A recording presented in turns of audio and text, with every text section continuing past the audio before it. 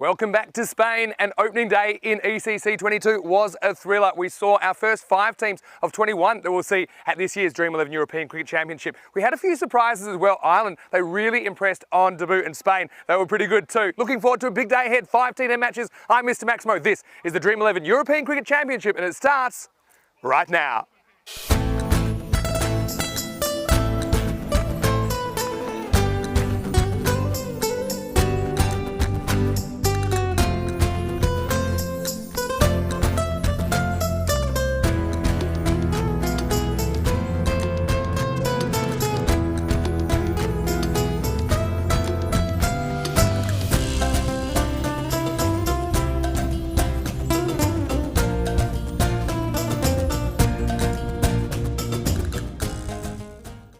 Good morning to you wherever you're watching from around the world. Welcome to a huge day in European cricket. It is day 2 of Group A in this Dream11 European Cricket Championship. We have 5 teams here at the moment. Only one of them will win the week and go through to week 5, which is the championship week. So we do have 5 matches today, and it starts with a return clash from a very close game from yesterday. Is match 6, and it's Portugal taking on the Czech Republic. Let's see what happens, because Rob Kemming, the tournament referee, he's out in the middle with the 2 captains. Your call. Hits. Hits is called. It is hits. Cool. We'll have a ball. Cool.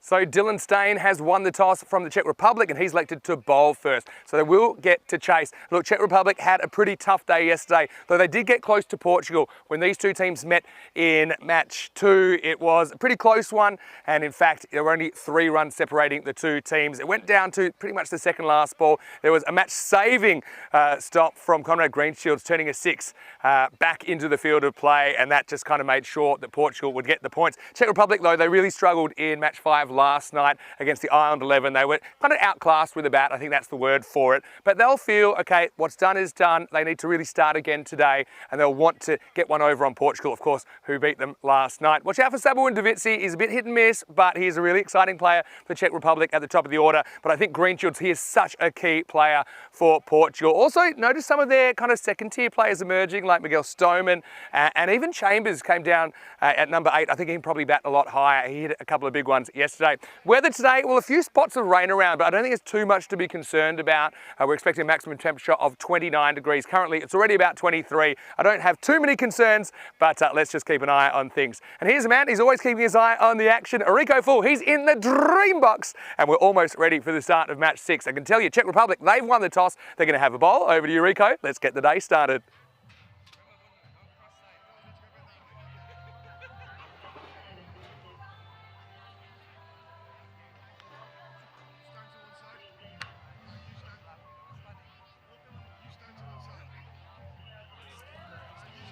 Good morning, cricket lovers, wherever you're tuning in from around the world. Thank you very much to Vinny Sandhu there, giving us a little bit of an insight to this match. These 2 teams out there, Portugal versus the Czech Republic. These 2 teams, as Vinny mentioned, did meet yesterday, and it was a close encounter, wasn't it? The Czech Republic just falling 3 runs short, 126 to 123. That was an absolute cracker. Let's hope they can put the similar sort of show on here today. Sabu and Davitsi was the key in that one, almost getting Czech Republic their first victory. He scored a very good and a very handsome 71 and not out, batted all the way through, but just falling short at the end. This one, well, the bat versus ball rule saying Portugal 84 to 85. The Czech Republic, according to that, looking to register their first victory. Now, the first thing they've got to do is try to contain the Portuguese batters. And Portugal, after beating the Czech Republic, well, they then came up against Spain in their second match, and Spain were just a little bit too strong for them. 147 to 114. Spain winning by 33 runs. Good day for Spain yesterday. And in that match, remember, they were at one point, Portugal, 15 for 4, thanks to that hat-trick, 4 wickets in and over from Mohamed Cameron. Well, that was sensational. It was a sensational day yesterday. What a start it was to this Dream11 European Cricket Championship in the day, in the 5 matches, 1,005 runs, 51 wickets fallen. But the big news was that of those 1,005 runs, 510 of them were in sixes. More than half the runs in sixes. We had 85 sixes yesterday. What's today going to bring? Well, let's get ready to party. It's a fiesta of cricket here in Andalusia, Malaga. Cartama, here's the first ball. And played it away, takes a single. Now, one thing that, one of the issues that the Czech Republic certainly had yesterday, and particularly when Divasi was out there, was run-outs. They gave too many wickets away cheaply. The other issue was that these two men, the openers, that the captains, Gangwood once more, just weren't able to perform. They're hoping to give their team a good start here. The first runs on the board of the first ball. So Ria Imran off the mark. Imran Khan. Similar sort of delivery, full right up there from Sengupta. Czech Republic, I mentioned that very close encounter between the opponents here yesterday, but the second match, they got absolutely thrashed by Ireland. More on that after this. Oh, that's a good delivery. Cuts back. And just held this one back slightly. Gupta, nicely bowled. Just getting it to cut in as well. Bit surprised by the bounce as well, the batter. Yeah, Ireland restricted them to 44 for 6. It's a good shot. There's a fielder out there doing the sweeping. Does well, gets low, makes sure, gets plenty of body behind that, and just take the single. And Ireland went on and knocked those ones off in just 13 deliveries. Ireland team looked very strong yesterday, and that, by doing that, they equalled the European Cricket Network record in the quickest run chase. Today, though, they're hoping it's a better day, the Czech Republic. Nicely played once again, just a single. Fielder just slipping there. We've had a little, nothing really to talk about. A little bit of drizzle this morning on and off. And so there may be a bit slippery early on in some parts of the ground. But like I say, nothing major. Probably all depends on the footwear that you were wearing there. Nice to see some of the kids once more around the ground. Goes up in the air and it's taken. It just hangs up there nicely. And a simple catch really taken. A wicket falling early and gets the early breakthrough. That's a nice catch there from Sharan Ramakrishnan. Just held up nicely for him for a moment. I thought he was just done enough to get this over the infield, but it wasn't to be. So once again, one of the openers failing. And that's Ria Imran. Just didn't get any power in that shot, did he? No power in it. Wasn't really too much off a bat lift, so wasn't able to elevate it over. Soft dismissal. And just like that, another one goes down, so new batter. Now we'll make this way through. So yeah, Portugal, openers has been an issue for them. And this man though, Conrad Greenshields, was in superb form yesterday. He was one of the highlights for Portugal.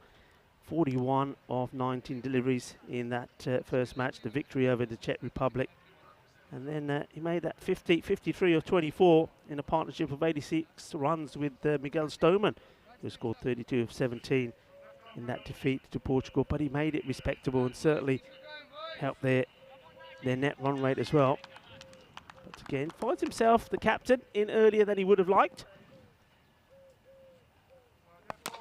This is gone up in the air, and well, dead ball has been called here. So whatever happens here, won't count. Dead ball is called, and we'll have more on that at the moment. It looks like the match officials. That's Andrew Elliott that called it. He called it very early. So I'm not sure what it was called for, but it was called very early. And well, while we're waiting to see what the news on that is, just give you, well, so there's the signal, clear signal. Dead ball has been called.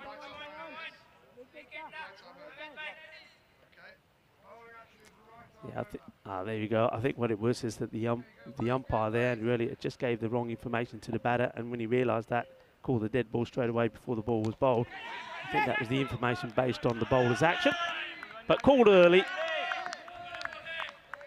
I think it's important to do that, because otherwise the batter would have been said, hey ump, Cleared that up. Just seeing there, the wicket that went was Row Imran. Just got 2 on the board for 4 runs. 4 balls that he faced. Imran Khan, desperate to try and get some runs here. Well, this is hit very well, and this goes all the way.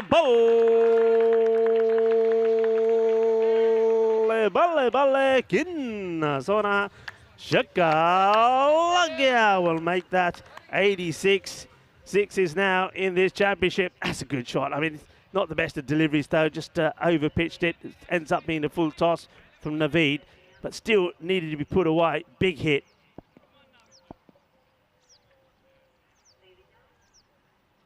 Naveed this time goes shorter and quicker, but the ball also disappears. His back-to-back 6s here from Imran Khan, and just like that, maybe hitting the first has given him some confidence, and maybe the captain being out there just talking to him and keeping him focused has helped as well. So 2 and 2. This is more like it. We know that both these openers, Imran and Khan, can bat. Imran, once again, not able to perform, but maybe Imran Khan can. This time slightly wider, no run there. Good bit of fielding. The fielder in close. That's the captain, Dylan Stein. Edge, and this will race away, and the fielder gives up on the chase. He's not catching that. 4 carreras. Hay poquito de suerte también por Imran Khan. Well, maybe that's what you need, just a little bit of luck. Bit of luck to go your way. And there you go, and that races to the boundary. So good over, they needed that. The first one, only 4 came off the first. And that one, game for 16. And Naveed Ahmed, he's been a handy little bowler for Portugal, but not this time round. Excuse me, for Czech Republic. It was to the liking of Imran Khan. As we have a quick look at the tables here, Ireland and Spain sitting pretty on the top, joint on points. Portugal looking to catch up with them if they're able to get the victory here. Czech Republic desperate to get a win. As you see, are Austria, who also played 2 and lost 2 yesterday. They will be in action later today. 2 overs down. 20 for 1. Conrad Greenshields gets set to face his first delivery. Was in fine form yesterday. So, well, wants it. That's good running from Imran. He was running to the danger end. He wanted it and was there quickly.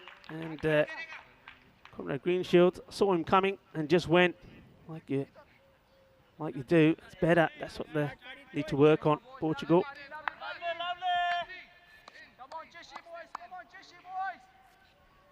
Fahad bowling the last in the power play.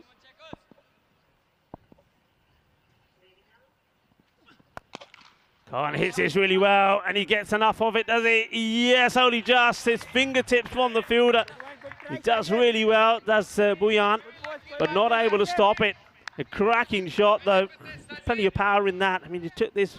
Look at this, hitting it more or less on the back foot, gets the elevation that he needs, gets the timing right, and just, see there, it's a matter of fingertips, just not able to, not forget about catching it, not able to keep the ball in play. Nice shot, 6 more, and just like that, Imran Khan gets himself into the 20s. 24 now of the 9 deliveries that he's faced. This is the more like the Imran Khan we used to see it.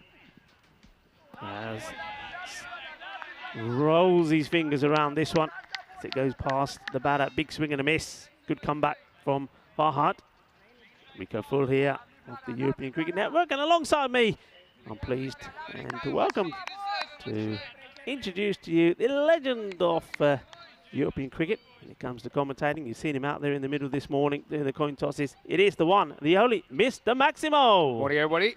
Good to be here. This is hit hard and it's dropped. Well, no time for introductions. It's almost a run out now. It's going to be 4 overthrows, or is it? He's going to try and chase this down. It'll be a not so quick single. That is my first ball of the day. And what a ball. I mean, it had a bit of everything, didn't it? I mean, it was smashed first. I thought it was 4 off the bat. It was dropped. Then there was a chance to run out Green Shields at non-strikers. And that's a big moment in the game as well. So both batters survive a scare on this ball. Yeah, I think Stain was disappointed to put it down, and out of frustration, he throws this with anger. I mean, it's out if he hits. It's out if he hits, yeah. But Stain is a very, very good fielder. I mean, almost pulls that off. Pitches up, goes after it again. This time it's into a gap, and it's going to be 4. So plenty of action. Green Shield's off the mark, but not before some drama. And Portugal move up into the 30s. Yeah, Green Shields just looking to pick up from where he left off yesterday. Just gets right to the pitch of this. He knows that the field is a good shot to play inside the power play, making the most of this. The last few deliveries in that power play, trying to get them to, well, the sort of average score we've been seeing in power plays, around about the 30, 32, 34 mark.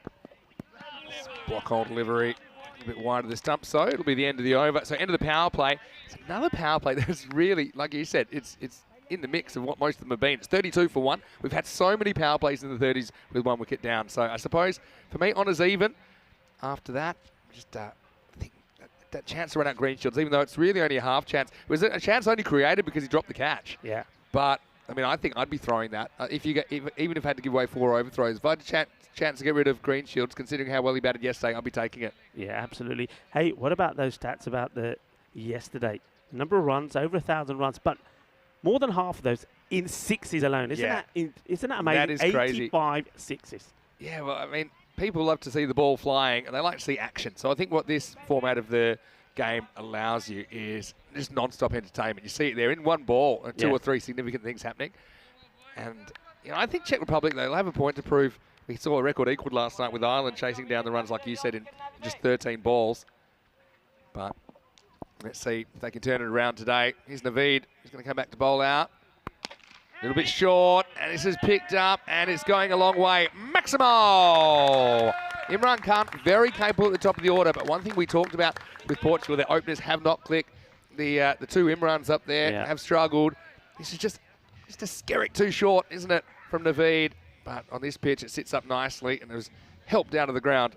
Yeah, he's getting the timing right here today. He's getting the power, fine in the middle of the bat. And that was one that, was enjoyed by the school, from the Yark Christian School. And the kids that are here, goes up here, but this is the chance, big moment. And taken, no mistakes there at all.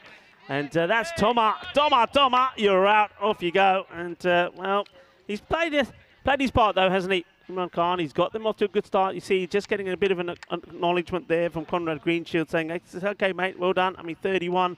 He ends up with, that was his 13th delivery. Well, number 13 is unlucky for Imran Khan. But again there, I'm just saying he started to time the ball well and find the middle of the bat, but he lost his shape there. Head goes up in the air. And a nice, safe catch taken by Toma. Yeah, pressure catch, of course. I mean, he's up and away. Yeah, but you saw Conrad kind of acknowledging the work of Imran Khan there. I mean, they do have a few batters to come. So I think he falls on his sword, but he does get moving, and he gets the innings moving, doesn't he? He scores 31 out of the first 38 runs. 38 for 2. Naveed Ahmed picks up his first wicket. He gets a good appreciative round of applause, because that's one thing that the openers haven't been able to do for Portugal.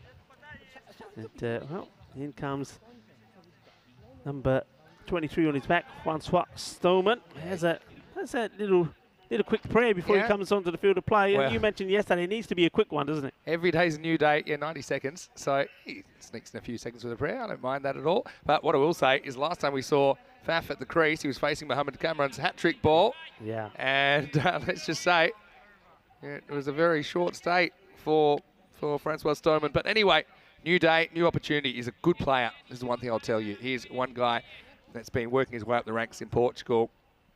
And he's been making a lot of runs domestically. I think this is a key partnership coming up.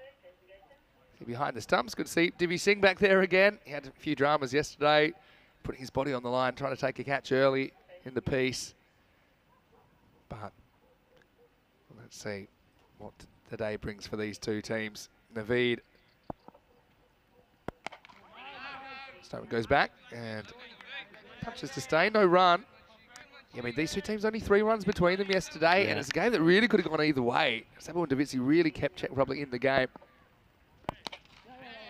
Driven fairly confidently. We'll get a run here. Yeah, I mean, the key point on that in that match yesterday was something that you touched on in your introduction to the day, and I think a lot of people, millions of you, have probably seen the clip of it on social media. That's outstanding stop that Conrad Greenshields, who's out there batting at the moment, made in the field. I mean, that was when 2 sixes would have won the match for the Czech Republic, and from nowhere, Conrad Greenshields just pounced and stops the ball going for 6. The next ball, the last ball of the innings, was hit for 6. So it just goes to show that bit of fielding saved in that match. That's true. Anyway, this will just be one here. It'll take us to the end of it, the end of the 4th over. And we'll get to say a big hello to you, no matter where you're watching from around the world. The score is 40 for 2 after 4 overs. Vinny Sandhu here, Mr. Maximo, alongside me is Rico Full. Welcome to another day on the European Cricket Network, and of course all of our wonderful partners and broadcasters around the world. I know this is going to so many countries on television, and it's a pleasure to have your company. If yesterday was your first taste, or even if today's your first taste of European cricket, I think you're in for a treat. It's cricket like you've never seen it before. And, you know, there's one thing that's coming up, I'll be revealing in a second, but this, the Crickathon, powered by Crickathon question of the day. We had a winner, and of course there's question of the week. I'm going to reveal what the question of the day is in just a few overs, so stay with us. And a big thanks again to our partners at HCL Software for powering that for us, because we're trying to find the smartest minds that can combine cricket and technology. So it's pretty interesting what's going on behind the scenes as well. But it's going to be a great day of action. Of course, Ireland-Spain is going to be a cracker of a game. That's coming up after this as well. That is going to be an amazing game. I'm looking forward to seeing that. 2 teams that have been in top form at the moment. Yeah, for sure. If yesterday was anything to go by, that's going to be an absolute cracker, as they say. Well, that one is 4 runs. A little bit too much width there from the bowler, and the batter very quick to capitalise on it. Yeah, just I guess it's a good edge, I suppose, for Greenshields. Again, he seems quite composed. I think, okay, he's an experienced player, we know that. Domestically, he's been doing very good things in Portugal for a while now. But first international day tomorrow, the additional burden of captaincy, I suppose, but he seems to be handling it well. Seems to be cool, calm and collected. Here's Sazi Bouillon, who's bowling the 5th. Brought an edge on this, I think, goes into the ground. So, yeah, yesterday, it was interesting just to see how quick the runs were scored. I know that last year, we had 11.5 and over was the average run rate through the ECC. Yesterday was 11.6, so pretty similar. And it misses out on this one. Big groan of disapproval as that one went past his bat. See Czech Republic coming out. There's a bit of noise about them. I think it's tough after they got blown away really by Ireland 11 last night to come back very next match and just have that composure and get that energy back. It's a very hard thing to fake, I think, when you're in the field. You need everyone on board. They've got a point to prove here, and they'll know. I mean, they got within a handful of runs of Portugal yesterday. If they play well, they'll feel they can win this game. It's never a good feeling in tournament play when you're stuck on the goose egg at the bottom of the ladder. Has to pull this. Kicks him out throwing, but doesn't. Bouillon. He's been pretty clever here. He's one guy, I think he's one of their better bowlers as well. Domestically, so the Bouillon plays for Bohemians in Prague, and we've seen him a key all-rounder. He's also been batting the number 3 position. I'll be curious to see if they keep him there, because it didn't seem to work yesterday. How flexible will they be with their kind of preordained tactics? That's another question. Last ball of his over. He hasn't been hurt yet. It's just gone for 5. He still won't, because this should just be a single. So pretty good over from Sazib. And we've hit the halfway point of the first innings of the day. The score is 46 for 2. Yeah, very good over. Just the 4 runs from it. Nice and tidy. Also want to say thanks to all the viewers that were sending in comments as well. I know that they're coming in all the time. I want to say big hello to Mike Buckland, who's out there. Keanu, of course, to Shrug and to Maya. They've got a thriving community in European cricket, and this is great because it gives us a chance on more platforms to share it with the world. It's something quite special. We're having over 1,000 matches in a calendar year at the moment, so it's quite remarkable and unprecedented, and it's great. If this is your first taste of it, get on board. Yeah, absolutely. Looking forward to this. Smit Patel, didn't see him yesterday, so change really in personnel here with Czech Republic. I know he's a fielder, a player that can really raise the bar when it comes to being out there in the field. Let's see how he does with the ball. Full toss, smashed, 6. Maximo! Well, Smith Patel, I think he's a good player to come into the side. I was a bit surprised we didn't see him at all in the 11 yesterday. It's not his best effort though first up. It's an attempt at a Yorker that's too full and it disappears. Pretty correct shot by Stoneman. Yeah, I mean, not going to miss out on that. It was a bit of a gift, wasn't it? Real loosener from Patel. And, Francois Stoneman says, yeah, I'll have that, thank you very much. Patel needs to get this one, hit the deck. He does. Better ball, better reply. It's more like it. It's a little bit more into this. Yeah, I mean, Smith's also a very good fielder. You know, there was some concern for Satya Sengupta yesterday when he ran into the fence, and I thought it was a good opportunity to get him on the field. Smith plays for PCC Kings in the Czech Republic. This is hit straight. And it's going to cause two fielders to almost collide, but that's pretty good work by Bouillon. They work together, not against each other in the end, the two fielders. Although they do hustle back for 2. Both these two pretty quick between the wickets. Yeah, that's really good work. That's what it's all about, and that's what it says all around this ground. Stronger together. And that was a bit of stronger together work. It's a nice shot as well. Very straight. The fielders did well. Bouillon looking to make an impact in this match. Full toss again. Adios pelota. And he served up another one, and he's been served. Maximo. Well, there's Iggy. He might be busy if Patel's going to keep dishing these up. So I get that he's trying to go full. He's just overdone it a couple of times. He's paid the price. Yeah, I think once again, not only is he trying to go full, it is the slower delivery, but full toss, bang. Thank you very much. It's the second time he's bowled it, and it's the same result. 6 runs. I've got a trivia question for you that you'll never get. Oh, you might, because you know I'm trying to trick you. But wait for that in a second. Oh, this is in the air as well. Now this is going to potentially be a collision. And now what's happened here? I think that's gone all the way. Have a look at this. I mean, I was worried. I mean, this was an accident waiting to happen. Once again, the straight hit. I think it's gone all the way. And we're just getting confirmation. I'm not going to launch into it just yet. You see, this is just a little bit short of the block hole. Driven down the ground. And, well, neither one of them gets a hand on it in the end. Maximo, 6 runs. And, I mean, that could have been even uglier, really, for the Czech Republic. Yeah, Bouillon and the two fielders having a few words with each other. He's saying, I called it. He's saying, well, I called it. In the end, neither one of them got anywhere near it. They're really awkward ones, those ones. They're really awkward. I'll tell you why in a second. Anyway, last ball for Patel, who's gone magical here in the 6th. It'll be a single, and Stoneman will retain the strike. Both these two hitting them pretty well so far, especially against those bad deliveries. 6 overs down at 67 for 2. Yeah, so the thing with those is that each fielder doesn't know if they're going to reach it or not. So they're running flat out. It's not a case of calling mine, because you don't know if it's yours or not, because you can't really judge how far away the other fielder is from the ball. And that's when we see a lot of collisions, to be honest.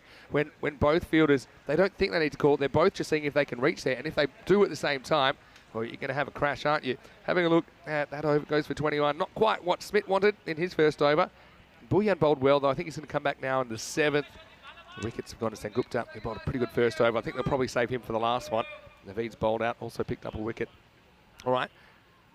So we had the question yesterday, which was who'd score the most runs on day 1. The answer was Spain. Picked up, no run. Yeah, I'm going to ask you, Rico, question without notice. Who scored the least runs yesterday? Who scored the least? Who scored the least runs? Which team scored the least runs on day 1? Okay. You get 1 ball thinking time. Goes down, goes long, goes strong. Maximo! Stoneman has come out on a mission. He's coming off a golden duck, and he's here to prove a point. Once again, Bouillon gets it slightly wrong. He'd only gone for 6 before that, but now he's gone for 12. Big hit. Yeah, boom, shaka, lugya. That was sweet out of the middle of the bat, like a bowl of rasmalai. I'm going to say Ireland. Yeah. So Ireland scored the least runs on day 1. They scored 142. But here's the thing. Most of the teams batted for 20 overs. They batted for less than 8. This is whipped away, and this is going to be 4 more. So this partnership becoming very dangerous now. I think Czech Republic need to break through. Stoneman, he's really playing the right shots at the right time. Look at the guard there. He's looking for something that he can whip away leg side, and he gets it in the end. Yeah, it's a very elegant-looking shot, isn't it? A handsome shot, that. And he plays that. I don't think there's too many batters around the world that play it any better. Full disclosure, thank you to Selvakumar Murugasamy, who we actually came up with that bit of trivia, which I stole. So thank you, Selva. It's great that you're watching. And again, keep the interactions coming. We're loving it. Also, you can get behind us on social media at European Cricket. All right, just have a look at where he's standing. He's back on more traditional guard now. Gets another full toss. Well, is this cricket or is this baseball? Because there's a few of these disappearing. They're not bouncing the ball, and the ball's not bouncing on the field at all.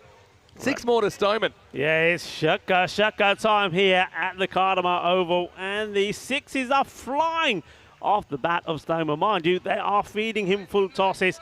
Oh, Iggy goes pop as he goes after another one. Stoneman, well, you mentioned that he was the hat-trick victim for Mohamed Cameron yesterday, but Cameron against Portugal took 4 for just 7 runs, including that hat-trick. This is a beaut. What a shot this is. This is the shot of the day already. That is just class. That is a lovely shot, straight down the ground. 6 more. Good player, isn't he? Good player. I mean, take a picture, it'll last longer. Have a look at this. The way he just holds the pose here. This is a sight screen buster. Oh, that's a beaut. Well, that is आला शक्का मार देता और कितने लड़की मेरी ये photo भी खींच दे. Yeah. Conrad likes it. Conrad said, "You're the man." That's a nice little bit of leadership there. Last ball of the over. Again, he's hitting him so hard, so correctly at the moment. He'll retain the strike. He's got the hot hand, moves to 46 of just 15 balls. And who's going to stop him? Portugal, they're up and away, 90 for 2 after 7. Now, one thing we talked about a little bit earlier, and we talked about yesterday, of course, is there is this kind of innovative side to this as well, this tournament. And we have the Crickathon going at the moment. So crickathon.com, there are questions every day. And yeah, we had the question yesterday. The question yesterday was which team will score the most runs in the day. So Pranav from Kenya, he was the one that was randomly selected as yesterday's winner, and he came up with Spain. So hello, Pranav, if you're watching. Hello, Pranav. Hopefully you enjoyed the day, and hopefully you're watching again. So today's question, how many sixes will be hit today? And I'll give you an idea. Yesterday there were 85 that were hit. There were 85 sixes. So if you have an answer, you can just go to crickathon.com to participate. Again, thank you again for our partners HCL Software for powering our Crickathon. Hit hard as well. I'll be happy to see Stoneman off strike, I think. 85 hit yesterday. We've already had 10 today. Already 10 today. So that might give you a bit of an idea. You got a bit. Yeah, there is also the question of the week, which is all week. Yeah. This question: how would you use cricketing data to choose the death over bowler? So the 10th over bowler, and that is very interesting because whoever is picked as the best answer, this one gets smashed into the gap, and it's, I think that's going to be 4. That's really good hitting. I mean, both these guys crunching them at the moment. I mean, Green Shields, not often he's the bridesmaid in a partnership, but when he has been there, he's looked pretty good. Survived a bit of a scare before he'd scored. Gets 4 more. Yeah, so the winner of the question of the week gets an internship, or ultimately the winner of this contest gets an internship at HCL. This is going to be a no ball for height. And again, waist high or above in ECN cricket. If it's a full toss, waist high or above, it'll get called. And it was a good call, I think. Where's he hit this? Yeah, I mean, that's hitting him in the belt buckle, so I think that's a no ball. Yeah, good call. If the umpires are not, the instructions are, if the umpires aren't absolutely sure it's below the waist, then it should be called. Yeah. So, yeah, Smith just stuck on the full tosses, isn't he? Now he's getting a free hit. I'm going to get a feeling that Faf's going to get a bit funky here because he's eyeing off the fine leg, and we haven't seen a ramp or anything like that. I think it'd be too crazy to play it right now when he's hitting so well, but I just have a feeling he'll try it. Look at where he's batting here. He's batting well outside the off stump and steps back. Probably gets a bit too clever by half there. And he will get a single that'll move him to 48. Yeah, 48. He's batted so well. 48 of just 17 deliveries. And you've got to be batting well when you're outscoring Conrad Greenshields, haven't you? Yeah. He hasn't let him face much, though, to be fair. And now here, it's Conrad's turn. Drives down for 1. So almost at 100 now. Yes, I mean, it's a pretty exciting opportunity if you want to get involved in Crickathon. That if you're a software developer or you're interested in that side of things, you don't have to be, though. That's what makes it so great. You just go to crickathon.com, register your details, and ultimately someone will get an internship at HCL Software, a company that employs, believe it or not, almost 300,000 people. Full toss. Guess what? It's coming, and it's going once again. Maximo. And, well, what a fantastic performance this is. I'm not sure about the height of this one as well, but I've got to say, Faf Stoneman coming back very well after after missing out yesterday. He scored 54 of 18 and he's not finished yet. In fact, that was his 7th 6 in the innings and he has been amazing. Look how deep in the crease he is here. Again, you're still going to get that in the middle, so you're not going to get that all the time, but he does, and Faf is up and away. It's a magnificent knock, and there's an umpire signaling no ball here. Yeah, well, I mean, the thing is the height there again. There was another issue there. I mean, you got to take like the waist at the crease. I mean, that's one that, for me, that one, it's marginal. I don't think that it probably is, but one of the issues here is he's deep in his crease. Yeah, I'm going to say that probably wasn't a no ball, and I think it wasn't.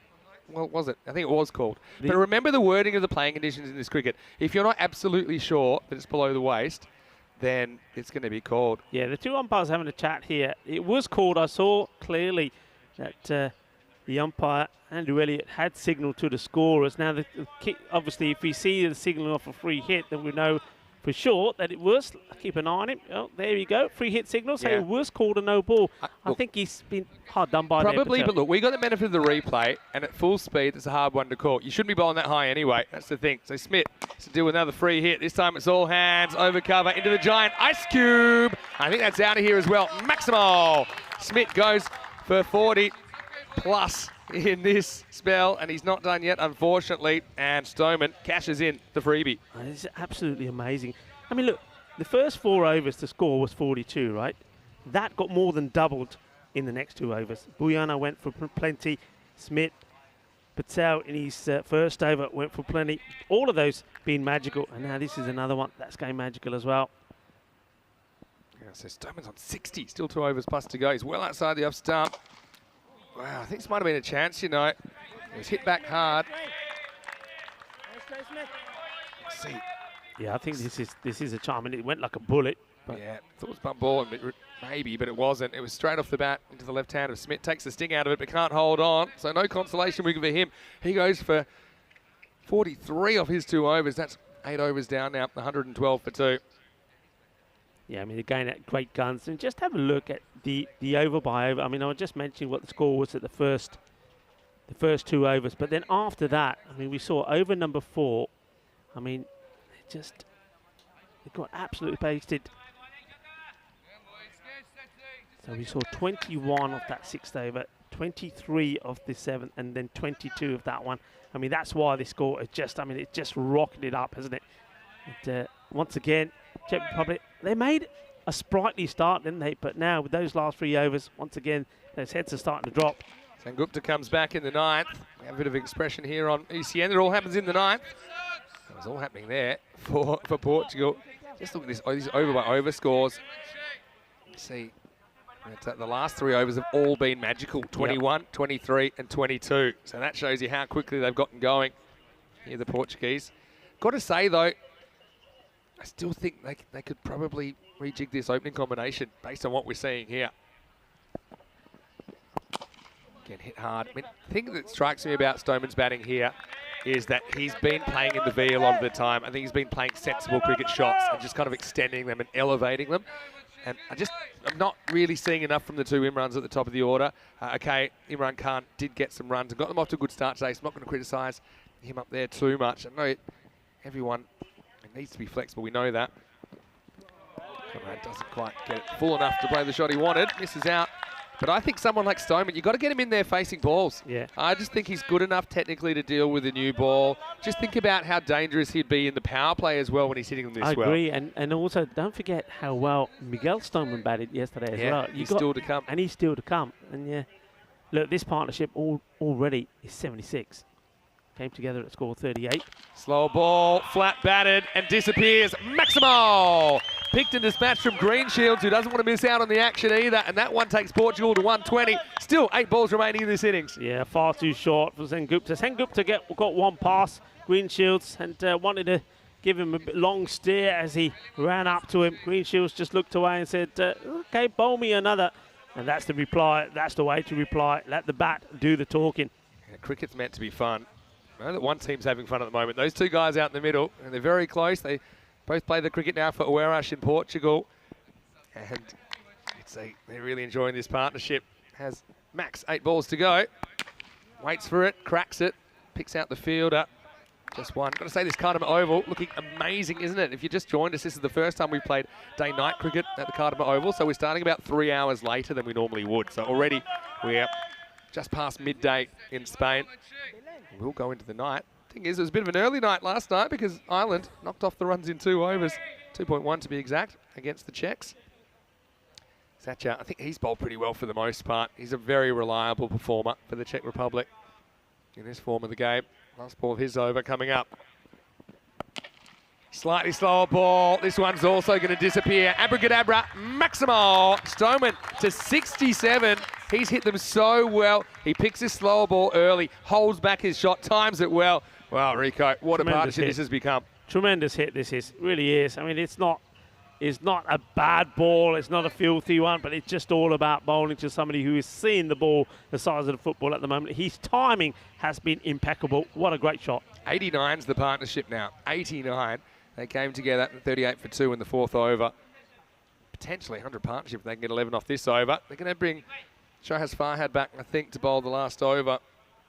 But what I will say, the Czechs, they did get up in the 120s yesterday versus Portugal.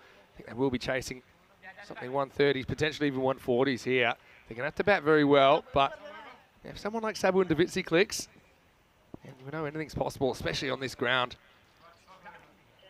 So last over coming up, no time penalties, which is good to see. They've done their 9 overs in 36 minutes. That shows you it is possible. Goes after this, reaches, and he knows it's 6. Maximo! Sometimes you can just go on reaction. And Conrad, when he hit this, he just watched it, and he watched it. He wasn't going anywhere, and a great start to the 10th. Yeah, Conrad Greenshields is such a powerful guy, and this one, I mean, look at this. It's a slower delivery, and, well, he says, go fetch this one. Clean out of the middle. What a shot, what a hit. And I'm loving the body language of these two batters at the moment. Partnership with 95. A bit wide, I think. Yeah, you can understand a lot of bowlers trying to get just inside that tram line. Hello to Venkatesh Margashayam. He said, hey Vinny, is it possible to find the areas where bowlers can bowl not to be hit through all the data we have over years in the format? Well, maybe that's something, that's a future cricket-long question, maybe. Yeah, I would say way wide down the leg side. Yeah, it's hard to hit. It's also not a great delivery. Goes after this, is hit hard, hit the fielder who holds the catch. Good fielding by Stain. And remember, he spilled one earlier. It was a tough one. It was an opportunity actually to run Greenshields out, even though it was off the bat of Imran. But now he holds the catch. Pretty spicy one as well. Farhad gets a wicket of Greenshields, but not before. A very well made 30 off 19. The partnership is broken at 96. And it was a match-defining one potentially. The score now is 134 for 3. Yeah, I mean, good catch. I mean, that was hit very hard, as you'd expect from Conrad Greenshields. Absolutely creams this. But nicely taken, no mistakes this time from the Portuguese captain, Daniel Stein. But once more, there's going to be a huge round of applause for the captain. What a championship that he's had so far. Conrad Greenshields, I mentioned earlier, he made 41 in that victory against the Czech Republic. And then, well, though they got a hiding against Spain, he still was able to lead a recovery. They were 15 for 4, and then he put a partnership together of 86 runs, scoring 53 himself. Partnership with Miguel Stoneman, and now with his brother, he put a partnership together there of 96, and once again getting in the run. So he is a man in form, and other teams watching Portugal would know you've got to deal with the two Stonemans and Conrad Greenshields if you're to make the game safe against them. Yeah, it's a good point you make. So batting line's looking a bit longer than some others now. Looks Anthony Chambers comes in. I had to check him when I ran into him in the hotel last night to check the circumference of his arms, because 2 balls, 2 sixes, wasn't it, yesterday? The muscle man, I was calling him. He had a bit of a laugh about it, but he was really good in this situation. And I think, at minimum he wants a 1, but I think he wants more than that. Facing Shahaz Farhad. Now, this is what he did yesterday. This time, new day, different result. He's going to be gone first ball. And didn't quite get that. That was off the kind of inside half of the bat. Sabu Davitsi takes the catch. So 2 wickets and 2 balls. Shahaz Farhad's on a hat trick. We saw one yesterday. No luck for Chambers. He goes, and now it's 134 for 4. Yeah, so we have, in a high-scoring game, we also have a duck. And a nice catch taken by Davitsi there. So some joy for the Czech Republic side. You can smile when you get a golden duck in the 10th. You're not always happy. I mean, he did the right thing. I think, obviously, he wants to get at least one. Have a look at the hat tricks. Well, news was, Mohamed Cameron comes to the party yesterday. They were the first 15. We're into the second page now. Mohamed Cameron, 4 for 7 off 2 yesterday. That was our first hat trick for 6 days. Yeah. So you like action, just keep following the European Cricket Network. I think he's still running around Cartama after taking crazy, wasn't he? He's running all over the place. Hey, listen, I'm looking at the body language here, the Czech Republic side now. How do they pick themselves up? Yesterday, you mentioned they got absolutely hammered. Yeah. They went back. They would have had a team talk yesterday. Would have had some more this morning to G them up. They started pretty well, but look, they're there again. And they're probably thinking, what needs to happen? How do you turn things around for them? 134 for 4 already. Looks like this could be a 140 chase. And things need to start happening, but they're just not clicking, are they? Yeah, yes, exactly right. They had a bright start as well. Anyway, right now, Shohaz Farhad on an ECC hat trick. And he won't get it. It's fairly good chance of getting it, though, in the 10th over. Janjat will get one. This probably isn't a bad thing to get Stoneman back on strike. And I think if I'm Stoneman here, I'm not taking a 1. I think that if he drills it straight to a fielder, I think there's more value having Stoneman on there. I just think he's more likely to pump a 6 last ball. Yeah. But I'm definitely trying to manipulate it, that if I do run a 1, that I'm looking for a 2, even if I have to sacrifice Janjat at the other end to get back on strike. So this is some of the innovation with the running that we've seen in this form of the game. 2 to come. Portugal, 135. It's not going to get anything here. No real point going after Janjat because they're not going to get a run anyway. I'm going to say Farhad's bowled a pretty good over here. He's one guy that I think is a really exciting prospect for the Czech Republic. He just qualified this year on residency to play for the national team. He hasn't given up, has he? His head's always stayed up. He's a competitor, and he's really proud to play for the Czech Republic. And I think that even in this situation, you can see he's giving 100%. He's focused. High score, individual score in this championship so far was 71 by Davidzi. He's got 2 for 19. They're not bad figures at all. Stoneman, 67. Will he be able to beat that? He's looking for a boundary. I think he was asking what are the areas to bowl. I think that last one was where I'd be doing it. And here as well. Well, he's actually knocked over. He's going to appeal. He's going to see the stumps are down. So if Faf Stoneman goes off the last ball of the innings, but not before spirited 67 off only 24 balls. Farhad, look, credit to him. And I think if you're in trouble as a bowler, which is a lot of the time, that's a great place to bowl. Full, straight. Okay, Stoneman was trying to get funky, but by putting it full, straight and on the stumps, you give yourself that chance at least of removing the threat. And so he was a standout for me. Shohaz Farhad, 3 for 19. But Portugal still big runs on the board, 135 off their 10 overs. But don't forget the Czechs, they did score in the 120s yesterday. They just need to find a few more. I think they need Davidzi to fire. Maybe Stain can fire as well. We haven't quite seen the best of him yet, but it should be a very exciting second half. Well, it was day 2 action here. The Czechs, well, they were a bit roughed up last night, but they were ready. They'd dust themselves off, and they made a really strong start, actually. They did, yeah. Yeah, you saw the first wicket went down. Then we had a reasonably good 30-odd from Imran Khan, which just got them going. And ultimately, you can see he was teasing the fielders, and the game was just slowly creeping away from the Czech Republic at this stage. Greenshields was there as well. A bit of a lucky moment where he could have been run out. Imran Khan also got dropped on that exact same delivery. Ultimately, he would get out, but this would bring Faf Stoneman to the crease, and the next partnership would be match-defining. Yeah, I mean, what a partnership was. Just fell short of the 100. But look, you got to say some of the bowling wasn't the best. And we talk about trying to get the Yorker length bowling going, but they got it wrong too many times. End up being too many full tosses. And you could see that they were just starting to get rattled, getting a bit rattled with each other as well. While the two batters, well, they were brothers in arms. They were batting so well. Look at that. Look at the smiles on their faces. But it was just, each shot was almost, yeah, you're not worthy. Each shot was almost better than the next. And, well, Stoneman, he was the first to rapidly bring up a half century. What a great knock it was from him as well. There we go, acknowledging the cheers and the applause of his teammates. And it was very much the same, wasn't it? Just a little bit too short, bowling the wrong line. And Francois Stoneman was just smashing the ball over the fence for 6 runs. The timing was impeccable today from him. And he's a man who yesterday was the hat-trick victim for Mohamed Cameron. And it just goes to show, as we say so many times, just how quickly things can change in the cricket here on European Cricket Network. One day you could be a villain, the next day you can be a hero. Well, Fahad, he was a sort of semi-hero for the Czech Republic. What a good final over that was from him, picking up 3 wickets in there. But, well, there's a lot of runs already on the board by that time, wasn't there? You see there the scorecard, 135 for 5. And, well, it started well for the Czech Republic, so whatever the team talk was after that thrashing from Ireland yesterday, they came out there strong. Ria Amran was the first to go. It was a good catch. That got rid of him. But then, well, after a few big hits from Imran Khan, he went for 31 to 13, and that was acknowledged by Conrad Greenshields, who said, yeah, you did the job, maybe because he knew that Francois Stoneman was going to be in next and was going to be in the mood to party. He did party. 67 of 24 was supported well by Conrad Greenshields, 30 of 19. The bowling figures, well, if any small children look away, because some of those were expensive. I think the only man really to talk about there, who bowled really well all the way through, was Fahad. 3 for 19 from him. 1 for 24, not a bad effort from Naveed Ahmed, the spinner. I think he bowled pretty well as well, but there was a lot of hurt, a lot of pain for some of those bowlers. Quite surprised that Smit Patel did come back for his second. He went for 43. And you're seeing there Francis Stoneman, the old wagon wheel. And, well, he played some wonderful shots. You can see more or less all around the ground.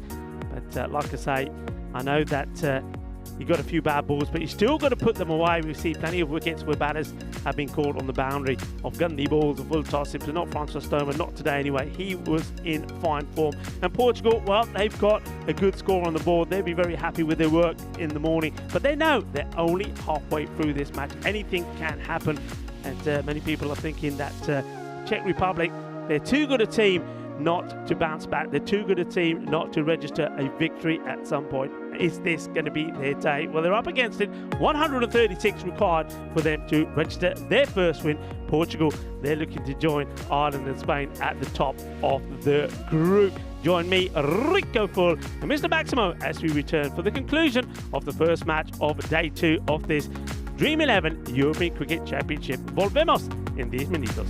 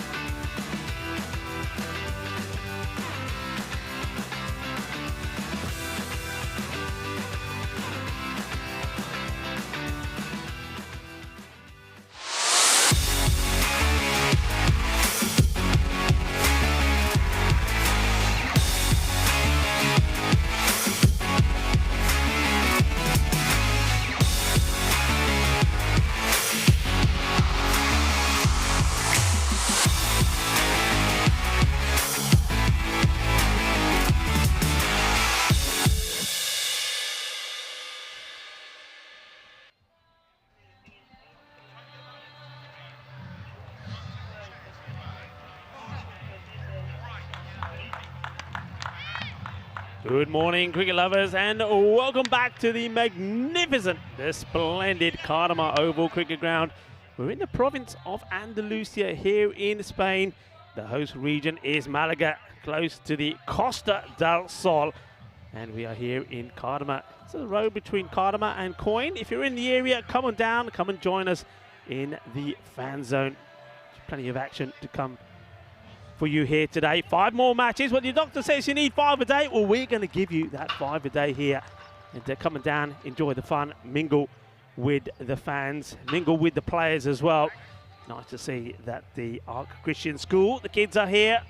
Not only are they playing a bit of cricket, helped by Matt, one of the teachers, and also Andrew McCulloch from one of the top coaches here in Spain, putting the kids through the routine as well, doing a bit of exercise, playing a bit of cricket, and enjoying a bit of cricket as well, and enjoying their time out there in the middle. I'm sure we will see more of them later.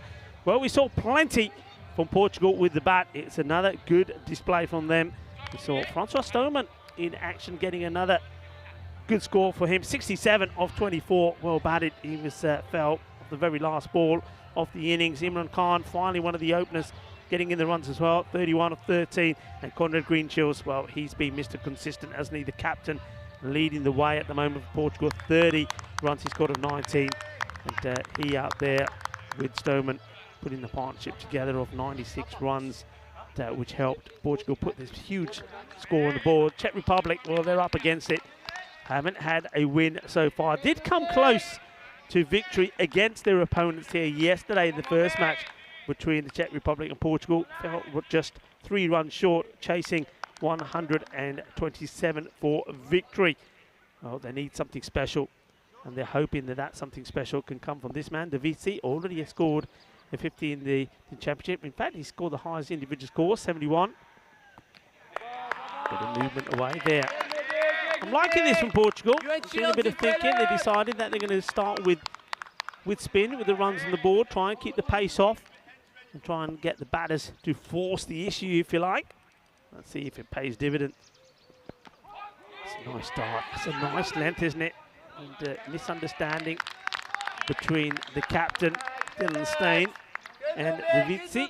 Davisi, I think I mentioned earlier on, the issue that Czech Republic have had with the batting. Davisi, though he's been in good form himself, keeps running out people. Steyn needs to be careful. Goes for the big shot, and no run there. Dylan Steyn, I think after seeing the inconsistency in the calling, and Davisi deciding, you know what, I'm not going to risk anything that could be close. Stays where he is. No run. Oh, well, this is just pops up in the air. Could have gone anywhere. Turn and throw. Good bit of cricket. Wicket keeper. Path didn't just take the veils off, but I think the batter was clean in there. This one just popping up. Just floating the ball up there, isn't he, Tariq? And he's getting the ball to talk as well.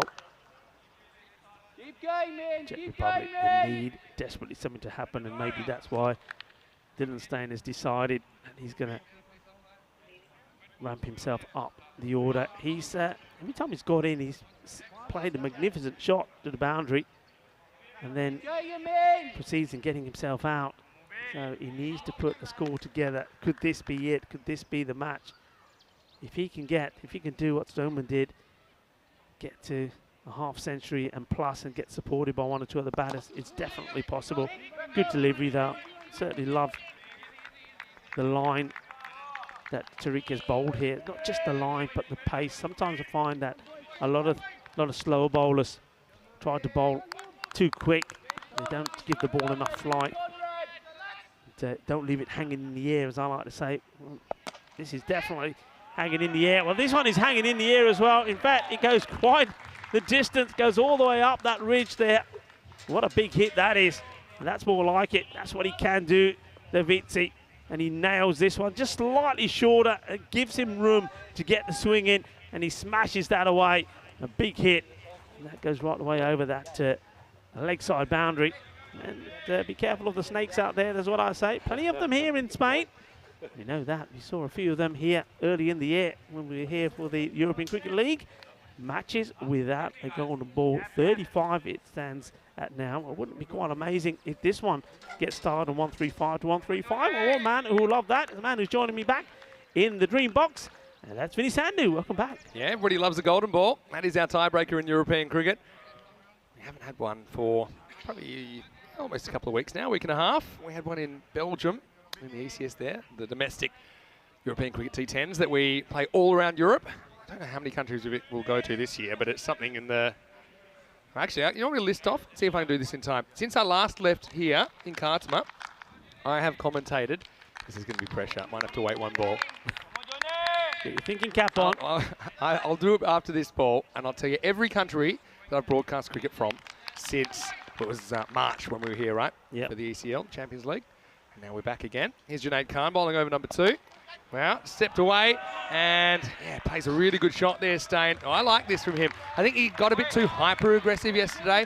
This time he steps across and just helps it, had a bit of length, and gets 4 runs. Good shot. Yeah, I think it's positive from the captain as well. He promotes himself up the order to open as well. I think he just knows that if his team are to come out of this rut, then he's got to lead the way as the captain. Good shot. I feel like you need a big opening partnership. Once again, boundary interrupting my thought flow, but that's okay. That's the kind of cricket that we do day in, day out here at ECN. Junaid Khan does bowl big swingers. Most of the time they're left to right. Now he cracks the shot. It's knocked down. Nippo has no idea where it's gone after he hits him. He does well. But where does this get him, actually? Well, he's holding the side of his cheek here. Does he bump up and give him a kiss on the cheek? I think it might have been a head stop. This will show it. Nippo. Well, more collarbone than anything. Okay, you ready? I'm going to try this. Okay, Portugal, Bulgaria, Romania, Sweden, the Czech Republic, Austria, Hungary, Italy, Germany, Belgium, and now I'm back here. Yeah, well done. You're a traveller, eh? Racking up points. This one, again, kind of cramps about it for room. 2 left-handers here. It's past Janjat. I think he did a pretty good job behind the stumps for Portugal yesterday. Pretty solid. Yep. Nice to see him getting an opportunity at this level as well. But Junaid, he's impressed me with his bowling over a period of time now, and he can actually bowl up front, but he can also bowl really well at the death, and he was the man bowling that crucial last over last night where Czech Republic needed 13, they couldn't get there. So it's hit straight though, and it's hit pretty cleanly, and that one's out of here. Maximo! Saba goes large, he goes straight, and Czech Republic just getting going. I said the opening partnership's important at the moment. They're looking pretty good halfway through this power play. Yeah, that's a nice shot, isn't it? I mean, we know that he's very strong on the leg side. He plays some immaculate sweep shots, and he's a good puller and hooker of the ball, but just going to show, just demonstrating there that can hit straight as well. He's a class player, and he needs to turn it on here. He does. Saba is just, he's unpredictable, put it that way. Beat for bounce this time. Come back from Junaid. Bit of a risk, I suppose, because if he gets a thick edge on that, it's probably running away for 4. It's just a kind of backward point in the circle. Yeah, I haven't seen him go full Yorker length yet, Junaid. I mean, that's one thing that he does quite religiously, and he's very effective when he gets that line in. So maybe this will be it. Just being a tad short. I like, though, this angle across the left-hander. So many people are bowling around the wicket. I think this is a better angle. This kind of ties him up for room. I'm not sure where this hits him, actually. I think he could have done himself some damage here. Didn't sound like Pad put it that way. It's got him. Yeah, what's the ribs? Because he gets down low. It's one of those lower ribs. So, yeah, pretty good over from Junaid. Okay, it does get hit once. That'll happen. But he goes for 11, which is less than the required rate, I suppose. 2 overs down. The score is 19 without loss. Once again, warm welcome to you, whether you're watching on ECN or Fancode in India or one of our international broadcasters. Great to have your company on a pretty nice Tuesday here in Spain. Speaking of Spain, well, they'll be up next against the Ireland 11, 2 undefeated teams. Just have a look at that net run rate of Ireland. It's plus 11.27. But yeah, Portugal, I mean, they can join the top 2 teams on points for now anyway, with a win here. Yeah, the teams of concern at the moment, Czech Republic and Austria without any points on day 1. And just a reminder that each team will play 8 matches in this phase of the tournament. We'll play 20 matches in total in Group A, Monday to Thursday, and then each week has a group finals date. So one of these teams will win on Friday, win the day, and go through to championship week in week number 5. How does this go there? You can see what he's trying to do. He just reacts to the call and gets to the other end, does that Stain. Conrad Greenshields. Yeah. So this is something I actually thought might happen. Greenshields has been bowling the first over. He's a genuine swing bowler, but he went the journey a bit in the first overs yesterday. And he's going to go the journey this time. He's on a length and disappears. Maximo! 6 runs. And I like this as well from Greenshields. He's not taking a backward step. And I think he said something like that was a cross-batted slog to Davitsi. It gave a little bit back here. It's a bit of byplay. I think the players just getting into each other's heads a little bit. But anyway, the result 6 for Czech Republic. Yeah, good hit. Yeah, Conrad just maybe trying to get into the head of Davitsi.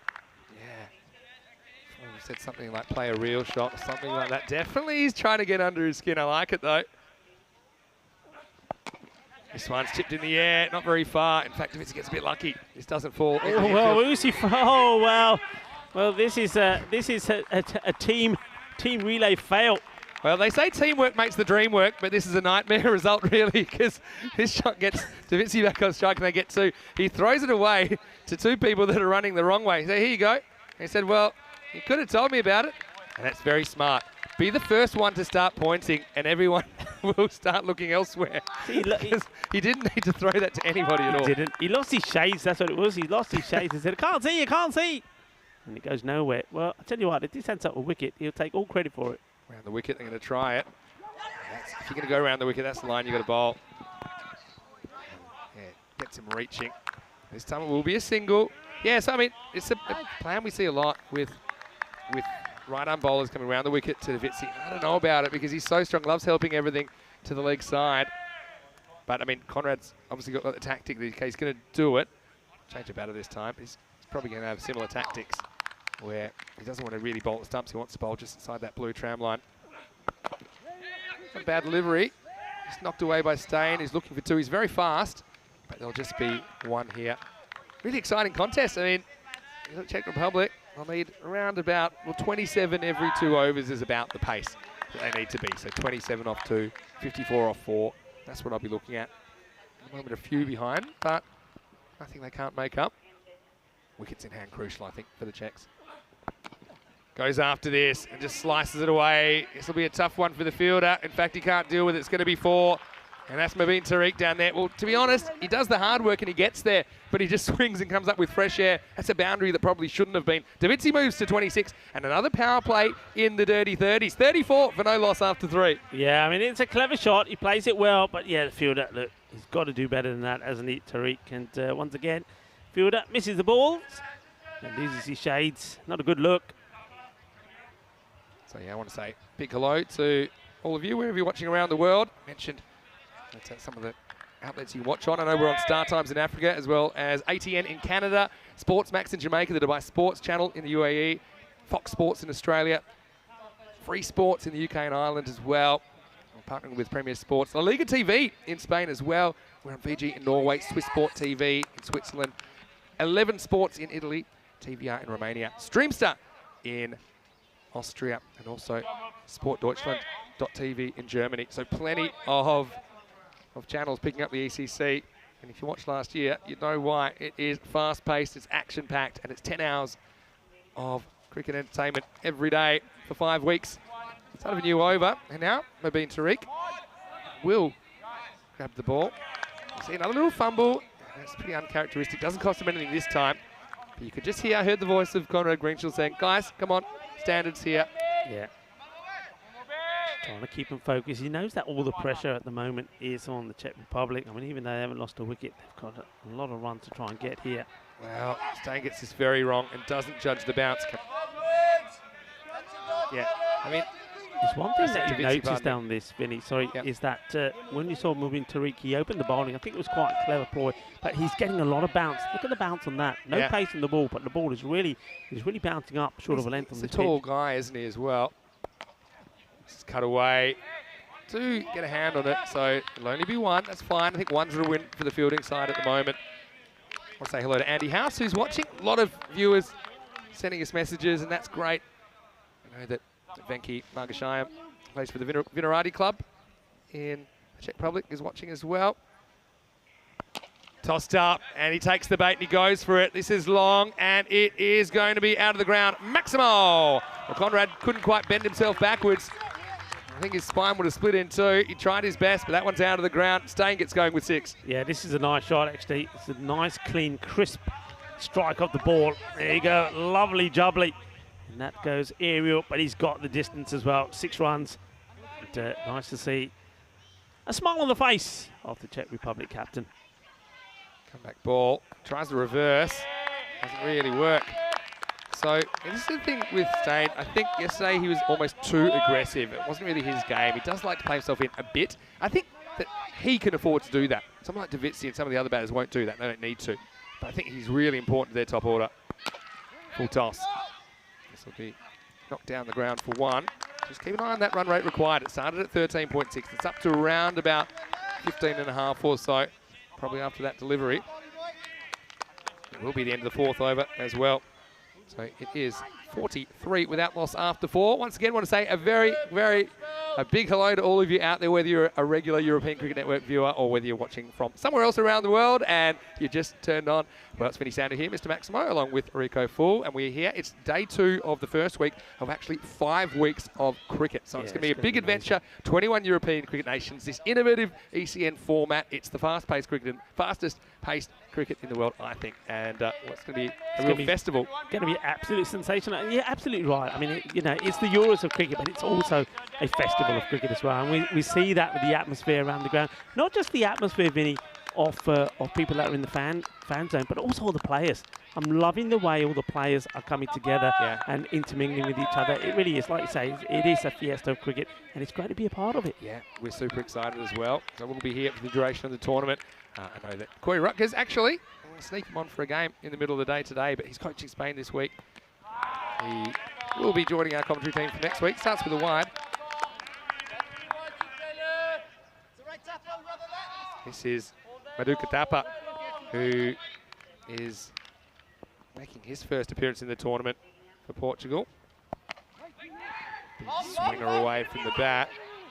Nippo does the fielding eventually. And number 1, Mohammad Siraj Nippo. He's a guy that I really like watching bowl as well. It's a left-arm spinner. He's definitely going to bowl at least 1, probably 2 overs, I think, in the middle of this innings. They'll be crucial, I think. Czech just falling off the pace a little bit, but still in touch. This one's too wide again. So getting some good movement here. So, I mean, Madhu Cartama is the sort of bowler that probably could get away with around the wicket because he can kind of bring the ball in and then move it away. At the moment, he's just struggling about where to start the ball. So he wants it to be just to the left of that blue tram line, outside the off stump. That's about right. I think it's perfect. And they'll judge these wides where it passes the popping crease. That's right, yeah. The quick look back at the umpire says, come on up, that's okay. Yeah. So, I mean, we're quite strict on ECM wides because we have to be. The whole ball has to be inside that blue tram line at the point it passes the crease. Pretty even in the comparative scores here. Steps across, goes for it. See, pressure just building a little bit on Davitsi, who's gone off the ball a little bit here. Yeah, he's not liking playing this when it's moving away from him. Look, you can see he's playing completely the wrong line here. He's a guy that can hit over cover as well, and that's a more correct shot. I'd be rather going with the movement rather than trying to fight the movement to tapa.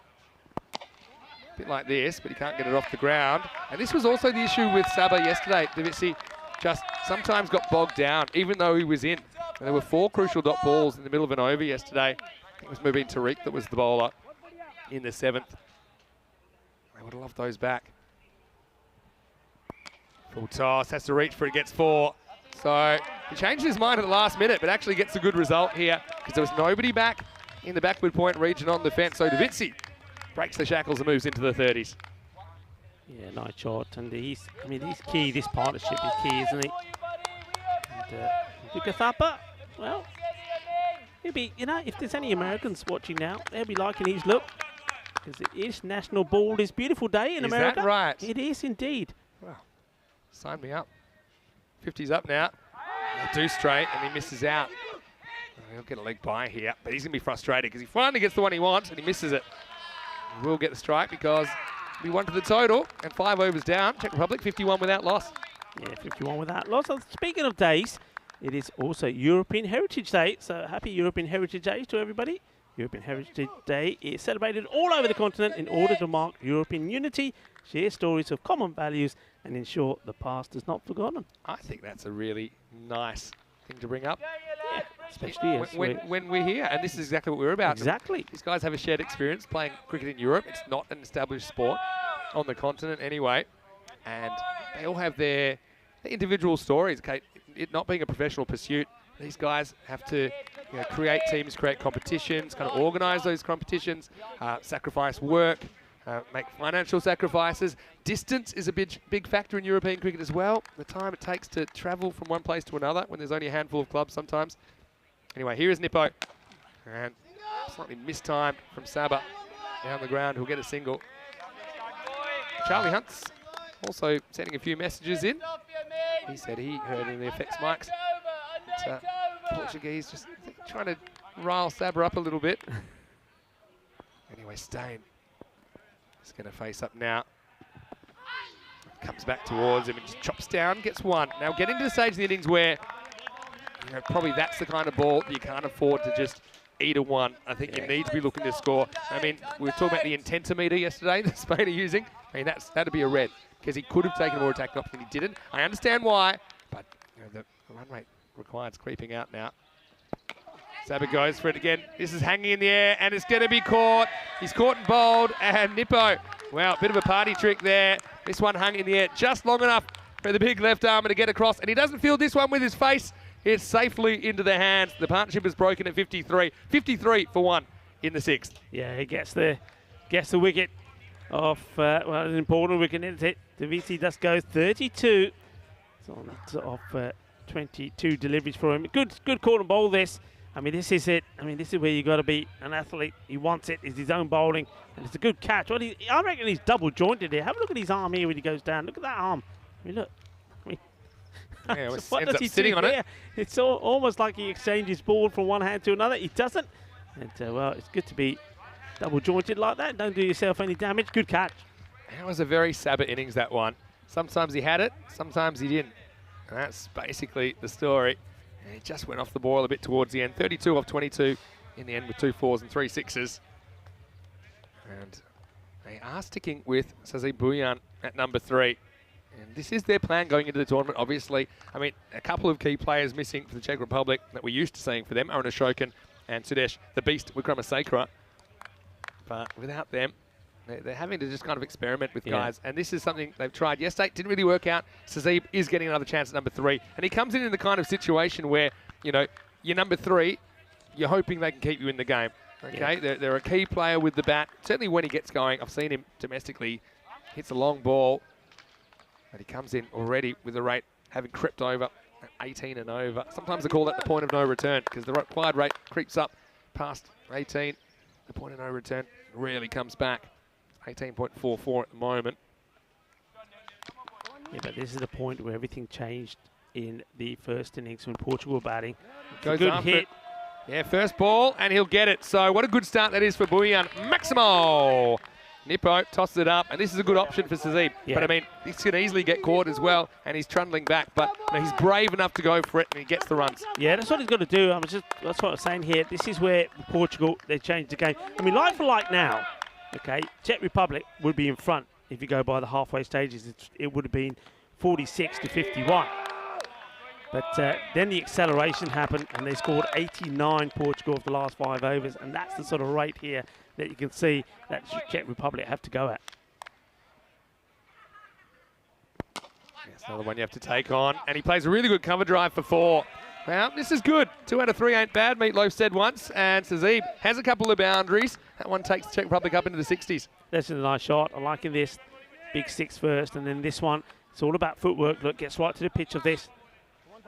And, well, smashes that away through extra cover, 4 runs.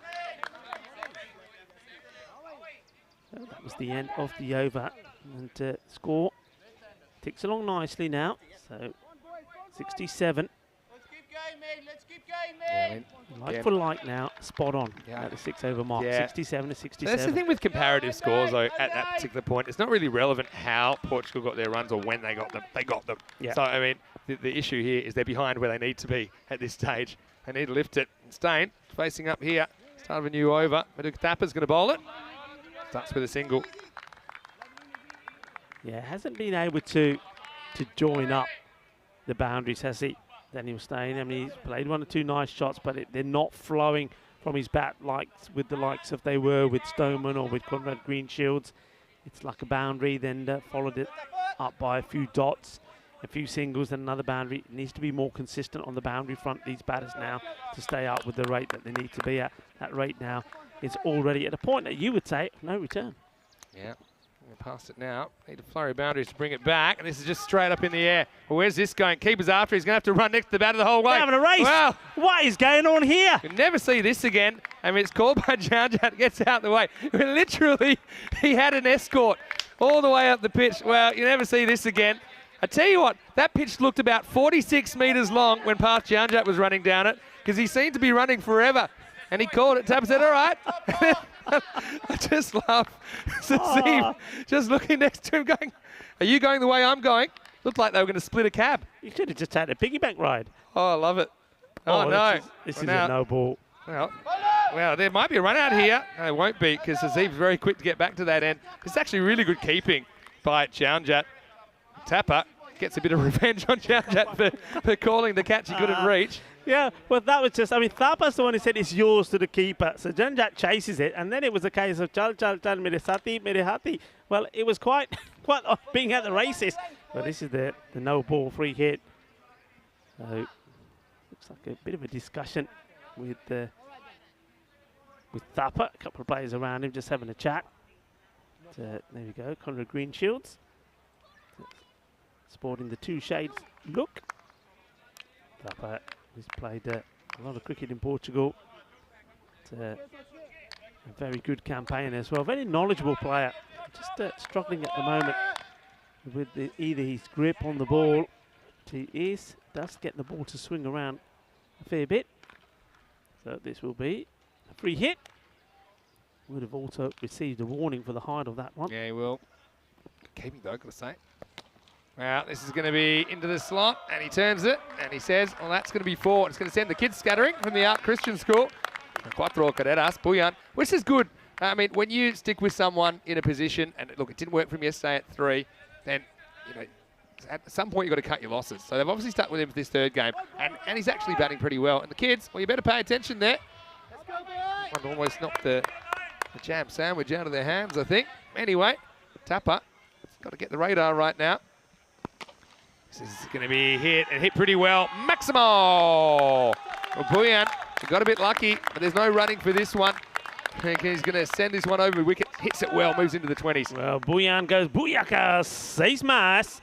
And that's more like it. Manos arriba from the arbitro. Eso es una 6 carrera. So they're just staying up there, aren't they? I mean, if they can keep this up, that's what it's about. Every over, just get those runs, get those runs. One good over from any one of the Portugal bowlers, and this game is more or less done. And this is another one. He goes all the way.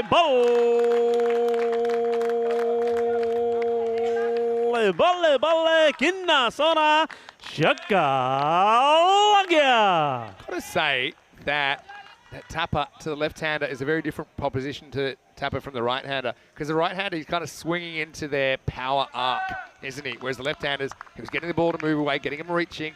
They found it difficult to drag him leg side. So Puyan, magical start from him. He's 29 off 7. You need a magical over at this stage to get back in the game. And at the moment, this one has gone magical. 22 now with the ball remaining. Goes one more time. Just keeps something behind the line there, though. Puyan, so we'll survive. It's the end of the 7th over. The score is 85 for 1. So now he's basically saying you need 51 off 18. So they have brought it back towards under the 3 ball, I should say. But looking forward to around 35 minutes time, where we'll have the second match of the day, match 7 in Group A. This should be a banger, Rico. Ireland 11 versus Spain. The 2 teams that won both their games yesterday. They're undefeated. Both were playing really good cricket. They're going to lock horns. Very different backgrounds for these 2 teams, but they will be on the same park. And let's see who wins it. And the news from the toss, Ireland 11 won the toss, elected to bowl first. So once again, they're going to chase. They only batted for 7.5 overs in total yesterday in 2 matches. Yeah, tengo mucha ganar por este partido. This is going to be sensational. Spain taking on Ireland, the two top teams at the moment that have really impressed us. Both teams have a lot of depth, a lot of talent, and I think that is going to be a classy encounter. Nipu to continue.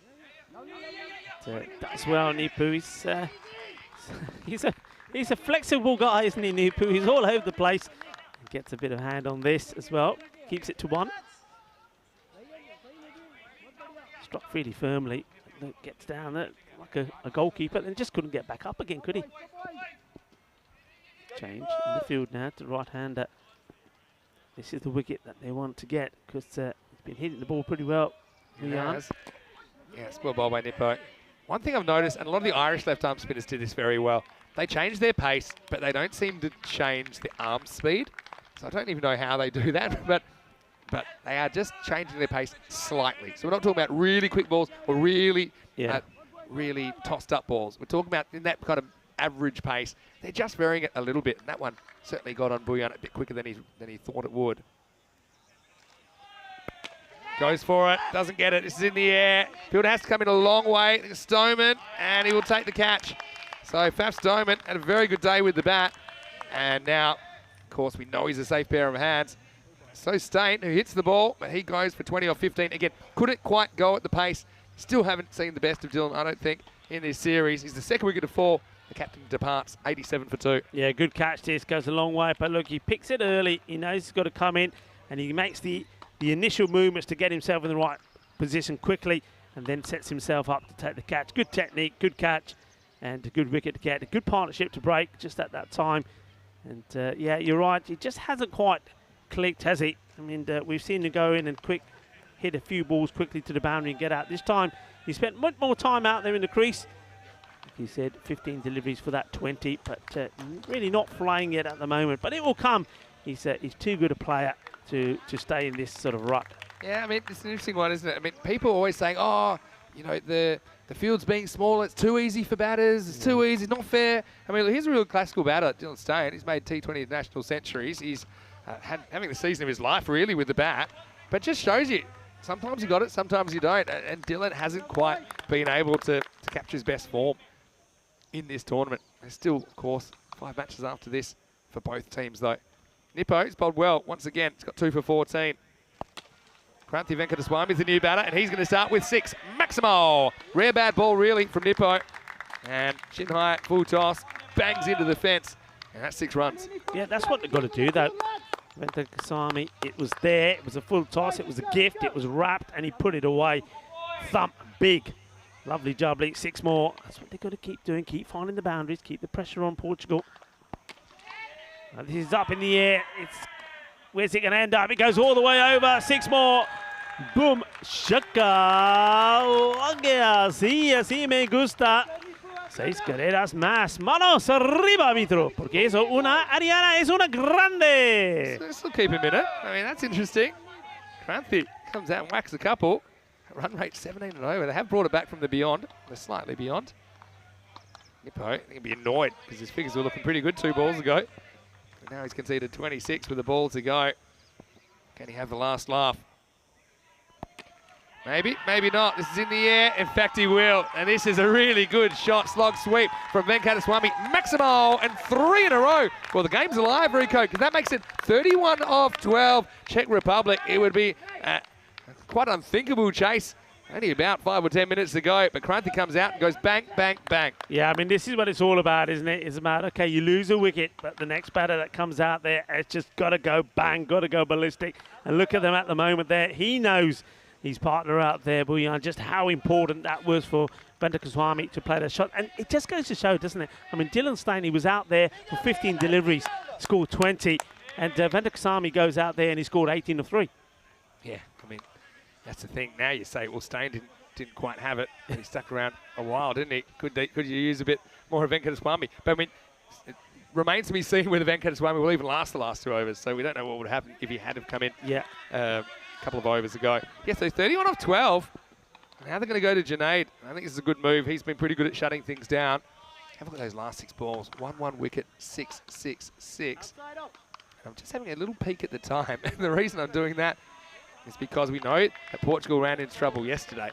I think they're okay this time. They've got about 7 minutes to bowl this over because there are very strict time penalties in ECN cricket, and they conceded 5 runs for not bowling their overs in time yesterday. That made it 13 checks needed off the last over instead of 18. So right here, Junaid needs to put in a good 9th over. It all happens in the 9th, and here it is with Junaid Khan.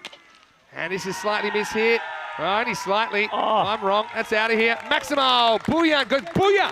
And another 6 to the total. That's 4 sixes in 4 balls, Rico. What a shot this is. This is Captain Caveman style from Booyan. And then I'm loving the way he holds the pose here. Look at the pose. He's saying, come on, Dinosaurs, take my picture. I've hit the 6 and I'm posing for you. Click, click, click. Smile, please. Well, they're smiling and they're believing. The Czech Republic are trying to pull off an amazing run chase here. That will give them their first victory. The first ball from Junaid Khan goes for 6. Wow. Is this a Herculean comeback? Goes for it again and gets it pretty good. 5 in a row. 1, 2, 3, 5. Singles and errors. And Booyan moves into the 40s. What a knock this is. Oh, that was juicy. This was big. This was brutal. This was 6 more. Oh, what a hit this is. Absolutely loving this. Are we in the frame for a golden ball for a tie? I mean, you wouldn't have thought so a while ago. Not even that long ago. Wow, Keanu, your comments saying, what is happening? Well, I don't know. Junaid Khan. Just have a look at those last 6 balls now. Wicket 6, 6, 6, 6, 6. That is ECN cricket in a nutshell there. 19 off 10. Junaid's got to get in the block hole here. Normally he's so good in this situation. Cannot give Booyan length here. He's in the zone, Sazib. Better ball, goes through his legs. They're going to take the bye. So I suppose no problem with that because you've also got Venkateswamy who's come out and he's hit. Yeah, you hit take 6s whatever. as well. Yeah, it's an interesting one though because just think I'm thinking about matchups and the fact that it's Booyan that's hit the 2 6s off Junaid Khan. Having said that, another right-hander with Venkateswamy will be trying to do the same thing. High drama here in match 6. Oh, in the slot again. He's beaten by the movement. A little inside edge onto the leg, I think. Yeah, I mean, you saw there on the screen there, these two, they put on 30 runs just in 5 balls. And that's now gone to 32 in 7. But, I mean, it's quite amazing. I mean, they're looking for another boundary here. Another boundary. And then that puts pressure on the last over. I mean, I'm guessing at the moment, it will probably be Greenshields to bowl it. Yeah, true. Well, I'm enthralled in this contest. Junaid nutmegged Venkateswamy. Now Booyan's back. He should smack it offside this time. It's into a gap. It's running away. This will be 4. So Cuatro Carreras Mas will take it. Booyan, he's keeping his team in the game. 13 off 7. And this is what I love about this format of the game. You would have said that Czech Republic didn't have a prayer, but one thing about T10 cricket, you will get momentum swings, and they will come so fast it'll make your head spin. And right now, the Czechs are only 13 runs away from their first points of the week. This is crazy stuff, isn't it? Crazy stuff. But both these innings, both teams have been absolutely identical. The first 5 and the second 5. Junaid wants a dot. Big ball here. Gets lucky, gets 4, French cut, and well, he's away here, the batter. He is pumped, and Booyan, well, he knows this is more good luck than good management, but he's up, and that brings up his 50 as well. Brings it up in 14 balls. Fastest 50 we've seen in the ECC so far, and what a justification to have him in that number 3 position. This one was his most convincing shot, but he'll take it. And now, Czech Republic, this will be quite the win if they can pull this off. They need 9 off the last over. And well, what do? When the game's on the line? You go to your match winner. And Conrad was the match winner yesterday with an incredible fielding stop where he pulled the ball back from beyond the boundary off Davitsi to save 6 when Czechs needed 12 off 2. Another thriller between these two teams. Conrad's going to grab the ball for over number 10. 9 off 6. Strap yourselves in. This is going to be a ride. That over went magical from Junaid Khan. And now, a bit like Portugal in this phase of the innings, they've had 3 consecutive magical overs. The last 3 overs have gone for 22, 20, and 22. Anyway, almost ready to start. Like for like, after 9 overs, the scores were exactly identical. 1-2-7 to 1-2-7. What a match. There are people here that cannot believe what they're seeing. This is sensational. You said this was gone past the point of no return. I'm just reminding you of that. Only just. 9 to win. Dot. Oh, That's well, okay, I think. I've got to say, when it passes the popping crease, I think it's inside the blue line completely. We'll have a look at it here. Ooh, I think that's a good call. I think it's a good call.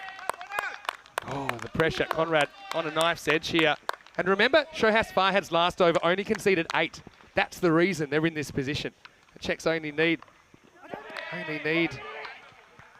8 or 8 to tie, 9 to win. Now this is not a wide because he steps across so far. So they'll get through for a bye. You can see Jaunjak just doesn't want to waste runs.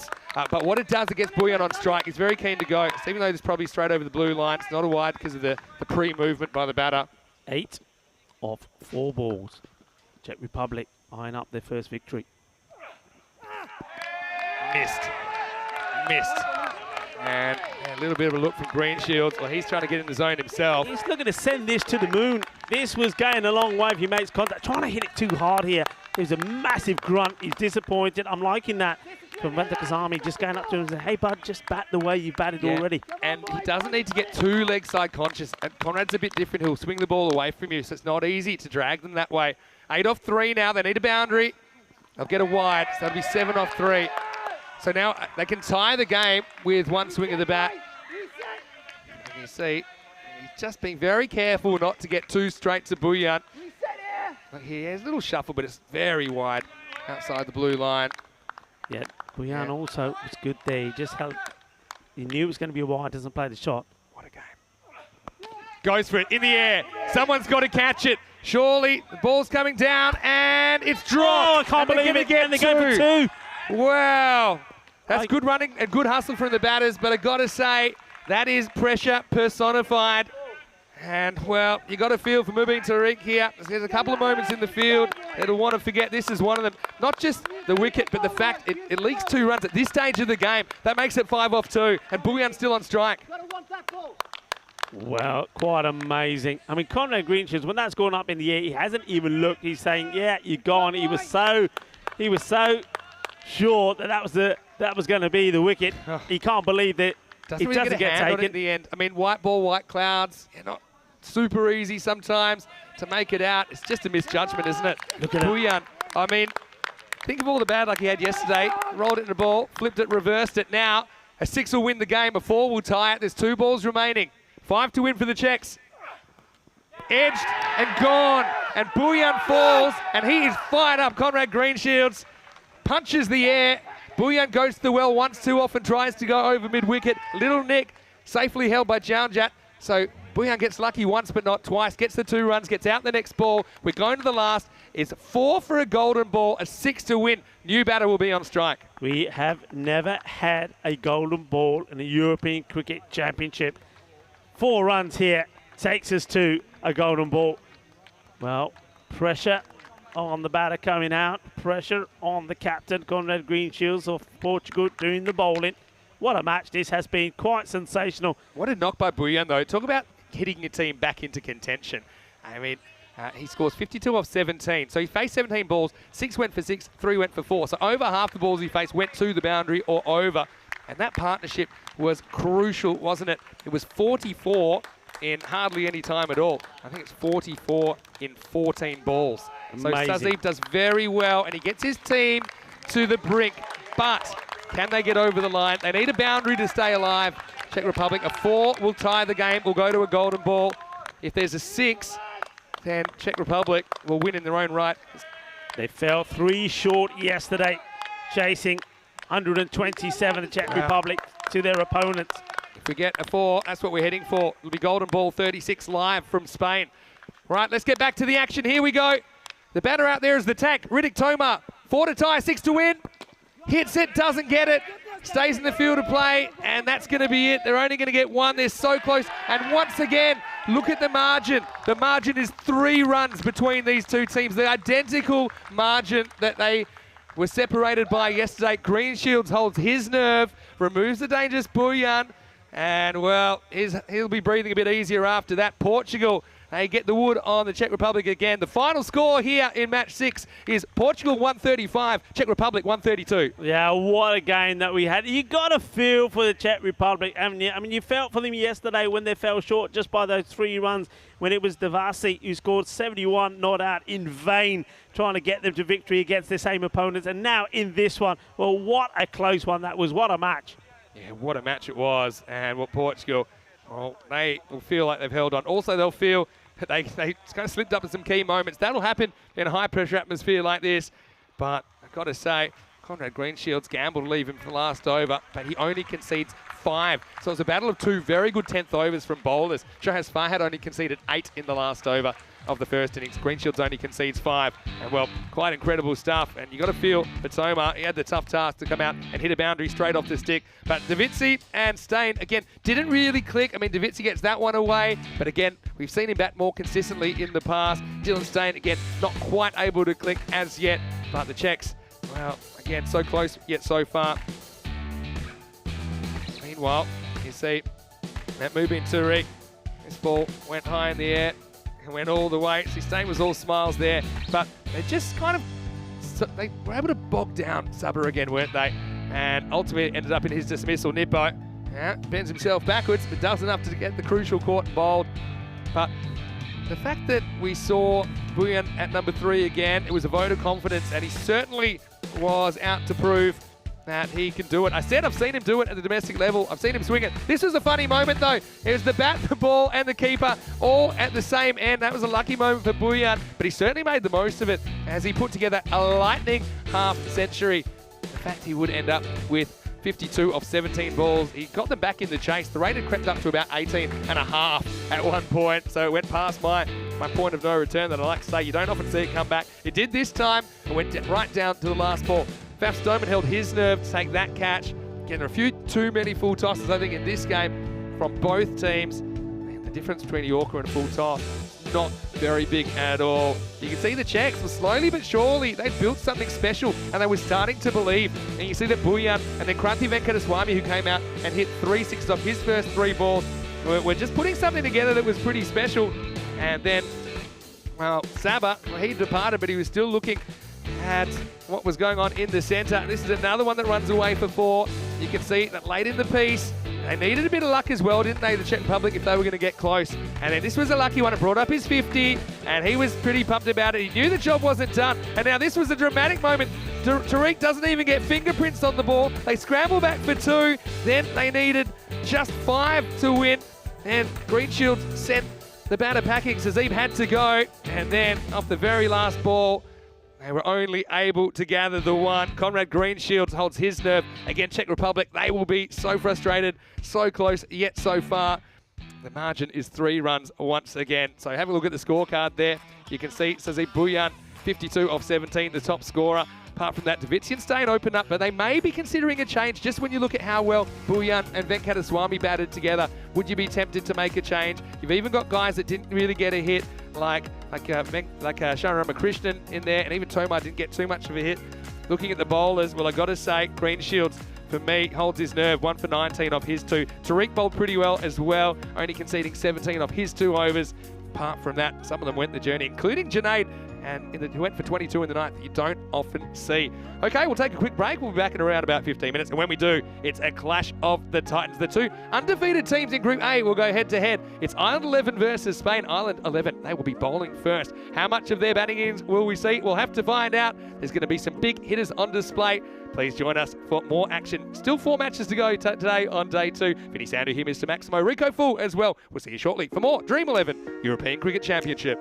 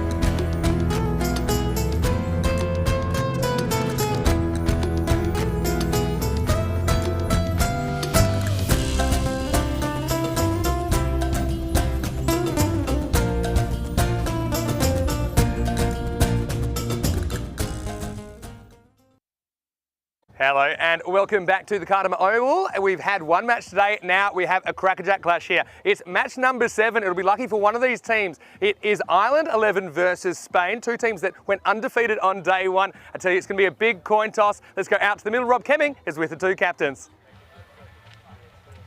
Okay, you're cool. Yeah. Dream11. Dream11's called. That's good. We'll ball first.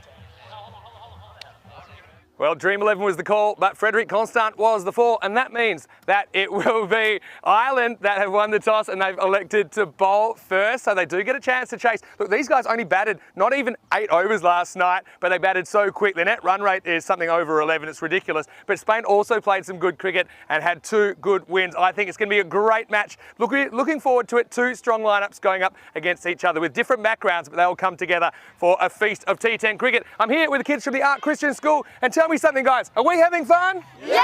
We sure are. Over to you, Rico. Thank you very much to Vinny Sandhu there and the kids from the Art Christian School. Lovely to have the youth and the stars of the future here around the ground as well. And what a ground it is, what a venue it is. The Cartama Oval here in Malaga on the Costa del Sol. Well, sun, sea, sand and sexy cricket, that's what this is all about. This is the Euros of cricket, and I tell you what, I think there's going to be plenty of sexy cricket in store between these two teams. Two teams at the moment that are flying high, both unbeaten in both the matches that they played yesterday, and both teams have shown great quality and talents with the bat and the ball. And it is Ireland, as you saw there, that won the toss, and they have elected to take the field to Spain. Interesting to see what lineup they go with the openers. They're changing around slightly yesterday, and well, so far everything that they've seemed to do has seemed to work for them. Christian Munoz, their captain, was opening the batting yesterday, scored a remarkable and fantastic fine half century in that win yesterday. But you saw there that what the bat to ball thinks about it, 130 to 88 in favour of the Irish team. So interesting. So we have a quick look back at the two teams yesterday. Remember, Spain victorious against Austria by 4 wickets, 109 to 107, and then also beating Portugal 147 to 114, 33-run victory. Ireland, they were very impressive. They beat Austria 97 to 93, winning that one by 9 wickets, and then also, well, they demolished the Czech Republic 44 to 45, a victory for 10 wickets, and a lot of good key performers. This man bowled very well yesterday. Matthew Humphreys starting with the spin, and spin really was key, I think, for Ireland with the ball, and a lot of people around the ground, a lot of people that know this young team was saying that that's where they think that they will be victorious in this championship, using the spin bowlers. Got good pace bowlers, good seamers there as well. Going to be a really, really interesting match. A couple of changes in the lineups as well. Can see that here, a few new faces in this one. Cameron Melly making an appearance first time round, so we get ready to start. But no changes from that opening partnership yesterday from Spain. Mohamed Barbar hasn't gone big yet, but looking to do so, facing the first ball, and he's captain, the Spanish captain, Christian Munoz, the non-striker's end. And Barbar goes big straight away, and this is launched. This is massive. What a big hit this is. Que grande, que guay.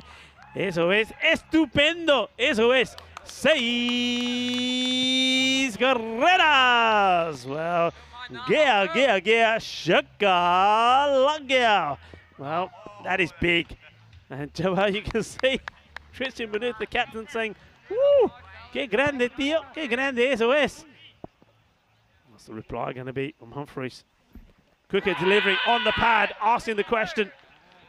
And the umpire says no, leg by is signalled. That was the quicker delivery.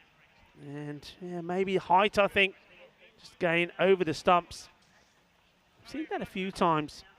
I think pitch just seems to have just a little bit of extra bounce here today, particularly from the slower bowlers as well. Humphreys now to Christian Munoz. He goes to play the sweep. Just getting the line wrong slightly there. Humphreys, the wide ball signal.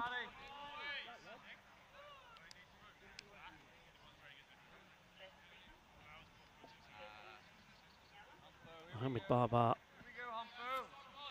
hasn't quite hit the sort of form that we saw him in early in the year here, February, March, during the European Cricket League, where his team, Pakakea Badalona, were crowned the champions. So they are the club champions of Europe. The Spanish side, the team from Catalonia, Barcelona. And now he's in the team wearing the Spanish jersey to see if he can achieve the same kind of success for the Spanish national side here. Just a word from Babar to his captain. And this has been hit hard, but there's a fielder out there, and the catch has been taken.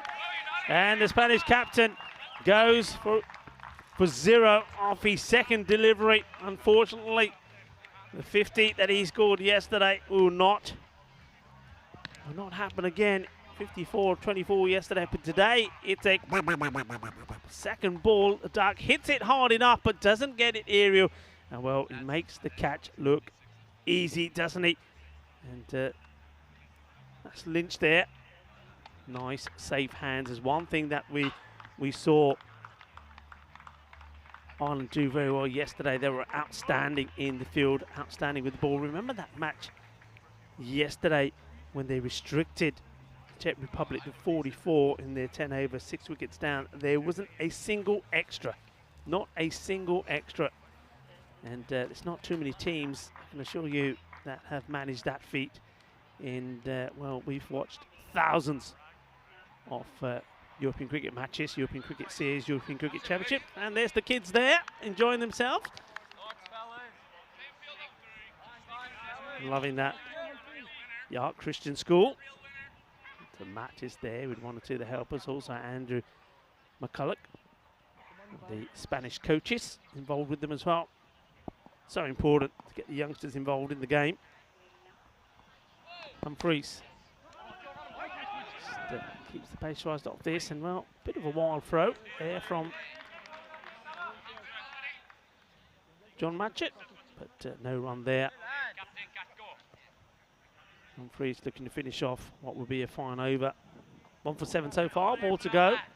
Ashjad Butt is the new batter, getting another opportunity. And well, it puts this away nicely. Once again, Humphreys just losing his line slightly, maybe a little bit too short, a bit ill-directed. And Ashjad Butt very quick to latch onto that and gets the boundary to his name and ends the over well for Spain. 12 for 1, not a good end to the over for Humphreys. The coaches won't like that. They've got to always finish well. That's what they say. The 5th and the 6th ball of the over, very important not to concede. This is where we are. I mean, it's going to be quite amazing. 5 weeks of action. They're the group matches. Remember, the 5th week will be the winners of each group. Only the winners of each group. The 4 groups there will join England in Championship Week, which will start on the 10th of October. It's quite amazing. Group A here, Ireland, Spain, Austria, Czech Republic and Portugal doing battle at the moment. These two teams sitting at the top of the table, Ireland and Spain, both unbeaten, both on 4 points. They've been joined there now by Portugal as well, who have played that one match more though. Time for pace. And this man yesterday, I think, just got better and better. Finn Smith. I think he took a bit of time, maybe the seamers, just to get used to the artificial surface, the run-ups, the follow-throughs. But by that second match against the Czech Republic, he really was showing some good pace. Good delivery once more. Playing the wrong line to this, trying to clip it away, but I think it just got done by pace here. Babar. Tense. A lot of people believe that these two teams will be the ones that will be playing off in the final of Group A. certainly from what we've seen so far, it's very possible. But, well, I think Portugal just showed us that you can't count them out of it so far either. Slower delivery, nicely played.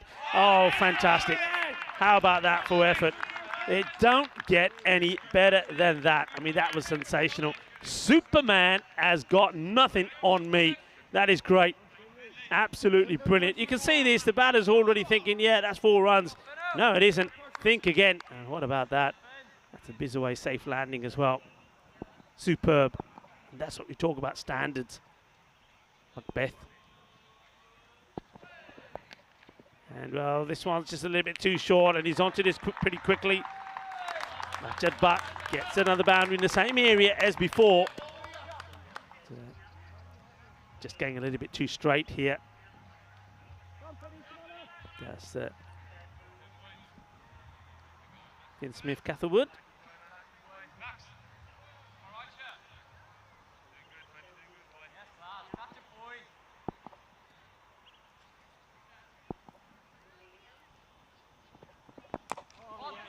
Better delivery. On the bones, please, Hans. Full, straight, right on the money, or middle and off stick. It's played out for single. Looking to go very much leg-sided all the time, Asjad Butt at the moment. Seems to be looking to be playing straighter. Babar, slow start from him. Hasn't really been able to latch onto anything big as yet. Comes down, takes a couple of steps, and well, this quicker delivery, liking this battle. Well, Catherwood says, okay, if you want to come down the wicket to me, well, I'm going to bang this one in short, have a sniff of this. I think Babar was probably expecting that. I think that's why he made that movement, wanting the short ball to dispatch it, to put it away. But that was just a little bit too spicy for him to handle. Ireland, Spain, Portugal, all on 4 points. Portugal have played the game, 1 game more. This is the battle of the 2 unbeaten teams so far after day 1 of action yesterday of Group A. Which one will be and remain unbeaten? Who will go clear at the top of the group?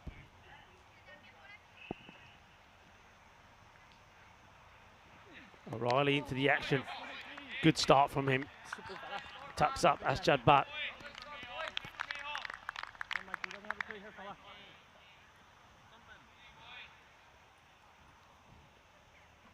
$18 for 1.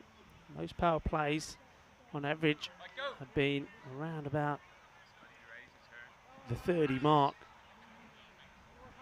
We've got to go some to get here once again. So Mohamed Babar just having a chat with his Catalonia compatriot. Oh, this strikes Asjad quite high up, I think, on the shoulder. Good pace once more from O'Reilly. Mikey O'Reilly.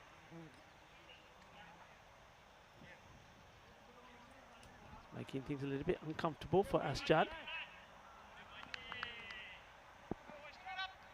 Just get the feeling that with Asjad and maybe with Mohamed Babar as well, that maybe they're just too keen to play the big shots all the time. There's room to nurdle the ball around as well. And he gets this one pretty right, and it goes all the way. Balle, balle, balle. Ginna, Sona, Shaka, Lagya. Well, finally, he gets one clean out of the middle, and he does go straight. This is better. And nice looking shot. Gets the leverage on it, doesn't he? Gets it over the man inside the 30-yard circle. Good shot. Then needs to settle for that now. Maybe take the single. Doesn't want to throw his wicket away.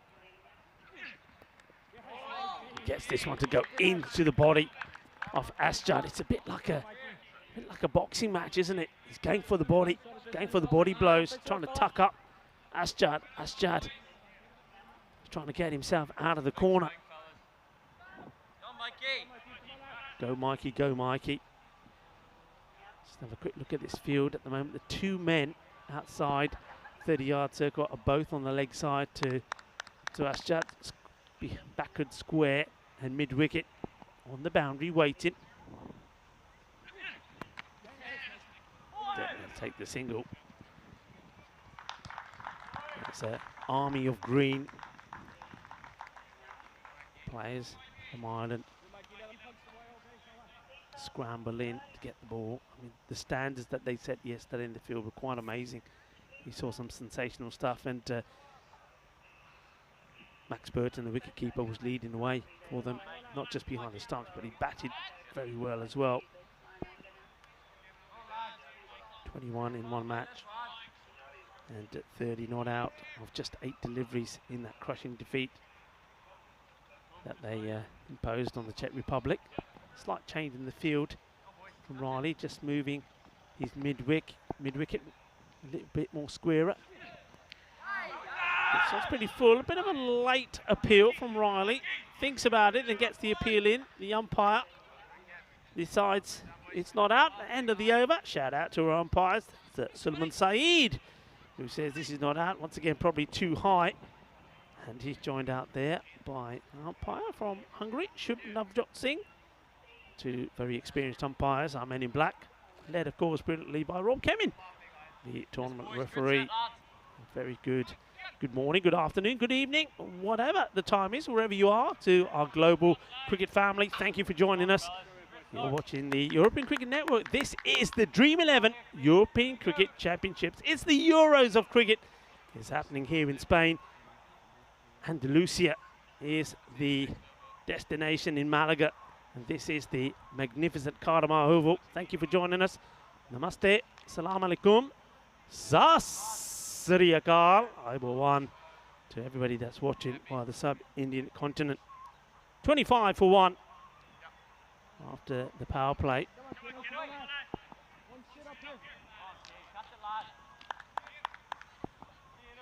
Back to spin. That's Judd on strike.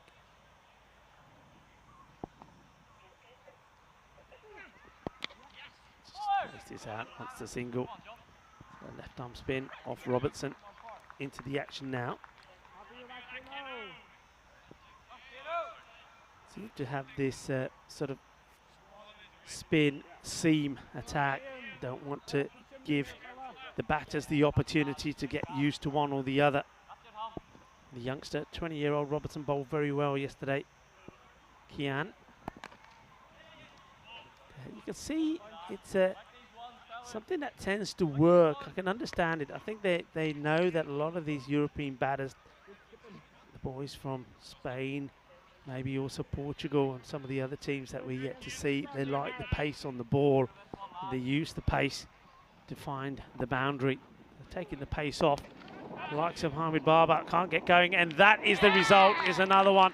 No pace on it, and you're going to have to hit it hard and clean and big, and when you don't, when you get any one of those wrong, there's a chance.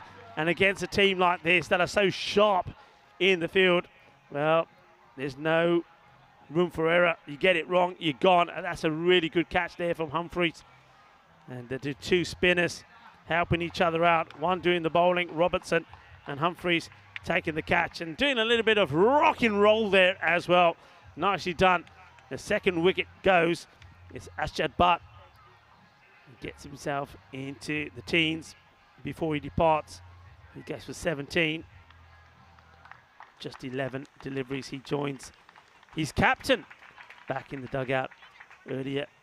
Christian Munoz was caught brilliantly by Lynch off the bowling of the man who just took the catch there, Humphreys.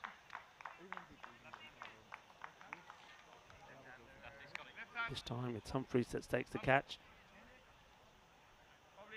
And well ball from Robertson, just carrying on and what he was doing yesterday. Just liking, once again, liking the flight that he gives in there. That was all about not trying to bowl too fast, just holding the ball back, making the batter reach for it. And Ashad Butt, in doing that, wasn't able to get any weight going into the shot. He was just relying on brute strength, and there wasn't enough of it. Hamza Salim comes into the attack with the bat for Spain, the left-hander. So we'll change things slightly now. He's quite happy just to to tuck this away on the leg side, take a single. It's not going to worry Ireland too much at the moment. They're quite happy. They'd be more than happy for Spain to go into tiki-taka mode. Spanish boys, they won a few boom, boom, booms here. Mohamed Baba hasn't had much of the strike, just getting that run a ball 8 at the moment. It's not like him at all. And he's gone. Oh dear. Well, this has come off the pad and back onto his stumps. It just wasn't in his mojo today, was he? There you go. The bail has been dislodged off those Dream11 stumps. And it's another one. And it's a very, very soft dismissal for the likes of the batter, of the ability and the talent of Babar. But it just wasn't quite with it today, was he? Here we go. Bit of bad luck. He gets a swing on it. Look, catches him high up on the pad. And as he rolls round, just drops onto the stumps. It's again, look, just above the pad on the stumps.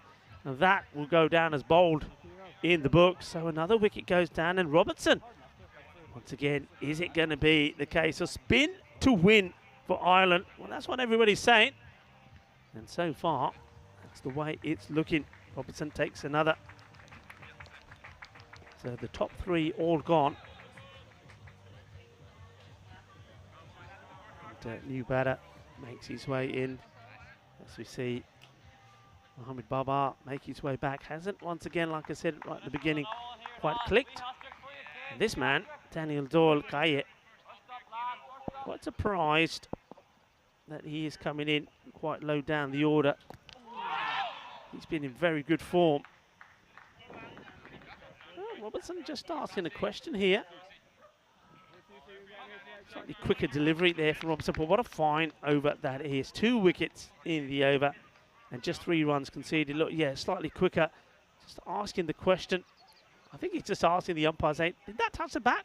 I think he's trying to get a fine for the wicketkeeper. I know what you're up to, Robertson. Says, if he touched it, well, that's a fine. Max Burton. Got to pay a fine after the day's over. Stand up on the stool and get your money out. We will never know. And at the over, 28 on the board. 3 wickets down.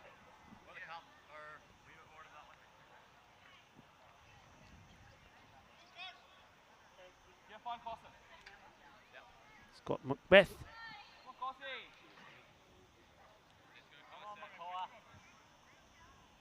He moves around the field position, and it looks like McCulloch is coming on the bowl here now. Carson McCulloch.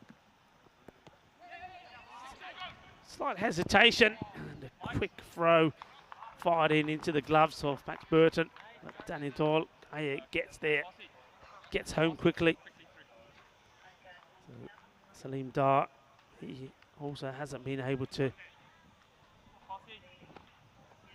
hit big at the moment, has had nothing really in his arc, nothing in the swing zone.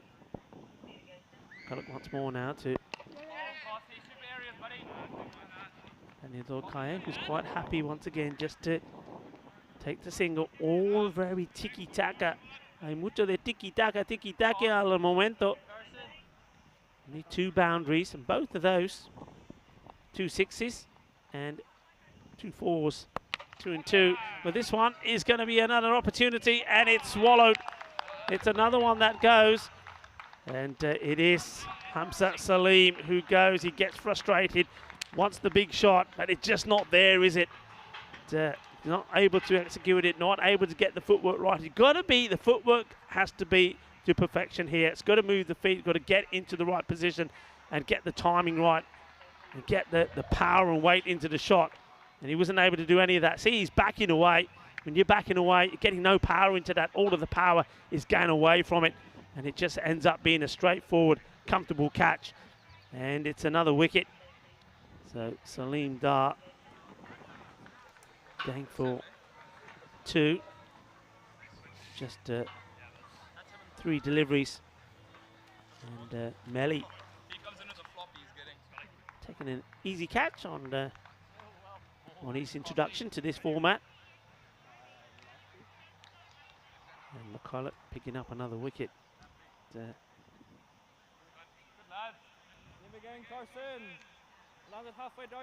It's the man that we're looking to see get into form. Gurvinder played the first match yesterday for Spain.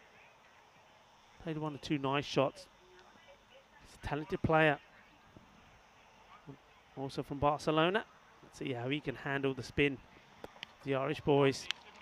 Another left-hander, so like for like. So Salim departs. One left-hander replaced by Gurvinder Bajwa here. See if he can get a partnership going with Kaye. Now this is nicely played. Fielded.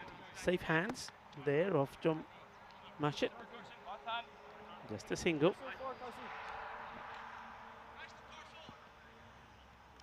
We're starting to feel now the batters out there, especially even though he's not been out there too long. Then the Dokaya, that's got to play some shots, got to start finding the boundary rope. And well, has a big swing. That's exactly what he's trying to do. You see, this is just all about the pressure that's been created here by the Irish boys. And that's the halfway point now. And this is normally sort of score that we're used to seeing at the end of the power play. That's what we've seen so far. You can see the scorecard. It tells you the story. Mohamed Baba just couldn't get going today. 8 of 9. Christian Munoz, the Spanish captain, wasn't able to get off the mark. He only lasted 2 balls. But, well, he played some nice shots on the leg side when the bowlers gave him that length. But then after that, he departed. And Hamza Salim also gets frustrated. Well, that's a real loose delivery. That is a Gundy ball. And, well, it's been stopped. Not by the hands of the fielder. And that's Lynch there once more. Seamus. Well, I think he well, uses his body. Wide is signal. But this is a very wide delivery from Kian Robertson. It's a lot of spin on it. Maybe too much spin. But well done to the fielder. That's stop it. Otherwise, it would have been 5 wides. And this is pushed down the leg side again and punished. Now that's a big hit. And that's what you got to do. That's what they need from here on in. And it is Gurvinder Bajwa, the left-hander, who smashes this one away. Yeah, not a good delivery. So just struggling a little bit here. Robinson to the left-hander.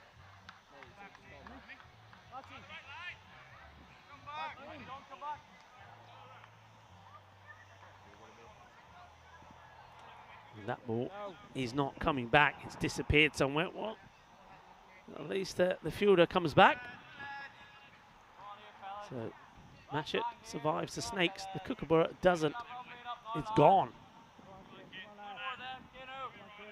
First time we saw any real sort of excitement from Spanish supporters here. Oh, this one is big. It's gone up and it goes all the way. Lovely shot. And Bajwa, well, he's waking up. Gurvinder Bajwa, बहुत अच्छा shot Maria, सीधा छक्का. That's what he can do. We've seen the best of this man in Barcelona. We were talking about him yesterday.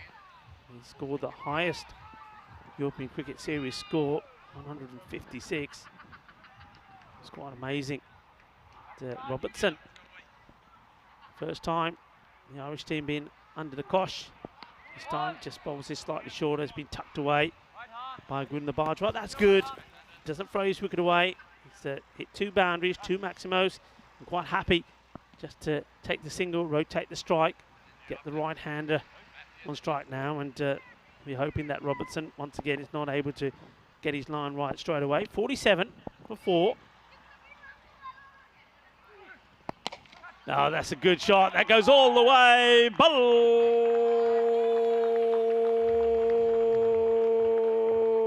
Balle, balle, Shaka, lag gaya. Qué guay, qué grande. Eso es una Ariana. Cómo me gusta este partido. Cómo me gusta eso de deporte. Eso es cricket. De mejor juego en el mundo. And it's happening here at the Cartama Oval. Big over, Spain this. And well, the misery continues for the youngster. This time he goes down the leg side. It's short, it's ill-directed. It's 4 more of both these batters are capitalising on, well, the line here being bowled by Robertson. Bowled a very, very good first over. Only went just for 3 runs, but it's all gone wrong in this one. And this over does go magical. And we've seen a few magical overs today already. And this one, well, does this catch anything on the way through? I suspect it doesn't. It's buys. 4 buys. What an over this ends up being. Well, with those 4 buys going onto it, it ends up being supersonic. And, well, if you needed to get back into the match, if you needed to accelerate, well, it doesn't get any better than that. And just like that, the score goes from 31 at the end of 5 to 61, 30 runs off that over. 26 of them.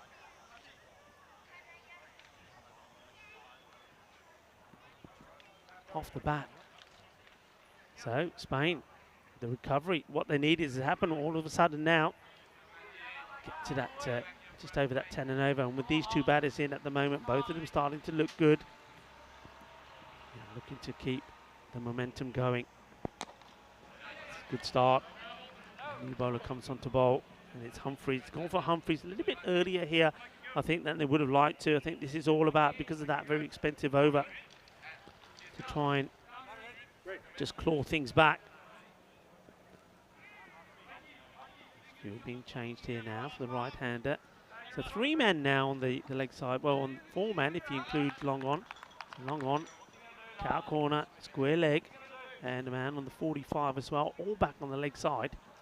Short, but gets it outside the off. Banks it in, no mistakes this time from Max Burton. He'll be disappointed about those buys. We were saying yesterday how in that match against the Czech Republic there were no extras at all. In this one, 9 extras already. Just be the single, and that's 4 buys, a leg buy, and 4 wides as well. So they'd be disappointed with that. Good start though, wasn't it? The first 5 overs, but it's that 30 runs off that over from Robertson, and now they're trying to get back to the way they started here. And, interesting field this here now. Bajwa hits it hard, drags it out to mid-wicket. Yeah, on the offside, other than long off to Gurinder Bajwa, 4 men all inside the circle, almost in a line with each other. That will now change, and it's a sort of repeat field to the right-hander. So 4 men inside the circle, long off back, all the other 4 to make up the 5 allowed outside the 30-yard circle on the leg side. Short from Humphries, short and quick, and Daniel Kaye misses out on this one. So, good change of pace. Just have a look at the height on this one. Yeah, just below the shoulder.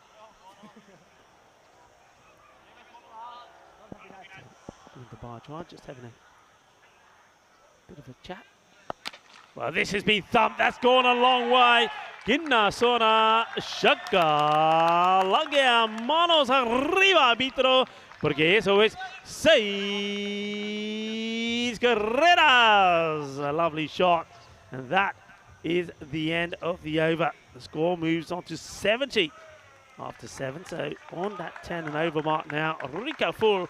And joining me now inside our dream box is Mr. Maximo Vinisandu. Yeah, thank you. I've just been drawn away from the box for a little bit. I'll tell you why in a second, but I can tell you there's still plenty of cricket to come in season 2022. We're in the midst of Cartamania, which is what we call this time of the year. It's like Christmas, but it lasts 5 weeks. So Monday to Friday is ECC cricket. On the weekends, we'll have Fan Code European Cricket T10 domestic action from Spain. If you're enjoying the format, you can always watch that on our YouTube channel, ECN European Cricket Network, and also on Fan Code in the subcontinent. Then the Fan Code European Cricket Series resumes, starting with a Croatian series on the 17th of October. Right, back to the action. Oh, this is big. Oh, this is gone all the way. This goes into the other field. Well, we saw a shot over point yesterday which went this way. Well, this one is class. Well, what a shot, Gurinder Bajwa. लगता मैंने अपना गुरविंदर बाजा सवेरे सवेरे कितने चोरी चोरी परोंठे खा के आया. That is a big hit. That is big. Just looking at the good first overs of Keane Robertson and Carson McCulloch, went for 3 apiece. But there's a bit of Fool me once, can't fool me twice about this. Their second overs have gone the journey. Robertson's went supersonic with 30. McCulloch started by getting hit for 6, but yeah, Spain certainly swinging their way back into it. There was a period of just no boundaries at all, weren't there? There's 2.5 overs between overs 2.5 and 5, where they could only get singles. They lost 3 wickets, but this has been a good recovery. Again, you're seeing the intent, and yeah, DDC, Daniel Dorkaya, is having such a good series. But right now, let's watch Govinda.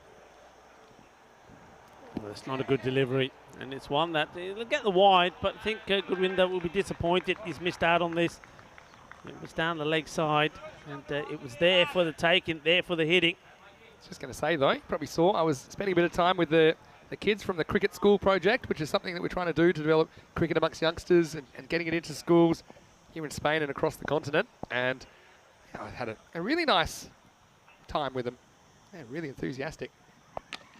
Overpitched, won't beat the field. They think about 2. Well, Govinda gets set back, and that's a wise decision. Will I say, don't though, think he's going to get there. loyalty split in the crowd, and there's a fair few Irish supporters in here. But obviously big expat population, even amongst the kids. I mean, quite a few with that parentage. Yelling Go Ireland. A lot of them were saying Go Team España. Oh, well, this is up in the air, goes a long way up, his opportunity, and what a good catch this is. What a great catch. And that's, I think that Matthew Humphreys once more just makes it look easy. This is not an easy catch, Vinny. Yeah, I mean, you're running side on, the ball's going away from you. That's such a good catch, made to look simple. Took the words right out of my mouth. He does make it look so simple, doesn't he? Look, and Govinda, he commits to the plan, doesn't he? He decides, look, I'm going to change something up. I'm going to change the length. I'm going to charge hard. But just gets the contact point wrong. Hangs miles in the air. I honestly think that's one of the best catches we'll see today from Humphreys. He's such an important player for Ireland 11, isn't he? But Govinda, he comes and he goes. And in the end, that will make the score 79 for 5. Mohamed Ihsan comes to the crease, though. Handy 22 off 10 from Govinda. I think that's what Spain are looking for. They obviously had a big role in just getting this innings back on track. And that's what the Spanish batting plan is based on. It's hit big or get out. We don't care. We don't think we're going to run out of wickets. We don't think we're going to run out of batters. They have probably 10 genuine batters in their lineup. So I think Govinda does his job pretty well there. Yeah, that's well. I mean, almost brings up the 50 partnership, doesn't he? That's his job. But the thing is that depth again. And once again, though we've seen a number of Spanish batters fail, they've got depth. I mean, you just had Bajwa, who's just come and gone there, scored quickfire 22. Now this man, remember him yesterday, Ihsan, he was hitting sixes for fun. We're asking the question here, and he's gone. Oh. He is gone. The finger goes up, and the umpire has a judge that there's something on this. And I've got to say, McCulloch was up straight away. He was keen. It's a good take also for Max Burden. Never easy. But what do you reckon? First thing, really good keeping. Second thing, there was a noise. I think it might have been something else, of like the bat coming through, maybe hitting his body or his pad here. I think I can see what it is. I think he flicks his pad with his bat on the backswing. Slow as you can here. Let's have a look at this. Look at that right pad. I just think that's the noise. Certainly, Ihsan seemed genuinely surprised. I think so were the Irish, but I was expecting a wide call. Instead, it's going to be a wicket, and Ihsan is going to have to go first ball. And the score now 79 for 6. And just like that, I think we're going to have a hat-trick opportunity for Carson McCulloch. Yeah, I mean, it's a disappointment there for Ihsan, because like I said yesterday, 22, he blasted off 4 deliveries before he was out on the 5th. So we know what he's capable of. Credit to Ihsan, though. He doesn't stick around. He accepts the decision. He walks. I mean, obviously, we're guessing. The umpire's a lot closer to the action than we are.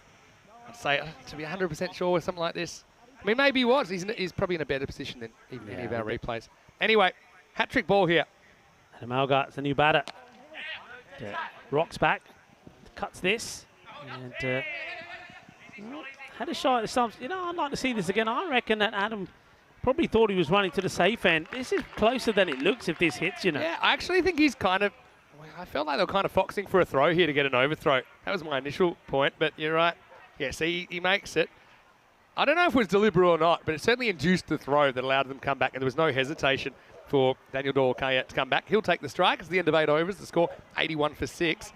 So just have a look at that. That supersonic bump in the 6. That's the over that went for 30. Included 3 whites and 4 buys in there, of course. 3 maximos and a boundary. But in Spain, I want to put the 100 plus on the board still. I'm going to go back to pace now. Come back to Mikey O'Reilly. Got to say, it's the matchup we've been waiting to see all day, and so far it hasn't disappointed. I think the kind of momentum's toed and froed in this game.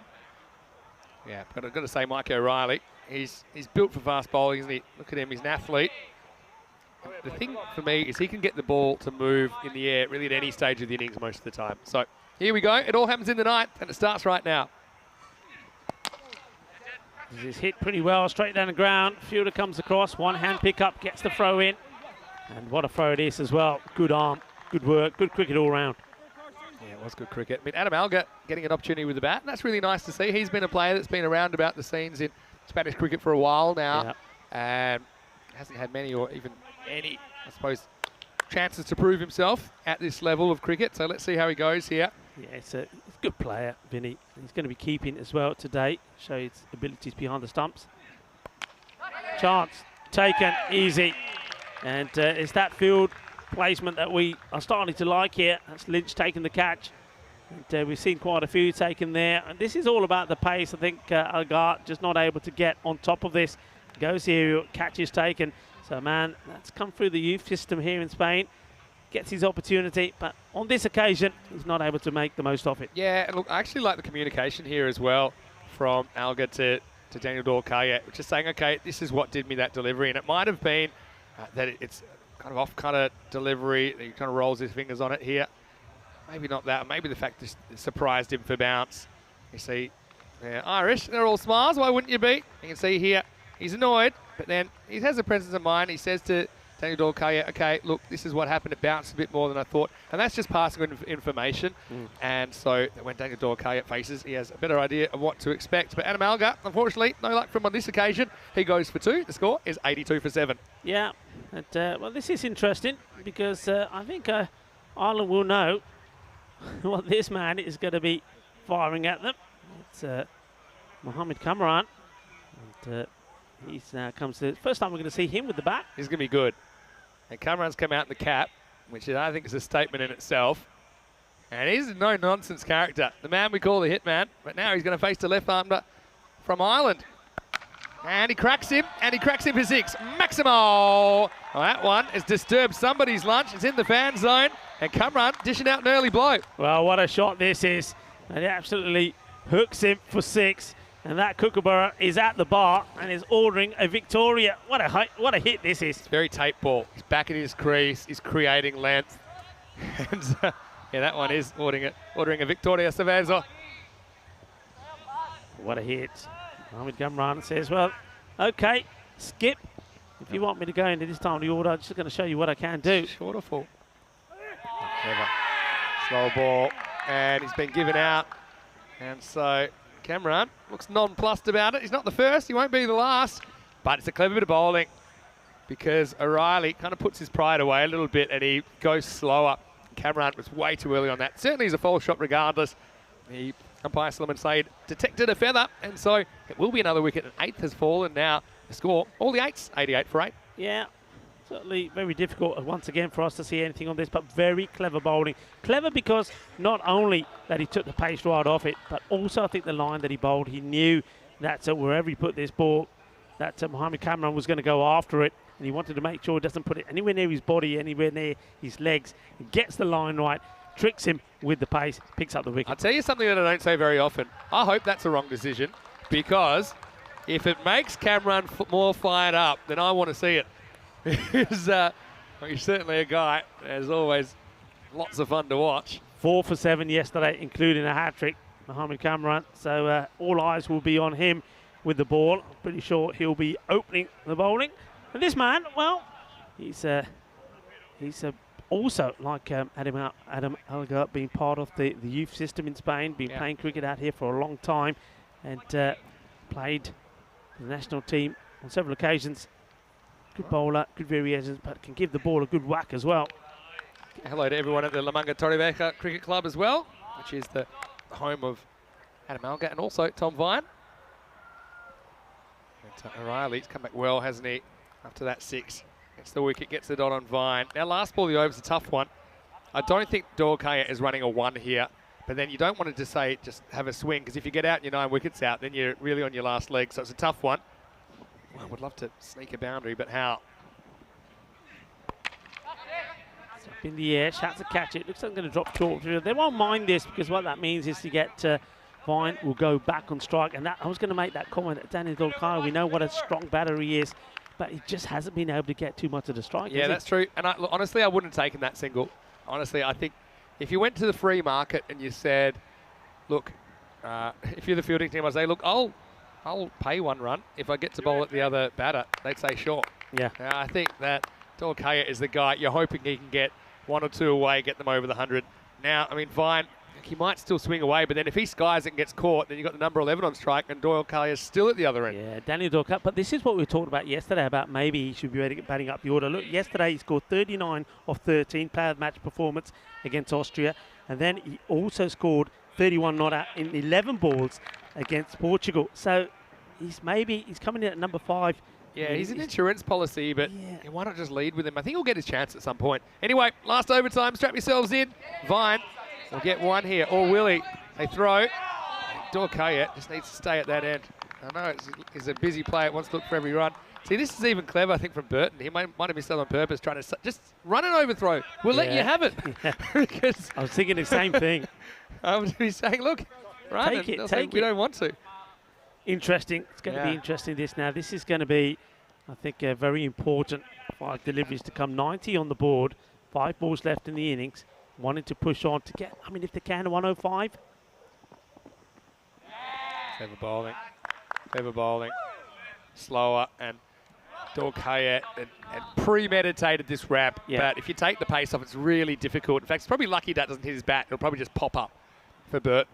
So Dorkaya, for me, he needs to get back to basics. Hit the ball hard, hit it correctly. He can go anywhere in the V. It might be a slower ball. He might be looking out for that. There's a big gap over deep cover as well. These are the kind of areas I'd be looking if I was DDC. But he's the man. It's 22 yards from the bowler. Well bowled again. Jeez. Got to say, Catherwood's really impressed me. He hasn't got a wicket in this innings, but he's really hit his spots. Yeah, he has. And I was saying before you came back into the box, Vinny, that yesterday he took his time to get into sort of a rhythm in the first match that we saw the Irish play. But since then, I mean, he's just got better and better. He has, I think, both the seamers, him, Catherwood and O'Reilly, have bowled so well. Goes to the short one. Oh, what a shot this is. This is quality, class. 6 runs. Boom.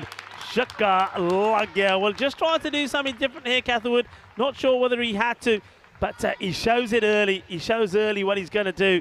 And you can see that. Look, that's the class of the man. And that's why, I mean, you need to try and get Daniel Dorkaya on strike as much as possible. He hasn't been able to do that. And that's probably the reason why this score at the moment is still under 100. That was a shot, wasn't it? Oh. That was a shot. And the way he snapped his wrist through the ball there, never tried to keep it down, just sent it up into the sky. Had a question from Luke, a viewer question, asking what's the average age of the Irish team. Well, actually worked it out. It's 20. 2-0. 2 to come here on the brink of the 100. Oh, and gets it through the fielders. That's going to be 4 runs, so maybe a little bit lucky, but fortune favors the brave. Hay poquita de suerte por el equipo de España, pero eso es 4 carreras, and that also brings up the 100. So 100 gets on the board. 100, 8 wickets down. Yeah, just out of the reach of the 2 fielders there. Yeah, so they get the 100 now. It's a psychological figure. TDC, you know he's going to be swinging away. Last ball, people. Slower delivery, doesn't quite get the middle of the bat. They take 1. Well, they might get, well, we'll definitely get 2. I don't think they'll try for a 3rd in the end. It will be all over. So Dorkaya will end up on 32. The score 102 off the 10 overs. And Catherwood, still very good effort from him, even though he goes for 1 large one in the last over. Finishes none for 19 off his 2 overs. And Spain, well, that supersonic over came in handy, didn't it, really? 30 of those 102 runs coming off the 6th over. Apart from that, the next best over was 13. So I think all things considered, the Irish, they shut down Spain for a lot of that 10 overs. Yeah, they did very well. I mean, you just thought that after that over from Robertson where 30 came off it, including the 4 byes, of course, and taking the score to 61, that it was with Spain, we're just going to get the acceleration going and maybe get to that 120, 130 score. But Ireland came back at them well. They managed to keep that man there, Daniel Doyle, Kaya off strike, and well, I think Spain will be happy that they did get past that 100 mark, but 102, it's well, probably about 18 runs less where they want to be. But remember, they have got the hat-trick machine in their lineup, Mohamed Cameron. So if he can be on form, or one or two of the others, Mohamed Baba has been very good with the ball, then this is going to be an exciting contest. And maybe we're going to see one or two batters from Ireland that we haven't seen much of at the moment, as their top order have been doing all the damage. Well, one thing that's been doing the damage as well for Ireland is their fielding. It's been absolutely sensational. They've been taking some great catches, and well, as a unit out there with the ball, they've been very good. Mohamed Baba, seeing him with the ball, he was quite unlucky with the bat. Didn't really get going here today. You see that one came off his leg and back on to the stumps. Another comfortable catch there taken. So really the only blip in that performance really for Ireland, I think, is that one over from the young Robertson after bowling his first over. That only went for 3, went for 30 of the second, or 26 of those came off the bat. But also extra, they'd be a bit disappointed that after a good performance yesterday, with no extras that they gave away, they've given a few extras away here today. Yeah, they had a really clean innings, didn't they, yesterday? But Spain, they stuck to their plans, didn't they? And they were still going to attack. I mean, I think that you see that Govinda, he's a guy that can hit a long ball, we know that. Look, guys are having fun out there as well. I mean, who would have thought that these two groups of cricketers would come together and play a game like this? Got to say, that was a brilliant catch by Humphreys, who ran with the flight. So Govinda, handy 22 from him. And then, well, a couple of marginal ones. Again, we can't really judge from up here, but Isan looked a little bit unlucky to be given out down the leg side. And you see, that was a fairly early dismissal as well for Adam Alga. Nice catch taken as well in the short third man position. Well, Cameron, he was ready to fire early, and hopefully he's going to fire with the ball, but he got given out caught behind as well. There's a big filthy swing from Cameron, but he was adjudged to have nicked that one. And then late in the piece, we saw Doyle Kayet just try to get them to that 100 again. Probably wasn't his very best. Got a bit lucky with that one. That's the one that took him to the 100. And then a couple scrambled off last ball to take them to 102. Look, probably for me, it's 15 under par on this field in these conditions. But, I mean, they still got the ton on the board. And remember, Ireland have only used 3 batters in the series so far. So if, for example, Spain can crack that top order, we don't really know what's underneath just yet. Doyle Kayet top scores with 32. And he's been so good in this series, 17 balls to make that score. Apart from that, Gurvinder Singh, it helped Daniel Doyle Kayet rebuild the innings with 22 off 10. That's a but with 17 on return to his team. No one else cracking double digits in the end. They do get to 102 for 8. And the bowlers, well, once again, I'm always impressed with the variety and the depth of the Ireland 11 attack. You can see there that's okay, Robertson's over, got out of hand. The second one, but his first one was pretty good. 3 wickets for McCulloch. I think he's a clever bowler. He has good variations. Apart from that, Mikey O'Reilly did nothing wrong, 2 for 15. So we'll take a quick break. We'll be back in around about 5 or 6 minutes with the start of the second innings. Ireland 11 to stay unbeaten. They will need to chase 103, and Spain, they will need to defend 102 if they're going to remain without a loss in this series. See you very shortly. Vinny Sandu here, Mr. Maximo, with Rico Full. Back soon with more Dream 11 European Cricket Championship.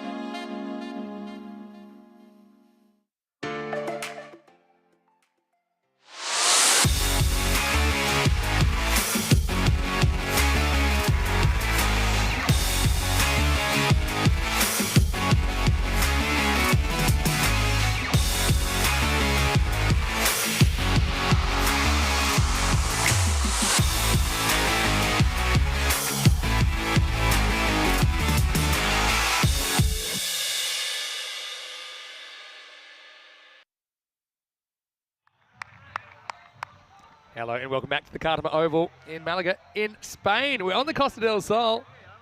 And right now, you are watching the host country, Team España, taking on Island 11. Both these two teams undefeated so far in this series, but that's going to change after this innings. Spain batting first. They scored 102 off their 10 overs. Now Island 11 get a chance to come out and try and beat it. 103 will be the target. You can see there, the Irish team, very young team, but very good team. I've got to say, I'm really impressed with what they brought to the table so far. An average age of 20 in their squad. The oldest player is 25. Their second oldest player is 22. But they are playing with a fair bit of flair and panache, particularly with the bat. But they've only used 3 batters so far through the first 2 games. In fact, they haven't even batted 8 overs across their first 2 games. Right now, this will be their biggest test yet. 103 to win against the Spain side. He'll be happy to get to the 100 in the end after they hit a few wobbles in the middle of the innings. Here's Mohammed Kamran to start off to match it. It's a pretty good ball. Just sneaks inside the wide line. Vinny Sandu here, Mr. Maximo, joining me back in the Dream Cube. It's not really a cube, is it now? It's more of a rectangular prism, but I'm not going to offend the geometrists out there if I introduce Rico Full. Welcome back, Rico. Good to be back. Yeah, it's the Dream Box because, look, it's a dream being here, watching this great cricket, watching the Euros of cricket. Mohammed Kamran do battle against John Matchett. Kamran goes after him. Yeah. Oh, well, just over him. Well, Vinny, a taller man would have had that. Well, that's where Prince Demand needs to be. Yeah, well, you can't have princes everywhere. And it was a good effort, I've got to say. It wasn't a short fielder at all, was it? I think it was that Christian Munoz-Mills in that area that tries to pull it out of the sky, but just gets over him. Yeah, Govinda Bajwa, great effort, great action shot there, great work from our partner, Spring Productions. I mean, the coverage of this is absolutely exceptional. Was Govinda, and he's not short, to be fair. No. Anyway, Matchett rolls the dice and rolls a 4. Got Seamus Lynch at the other end. He was destructive with a capital D in his first innings yesterday. Come with the comeback ball. Straight up, and this will just be a single. Got to say, anytime Mohammed Kamran is running in on the European Cricket Network, you got to be excited. I mean, he's a character. He does look like someone. Looks like a bad guy in a movie. He's not a bad guy at all. He looks tough. He's a throwback. I mean, yesterday was his day, wasn't it? With 4 for 7, including a hat-trick. Well, today it's also International Ball Day, so it could be his day again today. Well, it is literally his day if it's International Ball Day. Oh, well. Anyway, Lynch to face the music here. 5 on the board. Oh, it's a lovely shot, beautifully played. And he plays this with so much time, doesn't he? I mean, bear in mind that you got Mohammed Kamran, who's coming at you, and he's bowling pretty quick. Well, you never look at this shot, and he just plays this with all the time in the world. Yeah, and there's just probably too much width here. 0 foot movement, but you don't need it when you hit them that well. That's just pure hand-eye coordination. You can trust the bounce in this pitch. And Kamran, he won't be happy about the line of that delivery, I think. Takes his time before he comes in this time. Well, covering up that ball, so he's not showing what's coming. And this one, well, it's been well stopped. I don't know just how much Hamza Salim knew about this, but he does get his body behind it. Yeah, this almost is guided straight down his throat, to be honest. I think Hamza makes the right call to not try and attack this, because I think he wasn't going to get there on the full. So he just turns it and shows a bit of the backside. Does well to stop the 4, but that could have quite easily been that wicket. Again, emphasising this, we've only seen 3 of the Irish guys bat. Yeah. We haven't seen the middle order tested just yet. Well, this one gets through him pretty quickly, doesn't it? Quicker delivery. But they're wanting to go straight down the ground. He misses out on it, end of the over. 10 without loss. Oh. Got Adam Alga keeping. He was so far back, he almost had to relay the ball back to Kamran when he took that. That had a lot of carry on it. Well, golden ball fever. We were pretty close earlier, weren't we? Yeah. We had the exact same result in the Portugal-Czech Republic game, with Portugal holding on by just 3 runs, but it was a game that went down to the last ball, and a golden ball was possible. Golden ball is our tiebreaker on the European Cricket Network. It's one additional delivery that the batting team get to receive. If the scores are tied, they need to score 2 to win, otherwise they lose. Now here's Mohammed Babar. Again, I know a lot of our viewers would say he'd be the first picked on their team sheet. He's a very good all-round cricketer, getting his opportunity. to play for the national team. Now, yesterday was his international debut, but he looked right at home in a Spanish shirt, didn't he?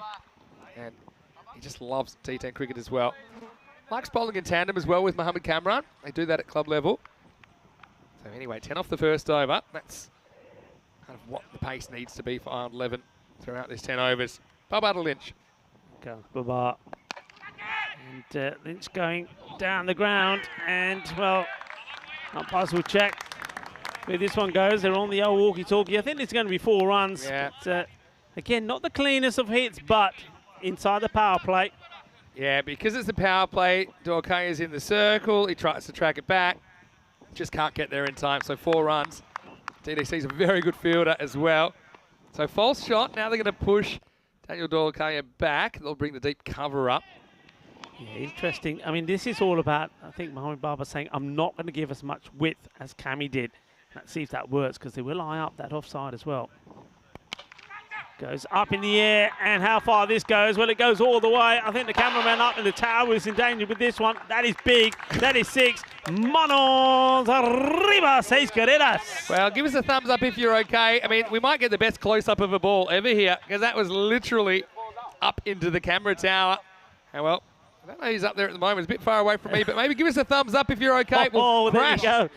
There was the impact, and that is Frederic Constant, pure timing. Yeah, what a hit that is. Come on, thumbs up, cameraman. Are you good? Are you there? Was that you falling down or just vibration off the scaffolding? I think they're trying to organise how to get the ball back, but someone... Hey, we're good, we're good. Wow. Liking that, well. How about the crash? I don't even got that replay again. we had certainly a mini earthquake there at the top of the tower. What a hit that was, what a hit. Mohamed Baba, what he's doing double teapot at the moment, is saying, hang on a minute, I didn't sign up for this. 5th story where that landed. It's basically a 5th story of a 5-story building. And a little bit of a, can we get our ball back, please? How about this shot, though? I mean, he just trusts that he's going to get enough of it. And he just watches, and, well, do not adjust your screens. This is 4 more. What a shot. This goes inside the ice cube. Well, ice cube, ice cool. That's the shot on Lynch, wow. And he is ice cool, isn't he? What a shot. Lynch thinks it's like playing Super Mario. He's just hitting the targets. First, he had to get one in the 5th story of the tower, then get one in the cube. No problem. What's his next trick? He could probably put one in a beer glass the way he's going at the moment in the fan zone. His Lynch has been awesome. Anyway, on 11. 3 boundaries and 3 balls. Bubba needs to rein it in. Oh, this is a false shot and an opportunity, and it's been taken. It's not a good ball. It's a full toss on the leg side, and Lynch manages to find Tom Vine, who takes the catch, no mistake. So they do get rid of Lynch. He is dangerous. And after playing a few good shots and hitting landmarks around the ground, he hits Tom Vine's hands, who takes the catch. And they needed that breakthrough, and they get it 24 for 1. Yeah, they certainly do. And it's so funny how it's probably the worst ball he's bowled, to be honest, but that's cricket, isn't it? And full tosses, yeah, you don't always get him in the middle. I mean, you feel like you should be hitting that for 6 every day of the week, but if it's not quite in the middle of the bat, he's looking down and he knows it was just maybe, we're talking 2-3 centimetres away from the middle. That's the difference. And Vine took a good catch.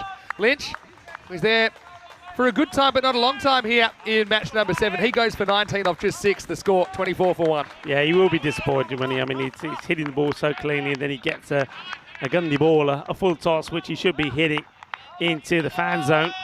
And he finds the hands, the safe hands of Tom Vine. So they get that breakthrough, but they're going at a good pace here. So the new batter makes his way out. Yeah, a bit of the shake and bake from Seamus. But now we will get to see, man, we saw some of yesterday, Max Burton. I say Maxi B, I was a big fan, and I said I'd love to get Maxi B jersey. Believe it, on social media, I was contacted with a potential. Ooh.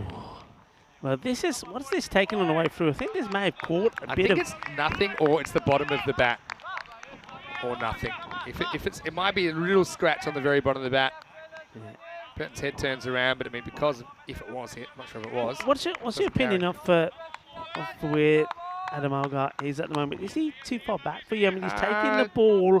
Well, that's the first one we've seen not hit, so it's hard to say. Yeah, maybe a little bit too far back. Yeah, he takes a couple of steps forward. That's another full toss. Well, this is the way to put it away. And yeah, Ahmed Barber, this time he does get the treatment. Well, that's what Lynch should have done with it. No mistakes for Max Burton. And that smashes into the stronger together fencing. And hits it hard, hits it flat, hits the 6, end of the over. And that's not the way to finish the over. And that's something that Corey Ruckers, the coach, will not be happy with. I know that one thing that all teams work on, especially with the bowlers, is how to finish the over well. That was not it. This is how the standings are looking in Group A at the moment. One of these two teams will go clear at the top here if they win this one. 3 teams all on 4 points. Ireland, Spain and Portugal. And then you've got Austria and Czech Republic who have yet to register any points on the board. Yeah, so group slowly taking shape. Cameron's coming back to bowl out here. So, again, these are 2 batters we have seen. If they get out, we'll get to see some new faces out there. So maybe a slightly slower ball first up from Cameron. He bowls a similar delivery to one that he got out to, actually. It's that cutter. He rolls the fingers down the side of the ball. Yeah, a little chat from Sullivan Saeed, the umpire. Probably just saying, hey, you know, you're just right in front of me there for a moment, so just make sure you run off the pitch. Oh, this one, well, it may be the slower one, the ball before. This one was not slow. This was quicker, slightly shorter as well. And, well, if you're going to bowl a shorter one, it's got to be right at the target. This was right at the target. Yeah, and it's probably not the right shot. And I think Matchett knows it as well. Just trying to get a bit cute with that. So, Spain just have a sniff here, don't they? It's not like everything's coming right off the bottom of the bat. Yeah, fancy this, Cameron, I think. Goes short again. This time it's been punched down the ground. Doesn't really get the timing right on it. Could have gone anywhere. Christian Munoz is out there. Almost carries to him. Yeah. This will be, I'm looking forward to this. Where the guy's actually running backwards after the ball's bowled. Because as long as you're in the circle when the ball's bowled, he's run backwards. But then, probably if he'd stayed where he was, that might have been catchable. Exactly. If he was just walking in like normal. Big battle this. Cameron to Burton. Goes short and gets a catch. This is going to be out. Yes, it is. The short ball works. Bangs it in. Burton wants it. And we are going to see some new faces out there in the middle now from the Irish boys, because that's another one. And a good catch. Well done to Adam Algar as well. Behind the stumps for the first time in this championship, and he takes a catch. And Cammy does it again. Yeah, he's such a force, isn't he, in ECA and cricket. And this time he does roll the dice with the short ball. And it's just a little glove, isn't it? It's a little glove from Burton. And if he gets a bit more on that, probably flies over the keeper, around the keeper for 4. But instead, it flies through to the keeper, Algar, who has plenty of time to see it. And one keeper catches another. Unfortunately for Maxi B, it wasn't his day here in match 7. He goes 6 and out, the score 31 for 2. Yeah, big wicket that to get. Now it gets interesting. And this is, I think, what I know that me and you are looking forward to seeing just what else the Irish have to offer when it comes to the batting. We're getting to that stage now almost, aren't we? We're getting to that stage. We're going to start to see maybe some new faces coming out there. But it's a pretty good face to have there if you're Ireland 11, because it's the captain, Jared Wilson. So I think that he'll love the opportunity to get out there in the middle. Bright sunlight here at the moment. Beautiful conditions for cricket. It's really a picture. 28 degrees. Heading for maybe 30 or so. Putting a slip in here to the captain. So a new batter in, and Christian Munoz goes into the slip position. Hard thing is you slip too close there. You know, there's a lot of edges you get fly over the slip. Anyway, 2 balls to spend for Cameron. Pushes it out and take the single. And a direct hit, and, well, unfortunate. That's good work from Govinda Bajwa. Picks the ball up, gets the throw in, but he's unlucky. Ricochets off the stumps, and they take the second. Well, it could be worse. It could deflect away for 4. I mean, it sends a message, doesn't it? It shows it was a well-judged run, though, because Wilson was confidently off with the hit. Until start with 2 runs. Again, it's about having the confidence as well that your teammates are going to back up the throw. That's just one of those things in cricket where you get punished for being good. Still, another power play in the 30s at the moment. Feel like it will stay in the 30s. Last ball, though, for Mohamed Kamran in match 7. Well, this one may be called a wide. Let's have a look what the umpires think. It's over the head height or one for the over. They're No, saying that's it's okay. But I've got to say, it seemed pretty short to me. Ooh, well, I'll tell you what. I There think you are. even on tiptoes, that's going over his head. Gets away with that one.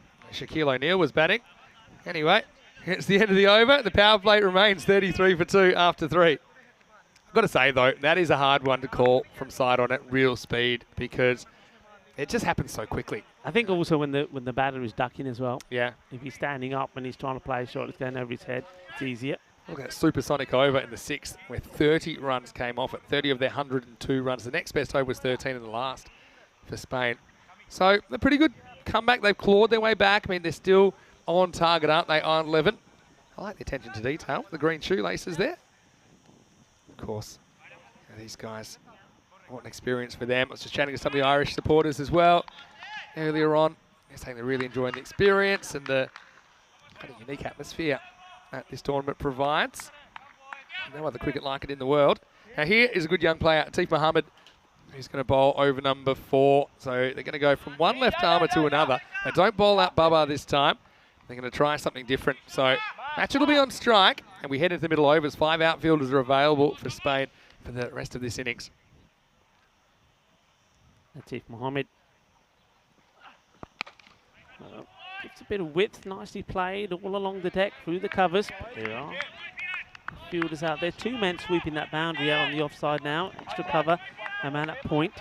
And then you've got that catching position, sort of one of a sort of fly slip sort of area on the circle. And also you've got the 3rd man inside the circle as well.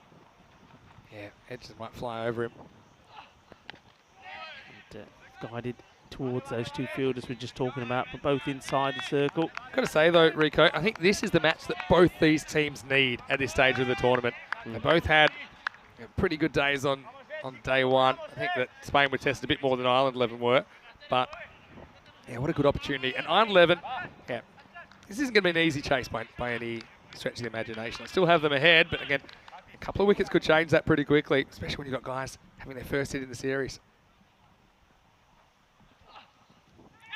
Oh, this is gone, I think. I think there's something on this. They're checking if it's carried. Yeah. I think he thinks it's nicked, and he's checking with square leg to see if it carries. Well, if that's all they're checking, the finger would go out. I'm pretty sure there's something on this. Well, that's the first thing. Just did a touch. I think it was. He's already does walking. it carry? Yes, it does. Yeah, Matchett's already walking. He knows, in fact, it's been given out on the field. So it's a little bit of a conference when the umpires see this carries, but does clearly, you can clearly see the gloves under that. Little feather. Alga's done well there. Again, it's caught a bit too far back, but yeah, no doubt there. Ball safely into the gloves. So that's the wicket that Spain wanted this game. I think there's a few twists and turns left in it at the moment. Unfortunately, it is the end of the road for Matchett. He goes for 7, 35 for 3. Yeah, well bowled to the youngster.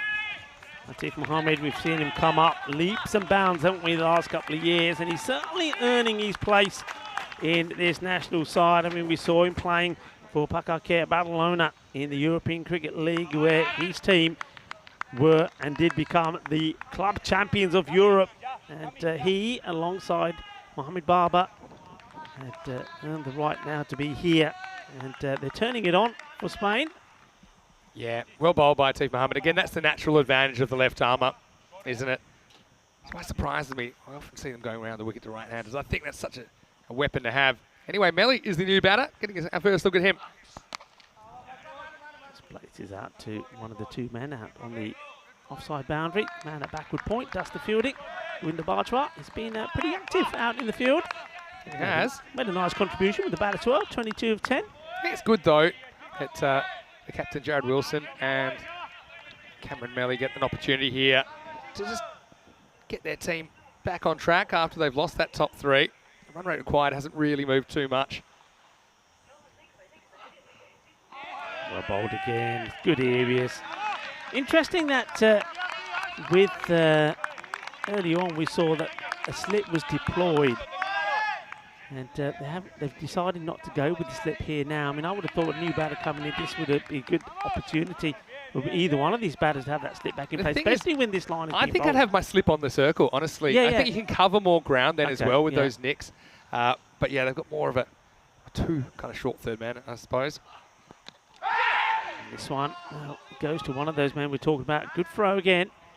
Well backed up.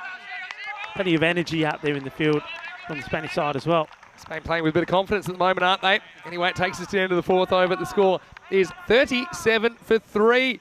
Well, I want to say a very, very good afternoon to you, or good evening, or good morning, of course, for our viewers in North America. We hope that you are enjoying the action today on day 2 of this Fan Code European Cricket Series. Now, I know a lot of people are watching. They want to get involved. We're getting viewer comments. So if you are lurking in the background and you'd like to send us a viewer comment, we would love to hear from you. Let us know where you're watching from. Of course, you can get us on social media as well. And how about everyone in the fan zone? Are you over there? We're going to send you a big hello. If you're in the fan zone right now, you can wave back to us. And, well, it's nice to see so many people that are enjoying the action here, and we're enjoying it as well. Had some pretty close games. We had a close game already today. This could be another close game. What a start to the day that was, that first match against two teams that certainly turned on the style again. He almost got us a golden ball once more. But again, quite interesting. Yesterday, 3 runs. Today, 3 runs between Portugal and Czech Republic. Super interesting. Anyway, looks like we're almost ready for action in the 5th over, and it'll be an important over, I think. Now, Tom Vine's going to bowl. Now, look, he is a bit of a short form specialist because he's got lots of variations. I guess the issue with him is which variations to use and how often to use them. So Wilson is facing up. Had fallen behind the rate for the first time. Now Ireland 11. And here, a lot of Spanish being thrown around out there in the middle. Setting the field. Here's Vine for the first time. Big swing. Doesn't really make clean contact as Wilson. We'll take the single. The field now well spread. And, do like the fields that Corey Ruckus is setting along with the captain, Christian Minutes here. Liking it. I mean, this going with those 2 men in that, what they believe is a crucial area. Sort of fly slip, third man. Third man is really inside that circle now. Played again. Good line being bowled here by Tom, making the batter play every ball right up there. Looking at this lineup, it's a very pace-heavy attack. And it's strange because I know that normally Corey Rucker is a Spanish coach who will actually be doing Game 3 as a guest commentator. Well, not really a guest. But he likes to have different options of spin, different types of spinners. Here, it's very pace-heavy. Goes for the shot. Has he got enough of it? I don't think he has. And the catch has been taken. And what a good catch that is as well. And that's Mohamed Ishan. Well, he's just showing he doesn't have to wear the gloves to take the catches. He's been replaced behind the stumps to give Adam Algar a chance. And, well, he takes a catch there in the deep. That's a good catch, you know. It's come a long way around. And well done, Tom Vine. Again, it's those variations that we talk about. He's like a packet of Bombay mix. You don't know what's coming out next. Well, the batter didn't know. Doesn't get enough on it. And Mohamed Ishan takes a catch. Yeah, no gloves, no worries for Ishan. They're giving Algar an opportunity behind the stumps. And that frees up Mohamed Ishan. Can't say I've seen him in the outfield too often. But he certainly made light work of that one. So the Ireland 11 lose a 4th wicket now. And halfway through 5th over, the score 39-4. Yeah, I mean, that's an important one, isn't it? They get the captain, who has to make way. And these were the questions that we wanted to ask. These were the questions a lot of people were talking about yesterday, myself and you included, Vinny. What else have Ireland got to come with the batting if you get through the top 3? Now we're going to have the answers to it. That's exactly right. It can't be easy. It's one thing to watch it. Nothing to do it. It's a bit counterintuitive to go so hard so early. And also, the dimension of the ground kind of lure you into shots. And that's kind of what happens there to Wilson, who tries to just flick it over leg side, but didn't quite get it out of the middle. A wicket for Vine, who continues. Very full this time. Just happy. Here's Scott Macbeth just to play this one down. A few people are chiming in the viewer comments. Rebecca Lee said she's lurking and watching on Foxtel from Perth, Australia, while she does her cross-stitching. That's some good multitasking. Rebecca, Perth, Australia, my hometown. Beautiful part of the world. They have black swans in Perth. Did you know that? They have what? Blacks? Black swans. Our swans are black. Yeah. I'm not making that up. Black swans. Look it up. Struck firmly. There's a fielder out there. Will be another single. Also want to say hello to Tarek. He's saying, what was special about Merv Hughes' hat-trick? I can tell you, it was over 3 different overs. It was the last ball of an over. First ball of the next over, it was the end of the first innings, and then he took a wicket of Gordon Greenwich in the second innings. Thanks for the trivia. I'll ask you some questions as well, if you like. Keep the discussion going. We're enjoying the interaction. Anyway, last ball of a pretty good over from Vine. Just trying to get this one in the middle of those 2 fielders out. The off, trying to get the placement right. Makes good contact, but not able to get it past, not able to get the boundary. So tiki-taka time for Ireland. A very good over from Tom Vine, just the 5 runs from it, picking up that wicket as well. Really good over. And I think now, for the first time, you can definitely say that Spain are ahead in the game. You know the middle overs were going to be important. Vine gets it right. It's probably a bit more expensive than he would have liked over the first day, but excellent stuff. So we're at the halfway point. 42 in the first half. And Spain, or a little bit like Ireland yesterday, they've been clean with extras. Absolutely no extras in the first 5 overs. Well, Simon's watching from the comfort of his sofa bed after a 24-hour shift. Just a quiet afternoon in Germany. So Simon actually joined us as a guest commentator in Germany. He's a big follower of European cricket. And hello to you, Simon. And he does a lot of work as a medic. It's very important work. It's great to see you tuning in. What a good delivery this is, and what a great take from Alaga once again. Hamza Salim coming into attack. Now Hamza, when we saw him playing earlier in well, even when we saw him early in the year, one thing though, he's got some very good deliveries. We've seen in Barcelona, he sometimes starts to stray just down the leg side. That's the part of the game he needed to eliminate. He starts well here. Good delivery right in the block hole, liking that. But what a shot this is as well. Well, how about that? Isn't that a good bit of cricket? There's nothing wrong with this delivery. This is full right at the Yorker length. But Macbeth, what a shot. This is timed to perfection. That is class. That is such a good shot. And yeah, Scott Macbeth, his brother Ryan played for Brigade at the ECL, which were the Irish champion club in the Champions League of Cricket earlier in the year at this venue. So little bro, no problems there. Man's pretty much making something out of nothing there. It wasn't a bad ball. Yeah. In fact, he was able to generate that kind of power and get it into the gap. Unbelievable shot. Very, very good shot. Oh, this one's not so good. It's a wild swing right across the line. Good comeback from Hamza. Got to say, I'm kind of agreeing now. I think Alga's a little bit far back. The fact that he's having to dive forward for so many balls. I know for Cameron, he was a fair way back, but also it allows things that later in the innings, if they're trying to run off a miss and things like that, I think he probably just has to go up a metre. I think he'd rather be a metre too close than a metre too far back as a keeper. Anyway, he's doing a pretty good job behind there nonetheless. Here's Hamza slimmed up. Now, Rico, I'll tell you this. People were pretty quick, maybe myself included, to write off the Czech Republic in that chase early in the day. But we saw someone come in and have a blinder. It was Sazi Bouyan. They got them right back in the contest. It went to the last ball. And look, they're not a million miles away here on 11. They've just kind of hit the skids a bit. And a bit like kind of Spain did at one point in their innings. They hit the skids, but they did recover to get that 100 in the end. Even it looked like they probably wouldn't get there. They did. Can Ireland do the same? Once again, nicely played, but straight to a fielder. Yeah, I mean, that was all kick-started with Spain with that one supersonic over, wasn't it, when 30 came off that over from Robertson. That's over at number 6.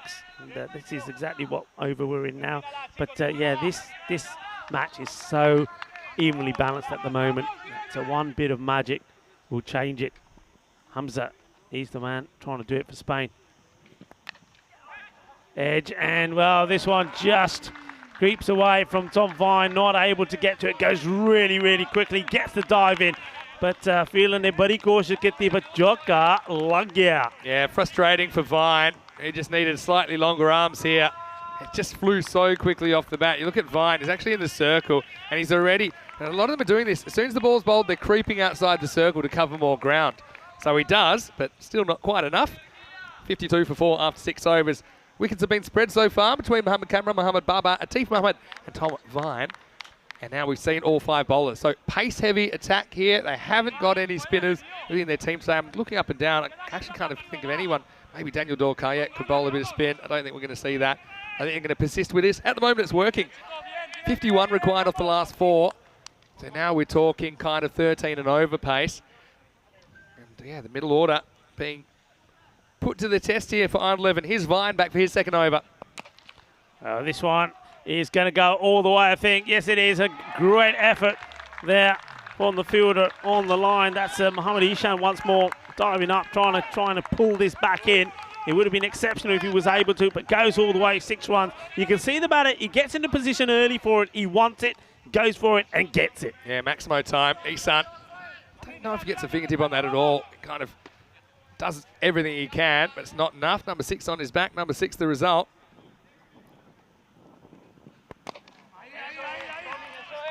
Exit ball, slightly slower delivery this time from Tom, and always, I mean, his radar is always spot on, isn't it? He's always where he wants to be. He's got good control where he wants the ball to be. Always very difficult to get hold of him. Brian, first time he's really been gotten hold of. Even that wasn't the most convincing shot we've seen. Beth now on strike. SOS, Tommy, SOS. You can hear that from El Capitan of Spain. That's it.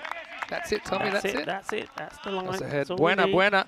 It's Bueno, really nice bueno. to hear so much Spanish being spoken. And it sounds obvious, but yeah, to hear Spanish on a cricket field, it is the language. It's the kind of the common language, I think, of everyone out there. Pretty much everyone out there. But Tom, having a pretty good day here. But again, it can all change pretty quickly. Interesting that there was a little bit of a discussion there between the two umpires. Shubnavjot Singh ran up to Suzaman Saeed, said something. I don't know if that was I think something it to might do be with about the the fielders field. making sure they're in the circle at the point of delivery. But I don't know what Solly's meant to do about it. It's behind him.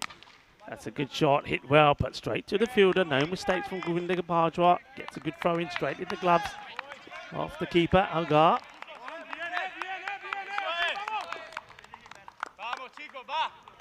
Yeah. So the reason I say that is because the cricket community in Europe, a lot of the time, talking about the Spanish being spoken, is that a lot of them don't come from Spanish-speaking backgrounds, but they have emigrated here. It's a nice thing to see in a cricket field. Slightly shorter. And this is out on this one. I think that's Macbeth. This is going to the wire, Rico. Calling it now. This one's going to the wire again. And it might be, today's International Bald Day, right? It is, yeah. Whatever hair I've got left, I might be pulling out by the end of the day. We're going to have some close ones. I think this is one of them right now. Hanging in the balance. Could go one way or the other. Speaking of international days, this is one that you like. A lot of people love this. International Chocolate Day today. Is it? International Chocolate Day. So come on, everybody. At the end of this match, go and get yourself a bit of chocolate. Well, it just came from Belgium, you know. He struck again. See, I'm looking at both these batters. They're very similar in the way they bat, both Melly and Macbeth. They play the shots well. They get plenty of oomph in the shot, but they don't go aerial. They don't seem to be. They don't, at the moment, have demonstrated that they can get enough underneath the ball to send it over the boundary. Yeah, it's a fair point you make there. So we have got to the end of the seventh over now. The score is 63 for 4. Coming up next, we have Austria for the first time on day 2. This is starting in exactly 30 minutes from now. The cricket just keeps on coming to you on ECN. It's Austria versus Portugal. Austria without any wins after their first day of cricket. Portugal, they are 2 out of 3. Those 2 wins, both against the Czech Republic, both by 3 runs. Austria, well, they've got a point to prove today, don't they? They've won the toss. They'll be bowling first. Yeah, the Austrians, I know they were super disappointed. They didn't take anything away from day 1. Join us for that one. Here's Hamza, who's back. And about a bit late on this drive. Turns out to be 1. So what are we at now? 40 off the last 3. So just over 13 and over. This is where if you can somehow strangle a single-digit over if you're Spain, then you're well ahead in the game. So every over is big. Hamza's being trusted with the ball in this crucial one. It's again.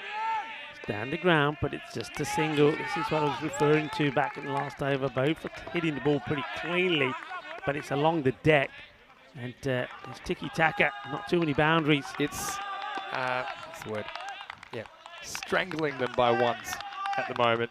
The field's well set, and it's getting to the point that you're going to have to try something. Maybe a little ramp or try a little something. The air should be fielded and kept to 1. There's the turn and look, but a good arm, good throw. Yeah. Fielding has been good. He tries something there. So Melly, instead of standing and ramping, which I thought was something he might try, he charges. So he's just trying to disrupt the length of the bowler, Hamza Salim Dar. And in the end, still just a single.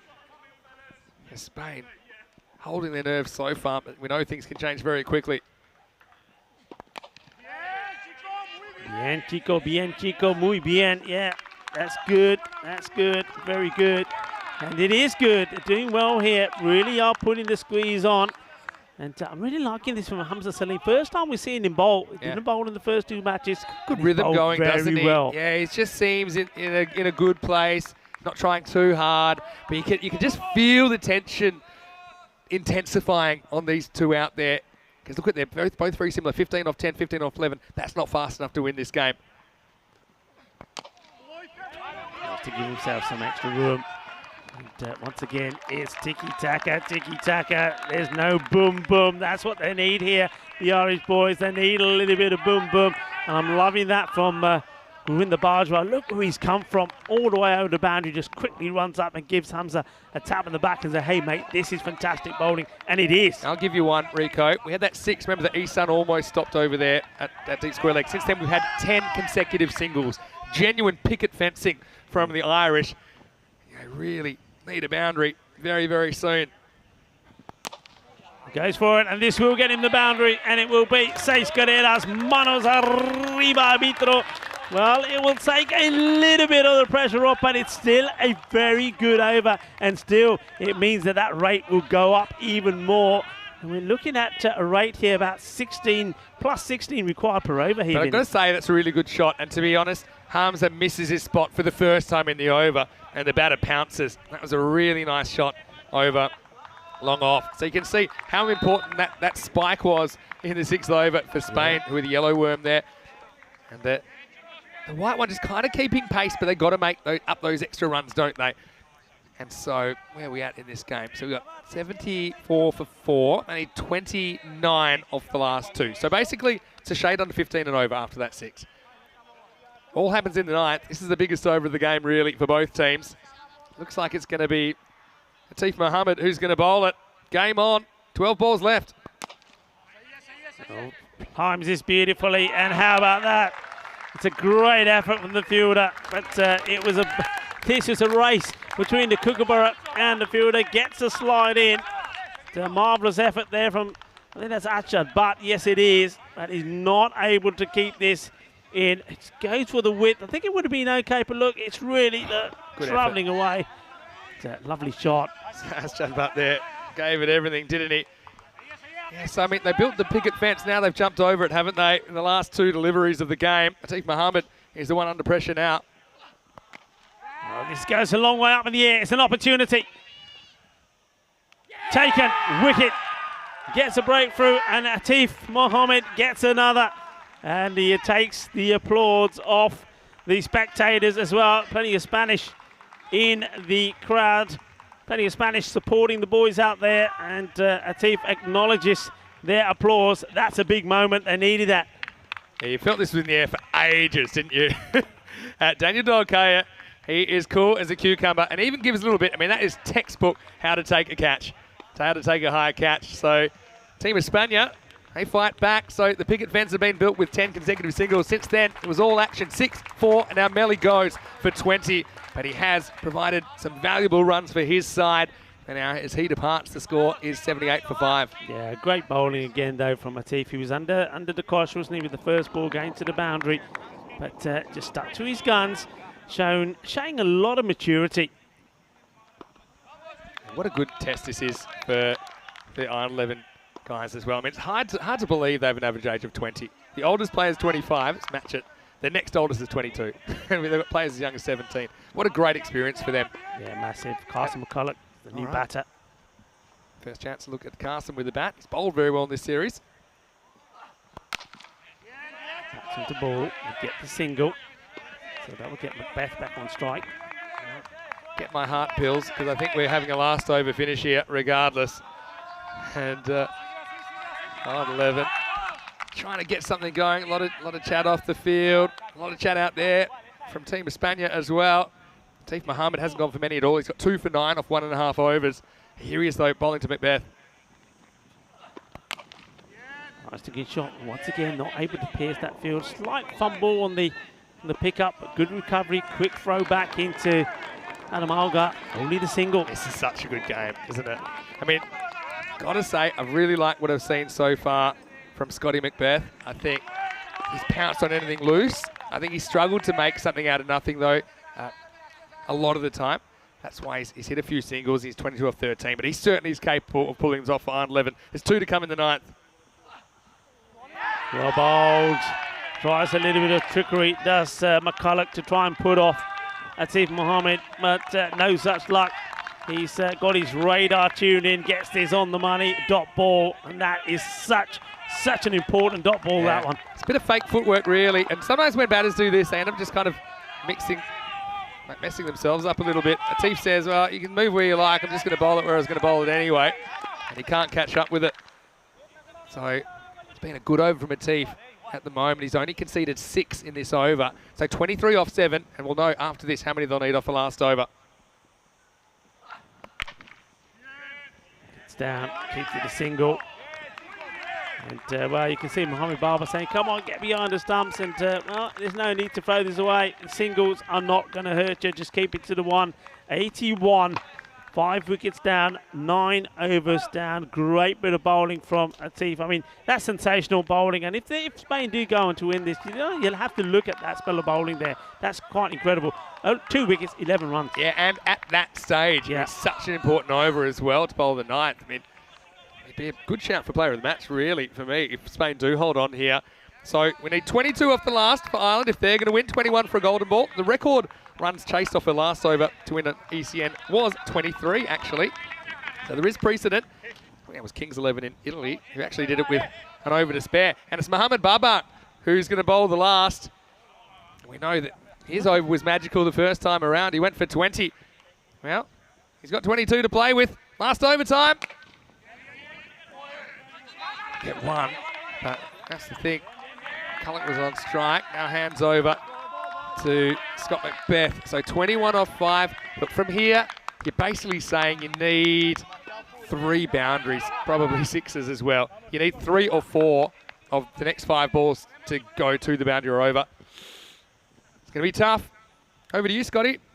It's well bowled again. It's almost identical to the ball before, and it's the same result. It's just a single. Qué guay este partido. Y cómo juega de equipo de España en España, aquí en Andalucía. Playing well, showing good temperament, showing good skills with the ball, with the bat, and looking the part, looking the business. Right, now or never. Firmly hit, and this one goes to the boundary. Nicely played. The placement this time was spot on. Gets plenty of power in the shot, 4 runs. But is it too late? Yeah, well, it keeps them alive. That's the thing. Faint heartbeat in this game. That's 16 off 3 now. So you basically need 2 6s and a 4. Very interesting, though, the fact that they've gone no spinners. No spinners. And it seems to have worked. It seems to have worked against the Ireland 11. It's a very interesting team selection. But, yeah, looks like it's going to pay off. Again, they're still alive. Carson gets a 4 there. 16 off 3. Again, the 100 on the board holding up. I mean, runs on the board holding up. 11. The record setters yesterday, weren't they? Equal fastest chase. 2.1 overs, knock over the 45 against Czech Republic. Right now, they need a boundary. And they're not going to get it. He's been cleaned up. Well bowled. Well, that is a boogie kookaburra 5 ball. And Mohamed Babar gets the wicket. And with that wicket, it certainly seals victory here, surely, for Equipo Rojo. The Spanish boys, well, they're delighted about that. He knew the big shot had to come. He knew what was required. Boundary was required. Tried to give himself a bit of room. But Babar, he had his radar tuned right in. And it's that line, top of the stumps. That's what he said go for. And that's exactly what he does here. Good bowling, good cricket. And Spain looking pretty good here. Yeah, it's top of the stumps length, isn't it? So disappointment for Carson McCulloch. I'm sure he'll have some more opportunities during the week to show what he can do with the bat. And look, credit to Team Spain. I think that they did manage to get a reasonable score on the board, not quite a pass score. And they didn't have the best start to the second innings either. We saw a bunch of boundaries early. We saw kind of 4 4s and a 6 in the first over and a half. But then the wickets started falling. They've just managed to take them reasonably regularly. And even when there was a partnership that developed, they didn't allow them to score a lot of boundaries. So anyway, have to dot the I's and cross the T's. Humphreys gets a hit with 2 to come. He hits it well, shouts to catch it. He drops short of the fielder. Ashad Butt takes it on the bounce. But what I like about this game, it's like 2 heavyweight fighters going 12 rounds, you know, and okay, Spain are the team that are left standing this time, but we know that these 2 will play again in the group stage, and potentially they could meet in the final or on finals day on Friday as well. Yeah. So I think, see, there's not too much between them at the current state. Anyway, last ball of match number 7 coming up. Babar, 2 for 27. It's been a good last over from him, hasn't it, as well? Yeah, bear in mind that his first over went for 20. Yeah, so exactly. Kept his nerve, kept his cool. Jeff And Maguire, also- he's going to be happy either way because he's Irish and here in Spain. So he had a bet each way, I think. Anyway, here's the last ball. And once again, it's firmly struck, but not enough to clear or get past the boundary. And you can see the delight there. Look at that. Manos arriba por el equipo de España. Y aplausa, porque eso es un buen partido. Ganamos España con Irlanda. Well, they've won and they're happy about it, aren't they? And the reactions from the players certainly show it. And also the reactions from the Spanish supporters there in the fan zone. And once again, it just goes to show that if you get those runs on the board, the 100 was always important, wasn't it? Needed to get the 100. They just got there at 102 was what they ended up with, 8 wickets down. And then, well, a very, very good clinical bowling display. I think all the bowlers were exceptional. The fielding was good as well. And you know what? There was something we talked about that Ireland did yesterday, and I said we don't see that too often. Have a look at the extras. Yeah. What do you see? Yeah. I tell you what you see. You see nada. Another clean not innings. a single extra. That is unbelievable. That is unbelievable. That is sensational. Not even a sneaky leg by or something like that. Yeah, look, I agree 100%. When I look at this Spain team, I think they're a team that have been picked specifically for this format. It's almost like they wiped everything off the chalkboard and said, right, we're starting again. We're trying to build a team that will be built for this format of the game. So disappointing for the Irish 11, but their journey is just beginning. They've still got 5 more matches in the group stage, but chasing a target of 103. It was a pretty good start, wasn't it?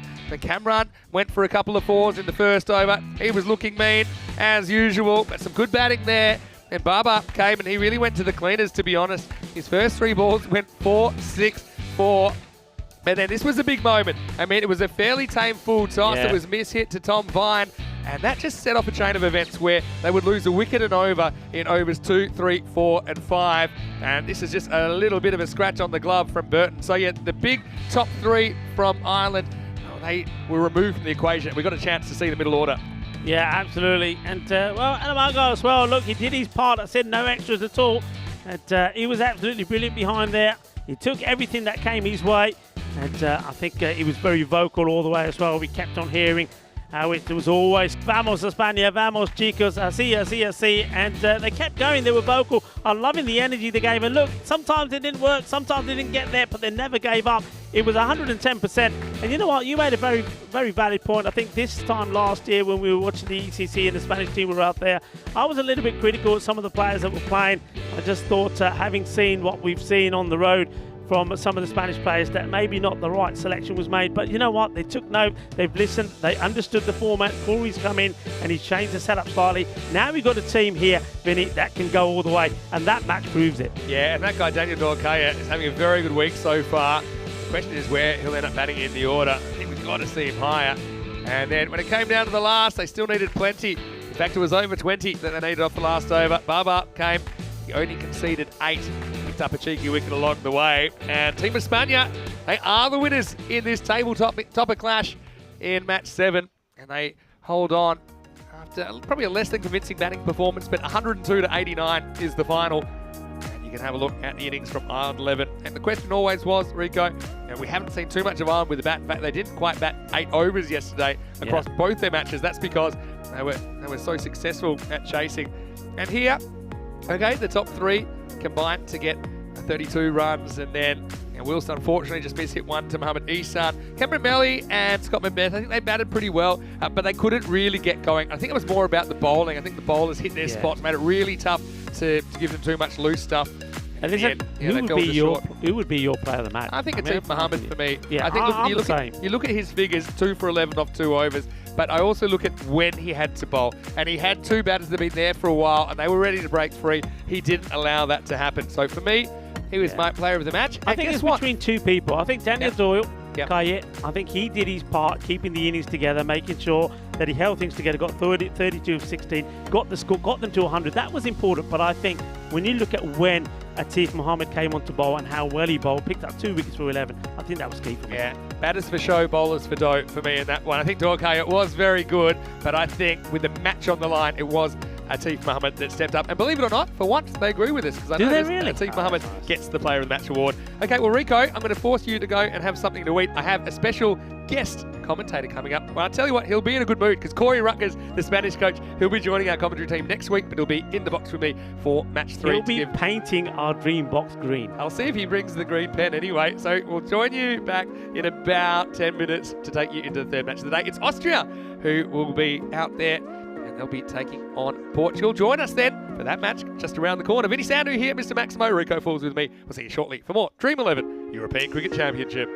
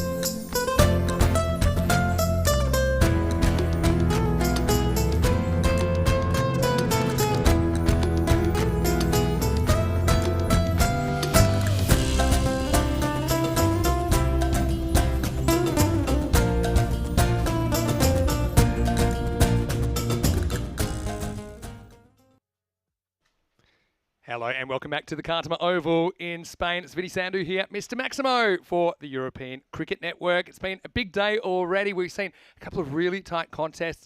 In fact, both of them have gone to the very last over. And I'm expecting more of the same right here because Austria, they are here for the first time on day 2. They're going to take on Portugal that had a narrow win over the Czech Republic this morning. I can tell you a little bit earlier, Rob Kemming was with the 2 captains for the coin toss. Let's see how it went. It's just called. It is tails. Well, first, share the sign. We can see there, I think maybe Rob Kemming wanted to roll his arm over, but it is Razmal Shigowal that won the toss for Austria, and he's elected to bowl first. So yeah, Austria is an interesting one for me. I mean, a lot of people tipped them to go a long way in this group, but they didn't have a very good day yesterday with 2 losses to start their series. But I do think they've got a lot of good players. I'm looking out for Daniel Eckstein as well. He's batting very low, but his in-swing bowling has been pretty effective so far for the Austrians. Razmal Shigowal as well. He is a real class player. He normally comes in the number 3 position. Again, he hasn't quite gone on with it. We've seen that when he does, I think Austria normally win cricket matches.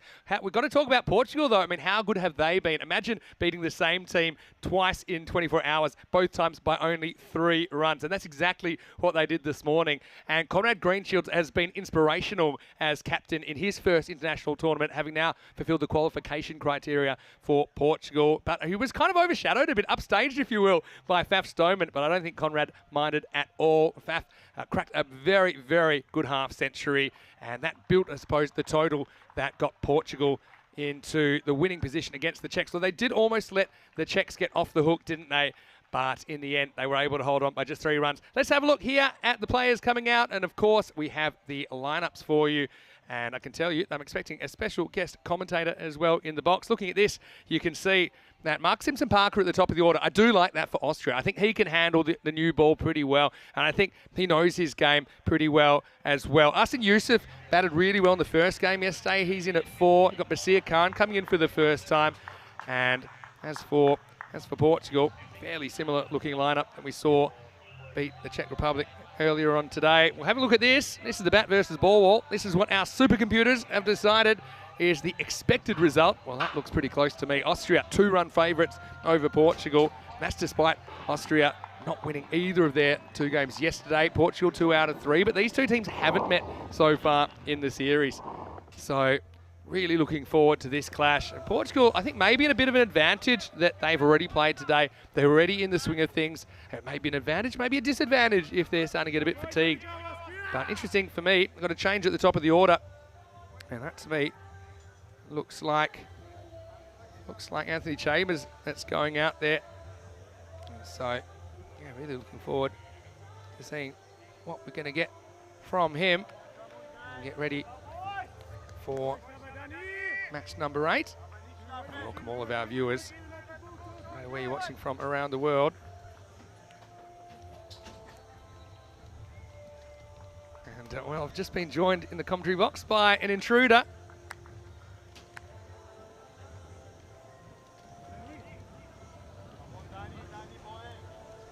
Almost ready. You can hear the ECC anthem in the background.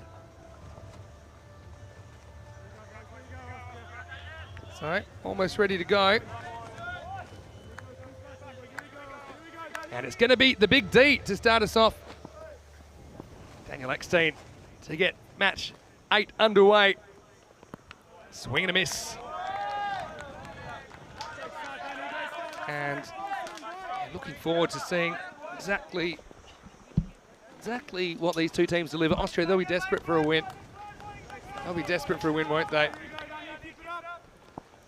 Imran Khan's out there with Chambers. He's the one that faces the first ball. Another big inducker from Eckstein. Yeah, so they have decided to change the combination at the top of the order, which I think probably makes sense. The argument would be when you've got a couple of guys like Greenshields and Faf Stoneman have been hitting the ball so well in the middle order, would you throw one of them up? But also Chambers has been good. He's hit 2 of his 3 balls for 6 so far in the series. Imran Khan will get this down the ground. Just be a single.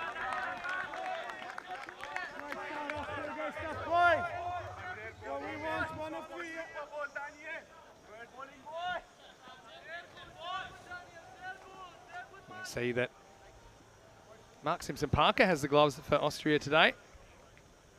He's a pretty versatile cricketer, one of the taller wicket keepers, you'll imagine.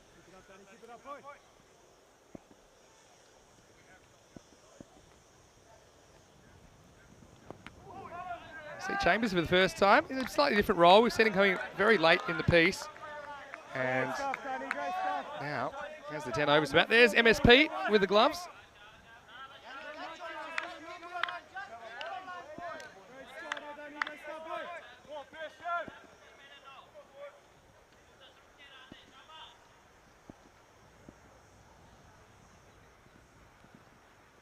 Swing and a miss from Chambers this time.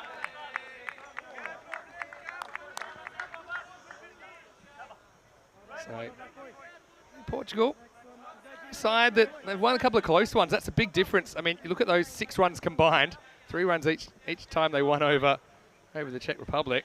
That's very different. That's 4 points they have that the Czech Republic don't.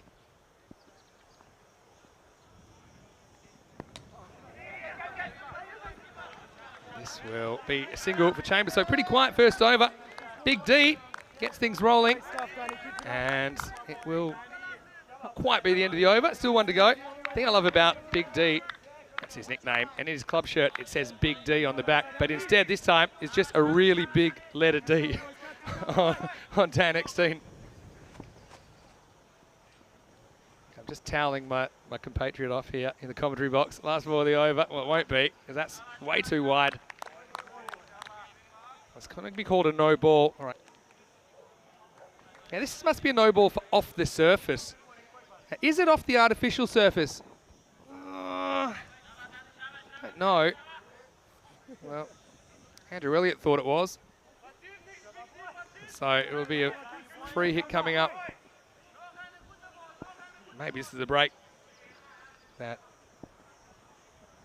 Portuguese need to try and get away this first over. Doesn't make the most of it. I think that was just the change-up from Eckstein. The previous one that got away from him. It wasn't the regulation in-swinger. Anyway, it's the end of the first over. The score is 5 without loss. Well, it's Vinny Sandhu here. Mr. Maximo in the ECN Dream Box, as we've been calling it. And I've got a man that's wearing many hats, and he's loved, I think, the previous result, put it that way. He's got a big smile on his face. It's Mr. Maximo with Spanish coach and ECN commentary partner, Corey Ruckers. Corey, welcome. Yeah, it's good to be back, Vinny. Really quickly, and look, we'll talk about that game in a second. Pretty hot day, pretty hot. I can say that you're radiating heat as we speak, but you must be really excited with the ECC so far. Oh, I'm absolutely loving it. The setup's gorgeous. It's good to be back, and it's good to be back in the commentary box. It feels like it's been too long, so very excited indeed. Yeah, we worked together last in Italy, I think. Yes. We were in Rome, and we had a great time there, and look, Corey will be part of our commentary team going forward from week 2 onwards. Maybe not the championship week, though. The way you guys are playing, you could be a good shout to be occupied, I think. Touch wood, please, Vinny. Touch wood. Don't jinx it. I'll touch whatever wood I can find here. Anyway, here we go with over number 2. And it's going to be just, I think, a leg bye to start. It's Nilkesh Patel at this end. So, yeah, Corey, I know we're looking at Austria versus Portugal, 2 teams you know pretty well. But let's just spend a moment to go back. It was a really good win by the Spanish over the Iron 11. That was the big clash of the day, I think, in match 7. Yeah, really impressed from the guys. I think our batting unit probably didn't have the game they would have wanted, but to go out and respond with the bowling, especially in the field, ecstatic for the boys. In the air, and this is hanging a long time. Well, 2 fielders are going to fight over it. They don't need to fight because it's going to be a simple catch, and that is Sikander Hayat that takes it. That one was skied. It was a slightly slower ball, I think, from Akib Iqbal. He's a pretty good bowler. He's had a good summer as well for Austria. That's the first wicket. Portugal's opening combination doesn't work again. 6 for 1. Yeah, absolutely. Iqbal's been on our radar as one of the more talented bowlers in Group A that you have to look out for. And well, what I like from Sikander Hayat there, he called that early. Might not have been his catch, but when you call it early and make good ground, you end up snaring it. So big wicket early. Like it might have been a little bit of a slower ball. Yeah, makes the mistake, and one for not many. Yeah, that's exactly right. How have you been, though, Vinny? I haven't been in the commentary. I feel like I'm behind. I feel like one of those students that hasn't been here. You've been at the face of the fire, haven't you? It's the same for Chambers, who gets his opportunity but can't do too much with it. He goes for just 1. First wicket to fall. But, yeah, no, I've been well. How's everyone in the viewer chat? Feels like it's been a long time. Yeah, the viewer chat has been buzzing, as you'd imagine. I mean, a lot of chat about this Spain versus Ireland 11 game.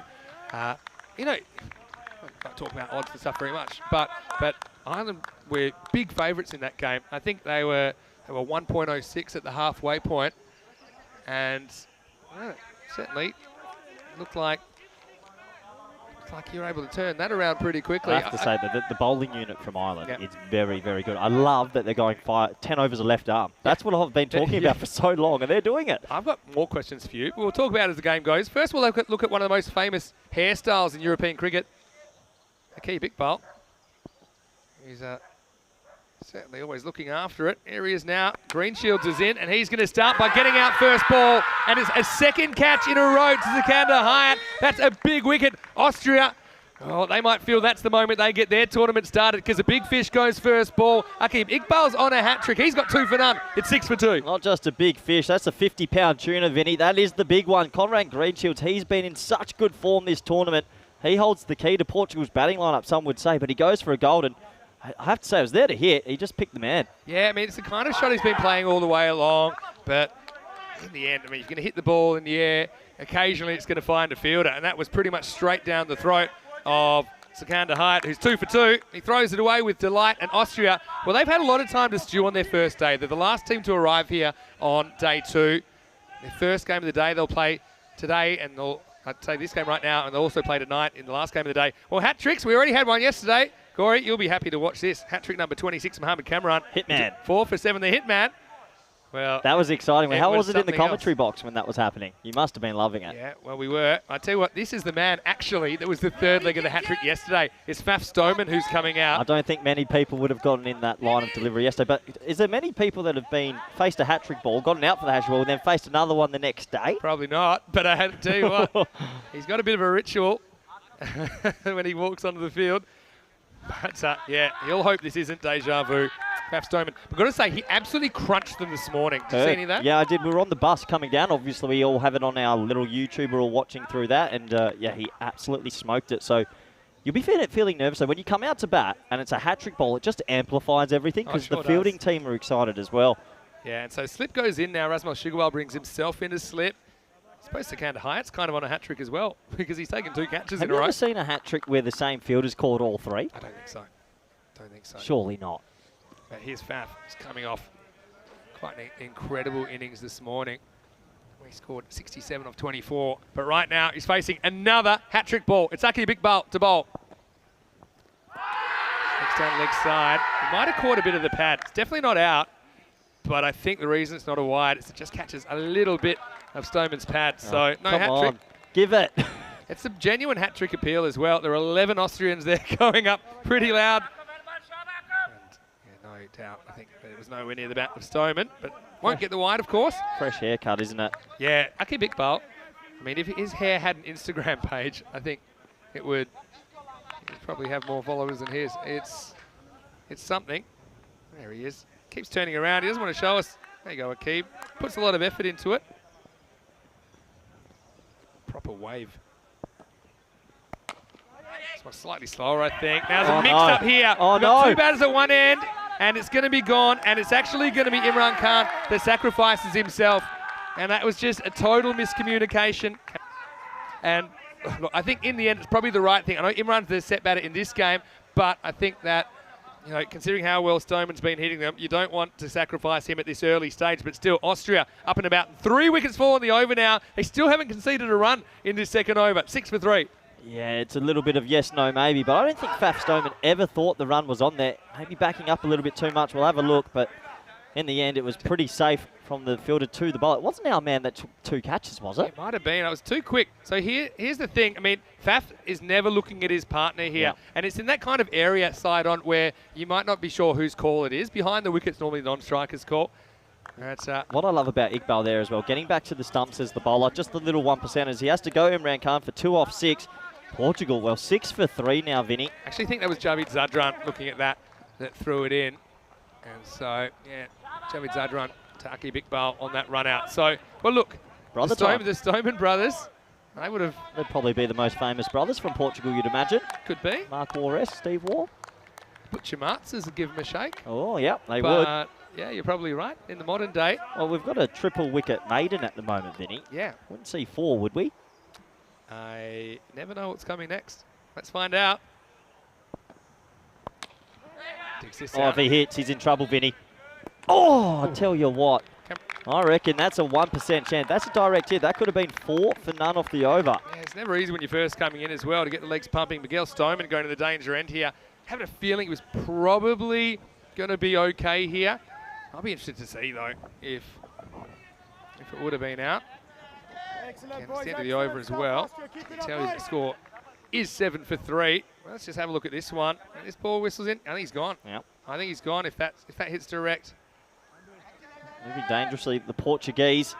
Big game this as well. Huge game. Yep. Austria can kind of get back on track. We haven't seen the best of Austria yet. No, we haven't. Earlier, before the start of the week, I was tipping them to do some pretty big things. And even though they don't have a win on the board yet, they are still a smoky in this group. The other thing is that Portugal can actually go equal top of the table with you guys, with Spain, if they win this game. The plucky Portuguese. They just won't leave us Spanish alone. I've got something else to bring up with you. This one's just squeezed away from Francois Stoneman for one. Yeah, I looked at this group. Group A, Spain, you're the current coach. Czech Republic, you're a former coaching consultant Oh, with it's them. been a weird, yeah. Portugal, you're a former coaching consultant with them. The draws So all you manipulate. need is Austria and Ireland I've got a meeting with Cricket Austria tomorrow. for collect the whole set. I wouldn't mind coaching a full member. Tell you what, I mean, some of your ideas, we might talk about them during this innings. There's a few things that have been going on. Don't know how much you want to share with us at this stage. Here's the big D. Out league side. What I must say about Group A that I've noticed so far, the standard's high. The standard's really high. It feels like every team's got 3 or 4 extremely dangerous batsmen. And if you're not on point from ball 1, yeah, you sort of fall behind the 8 balls. It's pretty impressive and good to watch. I want to say hello to David Skinner, who's contacted us with a message saying, Corey, bring a woolly hat this time if you come to Zagreb in October. Might even need a scarf and gloves too, of course. There we Croatia go. was. Short mid-wicket in. You don't see this every day. That must be targeted at Stoneman. And now they're going to take on a dicey one, but it's not handled by Hassan Yusuf there at mid-off. Yeah, so if you would like to interact with us, you can shoot us a message here live on air. So yeah, David Skinner watching from Croatia. Hello, David. Hope you're well. I know that Ian Johns is shooting some messages in. So is Maya. The viewer chat must be loving this. The second edition of the ECC. Yeah, of course they are. Of course they are. This one's wide, I think. Straight over the tram line. I think the thing with Eckstein is he tries at least once or twice and over to either, I don't know how he does it, but maybe goes across the seam. He bowls big innies and occasionally just bowls one he wants to go straight, but hasn't really located it so far. Reminds me a little bit of Praveen Kumar, who used to swing it both ways just a little bit. He's obviously talented.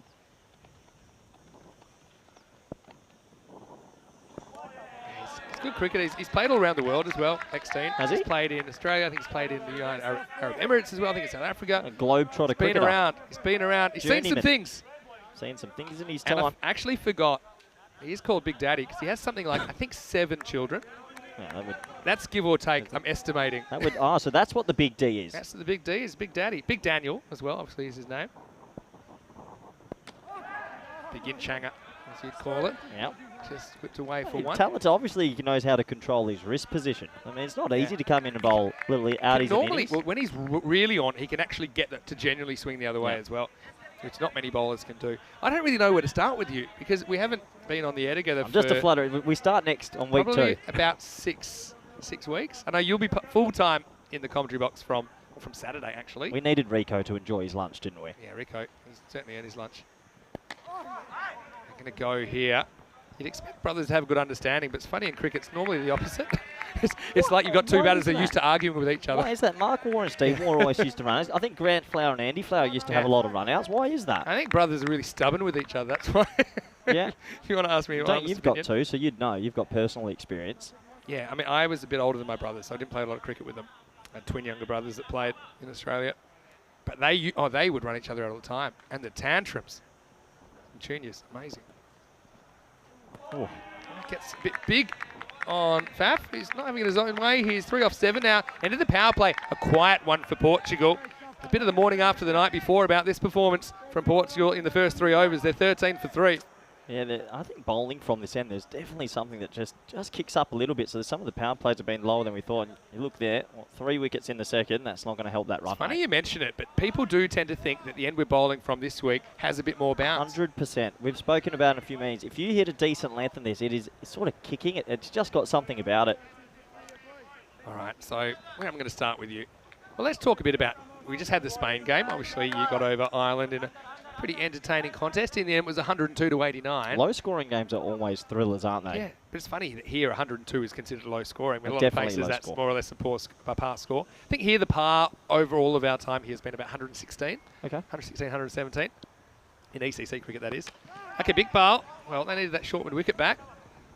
So it's just clipped away to the leg side. Yeah, go on then. How have you like the old green and red markers? Okay, the old intentometer. So explain to everyone the intentometer, as we've called it. The intentometer is something that you devised, and you are just marking batters on their intent of the ball, not the result of the ball. Yeah, that's the key So part. explain to me after this ball what makes a green dot against the batter and what makes a red dot.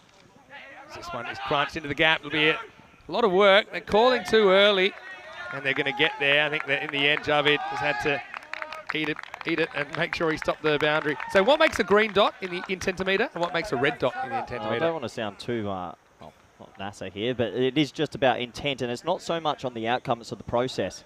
We want to be attacking 50 balls out of 60. As you can see, a good cover drive and pretty good fielding, mopping it up. So you're saying on average 5 out of 6 balls and over should be attacked. Well, this is attacked. It's hit pretty hard, but it's one bounce to the fielder. My belief is that if I end up on the sheet and I've got 50 green dots with 10 red, that's doing the right. So then every 2.5 balls, that if we can get it for a boundary, that'll average out to around 10 fours, 10 sixes. The rest will make it up and we'll end up with 130. But it's not the outcome, it's the process. So if a player faces 10 balls and he's got 5 red dots, it's not going at the rate the team needs. So Sure. I don't mind if someone is showing intent and they're not having the outcome they want. That's an execution problem, but it's the process. And we've, as a group, agreed 50 out of 60 balls need to be trying to go to the rope. Yeah, I mean, so I'll take someone like Chris Minos-Mills, who we saw up the top of the order. And some people tend to think he's a bit of a slightly longer form player, but I don't necessarily think so. I think don't he's know where that's come he's from. penalised because he's just got a good technique. You know what I mean? I think he smashed them yesterday, actually. Just worked down the ground for a while. Well, if not many people know much about Chris Minos-Mills. He's about 6'6". He's giant. He's strong as an ox, and if he hits it, it stays hit. So yesterday, I think, showed quite a lot of people that he can do it. And the thing is with him, he plays with a lot of freedom. If it's in his zone, he goes. And I mean, we've got 8 openers, but it's a good thing to have. So he's obviously buying into the process. He knows Correct. that that's what you want, and that's what he can do. Yeah, there's quite a lot of people buying into the process, and well, they might get an extra run here, but no, good backing up. And I mean, look, we've got a lot of players that are buying into. I mean, Bubba's first shot last game, that slog sweep for 6. That is exciting. It's a different form of the game. We're not you've looking got at 9 or 10 genuine batters in your we're not lineup. looking at the wickets column. I don't care if it's 7 for 70 as long as the intent's good. Yep. Forward. I think this one was probably slipping down leg side. It will be leg by. And it will take us to the end of the 4th over. The score is 21 for 3, so a bit better, but not much better really for Portugal. Got to hand it to Austria. I think they've been red hot here at the start of the innings. Once again, it's Vinny Sandu here, Mr. Maximo, and alongside me in the commentary box is Corey Rutgers, and I like the shirt you're wearing as well. I just thought I'd take my jacket off for a second. The shirt game's normally strong in the ECN commentary box. Decided to go Irish today. Yeah, okay. Extra motivation. You were just kind of, you were just toying with it. Well, I've got a little bit Spanish, but also they're kind of Portuguese colours, kind of Austrian colours as well, I suppose. But you know what? It's a festival of cricket. It's a gala of cricket. And look, I'm here with the Spanish national team coach, Corey Rutgers, who's with me in the box for this match. And yeah, we'll just talk a little bit about the tactics. And so you're talking about you want to hit, the intent to be good for 50 out of 60 balls. Are you hitting those marks at the moment, or how close are you to that? The game against Portugal yesterday where we hit 1 for 7, it was right on 50, and in a couple of others we're just a little bit under as that's miscued for a single. So we're thereabouts, but it's difficult because what I think from last year's ECC, I'm curious what you think. I think the bowling's improved all round. The variations, the tactics. I think it's going to be more difficult this year for teams to hit that 140 region that we saw last year. Yeah, I think the variations, that's probably what I would say. This is down the leg side. I think it clunks off the thigh pad, maybe the glove. I'll get one. Wait for a signal. There isn't one.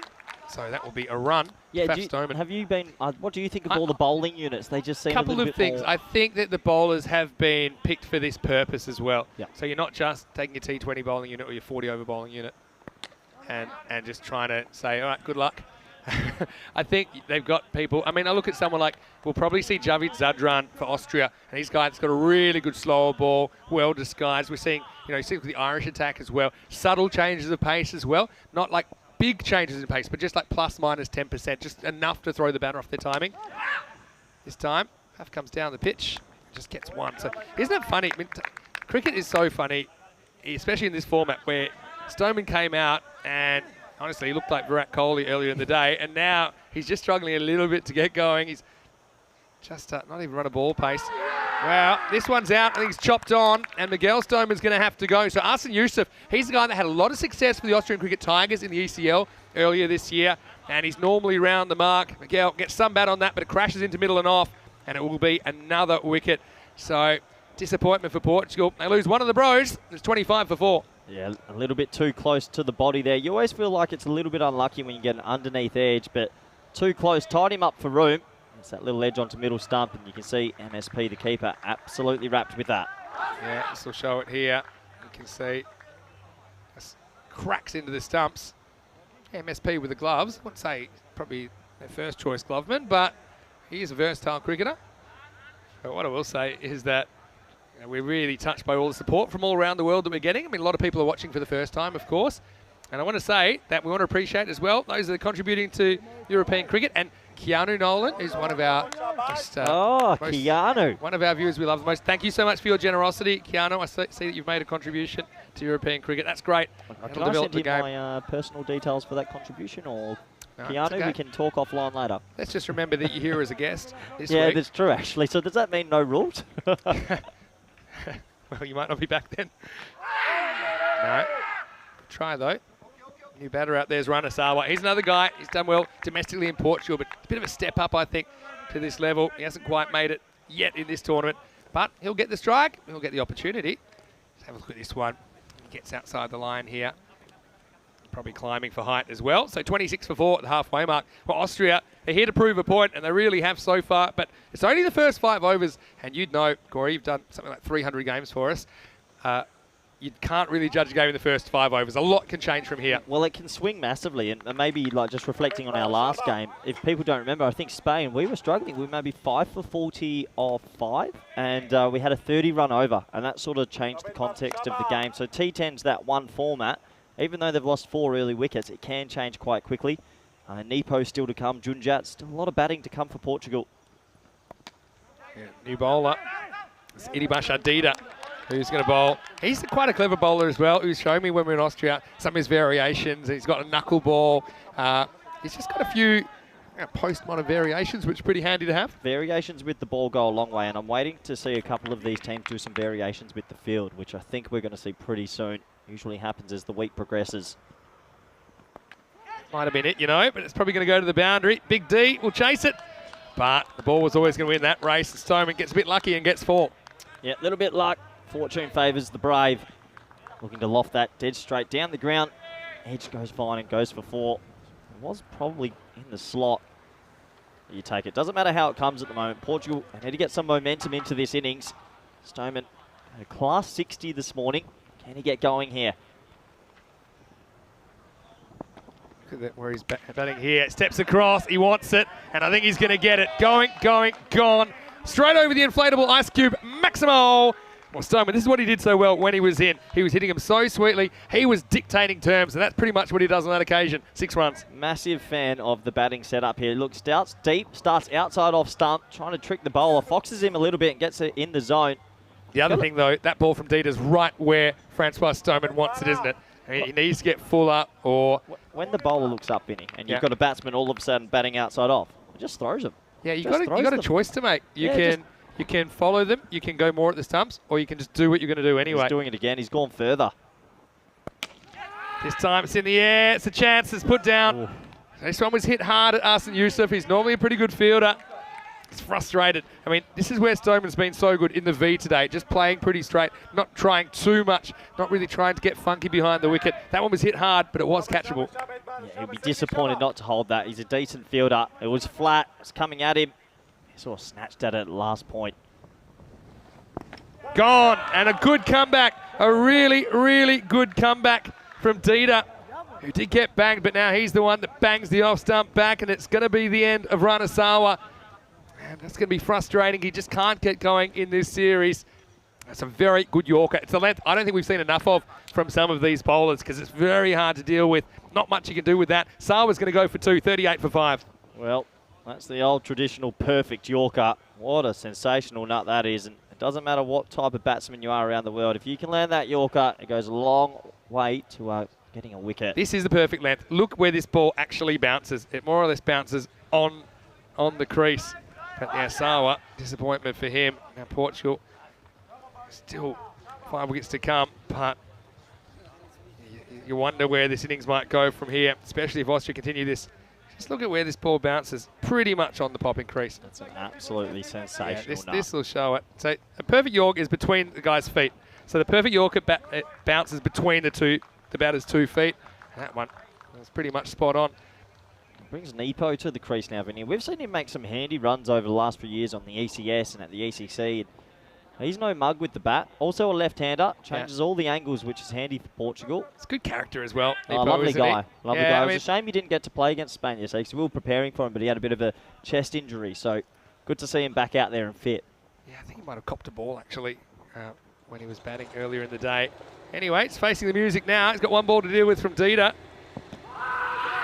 Don't think so. Wow. Okay, it's been given.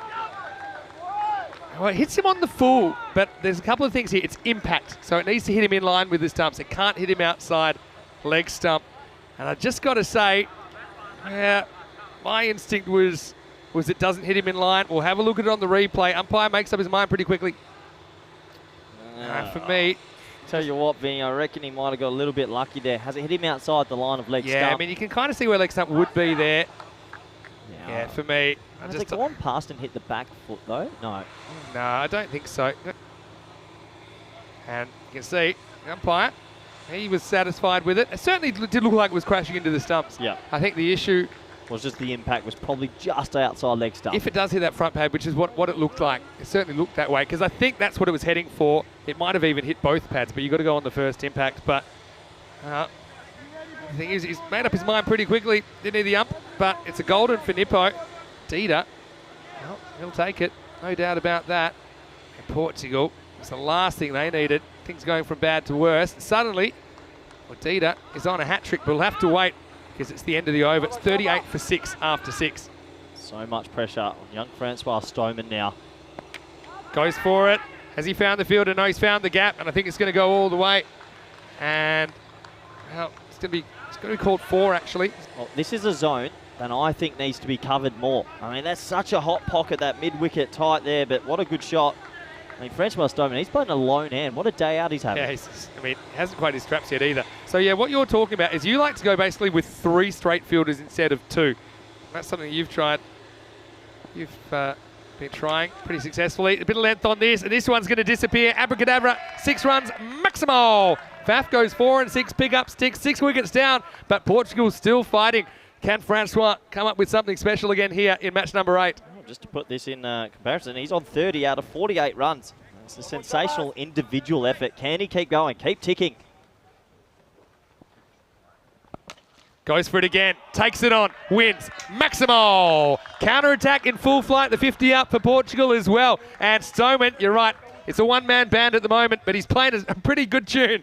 Yeah, he really is. That's the shot of the lot for me. That was on middle stump, and he just sort of drove it. That's over your the intent. side. That's an easy ball to bail out of the shot, right? You can bail out of the shot, take an easy option. And to have intent while wickets fall around you is the key. And he's still got it. Really class batting. That's 16 off 3. Can they turn this into a supersonic over, Vinny? We'll see. It's wide of the crease this time, length on it. And this is also disappearing. Maximo! Will somebody get the fire extinguisher? Big E is red hot right now. Faf Stoneman moves into the 40s. Sensational batting, smart batting. He knows he's coming around the wicket there, over the wicket I should say. So he starts outside off, gets the length to work with. 6 runs, few parallels here to the Spanish game. We made a 30-odd off the 5th or 6th over and it changed the momentum. They're on for 30 off this over. I think we were 31 before that over, 61 after it. It's game-changing, isn't it? But, I mean, who's going to help him? I still think he needs some help here, Vav Stoneman. Yusuf has gone the journey 3 times in a row. Wants to go again. This might be a handy little one to get him down the other end, get him breathing. Oh, I'm sorry, I don't know the name of the Irish left arm offer. He was bowling some bounces. Which one? Yeah. They've got about 18 left arms. I don't know what they drink in the water outside, but I like the Humphries, option. You got McCulloch. Yeah, go on. I was loving the left arm off bowling a bouncer. It's just Robertson be different. as well. Yep. This is up. It's in the air, but he hasn't got it, and I think this is going to be good for Austria. It's going to fall safely in the hands of Aki Bikbal. So, I mean, Jaunjat goes after it. He knows probably doesn't really want a single, wants Stoneman on strike, but it does cause a 7th wicket. So, unfortunately for Path, his stay is a brief one, and that's 7 overs down as well. The score is 61 for 7. Yeah, no support for young Stoneman here. Jaunjat, we've seen him around on the ECS Roadshow. He can hit a big ball. Not this time. He clops it. He'll have to go for a golden globe. And that's, 61 for 7 after 7. Yeah. Just got a bit big on him. Just high on the bat. Yeah, I mean, you're hitting a cross-bat shot, so the bounce is a variant, is the variant that determines whether it'll work out or it doesn't. Slight misjudgment from Path. So 7 overs down, and 61 for 7 is the score. So where can they get to here? I mean, if Stoneman can keep batting like this, I mean, they could even get 16, 17 and over. They could still put on another 50. Well, while he's there, they'll still believe they're in this game. The amount of runs he's made compared to the team total, impressive. Yeah, you can follow us on social media as well, at European Cricket. Wow. You can scan that QR code to What's get involved this in the one? discussion. What's in the bottom left? Josh. Here? Josh? Big in India. Don't you know Josh? Well, I'll be getting it. He'll be on there. What is it? It's like a dating app, is social it? media platform. Oh, okay. Hey, here's Zadran. Always interests me to bowl. The way he bowls. Now they're going to push for 2. I don't think it's on here. But the funny thing there, they've got a really, really fine third man, almost like a second man to Stoneman, and now probably as well to Junaid Khan, who's coming in at number 9. And he's actually going to go back on the boundaries. That's protecting us against a really thin edge that flies. Oh, I like it. This is where the game should change. Different sort of fields. That is a very, very fine third man. This is your jam, isn't it? Oh, I just like innovative seeing things fields. different. Well, it's T10. It's 50-metre boundaries. Why not? Short. Shot. Oh, a good shot, I should say. It's short. Full. Boundary. Full. Well, whatever it was, it's gone for 4. And Junaid gets the ball. Yeah, it basically turns into a low full toss, doesn't it? But hits it down the ground and gets 4. Yeah, nice shot. Sometimes you see a man on that sight screen. Not this time, though. It's that low full toss. Crunched it. 4 runs. Nice way to start his innings. Sure was. Again, they didn't have the long off back. It's full.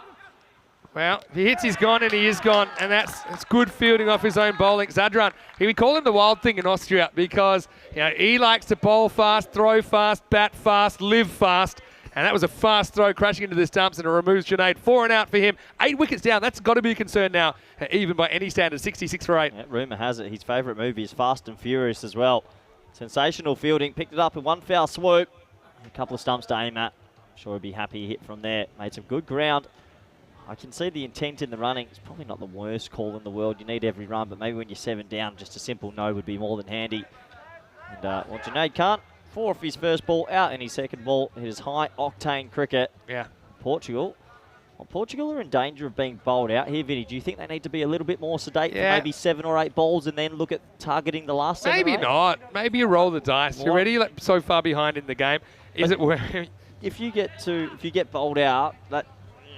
But you go and gambling. You're going gambling. Yeah, well, after going to Belgium for 2 weeks, I'm going to say because how was it out there? Yeah, well, Belgium, they were playing #Belgium ball there, which is everyone just coming in and just smacking it. Well, that was Lily Panda that came up with that. And it caught on like wildfire. Hello, Lily. I just think with Stoneman there, it's worth him continuing to attack. No need to scrape to 80 here. I'd be rolling the dice. Won't be easy though. Another full toss. Only get 1 here. So yeah, Portugal running out of resources. That's the issue. Hey, so yeah, so speaking of fields, so the 3 straight outfielders. So instead of having a normal long on, long off, you have this what we call the Southern Cross field, right? So you have a man straight behind the bowler pretty much, and then the long on and long off are a bit wider. So it creates a bigger wall right straight down the ground. Yeah, and we started a little bit of a variation to the Southern Cross now as well. Okay. That's worked into leg side for a single. Yeah, I don't know if you noticed it, but we had mid-off in the whole game, and he was running backwards. Yeah. Well, actually, we had about 3 of our inner ring fielders run backwards. We did at the notice ball that, team. actually, yeah. I was causing chaos in the match referees tent. Yeah. No one knew what was going on, but it is in the rules. Yeah, it is in the rules. I actually told you it's a rule that I don't really like, because Well, I think you should have to here stay to there exploit until the the ball T10 reaches the game. batter. You know, because, yeah, it's in the rules. I will say that. It's fine. But I don't like the rule. Last ball of the over. Well, I would have hit a 4 stump out of the ground, but Stoneman survives, but doesn't get the strike either. It's pretty well bowled by Zadran. It just goes for 7 that over. Maxim Sapaga had to go a long way down for that, but he was able to gather it. 8 overs down. It's 68 for 8. Yeah, I just think with this T10 format, it's new. Yeah. It's amazing, it's incredible, and I just think it hasn't been exploited the way it could be, and I think teams will come onto it soon enough, but just to try different things. And I mean, seeing Ireland bowl 10 overs of left arm, I absolutely love it. Seeing Austria here put a fielder in a different spot, I just think this game can be broken more. It's never been broken before. Yeah, I but think broken in a good way, if you know what I mean. Yeah, I think new tactics, innovation. I mean, the game's always changing. I can't wait to retire someone. The boys are so nervous. Yeah, I'm going to come back to that in a second. Here we go. Starting in the 9th. And well, you're lucky your keeper's Mark Simpson-Parker there. 6'11".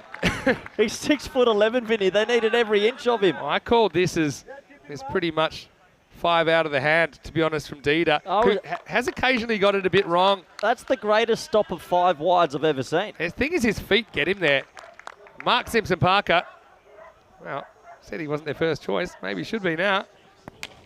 This goes in the air, it's flying away, and it's out of here. Maximo! And Faf Stoneman reaches another half century. Well, he took a little bit of time to get going, but once he has, once again, he's been dynamite. 51 of 24, and that's an innings that contained 5 Maximos and 2 fours. Once again, Faf comes to the rescue for Portugal. Absolutely outstanding innings. I mean, 51.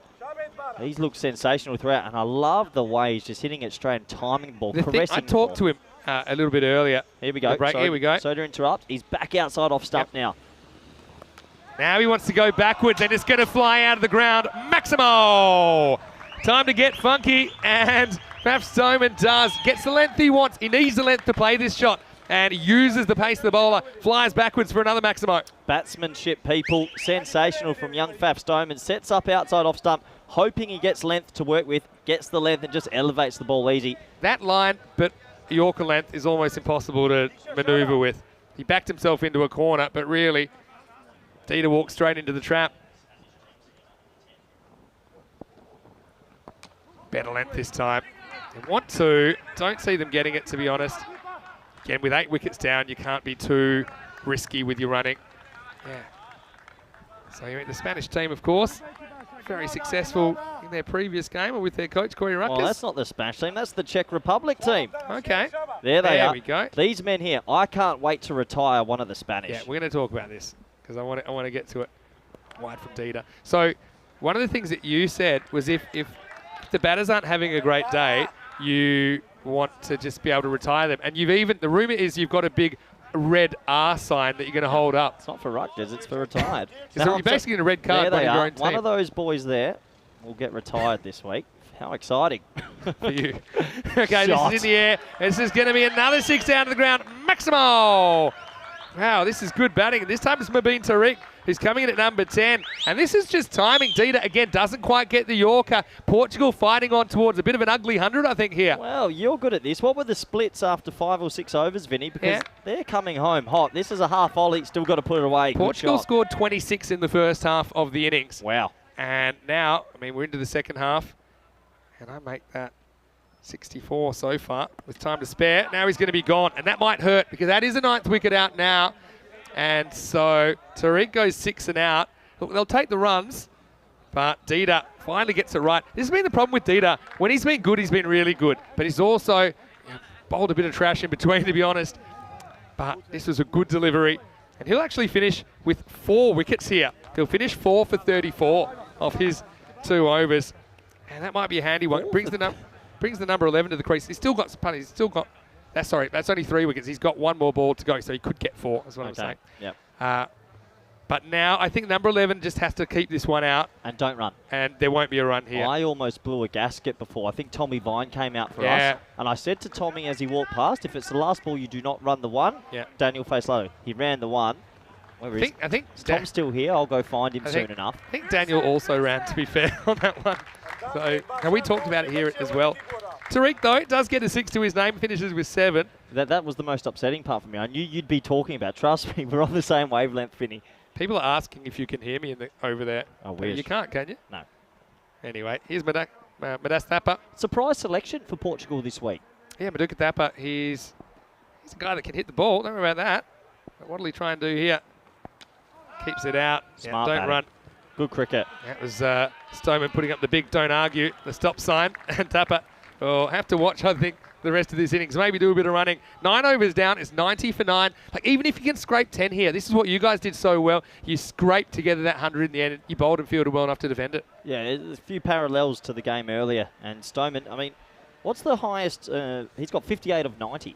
I mean, that has to be one of the highest percentages of runs scored in T10. Whoa, we got these graphics now? Yeah, don't worry. Well, Got all sorts of things. I'm not surprised that's a hot pocket. I didn't know, when did we get that? We've got a few missed this surprises week, haven't for I? you. You and Rico are having all the fun. Don't worry, he'll be back soon. Here's Zadran to bowl the 10th to Stoneman. He tries to go straight, does go straight, and goes pretty well. Maximo! Sight screen buster. Really has been an incredible individual effort from Faf Stoneman today. It's a coming of age game for Faf, I think. He swings himself into the 60s now, and this is on the back of that innings earlier on today where he was able to score 67. He's doing something similar here. Yeah, so 64 out of 96. Is this one of the highest percentages that's you've seen? two-thirds of the runs. One of your guys, Gurvinder Singh, probably does. 156 out of 178. Wow. In the ECS. That'll take some beating, I think. I didn't know that. Anyway. It's a high-ish full toss. And in the end, it's going to be caught. Well, that's a very, very good catch. But, I mean, let's just have a look at this because, I mean, it was high-ish. Remember, if it's waist high or above, then it'll be a no ball. They may want to have a look at it. A Stoneman, at the moment, I don't think there's a decision. Well, I think he's walking off, so the umpires believe that it was okay. And it's a great catch. Yeah, it didn't, I mean, it seemed borderline to me. It looked a little bit high. You can see the Portuguese a little bit rolled up, but that does bring us to the end of the innings. Yeah, so Stoneman will fall as the last wicket. They're bowled out with 4 balls remaining for 96. It does seem to be what the situation is. Again, we'll see this.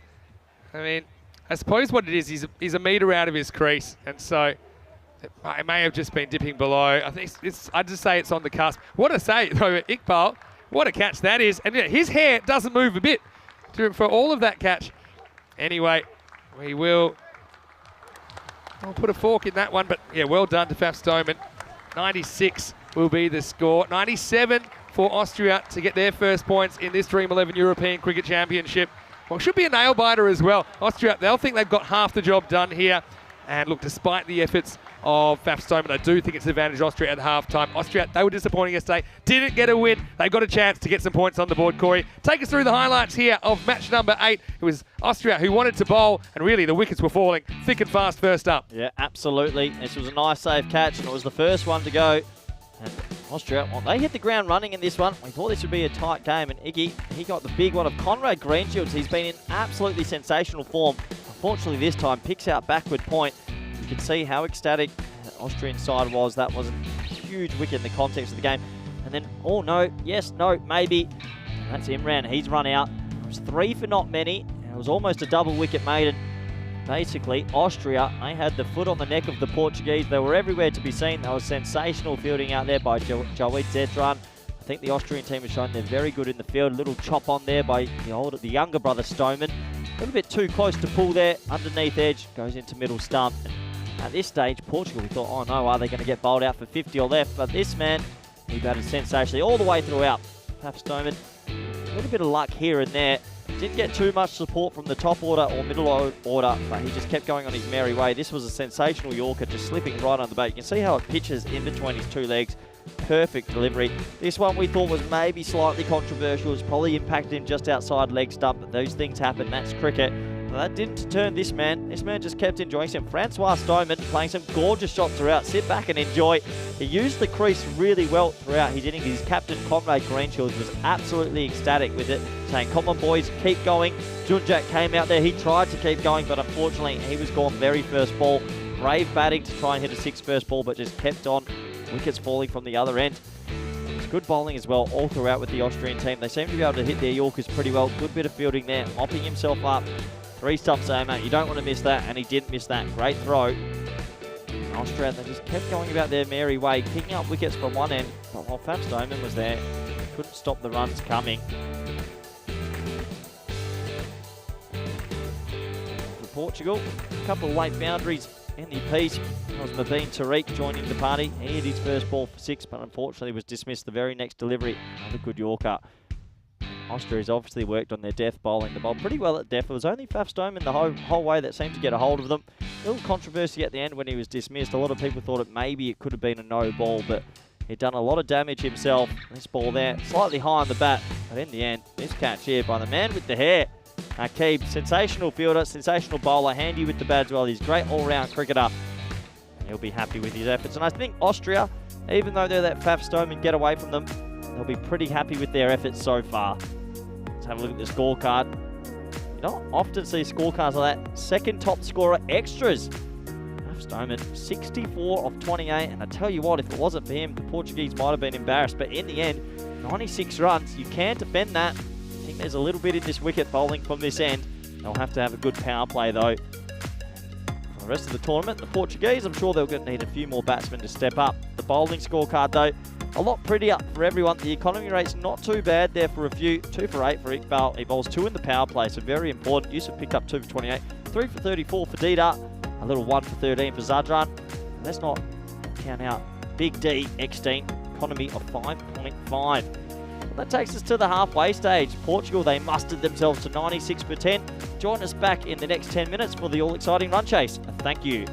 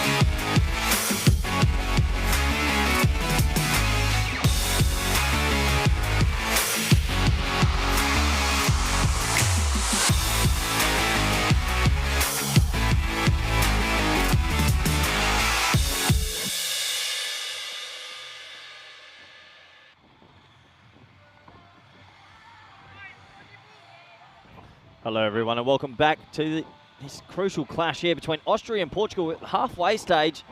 Portugal bowled out for 96. One-man show, Francois Stoneman with a class 60. All the wickets were falling around him.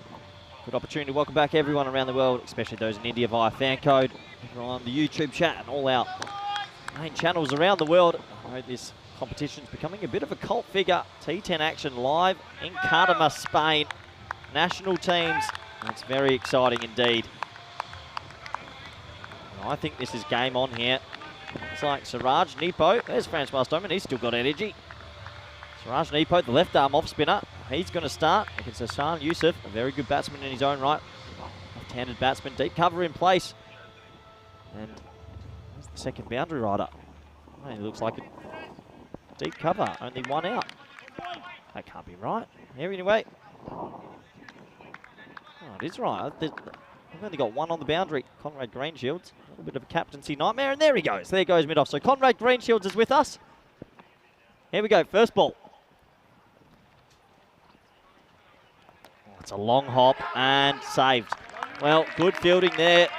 That's Junaid Khan at 45. Gets down to his right. There's an absolute drag down from Nipo. Yusuf's off the mark. Brings on MSP, we like to call him. Simpson Parker. Mark Simpson Parker, that is. He's worked on the ECC crew before, ECN Network. Really good man. Kept quite well as well for a big man. Kept beautifully. Can hit a long ball. Bit of a stalwart in this Austrian 11. Deep mid off, deep cover in place now. I like this. I like Portugal starting with spin. Something different. Nipo currently playing his cricket in England this year. Oh, tight single, but they get through pretty easily. Well, that could be extra runs and good backing up in the end. So both batsmen off the mark.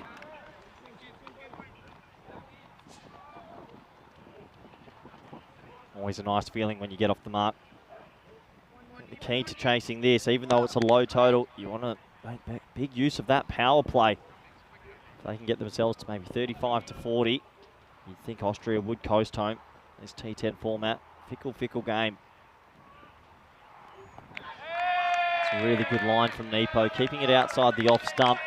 I mean, if you've got deep mid-off and deep coverage, your two boundary riders to a left-handed batsman, no one back on the leg side. Well, you've got to bowl it wide outside off stump.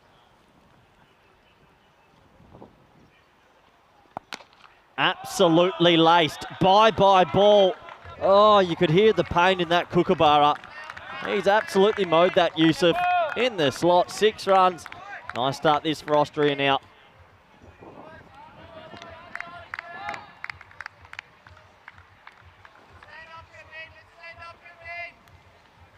What a shot that was. Yusuf, he's going.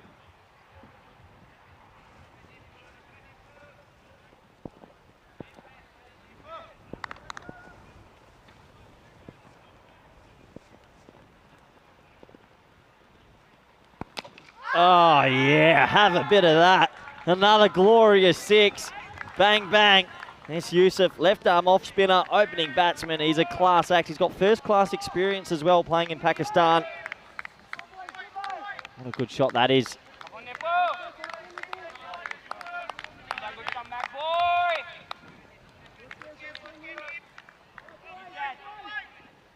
A little shout out to some good friends out there. Ty Hope's watching. Great to get your messages in, Ty. Hope you're enjoying all the live cricket action. Live on Fox Sports in Australia. Nipo here. Trying to go around the wicket. He's going to try slant it across him. Tell you what, if you bat on off stump here, could be a bit of a freebie. Yeah. Boom shakalaka. Back to back to back. And all of a sudden it breaks the back of the Portuguese. Nipo, he goes the distance, and after the first over, it's 20 for none. Oh, well, this is how we do it. Vinny Sandhu, welcome back. I just thought you were going to start talking. Yeah, well, I will now. I don't remember how to commentate. Well, it's clear, but that's fine. But I tell you what, you didn't have to say too much, and that was pretty as a picture. A bit like facing yourself in a mirror, really. Yusuf, who kind of cops some left arm spin and puts a bit on it. I was going to say, are our effects mics up? Because the noise off the bat there. We have more, we have more kind of microphones around. Look, Is it? here's something that we haven't talked about since we This is left meant to in say Italy. 440. The one that Charlie Hunt did does not count. That is Here's disqualified. the thing with golden balls, and I know the guys have something they can put up that shows the golden ball that we've had this year. We did one in Portugal, actually. That doesn't And then there was a long streak. Actually, our longest streak ever without a golden ball was 405 matches. Do you think Charlie's watching? I know Charlie's watching. Well, Charlie, that didn't count. We know this. The Well- golden ball tally is 488. I'll tell you why that's not that relevant in a second. First, here's Junaid Khan. Just hit into the ground against good running. They're both pretty quick between the wickets, these guys. So here's the thing. 31st of March, we had a golden ball in Portugal together. Famous game for other reasons, had a viral highlight. But then have a look at them go. When it was broken on the 24th of July, we had another one on the 28th, and then the 2nd, 3rd, and 23rd of August. So since that streak, we've actually had 5, and in fact 6, because we had one in Belgium as well. Oh, so we've had more since the We've had plenty. Oh, I didn't- We've actually had 6 in about 6 weeks. golden ball sweepstakes this time. Oh, yeah. Well, that's something Next week, week 2. probably to be talked about at a staff meeting, not in front of the world. But anyway, here's Arsene Youssef. I thought it was a matter of time till he has to get up the order. He's been batting at 4. Well, he opened last year and Yeah. he was fantastic. Hits this hard, hits into the gap, and this is going to run away for 4. Cuatro carreras. Youssef, spin, pace. Well, he doesn't care. He's hitting hard. He's hitting hard in the power play. Yeah, good shot. Finds a pocket of space, 4 runs. He's a class player. I'm going to have to get on the old crick info soon. I know he's played first class cricket. We were Well, talking the thing the about other Arsene day. Youssef, we saw him opening the batting for the Austrian Cricket Tigers. Okay. And that's the where we saw him opening regularly, because we also saw him in national colours before. I mean, you see, he hits the ball really crisply, doesn't he? Yeah, natural timer of the ball. Junaid's a guy that'll take it left to right. Goes after it, doesn't really commit to the shot. It might be a Bermuda Triangle situation. It is. So Greenshields goes back and throws himself into the unknown. But that's a bit of luck really for Youssef, because he just completely mistimed that shot and it hung in the air a long time. Yeah, a little bit of luck. Make your own luck. Conrad Greenshields actually tracked back quite well, but just couldn't read the ball under the big blue sky. So check drive and Checks it because he's not where he should be, right? well, imagine if Conrad Greenshields was just on the ring. He was actually at tight cover hunting a 1. In the end, it lands over his head. Yeah, so over to MSP. Face up again to Junaid. So left-hand, right-hand combination out there for Austria. Goes after it, doesn't quite get it. It's going, and it is, well, Stopped. I'd say it's dropped, but I think it's more about the stop from Chambers, who wasn't sure if he did catch it, he'd stay in the boundary. So what do you make of this one, Corey? Yeah, it's a funny one. I think he's done really well. He saved his team 5 runs.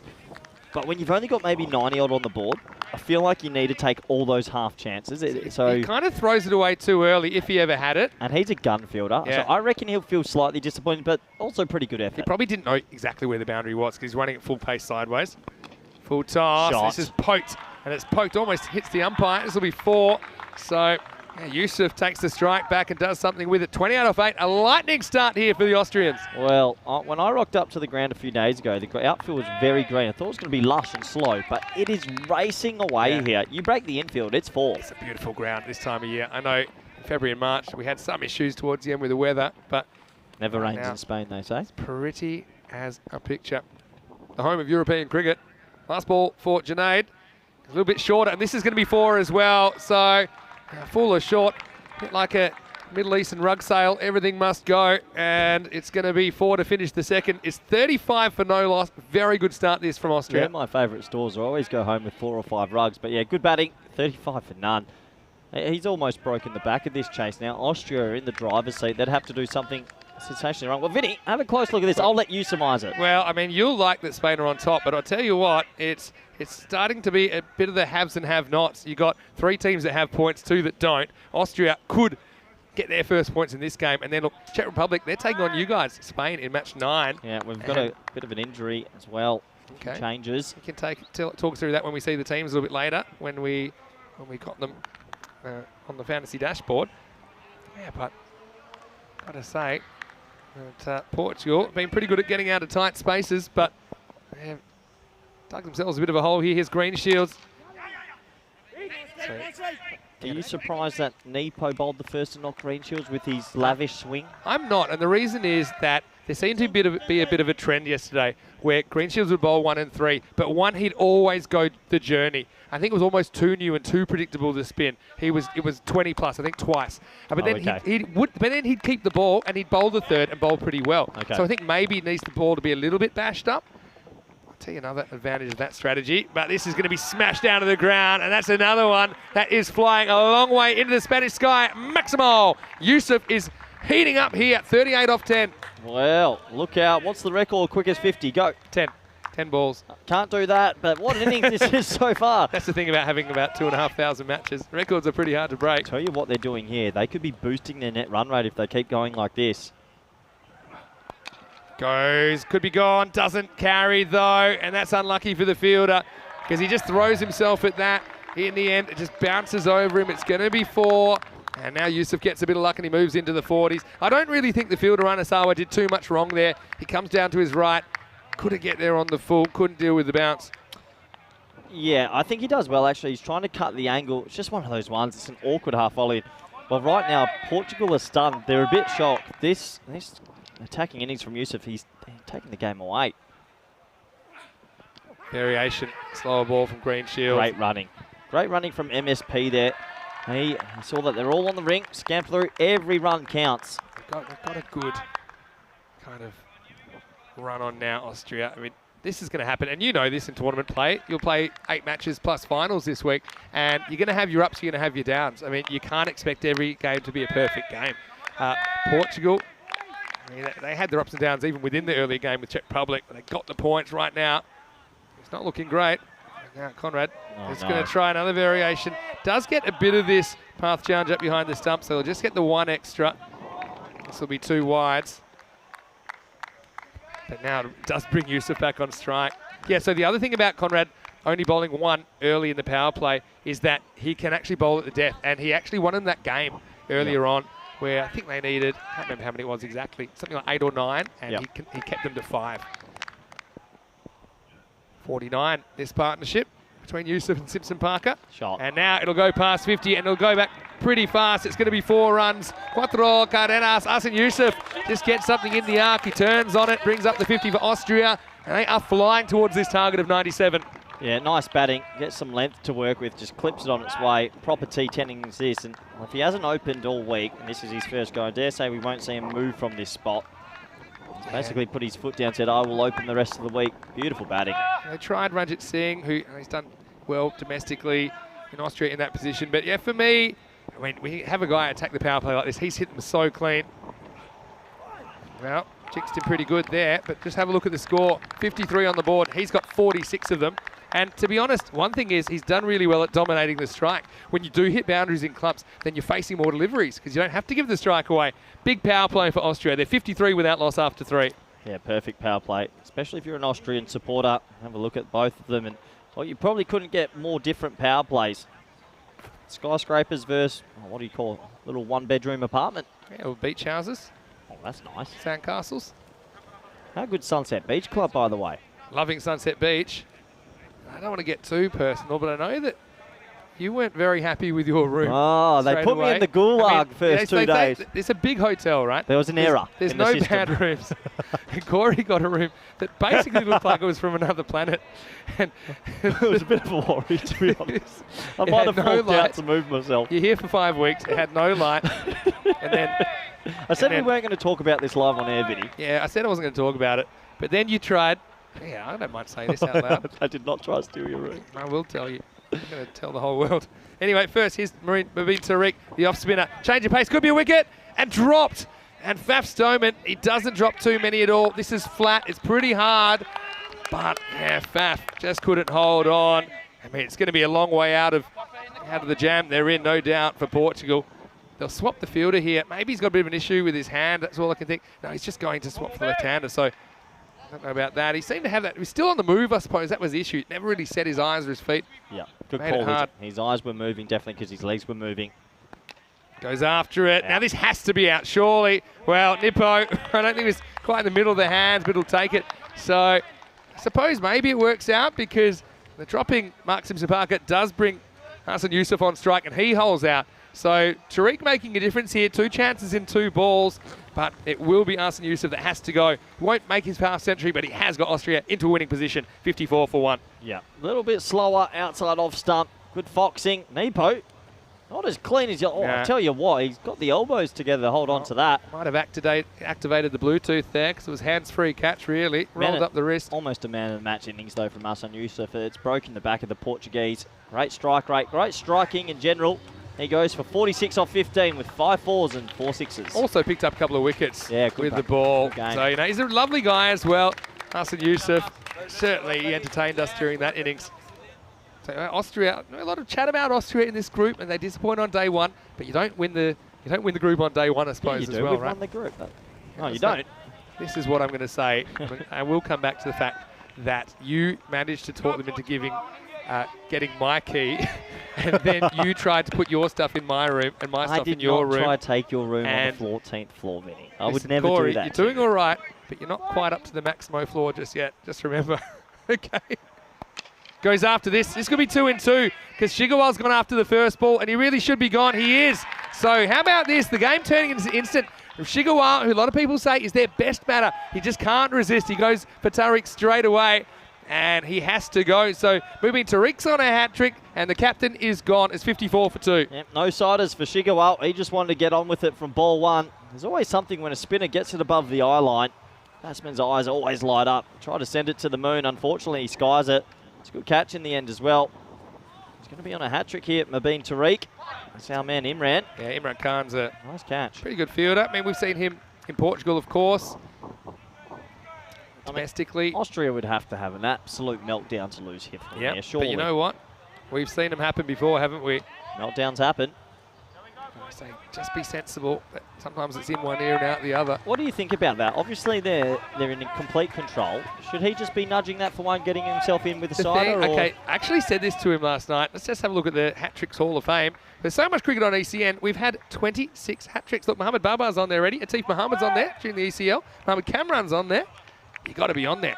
Yeah, you want to If be you're on a that bowler. list. So that's 26 this year. 26 this year. That seems like an extraordinarily high number. Well, the other thing is, we had a drought. We didn't have one for 5 or 6 weeks at the start I of the think the season. whole of Europe had a drought. It's pretty warm. All right, here we go. It's a hat trick ball. And it's just making the batter wait a little bit. But Mubin Tariq, look, credit to him. He's a pretty good player. Basir Khan, who's facing his first ball in the series now. He's facing up. Could this be a game-changing over? And could there even be another wicket or 2 in it? Tosses it up a bit. Basir doesn't get it off the square. Yeah, so we had a bit of a hat-trick drought at the start of the year. It was Adil Diwan Ali of the Austin Exiles that got us going. After that, we've had a few of them. Even a 4 in 4. We had Chintha Danuwan in Rome. We were together for that. And this is going to be one this time. Nippo has to move for it.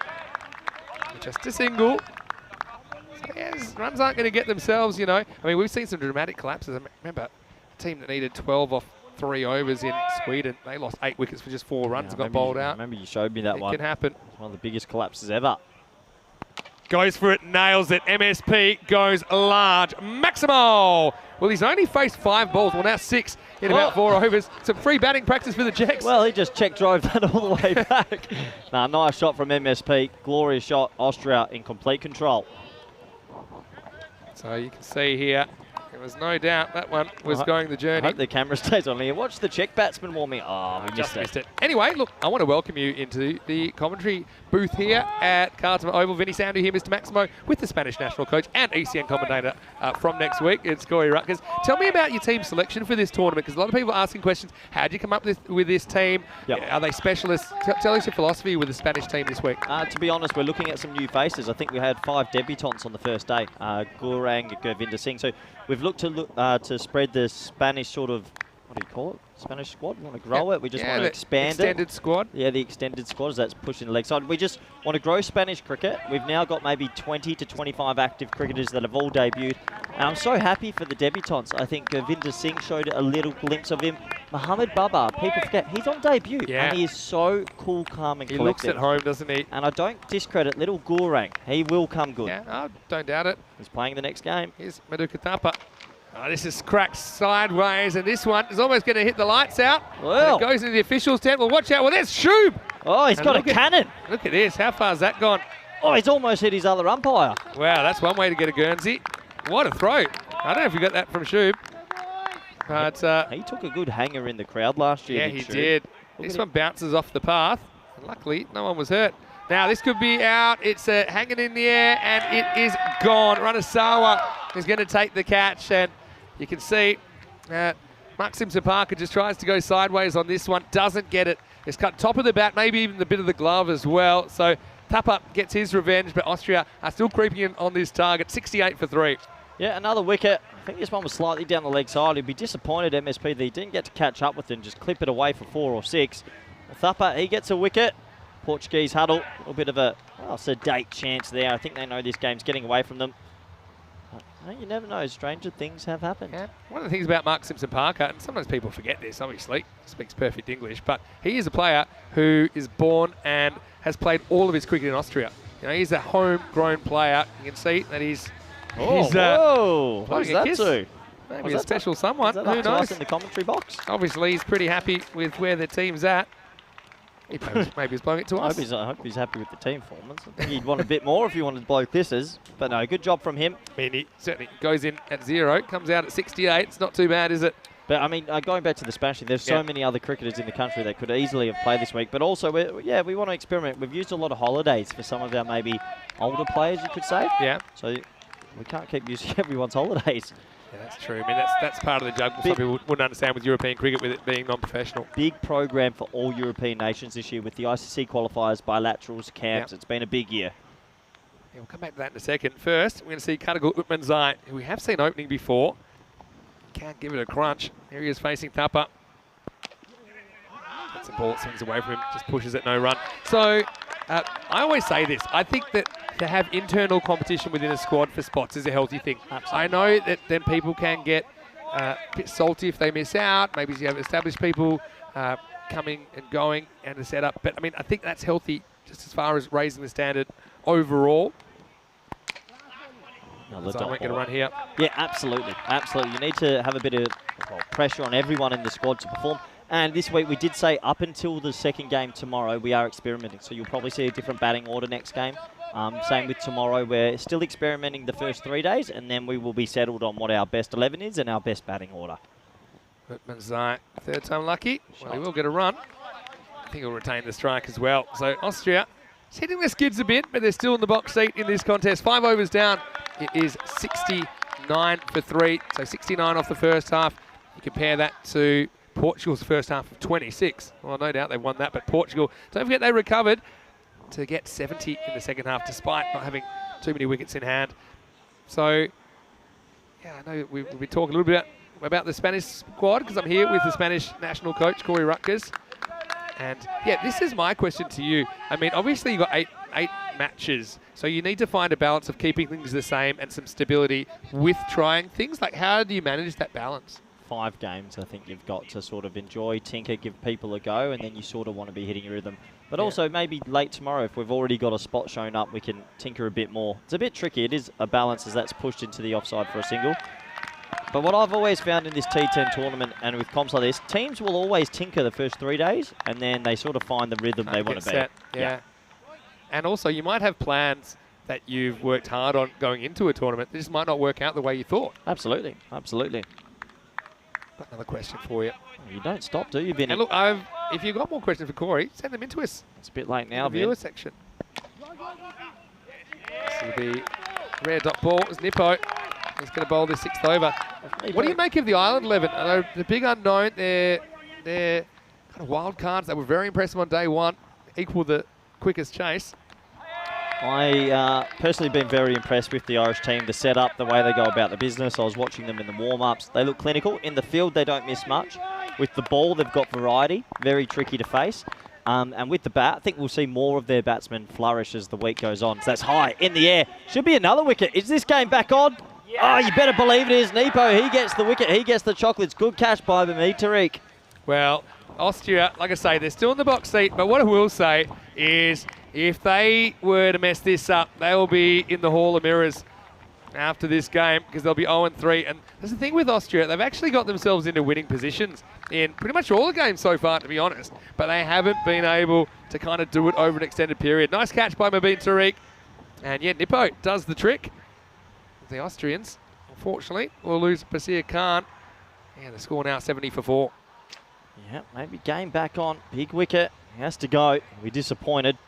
Yeah, I've got to say. But yeah, the Irish have been very impressed. Don't want to get names wrong, but Seamus. Seamus Lynch.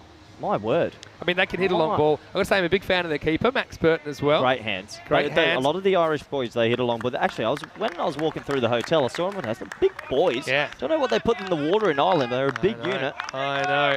But I mean, it's great to have them here. It's their Great first to have them time. involved. I mean, we've got Scotland, Netherlands, sort of more major known nations. Very exciting indeed. Yeah, well, Ireland 11 are the only team this week that are new to the ECC. We'll see 6 new teams across the 4 Wait weeks. till you see the Dutch team next week. There's a couple of players that have just missed out on a World Cup spot, and they're all going to come play.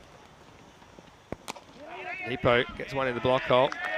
And gets hit back at him. Sikander Hyatt started the game well with a couple of catches. Yeah, so people might not know that ordinarily you live in the Netherlands. Obviously, you played a lot of club cricket in the Netherlands over the last few years.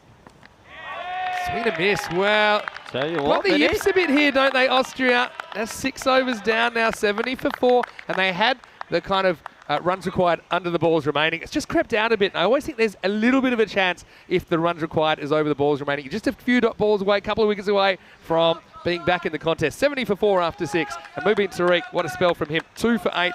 Also, Thapa was good. His over 1 for 8.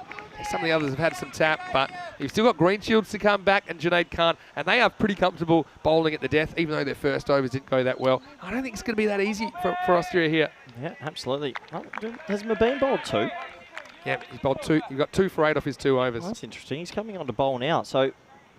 Well, unless this is the last ball of the over, well, find out for you. Well, I think we might have had the wrong graphic. Maybe I looked at that wrong. Well, I don't know. I thought Been you a were long right. day. And Mabin's come in for his 3rd. No, I think we must have. not. I think we must have had the wrong graphic up, Vinny. Oh, he's only bowled the 1 over. I saw the 2 wickets. You scared me. You scared me. I'm scared too. 2 for 8. This is in the air, and it's going to be pretty cleanly hit by Utmanzai. Maximo! Tariq bowled a very good first over, as now we know.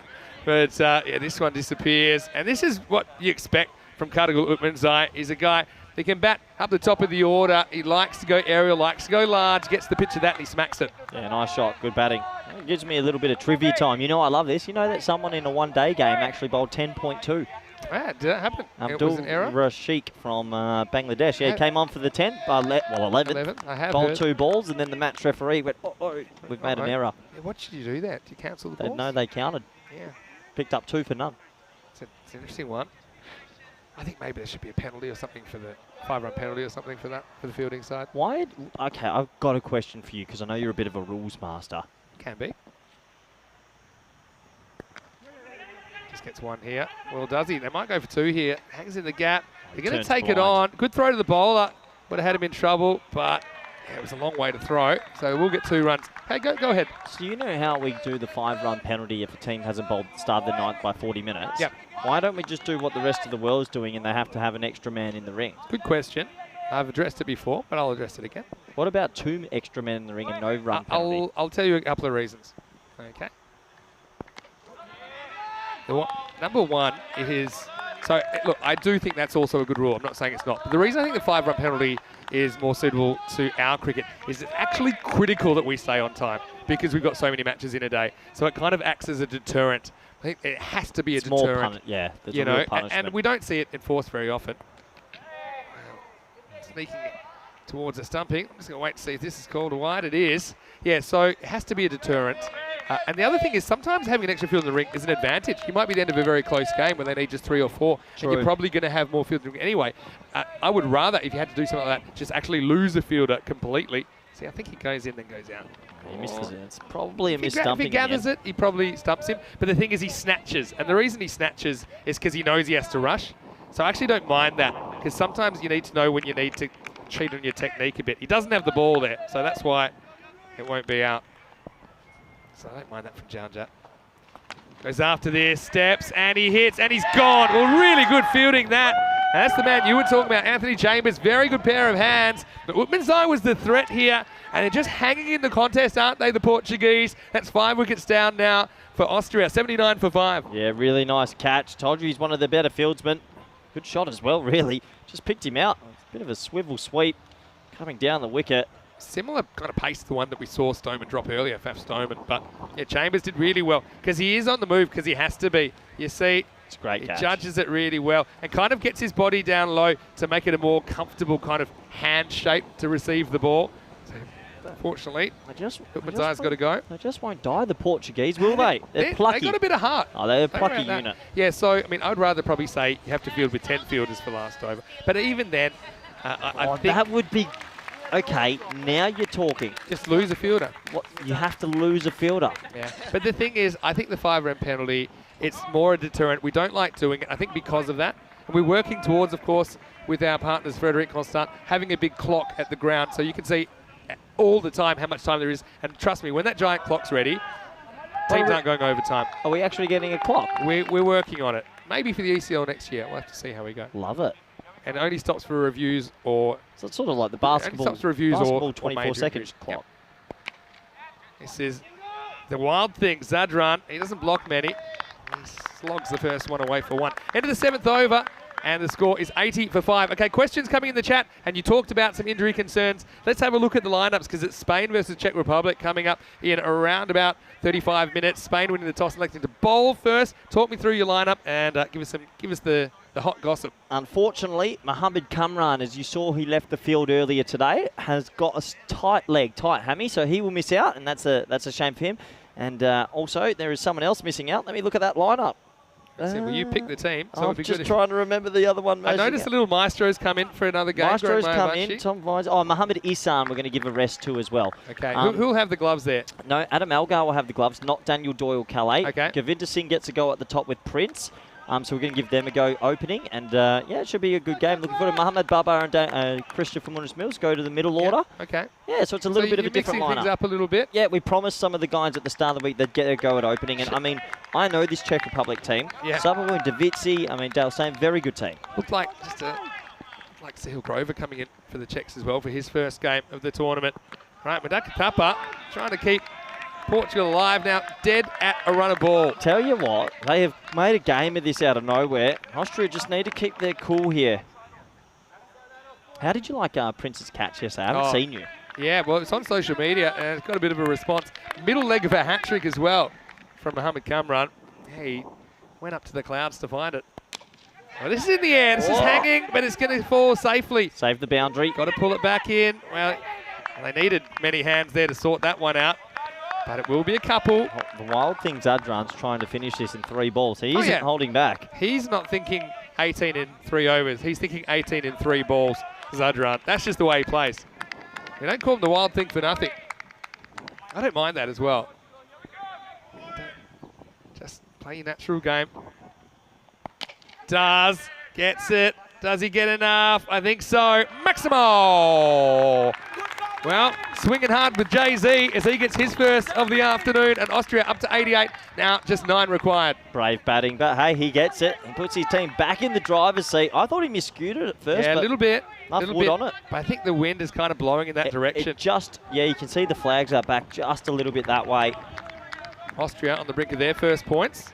Well, this is our only chance we'll have you in the commentary box today. I know you plan to do another couple of games tomorrow night, but I just want to say thanks very much for coming back in to what will be your workplace next week. Well, this one's cracked, and well, I told you, it's as easy as 1, 2, 3. We've seen the 1-2 punch from Zadran. That one was absolutely spanked over cover. Maximo time, and now just 3 more to win. Yeah, gorgeous shot. Gorgeous shot. I think Portugal missed a trick here. In the back of my mind, Conrad Greenshield should have bowled this over to stay in the game, if not get him ahead. In the end, look, it's not the worst ball in the world. That is just brutal. Flat bat hitting. He's powerful. Powerful. But bowls quick as well. You know, really runs in. He's got a good change of pace. I just think he's a player made for this form of the game, Javid Zadran. I think Austria, they're a dark horse. There's something about them. They play this T10 format so much. I love it. I mean, I know we got over them in game day 1, but it wasn't an easy game. They stretched us the whole way. No doubt about it. I think this is the group of death, Vinny. You say so? Here we go. There's 3 to win. Does he finish it? Yep. Yeah, he might, because this is running down. No, Fielder cut it off. Where's he come from? I called the flag early. Came from the stairs, didn't he? Miguel Stoneman. It looks like Austria will get there. They've been the better team. Portugal, not the end of the world, though, for them. It's always disappointing when you finish with a win. But you've got to think about that win they got over Czech Republic. They've beaten them twice by 3 runs. They're really important points for Portugal as far as their week goes. 2 to win now. This one will tie the game. So it'll take us to a 9th over. And the score is 96 for 5. Yeah, so you got to say, Austria, it's never easy when you start a tournament with a couple of downers and you can't string a win together. You go to sleep that night and you're thinking, all right, it'll turn around tomorrow, won't it? And then if this innings, look at that worm, if that innings where those wicket fell had just kind of gone off the rails, then Austria wouldn't have been in a good place if they had lost this game. But the wee Conrad, he needs to somehow manufacture 12 dot balls in a row. A good learning curve for Conrad. I know he's the captain, a good friend of mine, but he cannot not bowl his overs out here. Like they're going to lose this game. Yeah. He had to bowl that 7. I suppose the thing is he probably wanted to bowl the 9th. I know. But now he's their best bowler. Maduka Thapa had bowled a pretty good first over as well. So I wish he had the confidence in him to do it. Well, here come the cavalry. They're all in the ring. Yep, they're all in the ring. Any score wins it for the Austrians. And this will do it. It'll be a boundary down the ground to finish off. Hyatt dots the I's and cross the T's. And Austria will finish winners in this one. And they'll do it with 11 balls to spare. And yeah, you got to say, Austria, they had a little bit of a little speed hump in the middle of that innings, but they'll be really happy to get on the board. And don't forget, we'll see the Austrians later on. They've got a big test coming up in the last game of the day, because it will be Ireland 11 versus Austria in the night match tonight. So I know that'll give them a lot of confidence going into that. So Austria will go into that game with a win. Ireland 11 will go in with a loss after this game. And look, as the Austrians walk off the field, I think they'll be pretty satisfied. They'll be feeling better about themselves. Corey, I want to say a big thank you to you as well. Stay with us for the highlights. It's been great to have you in the commentary box as our guest here, I suppose. Of course, you're part of the furniture here at ECN. Let's go to the highlights. And really, you got to say how important now is the innings of Arsene Youssef. He really got them off to a fast start. And I think for their week, it's cracked the code a little bit. I expect him to open a lot more. Really class hitting. He took down Nepo in the first over and he got them so far ahead of the game. It was always going to be hard for Portugal to bring back. This was a really good stop, we think, for 6, maybe half a chance. A bit of touchy-feely from the Austrian opening pair. Well, they had a good partnership. You see that Portugal just wasn't their innings, was it? I mean, I suppose when you look at it, it's Portugal that don't put enough runs on the board in the first place. I don't think double digits wins you too many games. Well, I'm sure we'll see it at some point in this ECC. But I do like the approach from the Austrians, of course. It works every time but one. And that was a nice catch that was taken there by Imran Khan. But again, Austrians, they use their kind of fairly long batting order. They've got people down the order now, like Goodmanzai, who we know can open. And they're very, very capable with the bat. And in the end, despite that kind of wobble in the middle, they get there. Well, MSP sending a little message there. One of the heartthrobs of European cricket, no doubt about that. But he's letting his bat do the talking most of the time. And this is what we talked about, though. This is where it looked like it might be going off the rails for Austria. Yeah, look, they just got a little bit ahead of themselves, but they play one way, and when you play one way, you got to back it in. This was a really, really good catch from Anthony Chambers, making ground to his left. A little bit of a fist pump there, because it brought Portugal back into this game. I mean, they fielded pretty well, just not enough runs on the board, really. And this dangerous Austrian batting lineup, just flat batting everything for 6. And in the end, they were the better of the two teams and did deserve to get up. Yeah, I think there's no doubt about that. And Javid Zadran, I mean, there's just some players I love watching play, and he's one of them. Whatever he does it full pace. And this is what's coming up. And it is Spain taking on Czech Republic. Spain now the only team that are undefeated in Group A. Let's see if it stays that way against the Czech Republic team, who I'm sure are determined to get some points on the board, especially with Austria winning that game. And look, you're going to have to dodge a few here, Corey, if you get over the line. Davitsi, of course, he's very talented. Dylan Stein, technically a very good batter, but hasn't really shown what he can do so far. Bhuyan was on fire this morning, and Venkateswamy, the top 4. You got the tank, Riddick Tomar, coming in at 5, Ramakrishnan 6. So look, they've got plenty of guys that can bat. I noticed Sahil Grover coming into the lineup, but I mean, I'm sure you're going to give those guys a really big test. Let's have a look at the final scorecard here, and they were chasing that total of 97 for victory, and Austria did get home with 11 balls to spare. Arsene Yusuf 46 off 15. He missed out in his half century, but didn't miss the mark too much. It was a very, very solid innings from a player that I think we'll see staying at the top of the order. But then you can see that in the end they would get there thanks to their middle order after a bit of a wobble. 3 for 18 Tariq, pretty good figures from him. I don't think he did too much wrong. Tapa had a good first over. They got after him a little bit in the second, and no one else really able to stop the bleeding. I think Nippo bowled okay, probably better than his figures suggest. 1 for 21. Well, once again, it's been great to give Rico a bit of a break, because it's been a long program so far from us, and we're looking forward to this man in the commentary box from us from Saturday. Actually, Yep. you'll be part of our commentary team properly. Weekend. Yeah. We've got weekend games as well now, that's true. It'll be on our YouTube channel, Eastern European Cricket Network, and of course on Fangood India. They're the domestic games. But yeah, Corey, best of luck for the next game. Thank you for taking time out of your busy day. It's been great. I've missed you, Vinny. Again, I've missed you. It's these kind of characters that make European cricket. I know you're one of them. Hopefully you can join us, because we're just a short period of time away from the 4th match of the day. It's the twilight game, we call it. Yep. And the lights will probably be turned on at some point during the game. It's Spain versus Czech Republic. When we return, Rico will be back. But for now, it's Vinny Sandu here, Mr. Maximo, and Corey Ruckers for ECN. We'll see you shortly for more Dream 11 European Cricket Championship.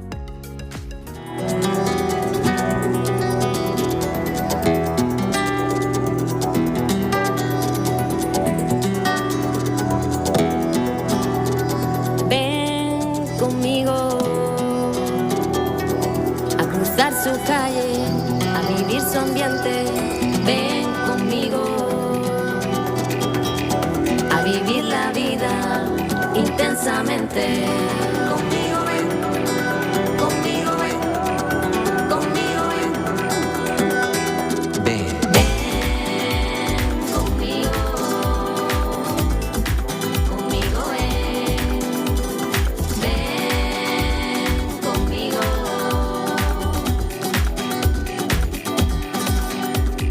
Ven conmigo a hablar con la gente, conocer su calle, disfrutar su ambiente, a mirar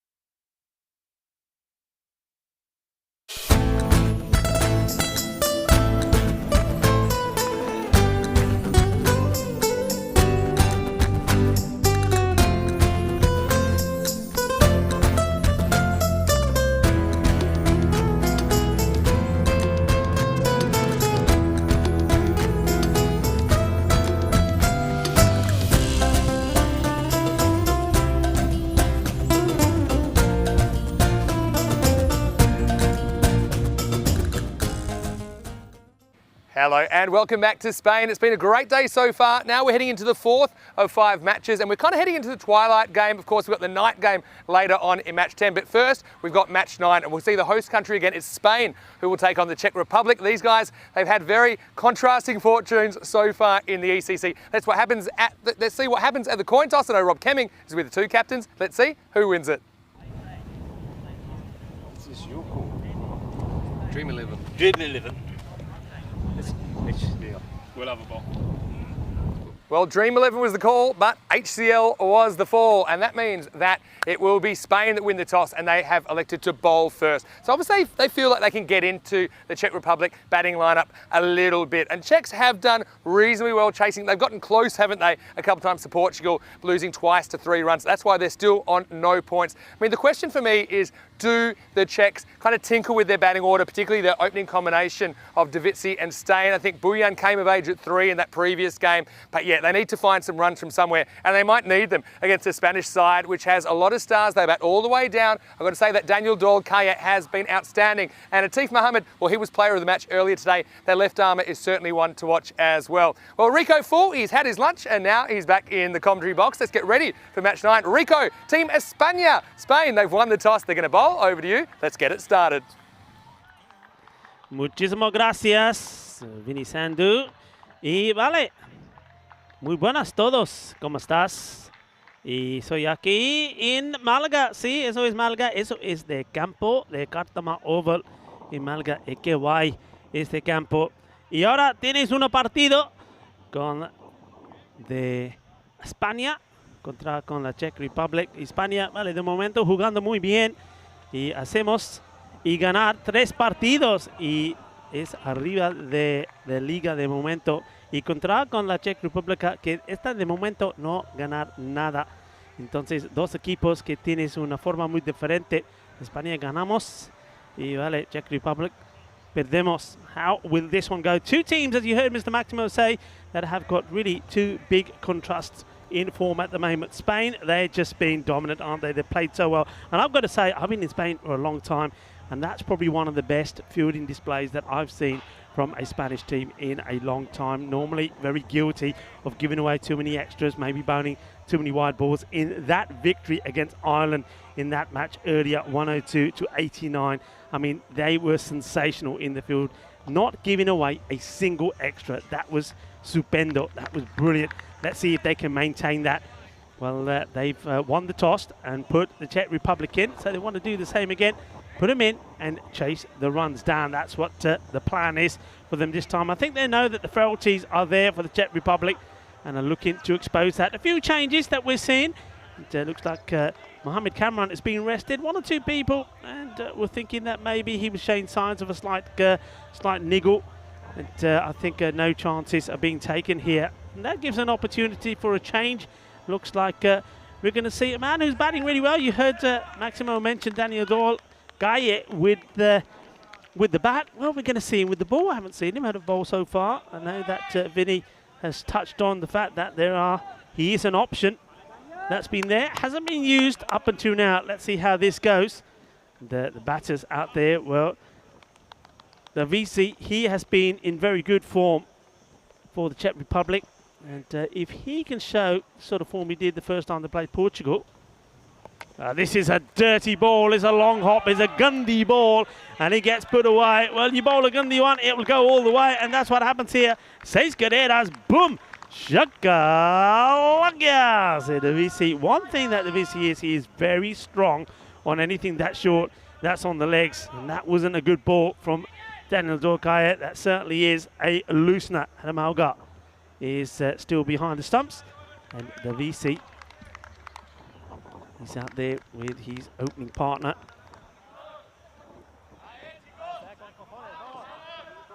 And that's the captain, Dylan Stein. Oh, he needs to put that behind him. Not a good start. Spain looking to maintain this 100% record. 2 points clear at the moment of Ireland and Portugal, who lost that last game. So Portugal have played now a game more, but on the same points. So this is a good opportunity. Oh, well, that's not good at all. That is not good. And just when I was commenting on just how good Spain had been in the last match, particularly in the field. Well, we see a shocking bit of fielding there from a man who was, well, he was brilliant out on the leg side, wasn't he? Gurvinder Bajwa, but look, he's looking to attack this one. And it goes to the boundary, and now, well, this one is a bit of full toss, a chance, a diving effort from Tom Vine. He gets a hand to this. Well, first of all, I don't see the height on this. I mean, how high was it? I know it was a slow delivery, but still. Well, Tom Vine diving, outstretched hand, gets a hand to it, but not able to hold on to it. Here's the height on it. Yeah, that for me has to be called. That has to be called for me. I mean, he's in the air as well when he plays it. But, no, it's not been called by the umpires. Umpires out there, Shubh Navjot Singh is at square leg. And Suleiman Sahi, the Italian stallion, at the bowler's end. Down the leg side once more, but this time straight to the fielder. They decide not to run. No mistakes from Mohamed Babar. Makes the stop, keeps the ball in front of him.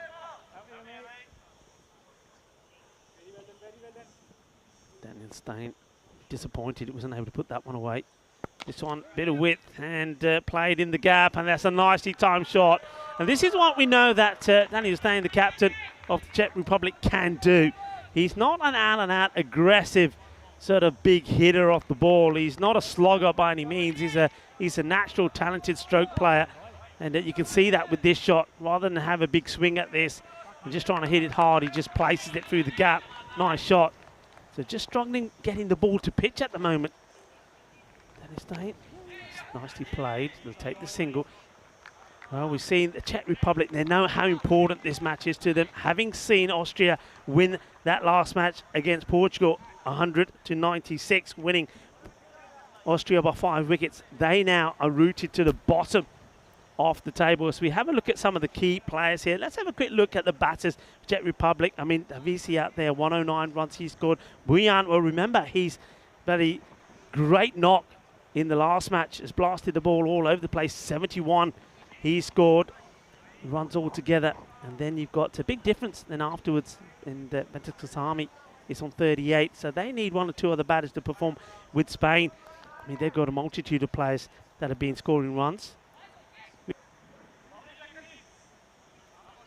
So, first over's complete, 16. It was an expensive one, so you can see the difference already. Mohamed Kamran not playing.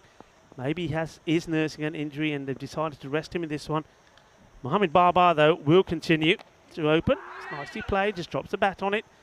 Well attacked by Asjad Butt, charging in. Yeah, just have an opportunity to look at the other side of the coin here at some of the top performers in the Spanish side. And you can see there that Daniel Kaye, 102 runs to his name. Mohamed Babar, he hasn't scored a big score, but he's been consistent. And the captain, Christian Munoz Mills, there as well. With the ball, Atif Mohammed has been quite instrumental. This is guided down into the third man area. They'll take the single. Prince Daman also comes into the side for Spain here. What a catch he took yesterday, the Jalebi catch, which is going viral on the social media. Atif Mahmood will play a big part with the ball in this one as well as Tom Vine. Other options, there are options there. I mean, Asjad Butt can also turn his arm over. This one, a similar shot. A bit more work to be done here by the little maestro. And he's another option. It's nice to see Gurang Marvanishi having another opportunity. It's a very talented young player. He's really developed quickly here in Spain.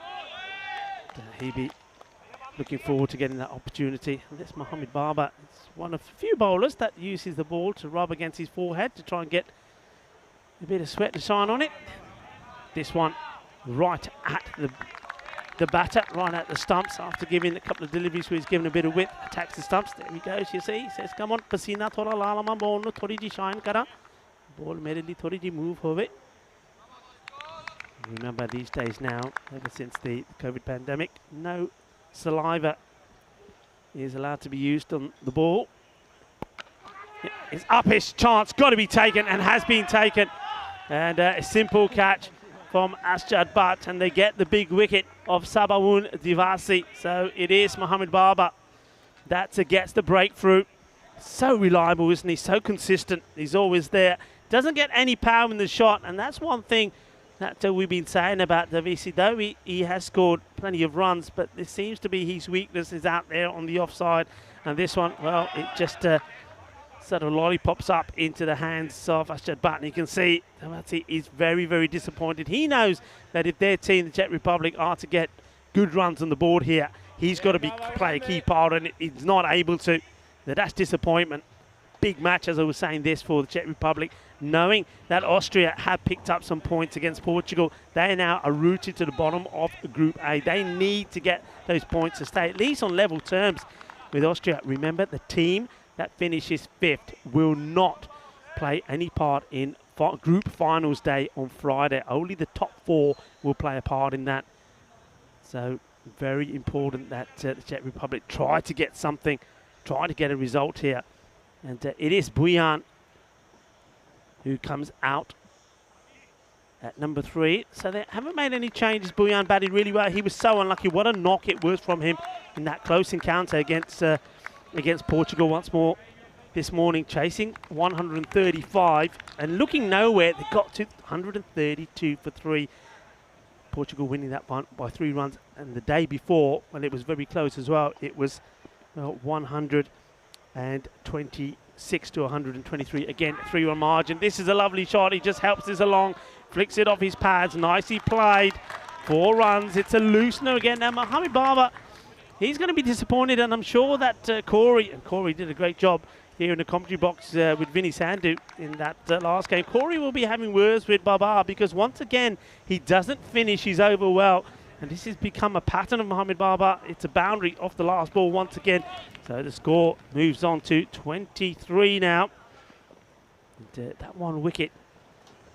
And, this is the important thing. Got to remain positive as we have a look at that standings. And while I leave you to look at those standings, it's a great time to welcome back Mr. Maximo into the Dream Box. Yeah, it's good to be back. And it's a good table if you're a Spanish supporter, isn't it? Because they're 2 points clear. They can actually go 4 points clear if they win this game, Rico. And they certainly have made a good start. I know probably a par run rate of 11.5 in the first 2, but they do have the big wicket, don't they, of Sabadovitsi. And now Stain has to try and put the pieces back together. But he is joined by Sazi Bujan, and how good was he this morning? He was sensational. He almost pulled off a great victory, didn't he? Another guy that's had a good day is Atif, and he's bowling now. Nice pick up, yeah, Atif. Was the player of the match in that sensational victory by Spain over Ireland, 102 to 89, winning by 13 runs. Didn't he bowl well? 2 for 11. It was a pick between him and Daniel Dolkaya, made 32 of 17, who would be the player of the match. Yeah. And I think the right decision was made. I think the way he contained the Irish batters and the times that he bowled was critical, wasn't it? Both valuable contributions, but I suppose that Atif did it when the game was on the line. Here he is, Mona Bujan. Good contest. This is well hit, and this will go all the way. Boom! Shaka Lagia manos arriba, arbitro, porque eso es 6 carreras. Arriba, arriba, arriba, arriba. Well, round 1, Sazib. A bit of length on this. He goes sideways. This one jumps up for a drink at the bar. And Maximo time. You can see it checks. Only team now without points here in Group A. They know they're in jeopardy. They just need to get something going. You can see there, Shoas Farhad, he bowled really well earlier today as well. They've had some good individual contributions. They haven't quite strung it together yet. But Bujan, he's off to the races, isn't he? He's gone 4 and 6. He's still got 4 balls to play with from Atif Mohammed. Swing and a miss. Better areas, better line. Hey, listen, how happy was Corey then? Was he? Was he glowing? He was pretty perky. He was pretty perky, I'll tell you that much. But he was literally glowing because, of course, he has to get outside in the sun and actually do warm-ups and things like that. So yeah, he was radiating heat. But yeah, he was happy. He also said some very interesting things. I asked him what he thought about the Irish team so far. He was really impressed with their bowling, their variety, and the way that they picked up the game so quickly. I think, I asked him as well about his tactics. He basically had an all-pace attack to the Ireland 11. Yeah. And normally he likes a lot of variety, left arm spin, right arm spin. But I was asking about that. Also, was asking him a little bit about the team selection process, what his criteria was. And I think he said that he was just trying to expand the elite player list, if you like, in Spain as well. And they have been picking up. Yeah, look, one thing, I mean, a few you plays had from an here and there. opportunity to speak with Corey, and I had the opportunity to have a chat with Christian Muniz, who's obviously the captain of Spain, and we had a little chat about the way the team have performed so far, his performance, the performance of some of the individuals like Mohamed Barbar, like Daniel Dolkai as well. Of course, he's very happy. We talked a little bit about the changes that have been made to the team from this year to last year, and you know, he said, yeah, last year was about learning the format. Now they know the format. And, of course, the format's been played in Spain a fair bit. They played it in Alfaz. They played it in Barcelona. So they know. They might have played more matches here than almost anywhere. I think you're probably on right. ECN. But what the thing is, though, it's picking up these players on the radar, seeing them, picking them up. I mean, you mentioned quite rightly, Spain is a massive country. Yeah. And a lot of the times, teams are travelling up to 4 or 5 hours to get from one place to another to play cricket. There's a huge network of cricket in Barcelona. So having the ECS being played, the European Cricket Series, meant that these players came on the grid. They were seen. Yeah. So the coaches travelled, they saw them, they had training camps, and all of a sudden, I think the face of cricket has changed in Spain. Not just in Spain, I think across Europe.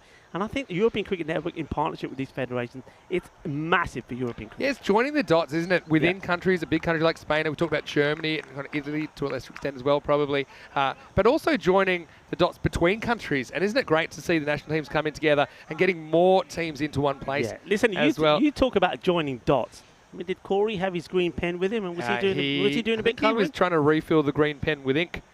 And we talked a little about that, and he said I asked him actually what kind of proportion of green dots you're looking for in an innings, and he said, I want 50 out of 60. So that's basically 5 balls and over. You should be attacking. You can get away with 1, but not too many more.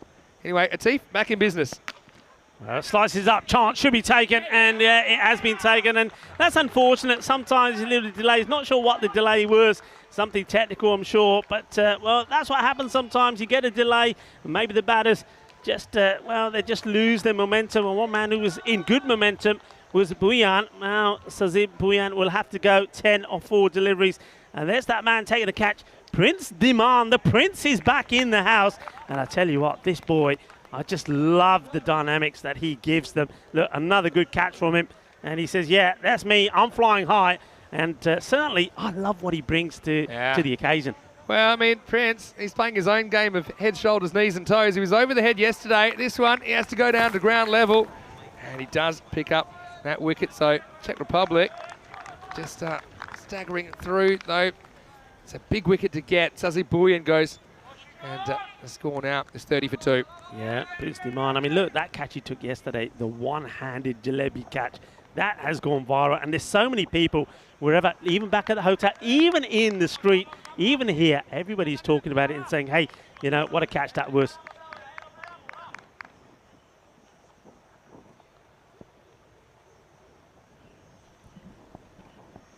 So here we go.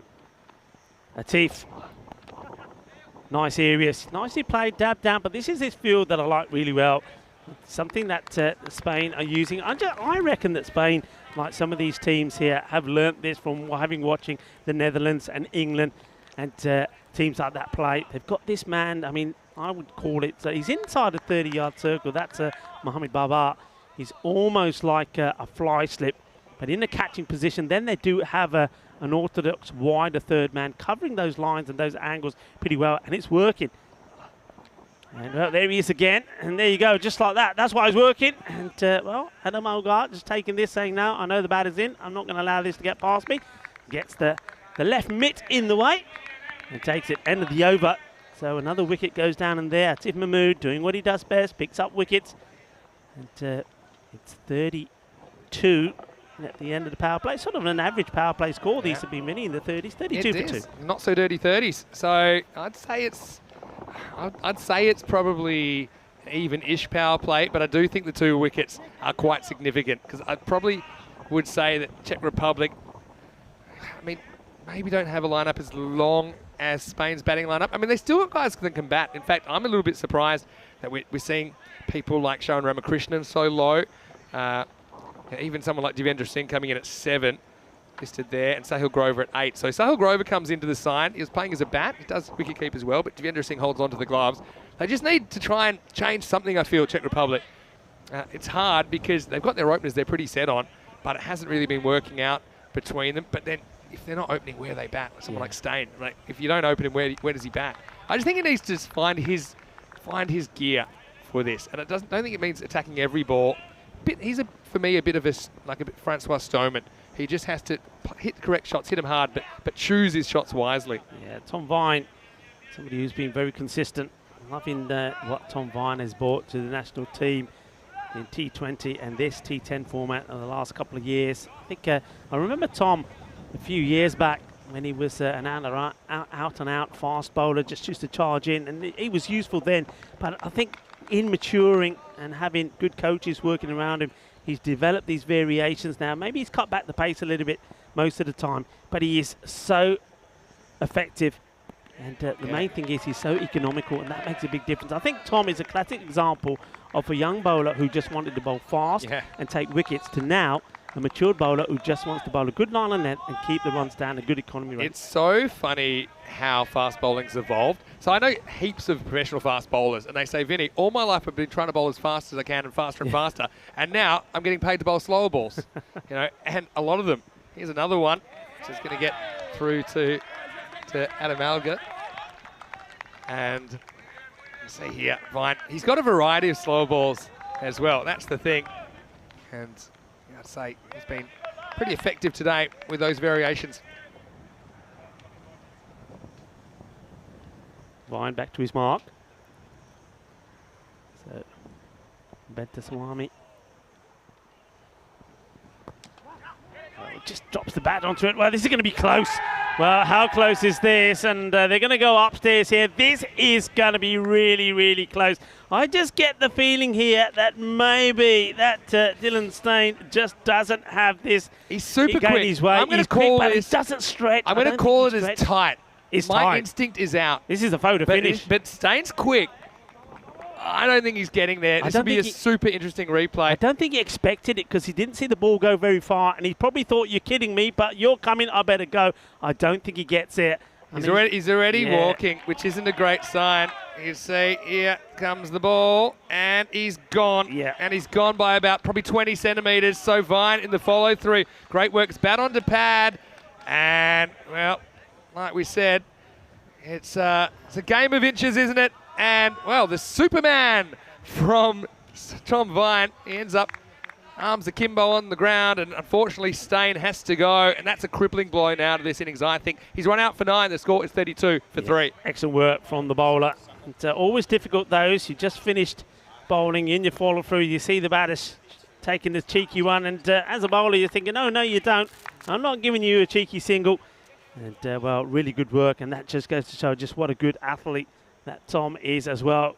So another one. Look, that's the other thing, though, about the Czech Republic. I think if you look at the record so far, at the number of run-outs, there's been too many.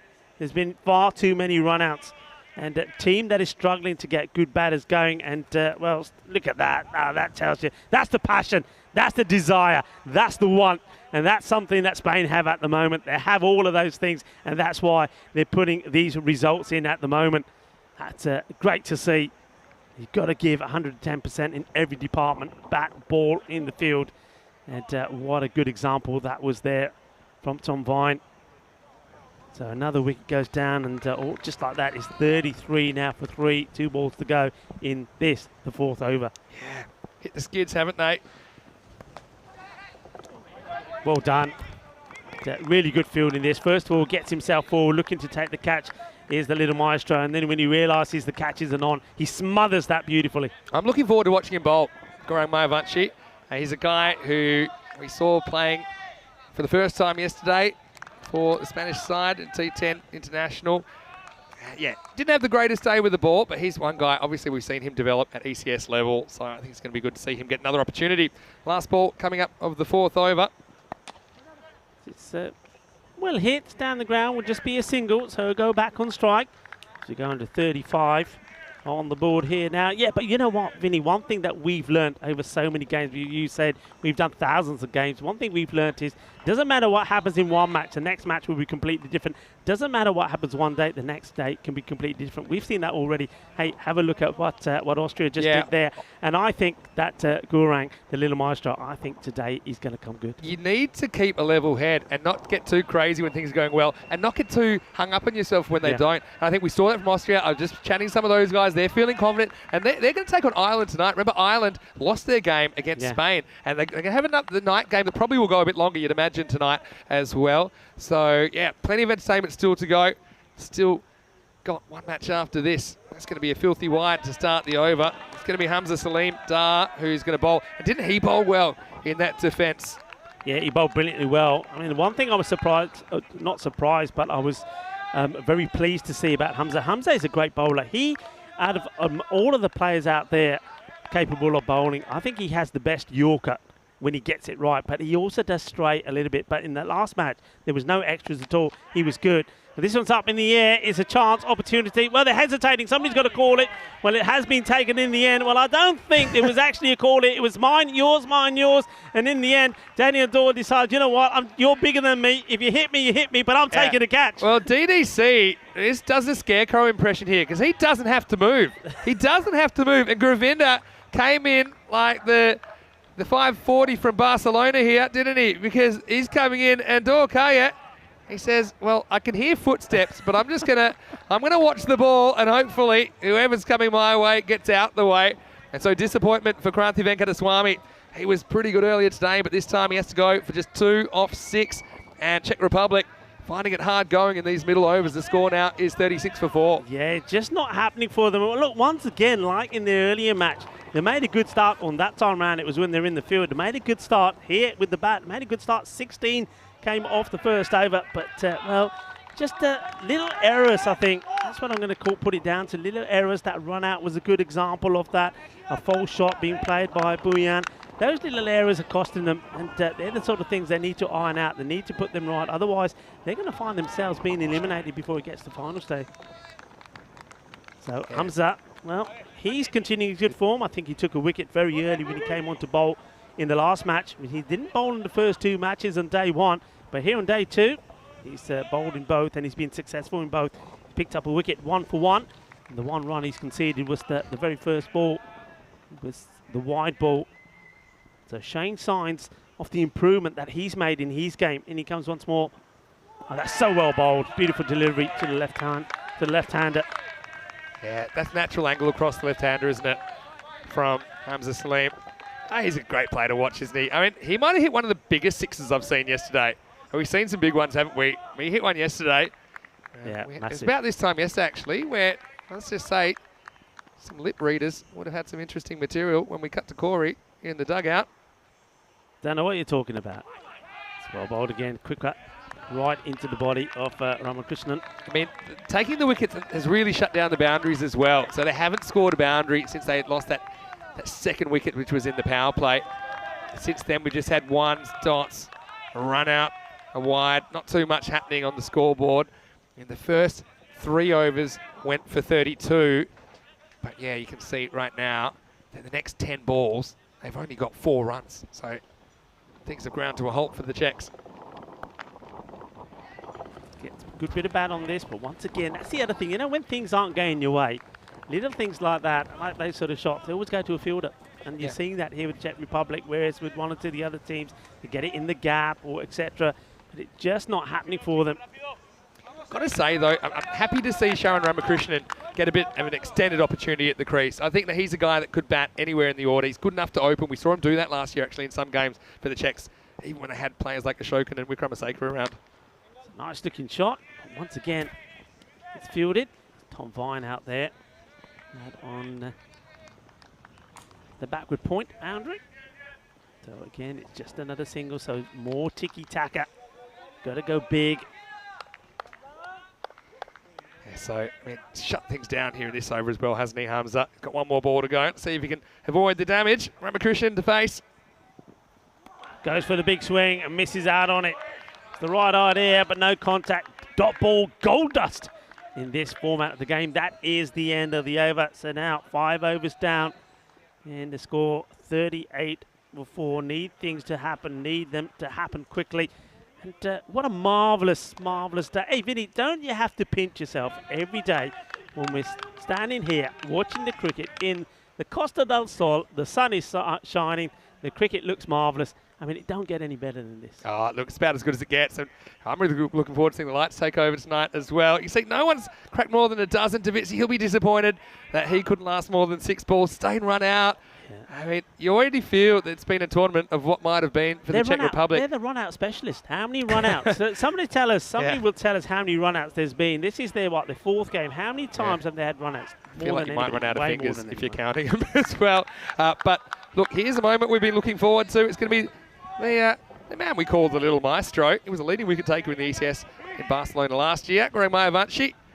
And his guy's not afraid to toss it up a little bit. Let's see if the tank wants to go after him. It's Tomar on strike. Starts a little bit short, gets away with it. Mayavanshi. I think this is a good mood. I think the way the score is at the moment, 38 at the halfway point, you bowl him now. If it doesn't work, you've still got plenty of other bowlers to come back. You've also got Prince Diman out there that can bowl. It's a tight one on the wide, but little maestro being so popular gets away with it. This one, I want to see this again. There's a lot of movement here, Vinny. This one really rips. Yeah, he gets a lot on it. That's the thing. First, I just want to have a look at this because you can see it's beating the bat for pace. No worries, foot's down there, but yeah, he really does put a bit on the ball. Just have a look at this one. He's getting good bounce as well. Look at that movement. Tough to decide what shot to play. You can either go with the movement, go over cover. That's probably the percentages, but Tomar tries to hack across the line and misses out. That could have gone very wrong. Could have gone straight up in the air. Good start from the little maestro. This one, he gives it some flight, and he's not afraid to do that. We've seen him do that plenty of times. In fact, the first time that we saw him, coming up to 2 years ago in Barcelona, that was what he wasn't afraid to do. He may have got it clobbered for 1 or 2 boundaries, but he was persistent, he was clever, and he picks up wickets. And let's see if he can do the same here. That's what he's trying to do. Just changing things up slightly here now to the left-hander. Wants to come round the wicket. Yeah, so yeah, I don't mind this tactic as well. Left-hander to left-hander here. Short. But not able to find the boundary once again. It's just a tame shot back straight. That's a variation as well. It's kind of I suppose the flatter one. But the question with Gaurang is, okay, can he get away with bowling the pacey bowls at international level? Because he is pretty slow through the air. Bit more power in this one. Is it going to beat the field? I think it will. So finally, they do get a boundary. It's a big gap out there, and I think they're wanting the batters to take it on just a little bit too short here. And that's a nice shot from Ritik Tomar. He gets a boundary, gets himself into double figures here now, but they need a few more of these because they know that this Spanish batting lineup is very strong. Yeah, for sure. I mean, that one was good placement. And look, both these guys can bat, no doubt about it. And we've got about 4 overs left, still 6 wickets in hand. They need a partnership here, the Czech Republic. Bat onto this. He hits a wide here. Yeah, this one would have been a wide. This is also a skill. So he didn't get the call earlier in the over, so he goes after this. And he does get a single for it, though, Tomar. He'll be on strike. 6 overs down, Czech Republic trying to fight back. It's not going to be easy. It's going to be a steep climb out of where they're at the moment. 45 for 4. 45 for 4. Welcome to everybody, wherever you're tuning in from. You are, of course, our global cricket family. Thank you for tuning in. You are watching the Euros of cricket. This is the Dream11 European Cricket Championship coming to you live from Spain. That's right. You're watching and seeing us in the Spanish sunshine, the Costa del Sol. And we've already seen plenty of sun and plenty of sun, sea, sand, and sexy cricket. That's what it's all about here. The Euros is a fiesta, a carnival, fiesta de cricket aquí en España. Y bienvenido todos. Bienvenido mundo. Bienvenido nosotros familia. Back to the cricket. Change in the department. Here comes Hamza, steaming it again for over number 7. Just plays this, takes a single, and well,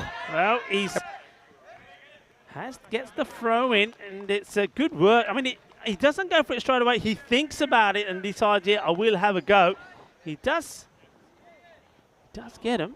And looks like they might be going upstairs on this one. Let's just have a look at this. I mean, there was a slight hesitation. And very, very close, but only just. I think if he doesn't hesitate, if he goes straight away, I think he would have had it. Yeah, he was thinking about if it was sensible to throw. Probably worth taking a second to do that. But anyway, it's a tight one. They get away with it. Just plays his way again. You see this? I mean, it's a run, but there's not, the aggression isn't quite there, is it? I mean, he just plays this one down. I like to see the batter's just trying to get a little bit more oomph in the shot, just being a bit more attacking. That's what they need here right now.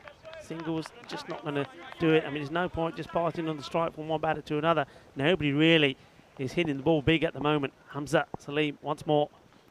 Short, quick, gets an edge surely. Yeah, it's got to go.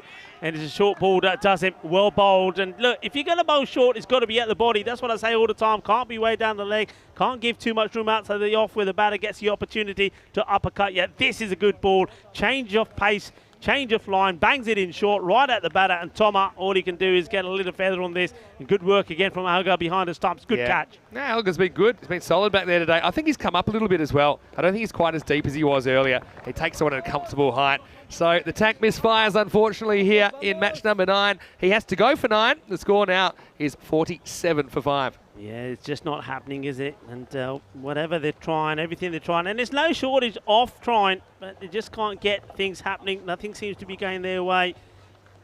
And pressure has been applied on them on many teams. I mean, you've got to feel for them a little bit. Those two matches, Vinny, against Portugal, I mean, how close can you get? 126 to 123. Then this morning, 135 to 132. They never looked in it. And then thanks to the VC's 32 of 22 and also Bouillan's 52 of 17. 50 came off 14 deliveries from Bouillan. They got so close, but then needing 9 of the last. It was Conrad Greenshields that defended it. Good ball, good movement, nicely bowled, and no real foot movement from the batter. Not able to get anywhere near this. Grover is the new batter that comes in. First we've seen of Sahil Grover in the series. He does pretty good job with the gloves if required. I think Divinder Singh will hold the gloves in this game, but let's see if he can do something with the bat. Well, this one will be called a wide. But once again, lack of movement, lack of foot movement from Grover. And that's something that may encourage Hamza. Probably thinking, okay, if you're not going to move your feet, maybe if I just get this one in the right areas, it's an opportunity for either the keeper, Algar, or maybe the man who's on in sort of that third man area inside the circle, Babar, to take the catch. Hit really well, and he gets it in the gap. Nice shot. That's what they need. Plenty more of that. 4 more runs. That man is very straight. That's one thing that Spain does. That's Christian Munoz, the captain. He's very straight out there. Yeah. It's a tactic that works for them, but it does mean that there is always an opportunity to get one through. Yeah, well, that's it. I mean, what it does, it kind of throws your angles off as a batter, because you're normally taught straight is safe. Yeah. But I suppose what does mean is there are gaps in other places. Short. And, well, he hooks this. It's not convincing, but he gets a fair bit on it. It does get a single. Yeah, I guess the issue with the Czechs is when they've lost wickets, they found it hard to keep the scoring going. 7 overs down, and the score is 53 for 5. Looking ahead, of course, we're in Cartama for 5 weeks here. But if you just joined us, well, the good news is we've got cricket 45 weeks of the year at the moment, Rico. In fact, we'll have 8 more weeks at the end of our Cartama adventure, starting with a week series in Croatia. We'll be in Zagreb for the first time, you know. Then we'll be in Malta from the 24th of October. Then we'll finish with 5 weeks in Barcelona. Great way to bookend the couple of years we've had here, because we started with 5 weeks in Barcelona at the start of 2021. That's the first time we worked together, actually. Yep. And we'll finish with 5 weeks. In fact, we're going to finish on a Super Sunday. The grand final day of the Fangirl European Cricket Series there in Spain will be on Sunday, the 11th of December. All right, here's Little Maestro back for over number 8. Yeah, this one will be called a wide. Yeah. Too short as well.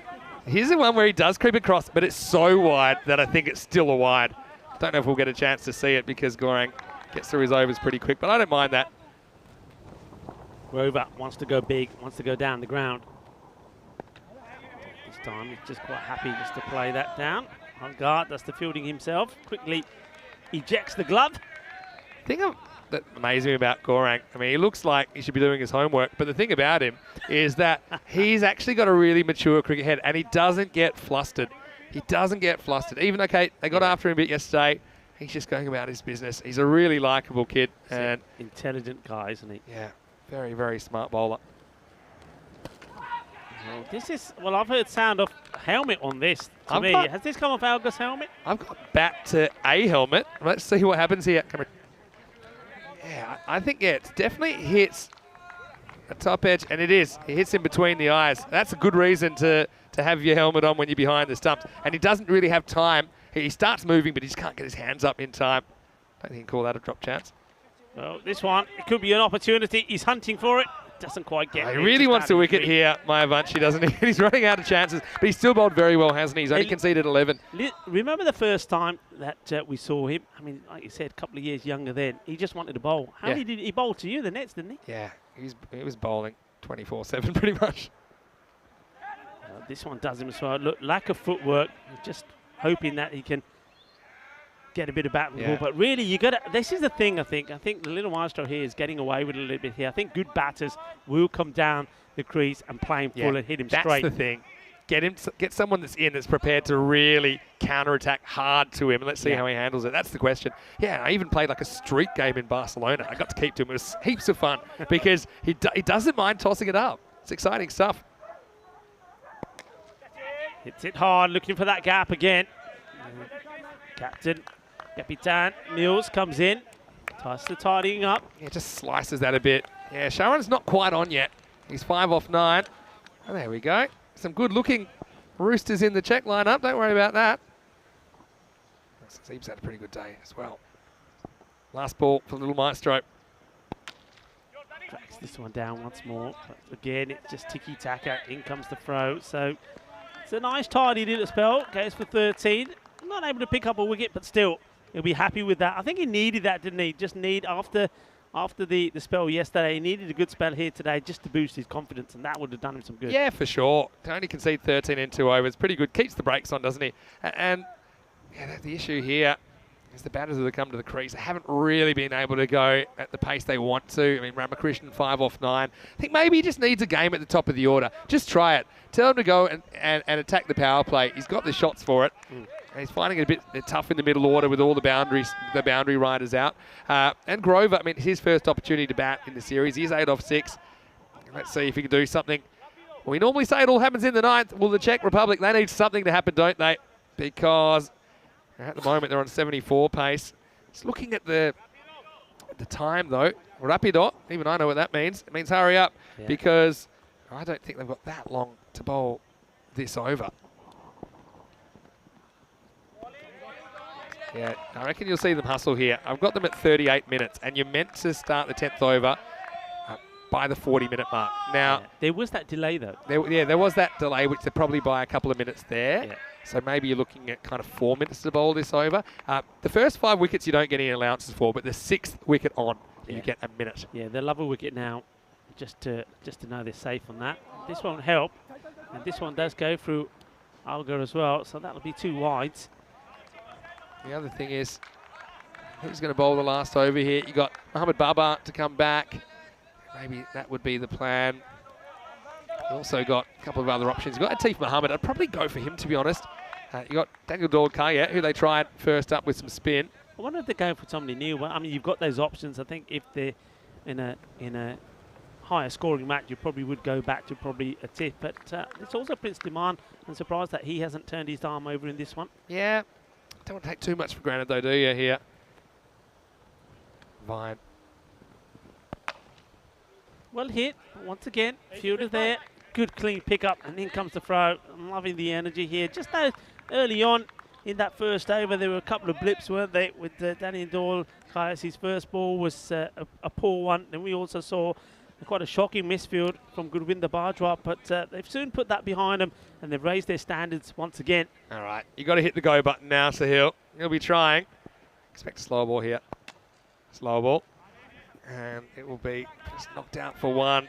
But yeah, there's just, I mean, it's easier said than done. I think Spain, remember, they were able to shut the Ireland 11 down in this kind of circumstance as well, where they got into the middle order and they just didn't allow boundaries. They seemed to have the fielders in the right spot. We saw lots of singles. I mean, you go back, out of the power play, we've only seen 2 4s in 5.5 overs. Yeah. That shows you they're having a lot of trouble finding the boundary.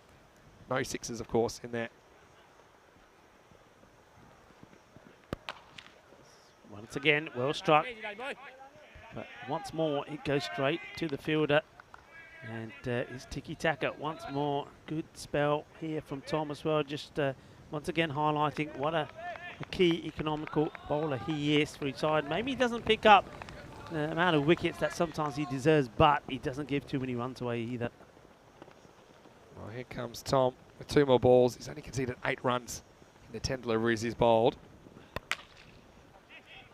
I think that's the difference. I think I touched on this before, and it's very similar. Actually, this could be very similar to when we saw Spain playing Ireland. The Irish batters, they were playing similar types of shots, just weren't able to go aerial, weren't able to get underneath the ball and go over the top. Yeah, that's right. I mean, I just think it's a confidence thing as well. When you get on a bit of a heater and you start hitting sixes, you feel like you've got that power. It just feels like they're trying to hit a medicine ball out of the ground at the moment, I think.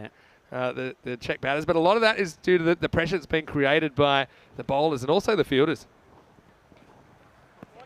Big swing, it's another miss, and that's another tidy over. Goes for under double figures, Tom Vine. Excellent bowling from him. And the pressure and troubles continue for the Czech Republic. 65 for 5, 9 overs down, so just 6 deliveries left. This is what I'll say though, right? European cricket, we're a community. Not only those of you that are living in Europe, watching from Europe, but all around the world. Why don't you jump in the viewer comment section, and why don't you send a message? If you're watching from the Czech Republic, I know a lot of people are watching, send a message of support for the guys. Also, maybe some of our Spanish viewers would like to send a message in English or Spanish. It's not a problem. And yeah, obviously, you got to rally when you got the back against the wall. They have gone for a tee for the last over. Bold delivery, just held this one back slightly, and it was almost like a cutter. That didn't have too much of an idea about this Grover. Grover now, you see once more, 10 deliveries, just 10 runs. Ramakrishnan, he's been out there for 12 deliveries and only 7 runs to his name. Too many dot balls, and dot balls, as we know in this format, it is gold dust. Well, goes aerial, and this one may go all the way. It does, so finally they do get under one, and it goes big.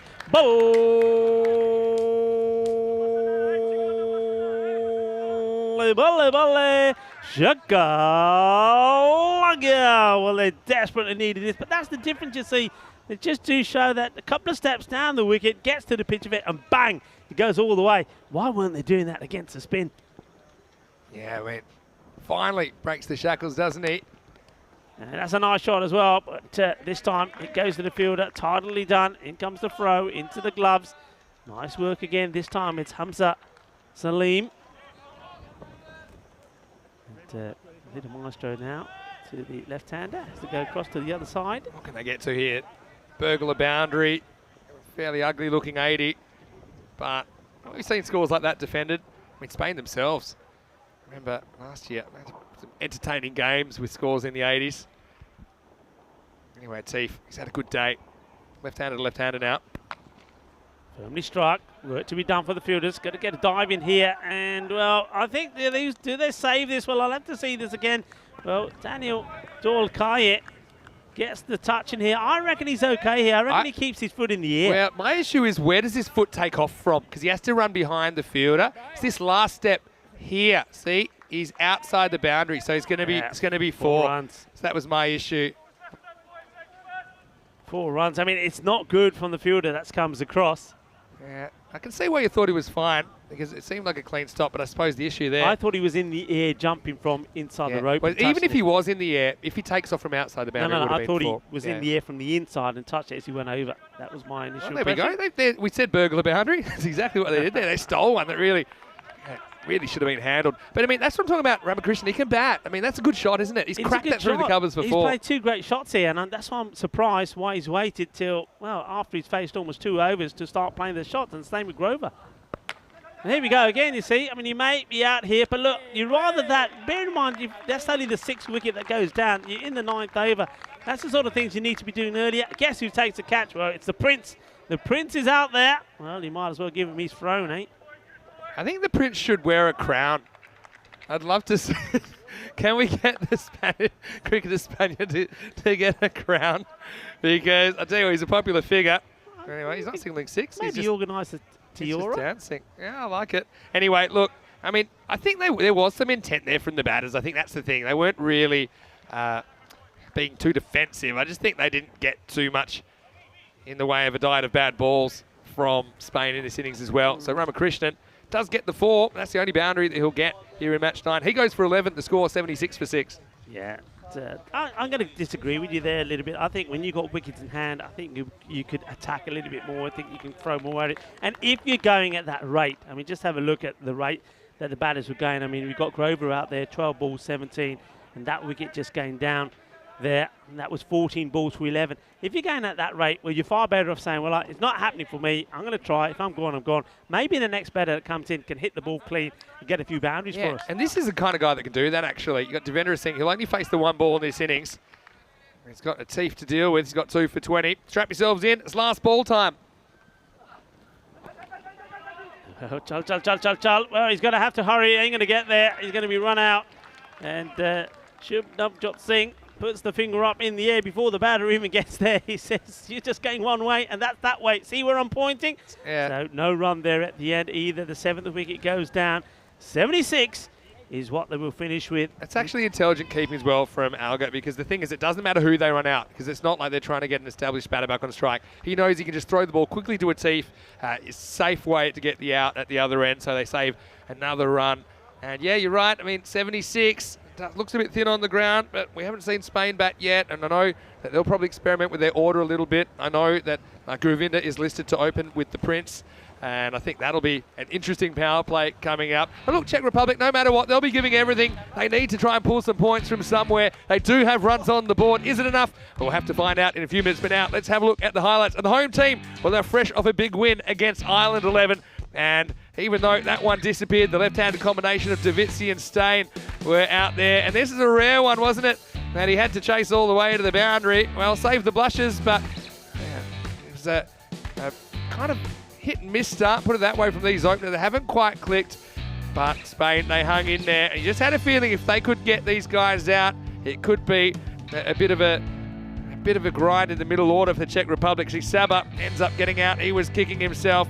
But then, no, Dylan Steyn, he's another guy to watch at the other end. You had Bouillon there. He's coming off a half century this morning. He started with a flurry of 4 and a 6, but then had some issues from there because we did see him go to a pretty good catch from the Prince low down. So you said Steyn was there. So, okay, maybe Steyn will click. Maybe Steyn will get them moving forward in the game. But then when he was run out with an expert bit of work from Tom Vine, you knew it was trouble ahead, and the middle overs were a hard slog for the Czechs. Yeah, and that there, you know, that moment you just captured there in the highlights, that tells everything for me about Spain at the moment. The intent there and the passion from Tom Vine, and that is what all of these players are doing. They're playing as a team, and they're bonding as a team, and they're performing as a team, and it's showing out there in the middle as well. And that was a short ball from Hamza. He gets another wicket, changes pace, changes how much he's matured in a short period of time. And then, well, there was that little partnership with the two batters, but they did use up a lot of deliveries, and it was only really right at the end that we saw them attacking the bowling, coming down the track and playing the big shots. But by then, for me, it was too late. They needed to be doing that just a little bit later. And disappointment from the Czech Republic. And this was right there at the end. Chal, rapido, under, Iba, but not going to get there. And good work from Alamargar. Quick thinking, quick response, gets the ball quickly back to Atif, who then gets the run out. 76 on the board, so 77 will be required for Spain to register their 4th victory on the spin. You can see there at the beginning, you saw the number of batters, all the top 3 getting to double figures, but not able to capitalise. The one that really I think is going to hurt them there was that run out of Dylan Steyn. That was going to hurt them. Then we saw that Ramakrishnan there was put a bit of a partnership together with Grover, but we just didn't see the big hitting that was required, or not just required, but the big hitting that we do associate with the Czech Republic. And yeah, okay, I know that they are missing some key players, but yeah, just not finding their rhythm at the moment. All of those guys are capable, but it's just not happening. Maybe they're just not getting the rub off the green. Talking about the green, well, doesn't that green out there look absolutely splendid? It's not playing on the carpet, it really is. But this is the mid-match summary. Just to have a quick look at some of those bowling figures, though,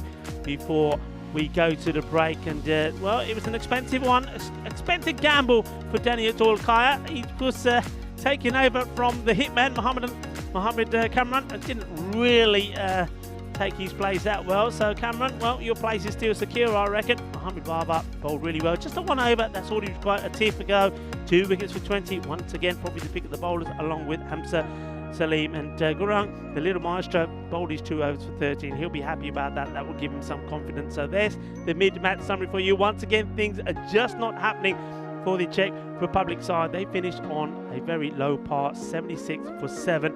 And it was only Grover top scoring there with 17 not out, but used 12 balls to do it. On the bowling front, as I said already, Hamza Salim and Atif Mahmood were good, and Mohamed Baba reliable as ever. So join me, Rika Full, as we come back. Alongside me will be, of course, Mr. Maximo Vinny Sandhu for the conclusion of this match number 9. And remember, there's still one more match to go, and that one will be under lights. So join us in about 10 minutes time for the conclusion of this match. Volvemos en 10 minutos.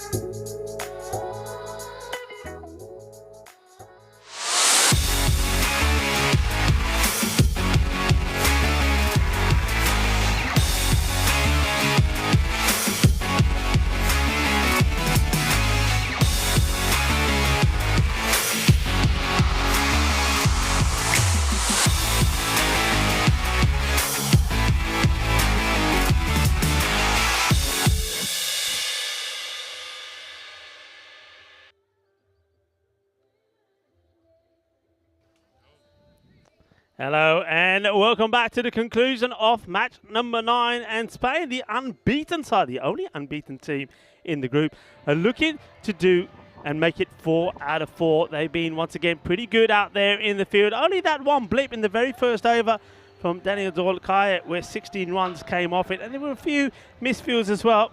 A few things creeping into their play that we hadn't seen up until now, but they soon put that right, and the rest of the 9 overs were splendid, restricting the Czech Republic to just 76 and picking up 7 off the Czech Republic wickets. And now 77 required for victory to make it 4 out of 4. Let's have a look who they're going for with the batting order.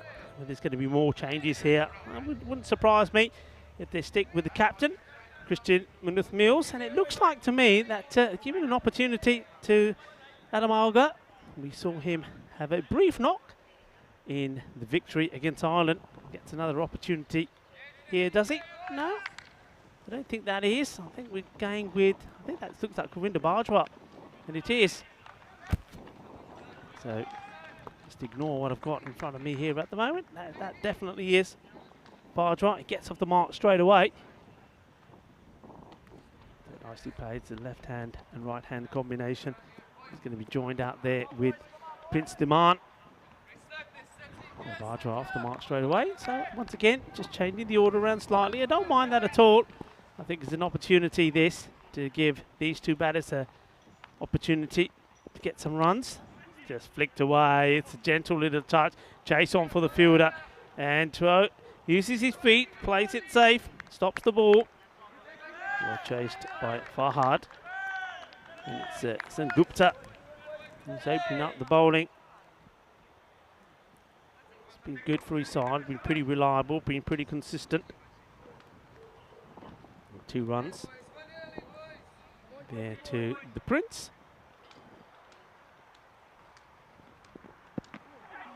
This one just squares him up slightly. It doesn't really, ends up ball watching. That's Prince Diman until he reacts to the call from Gurwinder. Says, come on, let's get going.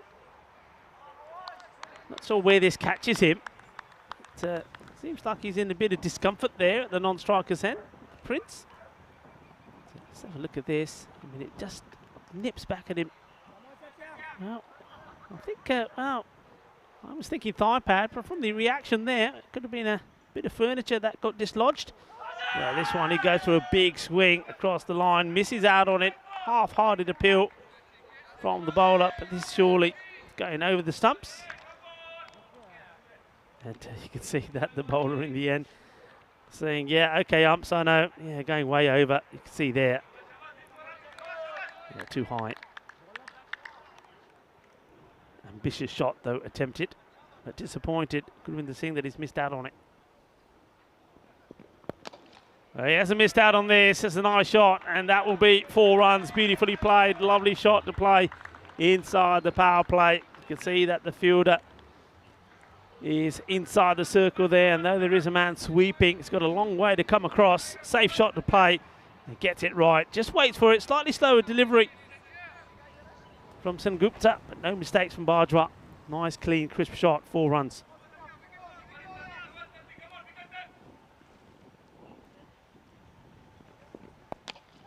This one is going on the leg side, chases on from the fielder, and he won't get there. It's 4 more. So back-to-back 4s from Gurwinder. Bajwa made 22 of 10 deliveries in the victory over Ireland, helping his team get to 102 to 89, 13-1 victory for Spain. And he's looking to go a little bit further in this one, I'm sure. He's a very talented player. Had a couple of years where he wasn't able to get back into the sort of form that we saw him in Barcelona because of some injuries, but now he's back and he's made his way into the national side, and certainly I'm very pleased for the young man to be playing so well. 38 matches without a golden ball. Well, I'll be very surprised if this one ends up being one. But maybe we could finish the day with a golden ball. How about the day-night game, Ireland and Austria? What about that one, going to a golden ball? That would be something. Last match of the day, match number 10, Ireland versus Austria. Ireland being defeated by Spain, so they lost their 100% record, and Austria winning their first match. Austria will be on a high. It was a good performance from them.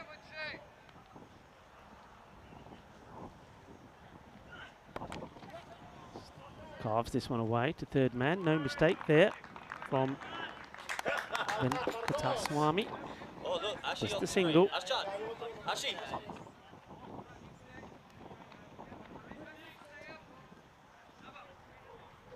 So Gurinder Singh Bajwa ticking along nicely.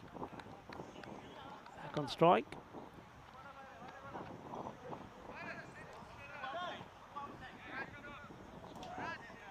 Just making sure it gets the field right. A lot of instructions being given out here to the left-hander. Just drops the bat on this. And, good running, good backing up from the Prince. Bajwa just drops the bat onto it. And takes a leisurely stroll to the bowler's end. He knows he's running to the safe end. And Prince Demand, no mistake, getting himself on strike. Good opportunity, as I said, for both these batters to get runs on the board, get themselves into good form. This one straying down the leg and just clips away. Just a little clip, that's all it needed, a little paddle. And as soon as you get battled to this, it's going to go all the way. Cuatro carreras. 4 runs. Yeah, Fahad, he's going to be disappointed. He knows that's not a good delivery. And you bowl that to good batters, and you know that the ball's going to find its way to the boundary. Looking very comfortable at the moment. The opening pair out there. Slower delivery, cleverly disguised. No run. Good response from Fahad. Certainly have worked hard with the ball, Czech Republic. The bowlers, the likes of Sengupta and Fahad, haven't stopped trying. Have also liked the work of Tomar, but just haven't got the batting clicking. That's where the issues have been for them. This one's a little bit too wide. And you see what he's trying to do. It just goes a bit too wide. Ambitious shot. There's nobody out there on the offside boundary, so he knows if he makes good contact, he's going to get value for money.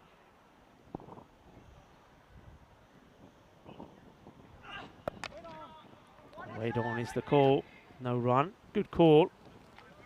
Just looking at the field set here, the 2 men outside 30-yard circle at the moment to the right-hander. Long off, he's on the boundary. And third man, very fine third man. Beautiful sunshine. Late afternoon here. Malaga, Cartama. Slower ball again. Doesn't get as much as this. They should be looking for 2. They think about it and he's sent back. Doesn't want to take any chances. Gurinder Singh Bajwa, he was ready to go. But no, stay there was the call. That completes the second over. Score moves on to 20. Not a bad over from Fahad. That's the 8 runs that came off it.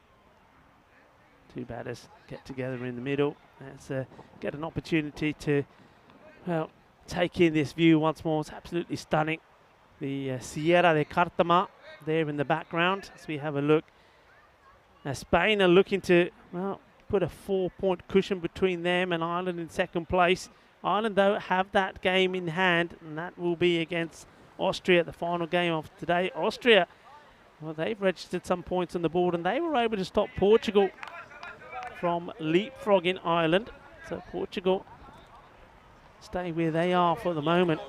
And Austria, well, wouldn't it be an incredible turnaround of their fortunes if they were able to get a victory over the Irish. Wide ball.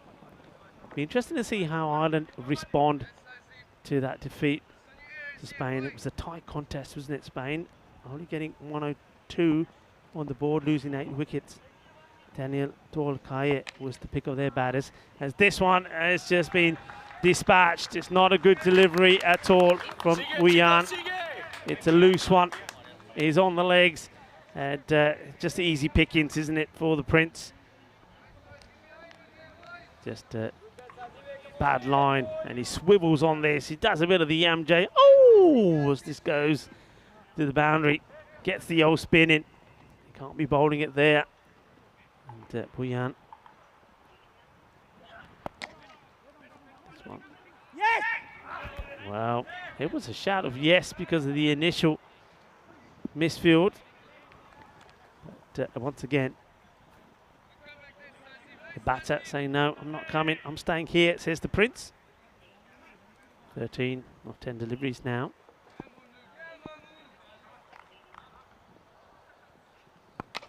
Lovely shot. That is absolutely beautiful. That's a beautiful strike. They don't get any better than this. And one of the things that we were talking about with, well, hang on a minute. What's going on here? He's got the green marker. He said, it's my turn. Well, Corey looks like, Corey, you might as well come up into the commentary box. Leave Vinny there. Maybe, I know Vinny likes to do the old dot to dots, colouring by numbers maybe. Short, doesn't quite time this, but I mean that last shot. It's a shame that we had to go to Vinny and not go to the shot, because that was a classy shot, and that's what I was saying. That's one of the things that we didn't see Czech Republic guys do. Just take a couple of steps down the wicket, get under the ball and play straight. What a shot that was, absolutely beautiful. Then better line for Buyan, make sure he's not giving him that length again. A couple of dot balls in there, so good response. Good little battle developing between the Prince and Buyan. 31 without loss. Last ball, the power play, and the Prince comes down the track again, and he absolutely hammers this. This is big.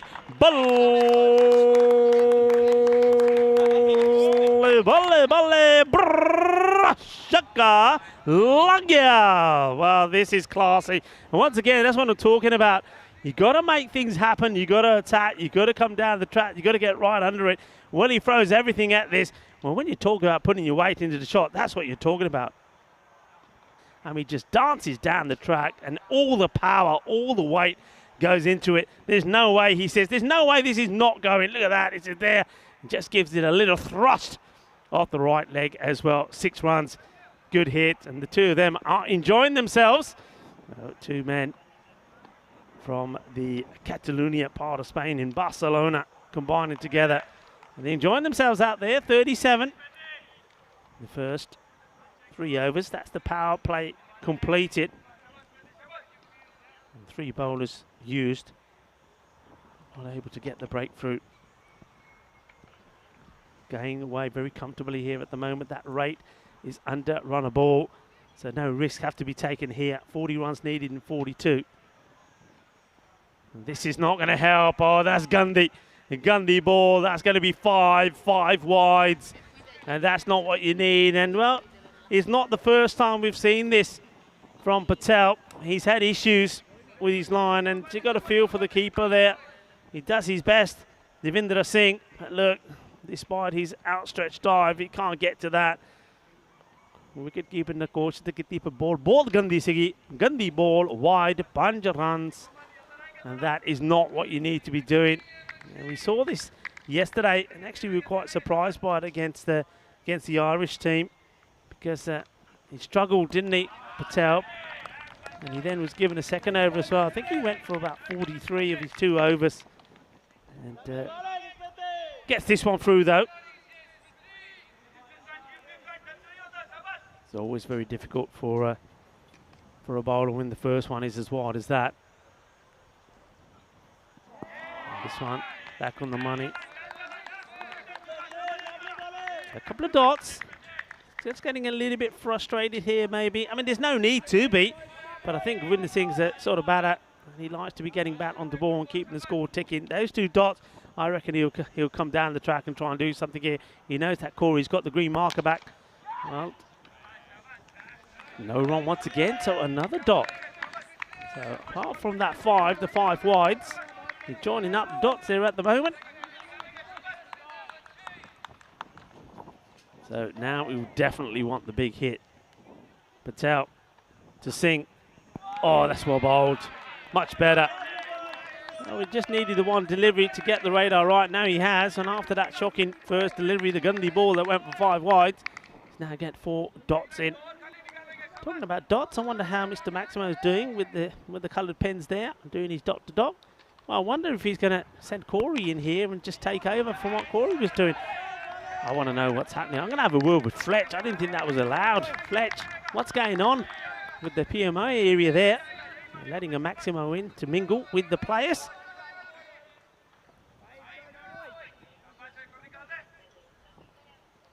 Patel. This has been hit firmly. Fielder is out there, should make the stop, it does.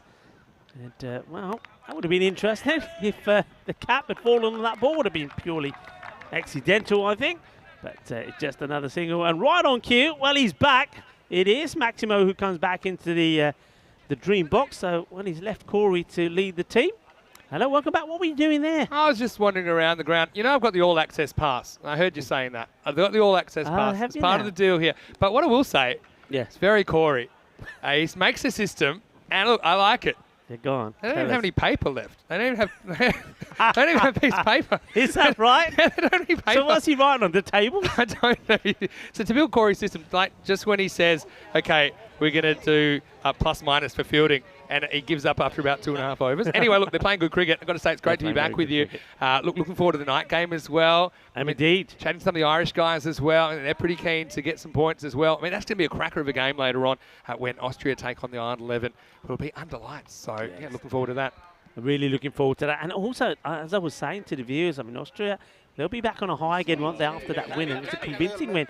Ireland, they're going to pick themselves back up. Well, now Mohammed Cameron's taken over the pens. He's writing, well, they said, we don't need paper. We'll just scribble over the lens of the camera. Tell you what, I don't envy who had to stay in the Spain dugout when they were all in the field. Because Cameron is, as 12th man, or he's probably 13th man because of that injury. He's a menace. He's a guy who won't leave you alone. Anyway, two teams I really like, of course, here playing. This is going to be worked to deep square. They'll just get one. Yeah, I mean, you know me. I've spent a lot of time in the Czech Republic. I'm a big fan of them. It's such a challenging time for this team. They're kind of rebuilding, is what it feels like. Yeah. But they've got a lot of players that have been in the mix. That's the thing. So you're hoping they can step up. I mean, at the moment, hasn't really happened for them this week. I still got to think they need to try something. I can't even think of a solution with their batting because you've got Davizzi and Stain at the top of the order. It's hard to see either of them moving, but it just hasn't been working, has it? No, it's not clicked. And I think it's confidence, isn't it? I mean, one of the things I've just touched on already, looking at these two batters, they're prepared to come down the crease. They're getting behind and under the ball, playing the big shots. And this one, well, it's just there, and that's just helped away. That'll be one bounce, 4 runs. Nice shot. Just a little bit too short. Doesn't try to hit it too hard. I think that's the difference here between the two batters at the moment. The Prince, who gets another boundary here, 4 runs to him, moves on to 29. He's not trying to hit the ball too hard, where I think Govinda Bajwa certainly is. You see there, it's just about the timing. Gets himself in a good position. He knows that it's a safe shot to play. There's nobody back there. And gets the applause from his teammates. These two looking to bring up the 50 partnership here. 49 now. And, that's nicely played. What a lovely shot this is. Well, this is all about showing the maker's name. And this one goes in and out off the ice cube. And they're on their feet. They're standing. They're applauding. 51 partnership between these two. 53 without loss. What a lovely shot this is. Look, absolutely beautiful. Yeah, Frederic Constant, pure timing moment there. Just leans on it. Corey says, get up. I think it's probably because I took his chair and now someone else has got it, but still. This is 4 more. Beautiful. And, well, he's just losing the plot here. Thomas just doesn't know where to bowl it, but one place you don't want to be bowling it is down the leg side. And the Prince, he is on fire. And, well, when I saw this man the very first time, Vinny, in Barcelona, I think I remember, I'm not sure if you were there at that time, but I remember saying that he's quite sensational. I saw him make some fielding stops. I saw him bowl, saw him bat, and I said, this guy has got potential, and he's showing it here. He's turning it on the style. We've seen him do brilliantly well in the field, and he's just showing us now glimpses of what he can do with the bat. There's a bit of class about that shot, even the way he kind of used his wrist to manipulate some pace onto the ball. So moves to 38. Yeah, of course, I spent a bit of time watching Prince in Barcelona. He's a guy I do like watching play, and so great to see him getting opportunity. Look, the Tank's trying his hardest here. I mean, Czech Republic, you've got to keep your heads high, I think. I still think Sen Gupta's tried hard for them. Showas Farhad as well, the openers, but just not enough runs on the board. It's been a bit of a recurring issue now, I think, that when the Czech Republic have batted first, they haven't been able to put a score on the board. So it doesn't really give their bowling lineup much to play with. So I actually think that they've bowled and fielded better than they've batted for the most part. I think a lot of that has to do with how badly they batted in this tournament. But look, here's the thing. After this, the Czechs have played half the group games. They can start again tomorrow and hopefully have a better second half of this tournament.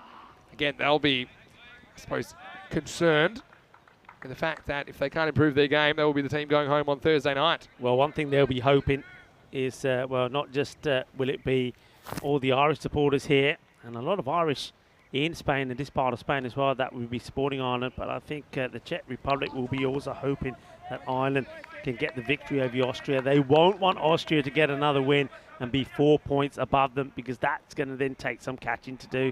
If that stays at 2 points and they know that the two teams will play each other, it gives them the opportunity, but they really do need to get the batting clicking. They need to find a way to get runs on the board. Yeah, for sure. Here comes Smith. Let's see if he can get it right. It's up in the air. Will this carry? No, just drops.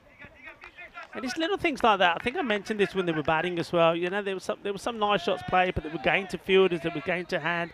And here now, when they're in the field, balls are going in the air, but dropping in space rather than to a fielder.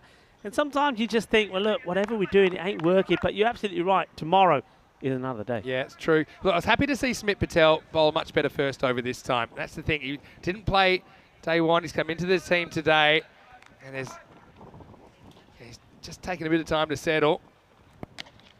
Yeah, this is what I expect from him. He's a guy that he always tries his heart out. Maybe he was just trying too hard earlier. Bowled a bunch of full tosses, just kept getting baseball down to the ground. But he's a cricketer I really like. He's a dynamic fielder as well. Doesn't have too many to play with, no doubt about that.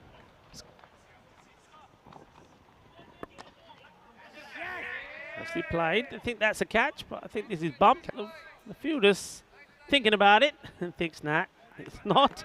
So that was Ramakrishnan. Straight into the ground. Yeah, I mean, the one thing about, you look at Patel's figures here. Yeah, straight. It's a funny one, that one. Oh, well, this is a slower delivery. He thinks it's a full toss. The fielder's not able to pick it up cleanly. If he was able to get the throw in, that would have been interesting. I actually got a theory with that one just on one look, and we probably won't get another look. He might have hit it, then hit the ground, hit it again. It was a really weird one. But it did seem to be going up off the bat, not down. Yeah. Anyway, probably all academic at this stage.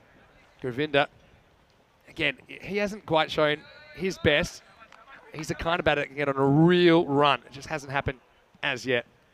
This one again. See, that's exactly what I'm talking about. Once again, it's just not getting the rub off the green, are they, Czech Republic? That could quite easily go to hand. It ends up just dropping a metre or two short of the fielder, and just has to just field it, stop it getting past him, which he does very well. So Gupta, he's been good, hasn't he? He hasn't stopped trying for his team. He's always bowled well. Played. Here's the thing with Govinda, this is the stat, right? Yeah, Before that last single, he was 14 off 14. He had 2 4s and 6. There's your 14 runs. That means he had 11 dot balls out of 14. Yeah. And that's just, it's not going to cut it, is it? Anyway. So what's happened to the old R then? What happened to I know. It's too shy to use it, isn't he? Anyway, look, match 10 coming up. It will be the night match tonight. Ireland 11, 2-1. Of course, they tasted defeat for the first time earlier today to Spain. Austria, they're 1-2. They did get their first points earlier on. And you can see there that Ireland 11 won the toss, selected to bat. And I think still a bit of an experience, I think, batting under lights. I think they know there'll still be plenty of natural light in the first half. So that's what I think the situation is there. And they've relied a lot on their top 3 so far with the bat. I do like the fact that they batted first well. Gives them a chance to bat the whole 10 overs. And I'll be curious to see what batting order they use as well. Anyway, back to the action. And it's Satyajit Sengupta that is going to bowl over number 7. Nice shot, but well fielded. Well, maybe if he gets the throw in quick enough. No. Well, I thought for a moment there that Govinda was going to be stranded in the middle, but he does manage to get back. Good bit of fielding. It's a good piece of fielding by Sahil Grover. Just gets a hand on it. Doesn't get it 100% clean, otherwise might have had more of a chance to run out the non-striker. Well, this is not a good delivery, and well, it should have been put away for 4, but it wasn't hit in the right area. It's going straight to the fielder, and it's Farhad. He makes a total mess of this. It goes through him, it goes to the boundary for 4, and that sort of sums up the day once again that the Czech Republic have had. That might be the first appearance of the Tortuga there on Farhad. I think that actually takes a bit of a skip sideways, and that's why he misses it. but still should have stopped it anyway, probably. I want to say hello to everyone as well in the viewer comment section. I know that Luke's there. I know that Charlie's been there as well. I know that the Perminator was there, Jack Perman. Nice to see you in there, Jack. Answer your question in a second. As I say, a dot ball. He's asking about the commentary team for this tournament. I mean, Corey is part of our commentary team, but he's busy with the Spanish coaching this week, which is pretty important. We did have him on in the previous game, and might grab him tomorrow for a couple as well, but he'll be joining us full-time from Saturday. Hits this well. He's looking to get his 50 in style, and well, this is a lovely shot, and what a way to bring it up. Well batted indeed. The Prince has arrived. Bring out his crown. Prince Diman goes to 50 with a Maximo Shaba Kinna Sona Board Batanya. Apne Prince Diman nu apni 50 Banali. Well, that's a lovely shot, and you can see he blocked the one before because he knew what he wanted. He wanted to do it with 6, and he signals it himself. Manos arriba, Prince Diman. 6 carreras, 50 of 25. So this time, he just places out, takes a single, and he says to Govinder Singh, here you go. I'll give you a ball to play, but just leave me to go on strike and finish off the job. They're almost there now. Or maybe Govinder Singh will say, you know what, I'm just going to need this one ball to finish it off. 2 runs required. That's true. Govinder would like to hit the winning runs here. Like I say, hasn't quite clicked in this innings. Oh, he's going to do it in style. Ball!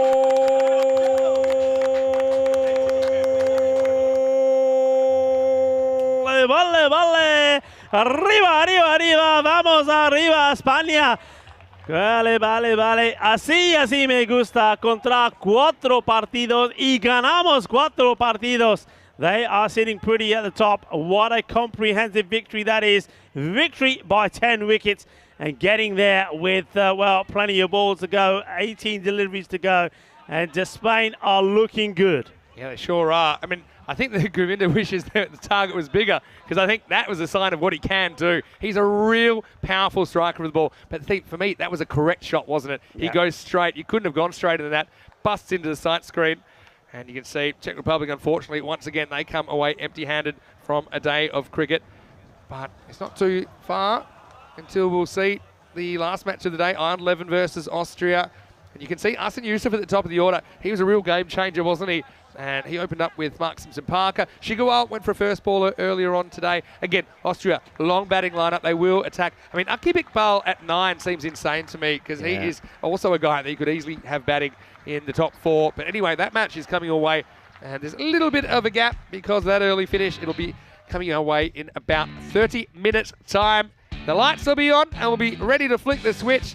Well, Spain, they flicked the switch here, didn't they? Particularly the Prince, who was very impressive with 51 off 26 balls. And look, when you're auditioning for a spot up the order, you can't do much better than that. No, you can't indeed. And, well, it's a nice problem to have for Corey Rutgers, the coach.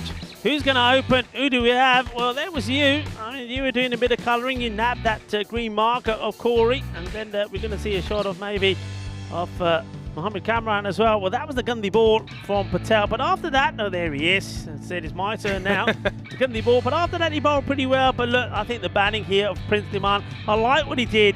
He was intelligent. He wasn't trying to hit the ball too hard. He knew where the fielders were. He played some lovely shots as well. And he said, come on, get up, because that one brought up the 50 partnership. But he said, 50 partnership, I want 50 to myself as well. And this one goes through the legs of Farhad.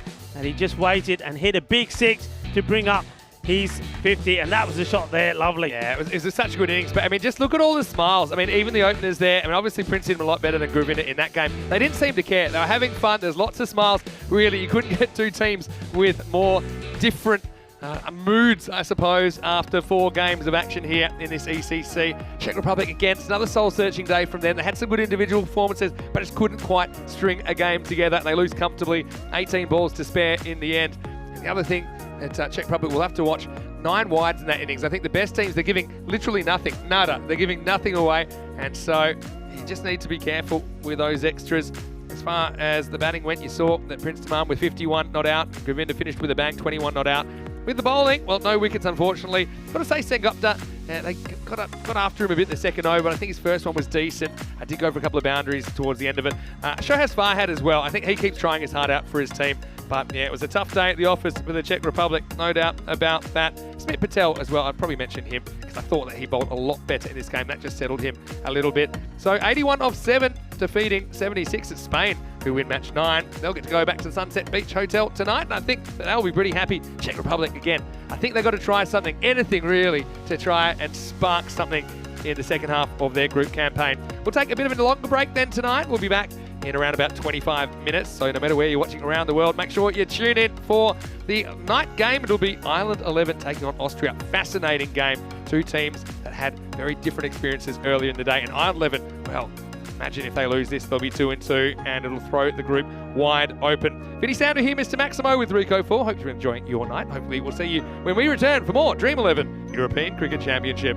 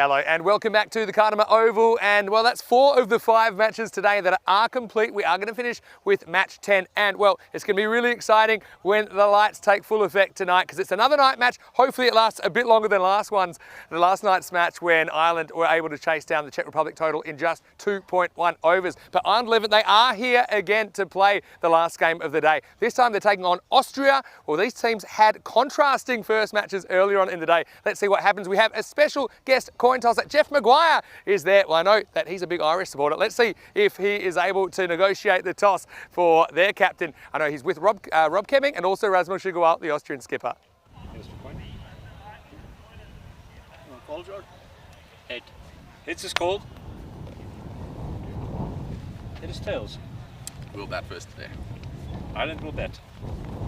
So it is the Ireland 11 that win the toss. Their captain, Jared Wilson, has elected to bat. I like that. I think last night we saw them want to bowl first, but I think they want to bat and bat the 10 overs.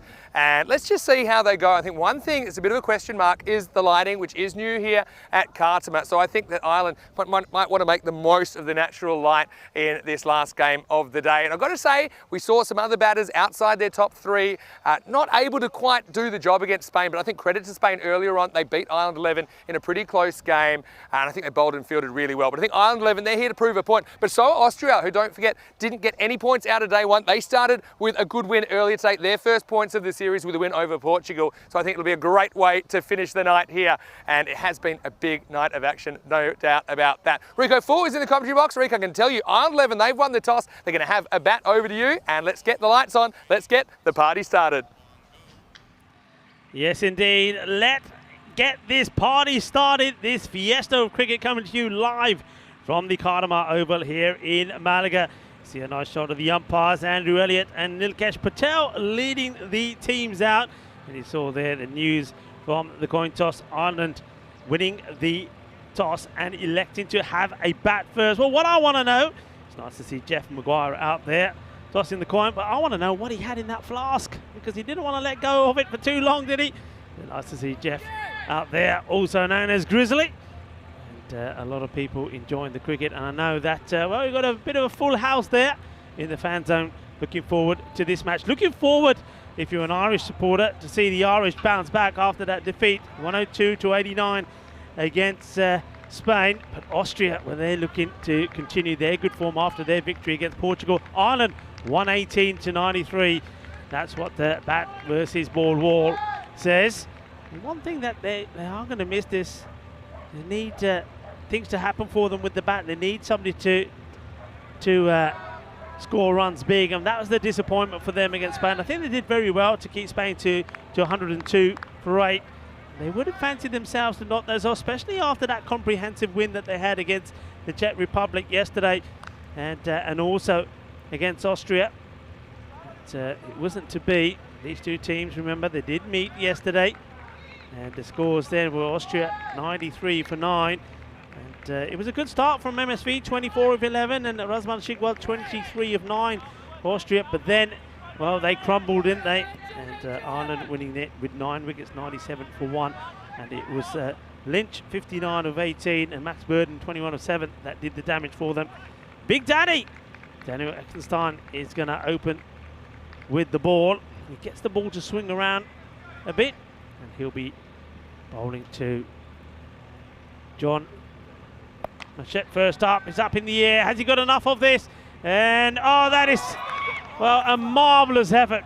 Really is. And that's MSP. Well, he's the tallest man, probably the tallest player that we have in this championship. So if anyone was going to pull off the impossible, it was going to be him.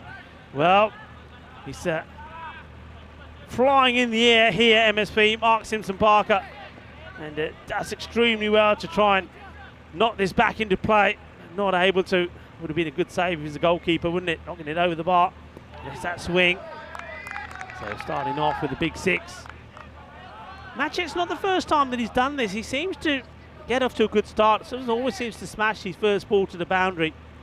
And then things seem to slow down for him. He wants to try and keep that momentum going. Completely different, though, to Seamus Lynch, who's the non-striker. Makes an initial early movement, gets his feet into play, and oh, this is sensational.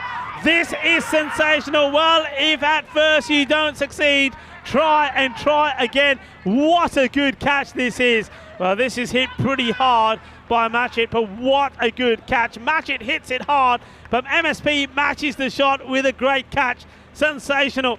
What a ripper this is. And just like that, Austria get the early breakthrough. They know that they're looking to pick up the first 3 wickets early here of Ireland. If they can do that, they could try and do the same thing. Look at this. What a catch. What a grab. That is a sensational catch.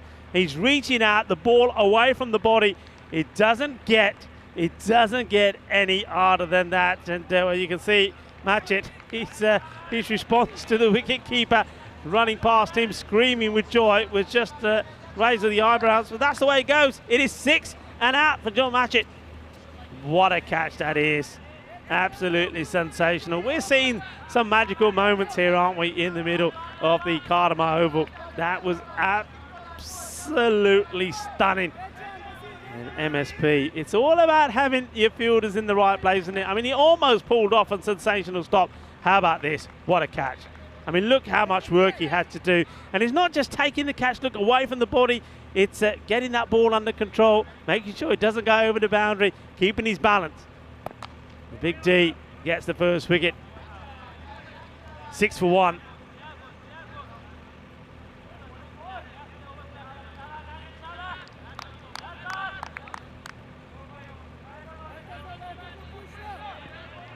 That's Burton.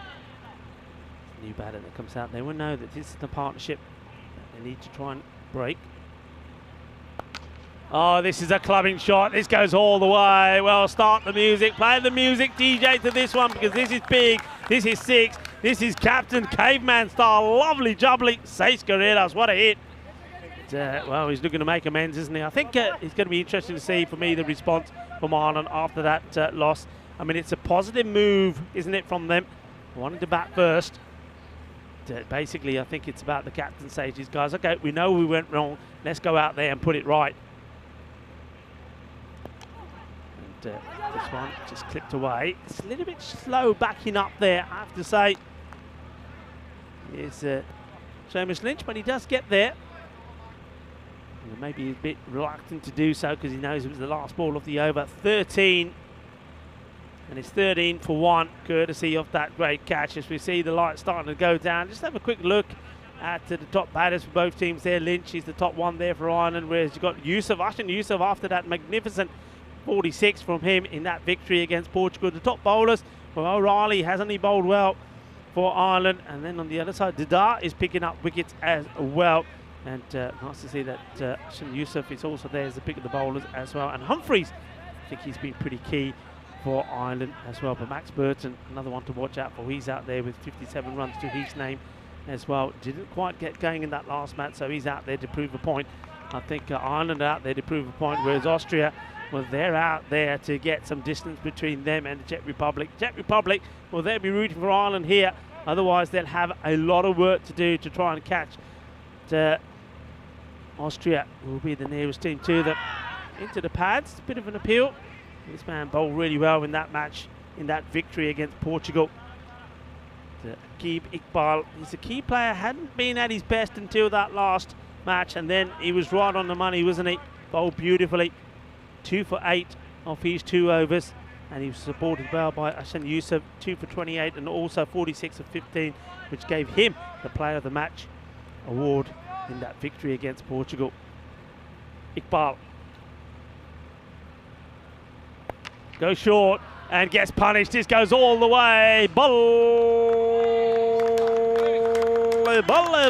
Ginna, Sona, Shaka, Lagyal. This is rifled into the overgrowth there.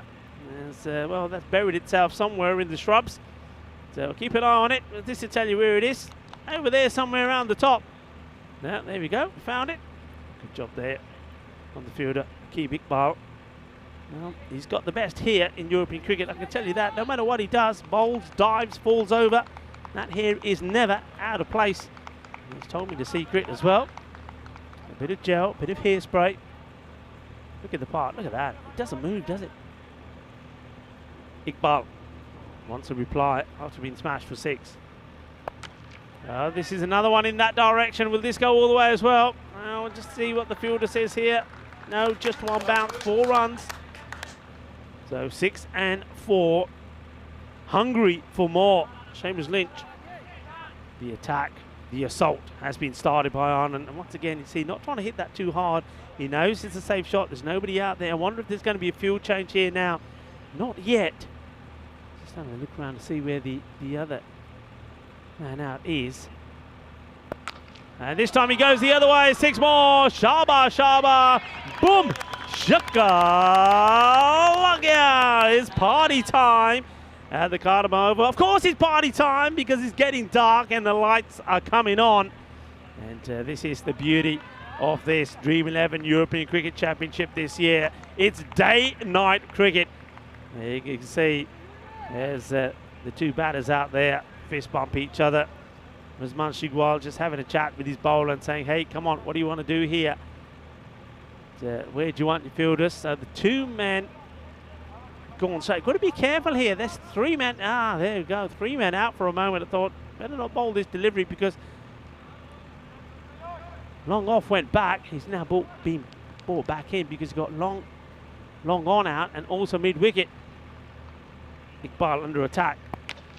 Goes for it again, and where's this one? And he gets this over the fielder as well. And, well, MSP, we've seen him try and stop one before, getting fingertips to it, then takes a marvellous catch, and he's in the firing line again. And once again, though he is the tallest man on the field, he can't get to this. It's 6 more. Turning on the style here. And Iqbal is under attack. 22 this over has gone magical already, and there's still a ball to go. Lynch hitting big. And this time it goes the other way. Shouts to catch it with fielders getting under it and takes a really good catch. And there is the captain. And well, when you need something special to happen, you got to call upon the captain to lead the way. And Razman Shigwal does not let his boys down. That's a really good catch. It's difficult. The ball goes up in the air. Is that sort of time when the light is starting to go and the floodlights come on? So not easy when it goes up. But he covers the ground really well and takes the catch. So, well, Seamus Lynch, after playing some good shots, some big shots, after taking the attack to Aqib Iqbal, he then goes, and not before, though, he hits 1 4 and 3 6s. But he does depart. And once again, that will always give the Austrian team hope. They know that if they can pick up these early wickets, get the first 3, and then try and do what Spain did. 22 of 5 deliveries. And that is the end of Lynch.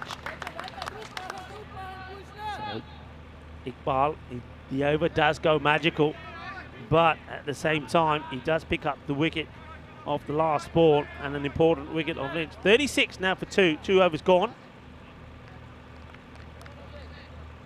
Daniel Eckenstein, the big D, the big daddy, looking to bowl himself out. A lovely man, a family man. I'm sure his wife and kids are all watching. Shout out them to all of them in Austria. Punches this into the ground. He says attack it. It's a big throw, and well, this will be close. I think this would have been close, you know, if this hits, and the reaction of the big D would have suggested that could have been out. And it's the captain again. Look, clean pickup. Here's the throw. Oh, I think he would have been gone here, you know. Really good work, good pressure being applied here. It's nicely played. Watches this safely onto the bat. He knows that Eckenstein is getting that ball to swing in, and he can get Fisher's swing on it as well. It's the single. Wilson, the captain, joins Burton out there.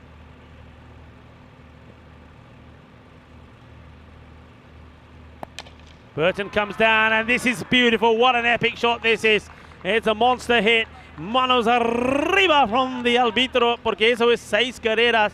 Qué guay, qué grande. Eso es una Ariana, una grande. 6 más. Look at the footwork. Gets himself to it, and then gets the leverage, gets right under this. Hits it dead straight. 6 runs, lovely shot. He's the one that they'll want to see the back of here. Already got Matchett, already got Lynch. Burton. Well, A bit lucky here. That's the old dummy, like he's going to come down again. Pakistan doesn't get put off, just takes the pace off it. And just a little bit of an inside edge on this, but then take a single.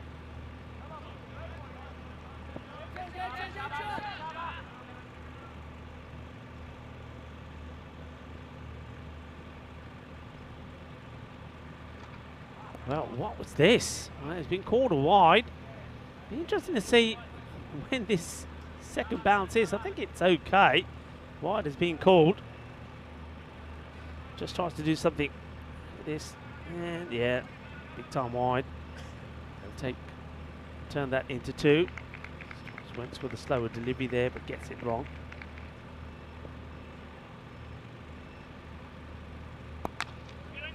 Gets this firmly into the ground. Difficult one for the fielder to get first time. So that is Hassan Youssef. He was the player of the match in that victory over Portugal. What a performance it was from him. 2 for 28, 46 off 15 as well. They need him to be in top form as well. I think Ireland here, I think they will know, having seen that performance from Austria when they beat Portugal, they'll be eyeing up around a 120 score. That's what they know, or that's what they feel that they'll want. This one has just been comfortably pushed away, and that's the end of Ekenstan's spell. It goes for 26, 1 for 26 for him. The score moves on to 49, so it's a powerful power play. 49 for 2, but they have lost those 2 wickets, and well, their worry will be that if they were to lose Burton quickly, then Austria could really start to put the brakes on. Rika full here, and being joined once more by the legendary Mr. Maximo Vinisandu. Welcome back. Thanks. It's really nice to be back, Rico. Hi to everyone. It's just cruising through the fan zone. Again, it's filling up. It's a great time to come and watch it. I mean, if you are in the local area, we're halfway between Cartama and Cohen. On the, I think it's the 87059. And the Cartama Oval. You can just look it up on Google Maps as well. You can look up Cartama Oval, European cricket. So, great part of the world. Great time of the evening as well. Lights are on. It's the twilight time of the day. Here's Dida to bowl over number 4. And it's going to be Wilson, the captain, who gets another opportunity with the bat. Yeah, so here's the thing. It's a good power play runs-wise, but I think 2 key wickets.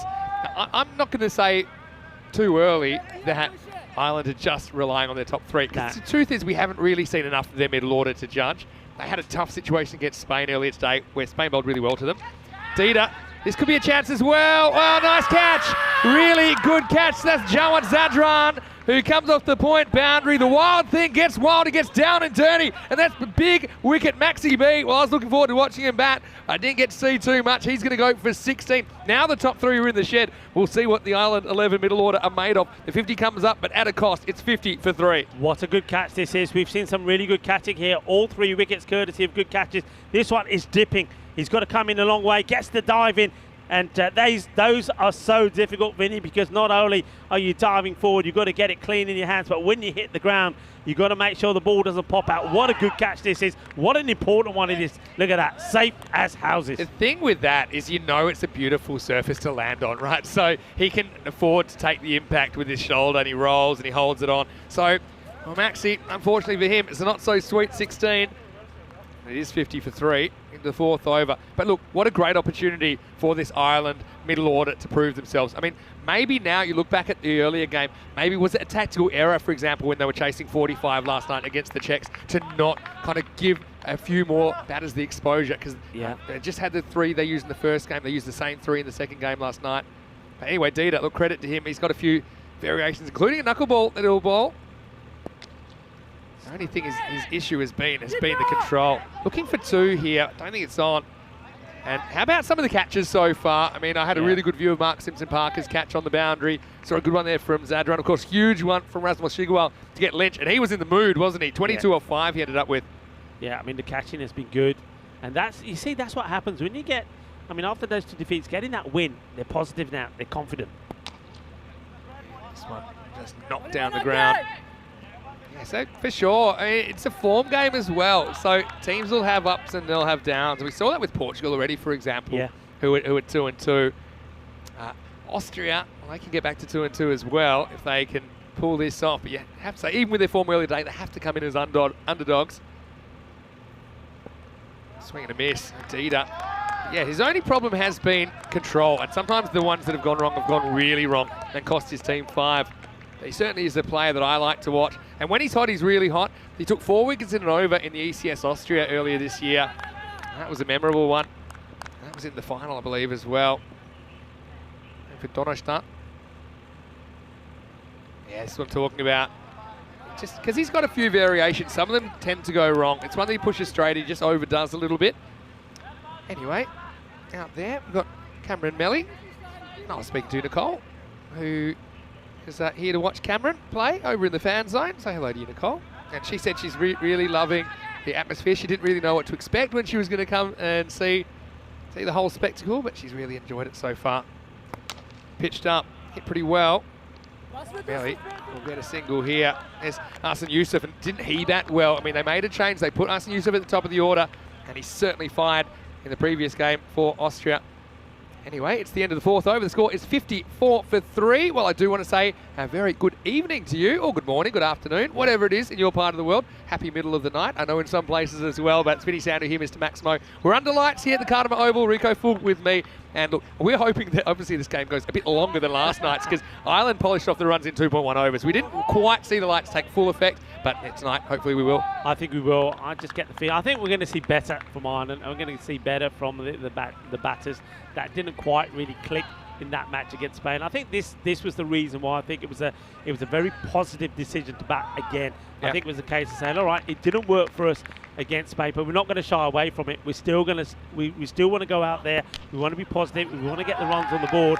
And I think they will know. I mean, looking at that victory that Austria got over Portugal, I think they'll be looking for a score between 110 and 120, ideally 120, and they'll be backing themselves to defend that. But Austria, like I said, when you win a match, everything changes, and they're buzzing at the moment. They sure are buzzing.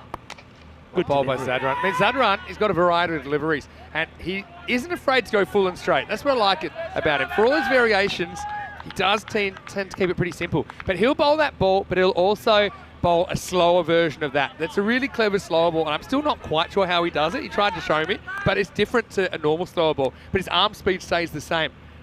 Let's see if he pulls it out here in the 5th. This is not where he wanted it. This is going to be 4. It's a really good shot by Wilson. And you see, this is one time he doesn't get it up in the block hole. It's really in the slot, and that's a really good shot by the captain. Authoritative strike for 4. Yeah, powerful hit, wasn't it? I mean, this is out the middle, and this is racing to the boundary. No need to run for those.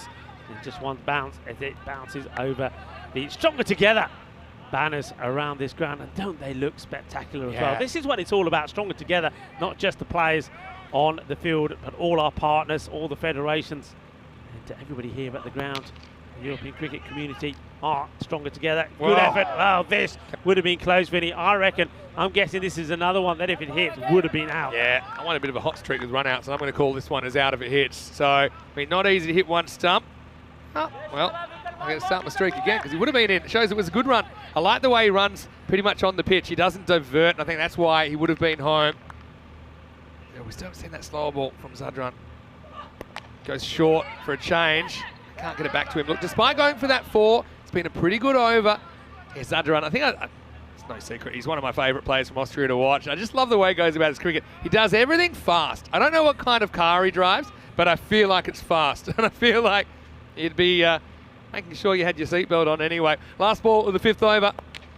He goes full again. This is hit, but not really hit cleanly. Fielder does well to get around to that and keep it to 1. It's the end of the first 5 overs, and after 5, it's 61 for 3. Yeah, going away. I mean, this is better, I think, also from Ireland. I think one thing which they probably would have said to themselves is, look, even if we lose those wickets, we just got to keep putting the foot down. We've got to get the foot down to the pedal to the metal, as they say, and just keep going. Don't matter what. Let's try and get that runs on the board. Lovely shot there once again off the lights coming on. That's it, starting to get darker out there now. Yeah, absolutely beautiful. It It's amazing. It looks so nice, I have to say. And we spent a lot of time in this commentary box. I mean, we've done 240 games here, Rico, before this even started. Anyway, here we go in over number 6. Knocked over, and it's going to be a wicket for Zadran. In fact, no, pardon me, it's the end of the over, so it's Dita that comes on, and he gets it spot on. And he has had the occasional control issues, but He really caught Melli trying to hit across the line to a ball that hits the top of off stump. So Austria with their tails up again now, 61 for 4. Yeah, this is what I like from, I mean, you mentioned Didar and you mentioned to run what they do. Didar for me, I mean, I go back to that over when he took those four wickets, right? I mean, that is what he did. He attacked the stumps. He was quick, he was fast, but most importantly, the length was good. And that is the perfect length. What a great delivery that is. Yeah, really good stuff by Dida. I mean, look at this. This is absolutely perfect. Look, just knocking him over. So tries to give himself a little bit of space. Goes for the powerful hit, doesn't he? Misses out on it. And Melli, well, he has to go. And you can see the delight because there's another wicket that comes down, and they know that as long as they keep, as long as they keep attacking, as long as they keep picking up these wickets, then they'll come to a point when the runs or the boundaries, particularly for Ireland, maybe will start to dry up. Yeah, look, and here's the thing as well. To get good batters out, and these are good batters, you've got to bowl good balls. That one definitely hits the seam and comes back. Hits the top and middle and off, really. And that's actually what does the batter there. Melli, who's got to go for 4. Scott Macbeth, I do like the cut of his jib. He comes out to bat number 6. Watches a wide first up. So I've also just mentioned, of course, in our viewer comment section, what we like to do at the end of the day is random questions time. And I've just said, if you'd like to get in touch with us, you can. And throw us your random questions last game of the day. A few people saying what time it is, because we've got viewers watching all around the world. Wazza is watching from Australia. It's 3:50 in the morning, but he's still up watching. Well, good on you, Wazza. And obviously we know we've got viewers everywhere around the world. I think all continents, bar Antarctica. I don't know if any penguins are watching, but such is the reach of European cricket. It's unlike any other cricket that you'll find on the planet. Anyway, back to the action here. This is hit away, but towards the fielder. Interesting for me, Mark Simpson-Parker would normally field down the ground, but they've got him at deep mid-wicket, and I think that's to do with the fact they think that's a really important position, that there might be more opportunities. Slightly longer boundary to mid-wicket as well, so he's got more ground to cover. So it's just an interesting little adjustment I noticed from the Austrian captain, Razmal Shigarwal. Wide. Yeah, charges, but he doesn't really charge across. Hey, listen, it's also, I mean, the last game, we all normally talk about food. Now, we are, of course, in the region of Malaga, and one thing that Malaga is famous for, and I know you love these, the gambas pil-pil. Oh, yeah. Basically, kind of garlic prawns. Yeah, it is. I mean, it's a speciality that's cooked here. No nonsense style, wonderful flavour. And it's just prawns, flash fried with garlic, paprika. This is well bowled. Chilies and white wine. And yeah, of course, the best thing about it is once you finish the prawns is that sauce. So you need a bit of the old Magdalena bread as well. Yeah, it is brilliant. I got to say, food in Spain, it's right up there with my favourites. You know that I love my paella negra. You do? My black paella. I haven't had a chance to have it yet. It's the old squid ink, right? Yeah, that's it. Leg. And, well, they have a crack at him. This is what I'm talking about with Zadran. He probably didn't need to throw that, but he threw it 100%. And I don't think Tito was that enthusiastic about backing it up. Yeah, I mean, we do like a bit of food chat. Any of those questions you want to throw in, go for them. Yeah, let us know what you're interested in, what do you want to know. Give us some recommendations if you know. It can be about cricket, it can be about anything. Anish asking, Iron 11 low on confidence after last match. It's an interesting one. There's that slower ball.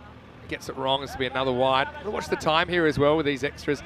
Look, I'm not so sure about them being low on confidence. I think they're still, even for all the skills they've shown already, they're still finding their way. They're still inexperienced in the format. I don't think it was necessary that they played badly against Spain in those middle overs. I think Spain bowled really well. I don't think there was a lack of intent or anything tactically wrong with the Iron 11. I just think that Spain were a little bit too good executing their skills. Yeah, look, as this one's played out on the leg side, and MSP would just keep this to a single.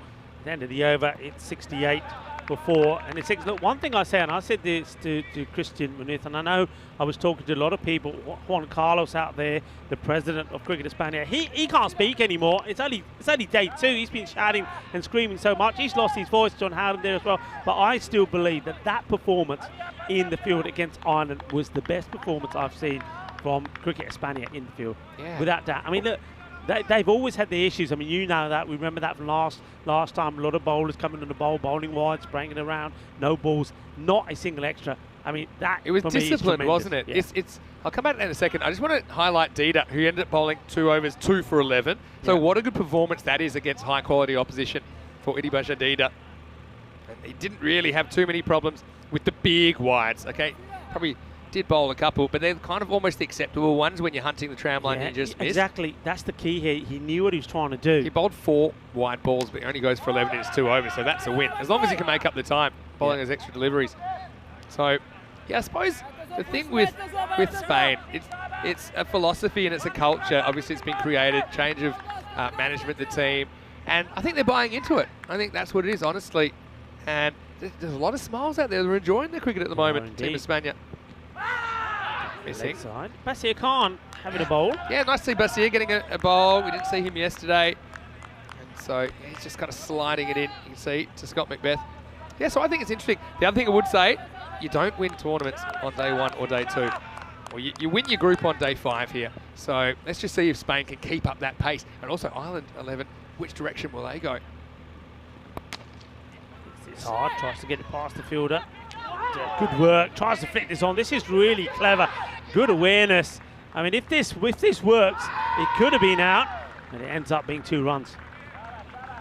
Yeah, that's probably one that he wants to hit for 4, but he can't pick the gap. Look at what he tries here. He tries to do a little deflection onto the stumps. Actually would have been out if he'd pulled it off. It would have been a remarkable bit of work. He didn't have time to get behind the stumps. I think he knew it was missing. Then at this end, I think there was no problems here.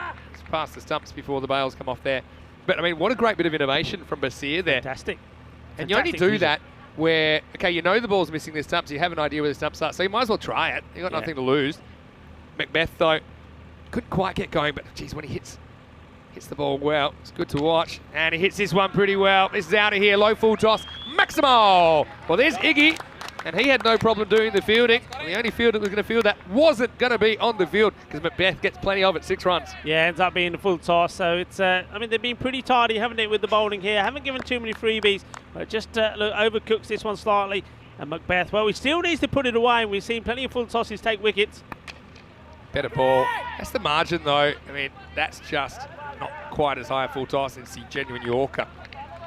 They're the small margins we're talking about when you're trying these tactics. There's Mark Simpson-Parker.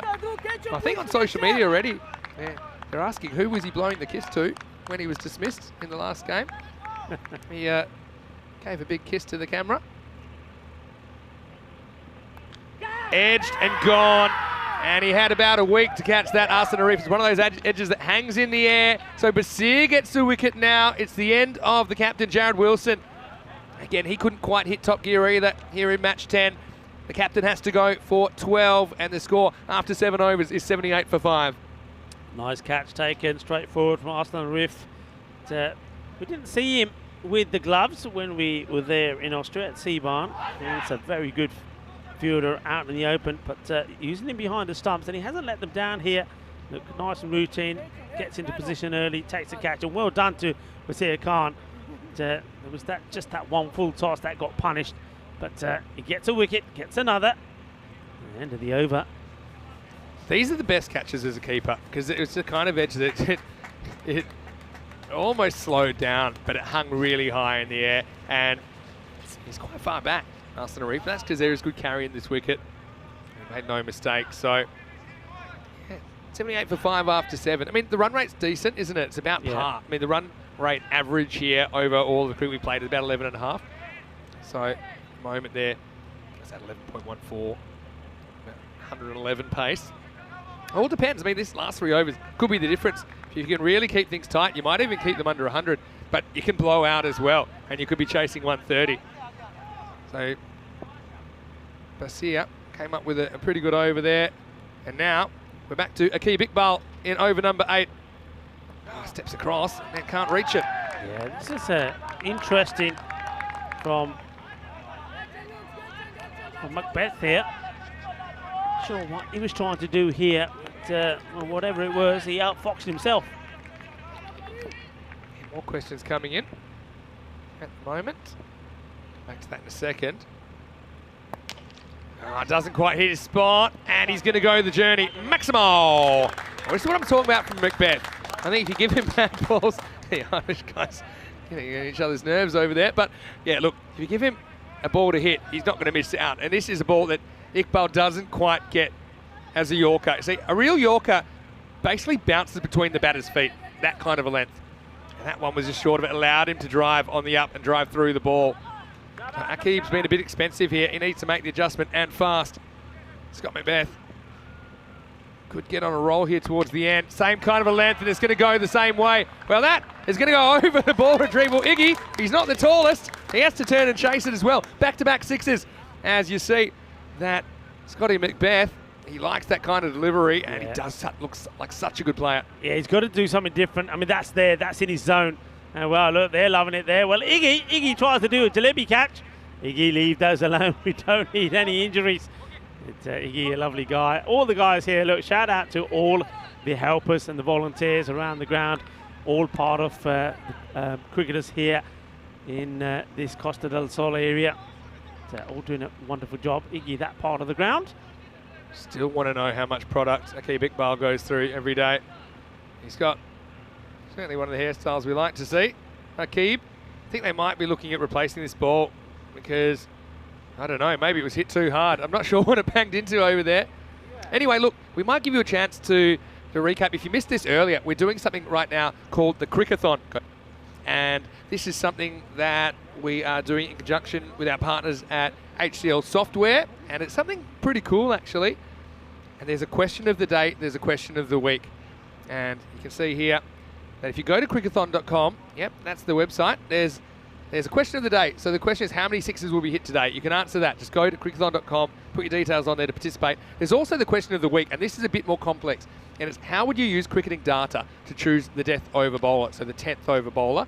And basically the idea is that question of the week, ultimately someone who has the most creative answer or the most innovative answer, they will actually get an internship with HCL Software. So it doesn't matter where you're watching from around the world. I know that HCL has something like 280,000 employees all over the globe. So yeah, yesterday's winner, Pranav from Kenya, he was the one that he picked Spain to be the highest scoring team on day one, and they were. They had the most runs. So yeah, that's the story. Crickathon.com. Just register once, and yeah, you can answer the daily questions. You might see your name up there as our daily winner. But also, I mean, that question of the week, I mean, I'm starting to think of how I would use data. So it's more like to do with people that are interested in data, dealing with data. Maybe they're interested in software engineering and computer science, those kind of things. How would you choose your death over bowler? Iqbal, right now, having a few issues. Wow. The break works towards him. Oh, gone. Yeah, he's going to be gone here. And, well, it's the first bat plug. We've been waiting for it, and now we've seen it. This is John McNally. He's going to be run out for a diamond duck here. They're going to have a look at it, but I can tell you, his bat is still not over the line, so that's not a good sign. Yeah, the bat plugs, and you'll see this. This is the bat plug. The bat plugs, and this is going to be a... Yeah. Without doubt, this is unfortunate, but what a great bit of fielding that is. What a throw. Yeah. And is that man again, Dida? Yeah, he's having a great time, isn't he? Well, there's the big D, and there's the medium-sized D, Dida. Yeah, look at this. He was, well, kind of figuratively up the creek without a paddle, was he? Because he dropped the paddle before the line, and Dida, he's going to make no mistake. I would say, this is my tip to everyone, I'll say it 100 times, but no one will listen. You got to try and run on the pitch. Run on the edge of the pitch, because then you can slide the bat and you won't have that happen. Because not only can it cause you a wicket, it can cause you an injury, because if the bat plugs and you run into it, then it can be pretty nasty. Yeah. Anyway, that's a lesson that McNally will learn. Poor guy comes in, gets the diamond, and he is the 6th wicket to fall, 90 for 6. But oh, you know what? You have to give credit to the fielder as well. Fantastic pick up and throw this. I mean, look at this. It was a dart when it bang. And what? Dee-da-da. Done the job. He might have been out anyway, really, when you look at that, but we'll never know. And now we're going to have another pop at the stumps from downtown. And it's over the stumps. Not sure if it would have been out that time. Says Matt Humphries, who comes to the crease. Got to say, on 11, really impressed with their attack. McCory was remarking that the fact they bowled 10 overs of left arm earlier today, but still the variety of bowlers they've got within that. We always talk about left arm as being a bit of an advantage with mostly right-handed batters. Last ball of the over for Iqbal. And this is cut away, slightly mishandled, but no dramas there for the big D.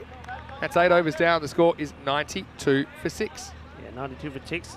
So those wickets keep falling. What Ireland have managed to do this time is they've kept the runs going as well.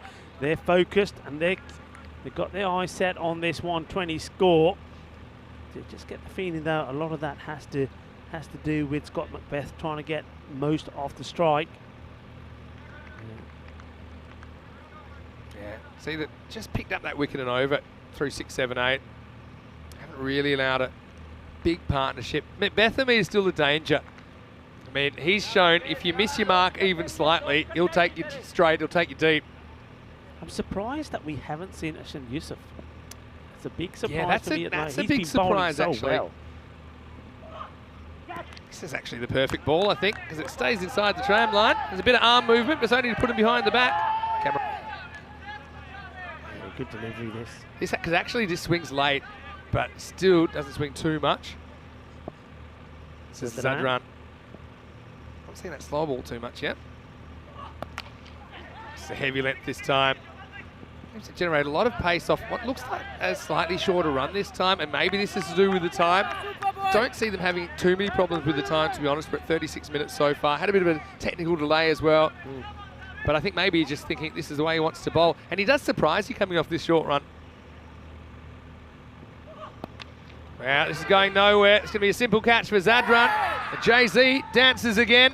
Chakadevate style, as Humphries can't move the needle. He's gone for 1. And Ireland loses 7th now. It's 93 for 7. Yeah, well bowled. It's generating good pace, getting the ball in the right areas, and you're absolutely right. He takes the corner ball and looks in our direction, in the direction of the camera, and he says, yeah, you know what? Jagade. Nicely done. Look, liking this. Look at that's what a good captain Rasman Shigwell is. The boys come together. He's talking to them, getting more group. Here we go. Here's the catch, nice and easy. And 1, 2, 3. Jagade. Nicely done, and there's the smile. So it's a smile to the face of Ireland, losing another wicket. Macbeth stranded at the non-striker's end. We'll see more of Humphries before the night's out. Don't worry about that. He's got a very important role to play with the ball. I've got to say, a lot of people are enjoying the Austrian team huddle. It's something that I've noticed as well. They get up to a wicket, they all put their hands in. It's a bit of the old college style. I like it. They're just showing their solidarity. I mean, look, okay, Czech Republic, they've had a shocker, no doubt about it. They're 0-4. But all the other 4 teams in this group, they've had their high points, haven't they? And I think it's a really exciting group. Corey thinks it's the group of death. He thinks that it's going to be a really tough one to get out of. I mean, whoever does progress from Group A makes it through to Week 5, the championship week, they will have had to beat some pretty good teams to get there. How good Zadran been? He's going at less than run a ball pace. And the thing is, for me, his line's been impeccable. I mean, he's varied his length a little bit. He's gone full most of the time, but he's changed it up a little bit. But I think he's showing he's sticking to a pretty simple plan. You're not really seeing him drift on the pads or anything like that. But one thing that might throw him is a left-hander. And it is Jamie Forbes, who's coming out now at 9. He backs away, and he'll be gone first ball. So suddenly Zadran is going to be on a hat-trick. It's another duck. Well, the pond's filling up. This time it's Shigwell that takes the catch, and Ireland just losing their way late in the piece here. 93 for 8. A first baller for Forbes. Yeah, Forbes has to go. And there comes the huddle again. Come on, boys, get together.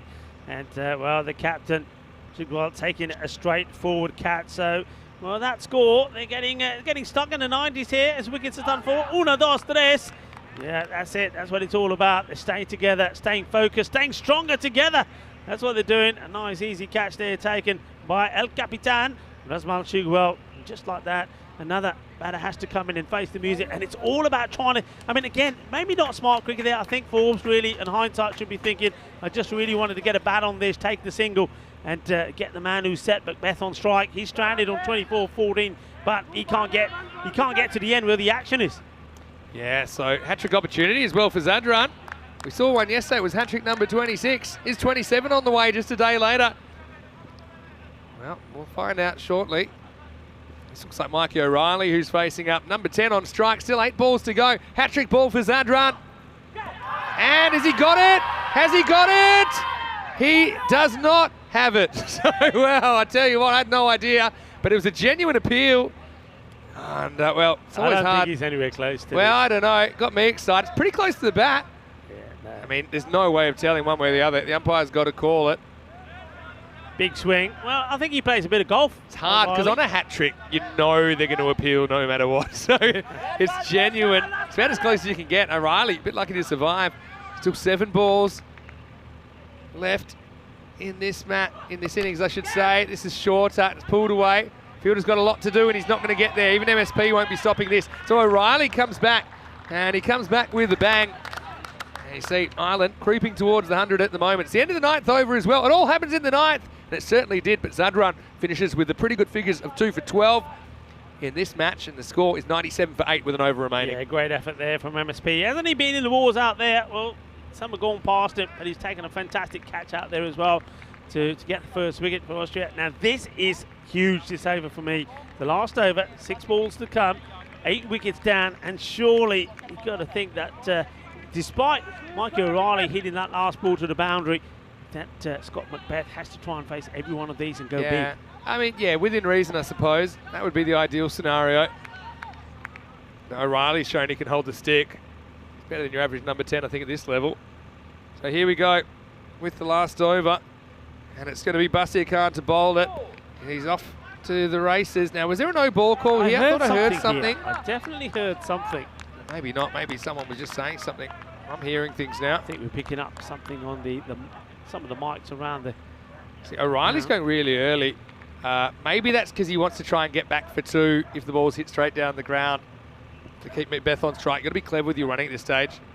And this will be 4, and Basir just strays. He gets a little bit too close to Macbeth, who I think's holding this together at the moment. He moves to 28, and that takes Ireland 11 past the century. Yeah, that will take him to 101. Still 4 balls to come, so that was important. Just straying down the leg side. He'd be very disappointed. Basir Khan with this. He's bowled really well up to now. You see, he just loses it. Doesn't get that arm to come up straight. And as a result of that, angles it down onto the pad, just clipped away. He's got to get back on it. He knows he's going to be attacked, whatever happens. I think if I was him, you just got to get those Yorker length deliveries in. I mean, I think the wild thing, Zadran, was so good because he actually wasn't that wild with his line. He never really got too close to the batter. It's another one. Turns out to be a low full toss, but he's clunked it. He's going to be gone. And Macbeth can be an awkward one to get away. We've seen plenty of these disappear, but if you do miss hit it, it normally hangs in the air. So it'll be another catch there. I think it was Chigwell that takes it again. How many Chigwells are out there? Every time there's a catch, no matter where on the pitch it is Chigwell is taking the catch. What's going on? Going to have leather Has he poisoning. cloned himself or something? Yeah, leather poisoning at this rate. And well, I tell you what, they're getting lots of practice in the huddle, aren't they? And that is the key man that's gone. Number 11 will come out on strike. 101 for 9. Look, is he lucky to get away with it? Yes. But you make your own luck. And I always say, I think on this pitch, if you miss the Yorker, I'd rather miss it full than short. I think that it just is a little bit harder to catch up with that and get it going upwards. And that's what Scotty Macbeth found after that. But still pretty good innings from him. I think he's the man that gets him past the 100 in the end. As he departs, the score, 101 for 9. Macbeth, so now with that wicket gain, you can see that they're gonna struggle here maybe to get to that, even in the 110. I was saying that 110 or 120 is what they're looking at here. Here's Finn Catherwood at 11. Not the worst shot. Thinking about throwing, but not really on balance.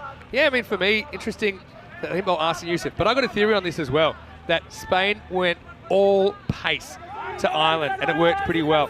So if you look at this innings, it's been all pace. Yeah. So, I mean, that makes sense. If something's worked, even though Arsene Youssef has been so good, you're talking about matchups, and I think that's the thinking behind it. Swing and a miss here. So 2 to come. See if they can advance the score further. Yeah, another dot. 9 wickets down, another wicket, and that will be it. So one thing that Ireland will want to do is bat the full quota. Basir, he's eyeing up another wicket, 2 for 15 for him so far. This is such good bowling, and that'll be it. And well, they take a suicidal one with, I think that was the last ball of the over, so I can understand why they did it. So it's a very, very good performance this from Austria. I mean, they're keeping the sort of form that they were in against Portugal going. I mean, remember at the 3 over mark, and though the 2 wickets had been picked up, it was 49. The 50 came up in the 4th over. It was 61 for 3 at the halfway stage. So the 120 was definitely on there, but they kept plugging away. And I think you're absolutely right. I think they probably took a leaf out of the book of the Spanish and decided, right, let's keep the pace on. They knew that if they got the top 3, the top 4 out, then that Ireland were going to struggle. Ireland, to their credit, they did try and get most of the way through keep up to a pretty good pace. But I think it was that over from Iqbal was an expensive one. But there was that brilliant run out there from Didar, and that run out changed things for me. Yeah, it really did. It was a half opportunity, really, wasn't it? But look, Austria, they'll feel like they've got half the work done. I mean, they're chasing pretty much an even 100. What is it? 102 all out in the 10 overs. So if they bat well, they'll get there. But I mean, here's the thing. Ireland really suffocated the Czech Republic last night in the night game with their spinners. Okay, slightly different matchups for sure. But I think it'll be a tricky chase, no doubt about it. I'd say it's probably 15 less than par, but Ireland 11 certainly good enough to defend it. Their lights will be on, and we'll see who's home here in the last game of the day. Well, Ireland 11, we know they've got some really tough players to deal with at the top of the order. And how about Seamus Lynch? I mean, his innings, he basically hit 3 sixes and a 4 in his 4 balls. Before that, he gets caught, and well, that was actually Matchett that went first for 6. And unfortunately, he had to go. But I've got to say, Lynch, he really can't crunch the ball. It's very, very obvious to me. That one was going up to the bar for a Victoria Cerveza. But, I mean, with these big players, they will give you opportunities. They kind of have to in this form of the game. And Shigual, he had a fair bit of the ball as well, didn't he? Ultimately, I mean, Ireland 11, they do get 100 on the board. Probably not the way they planned, but they've still got the runs, and Austria have to get them. Yeah, once again, another good catch this time. It was Joeid who was taking them. Very difficult one. So you can see, look, when those top batters give you an opportunity at this level, you've got to take them. If you don't take them, they can hurt you. And Itibar Didar, I mean, for the moment, for me, his performances in the field here today, well, it was quality. He bowled well, he fielded well, and he did most things well, and he just kept the sort of the discipline levels good for Austria, and he kept them focused, he kept them motivated, he kept them pumped up. And even though there were some nice shots there, I mean, that was Iggy trying to stop this on. But this, for me, a changing moment. I think that was sensational. That happened in that over from Iqbal, which was quite expensive. But getting that wicket at that point, I think that really then brought new batters in. They came in. You couldn't quite get the man that was out there, Macbeth, in form on strike. And they just kept chipping away at the other end, yeah, didn't they? they did. Macbeth, I think he's the reason they get there. Otherwise, I think they're kind of stuck in the 70s or 80s. Have to be honest with you. I mean, he was the one that held it together. And you can see, giving everything they can. This one disappeared towards the giant ball. Brassier grabbed the ball for the 10th. Well, in the end, probably gets a bit lucky on that full toss. Did go for that one boundary down the leg side, but came back with a wicket straight away. And then 9 wickets out. And of course, you're going to go for it last ball. It's pretty well located. And I tell you what, Arslan Arif, he can be my 10-pin bowling partner anytime, because he had no mistake hitting the stumps there with the underarm. Lights are on. You can see we're probably around about 10 to 12 minutes away from genuine sunset here in Cartama. Looking forward to that. Scott Macbeth, he ends up top scoring with 28 off 17. Apart from that, Seamus Lynch was there for a good time, but not a long time. 22 off 5. Hit every ball to the boundary or over until he was dismissed. He was one of 3 catches that Rasmal Shigual took in this innings. Apart from that, Max Burton, 16 off 9. And Jared Wilson, the captain, 12 off 10. Couldn't really hit his traps, and nobody really in the bottom 5 could either. You could see that they were only able to gather 6 runs off 8 balls there from 7 to 11. Ultimately, they had some issues with wides. I mean, they had 6 of them, but a lot of them were those kind of acceptable ones that just kind of missed the tram line. 2 for galore. Itibar Didar, I thought he bowled really well. 2 for 11, and just didn't throw it away with a big leg side wide that went for 5 like we saw yesterday. Also 2 for 12 for Zadran. I mean, I'm not sure who's the better bowler out of those 2. It was a good contest. And Brassier, well, in the end, he has a pretty good result as well. 215 for him. The openers got a wicket apiece, but they were a little bit more expensive because they were in the eye of the storm early in the power play. We'll be back in a few minutes with the final innings of the day. Don't go too far, because Ireland 11, well, it would be a turn up for the books, wouldn't it? If they weren't to win this game, they'd go to 2-2. They looked untouchable last night, but that's how fast things can change in European cricket. It's Vinny Sandhu here, Mr. Maximo. Rico Fools with me. We'll be back very shortly with the final innings of the day. 103 for Austria to win their second match of the day. We'll see you shortly for more Dream 11 European Cricket Championship.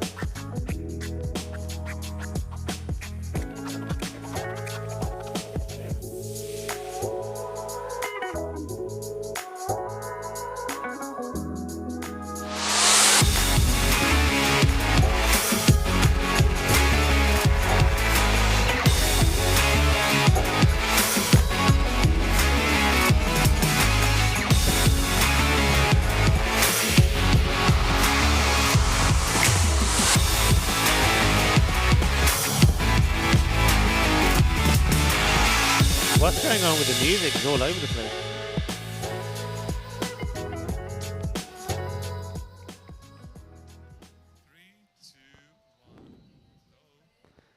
Hello and welcome back. And, the last match of the day. The floodlights are on. It's lights, camera, action. And you can see that it's going to be Scott Macbeth. Well, he did his part with the bat. Now he's trying to do it with the ball. Bowling to Hassan Youssef. His first one will be a wide. And looks to play at it, then leaves it alone. So, first runs on the board. Youssef not required with the ball. Can understand that. I think Stuart just taking a leaf out of what Spain did to Ireland, keeping the Spain on. And, this is one thing that Ireland do as well. Just don't want to go with the pace so far. They probably had a look themselves at the way Austria played against Portugal. And this man, well, he did take the pace apart, didn't he? It's up in the air, and there you go. The catch is taken. And once again, no pace on it. It doesn't really get any power in the shot. He's sort of backing away from this. And by doing that, no power in it, and they get the dangerous Hassan Youssef cheaply. He goes for a duck. And as I say, and as we say, well, it doesn't matter what happens in the match before. Everything can change in an instant in this format. And Hassan Youssef, he was instrumental, that player of the match performance against Portugal, 2 for 28 and 46 of 15. But this time round, he goes just off the second legal delivery of the match, and it's 1 for 1.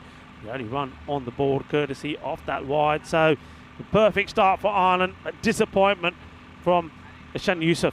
He goes without scoring. And it's always a long walk back when that happens. He's opening partner, MSP. Down at the other end. He has to wait. He has a little chat with the new batter. Makes his way out there. And the reason for that is because Hassan Youssef, after 2 deliveries, finds himself back in the team dugout. And it's time for the captain, Razvan Shigwal. Shigwal got a duck in the last game. He's not a man that is going to go without scoring too many runs for too long. He's such a talented player. We've seen him at his best out there in the field. 3 catches, remember, from him. Leads the team really well. Can he put a good match-winning performance in here now with the bat? Genuine leave here from Shigwell. Required rate is over 10. So they don't want to be leaving too many, and they don't want to fall too far behind that rate either. Flatter delivery. No ears to shout from MSP. Fine start. Just that 1 wide. The very first delivery. The one thing that Macbeth and a lot of the slower bowlers have done here today is they've got good bounce on the pitch, which makes it harder. Hits this hard. We'll get 1. Think about 2. I don't think they're going to chance the arm off the fielder. I must admit, I don't know if we can catch the skyline here at the moment, just behind at the back there where the Sierra de Cartama is. It looks absolutely stunning.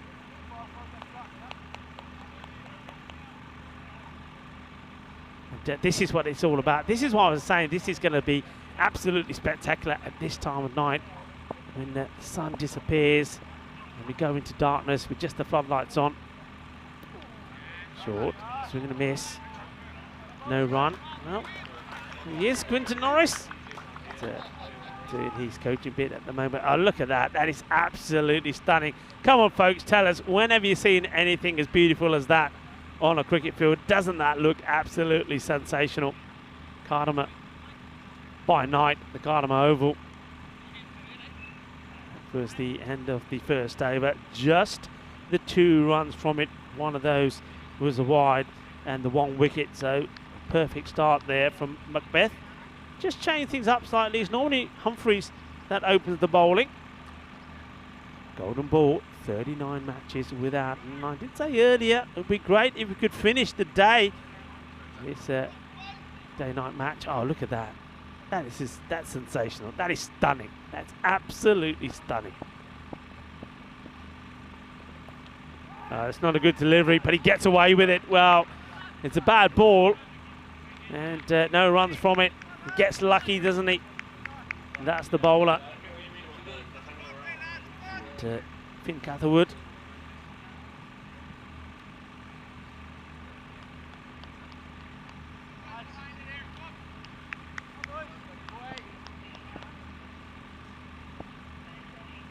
Catherwood charges in again. A lot of energy, a lot of pace. Oh, that's a good delivery. I think he's expecting more bounce here. Is Razman Shigwell. Yeah, this one sort of skids through. Shout out also to our production crew here, our partners, Spring Productions, all of the crew here working hard. I mean, give them a shout out, especially a lot of you that are sending us messages through. Send some messages through to how good the production has been here. I think it's been world class. It doesn't get any better than this. This has been hit pretty hard, and despite the diving effort there off the fielder, it's not going to get anywhere near that. And that's Max Burton, and he's out there because we've got Seamus Lynch is behind the stumps to this one. And that's a lovely shot. And Razman Shigwell, well, he puts this one away, and a lovely pull shot from him, and there's the effort there. And well, luckily there wasn't more of a slide there, otherwise that could have been an embarrassing moment for Burton. But his pants stay on. 4 runs. Catherwood needs a reply. And well, he's not going to get one. He's going to get another reply from the captain of Austria. This one goes all the way.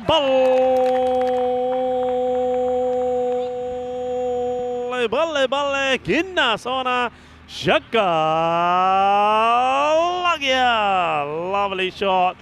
And once again, just a little bit too short and so quick to get onto and underneath that. Well, I think he's quite liking the lighting out there at the moment, is the Austrian captain. Razman Shigwell taking the attack to Ireland here. Catherwood goes for the slow delivery down the ground, and that's such a good shot.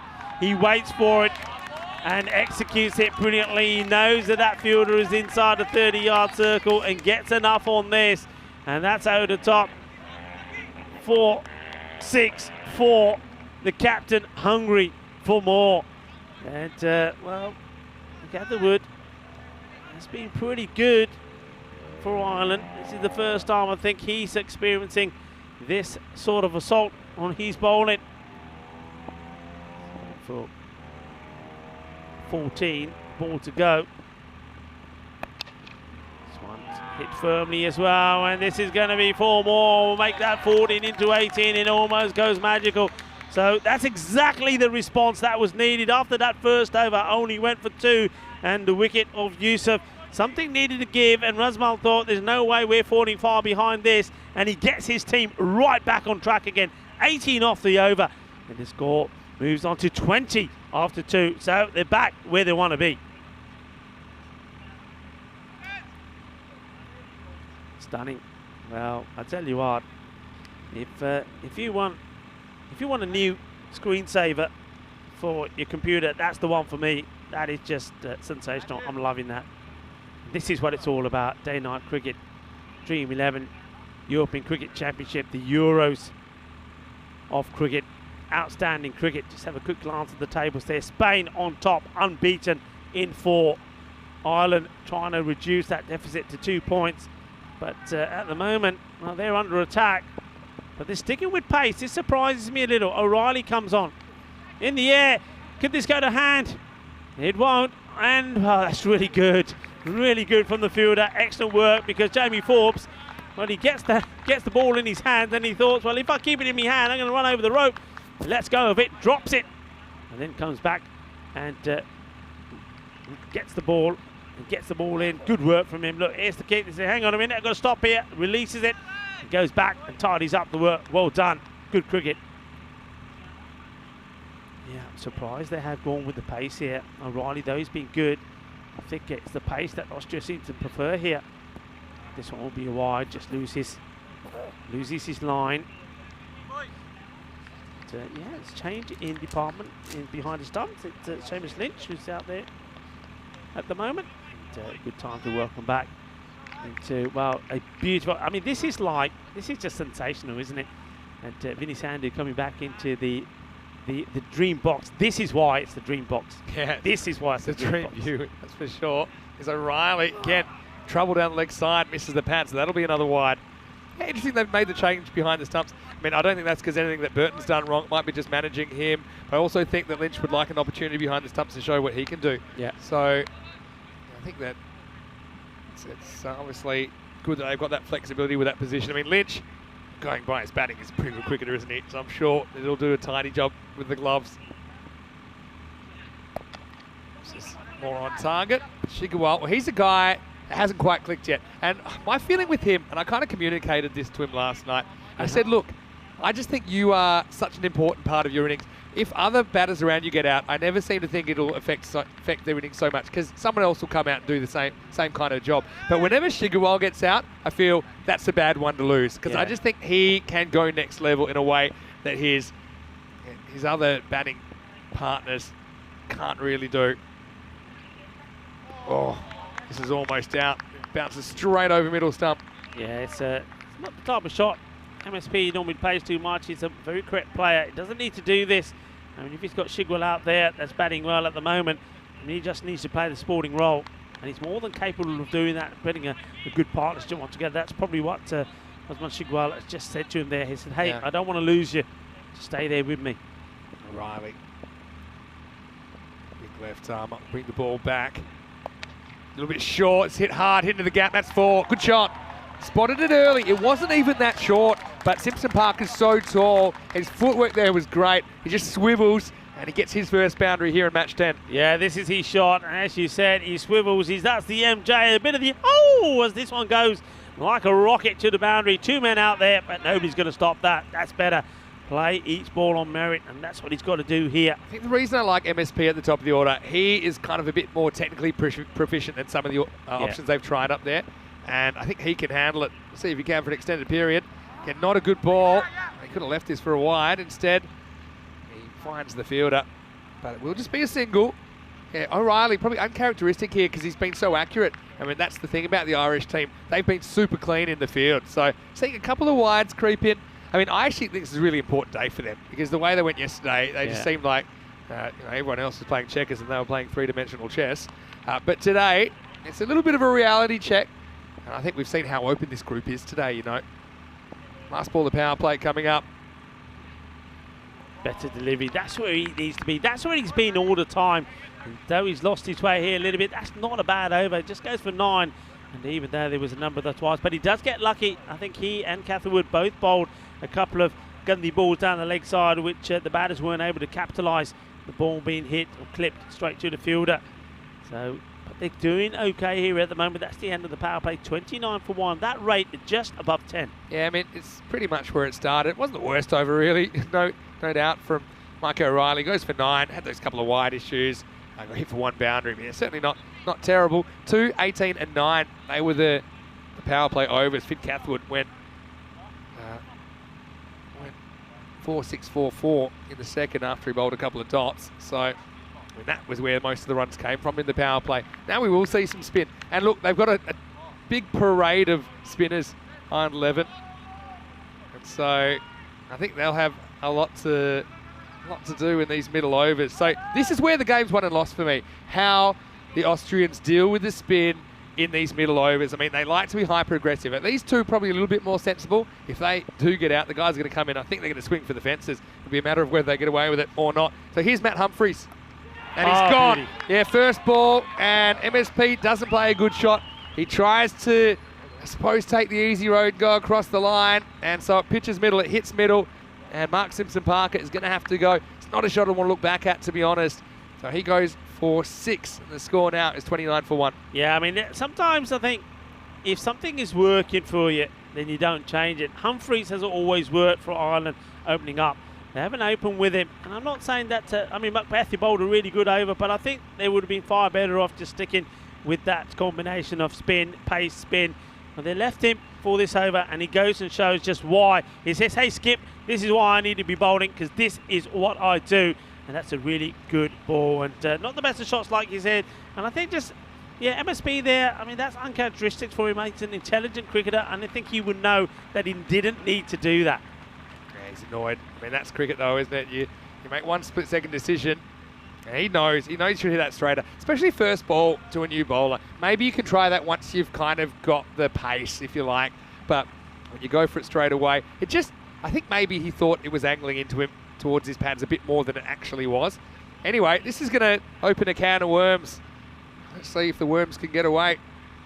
Okay, number 4, we're going to see Zishan Arif. This is another good ball. Just turns down the line a little bit, not quite enough to get the LBW. But I mean, for me, if I'm Austria here, I know there's going to be probably 3-4 overs of spin, maybe more now. Yeah. So I'm looking at, okay, who am I setting in that is comfortable against the spinners? I think I'm that adaptive with my order to say, look, you know what you're going to get here. Let's put guys in there that are comfortable. Yeah. Maybe that's why we're seeing Arif at 4. This is going to sneak down leg side. Not sure if there's anything on this. Maybe a bit of pad. Feel that does well. That's Mikey O'Reilly.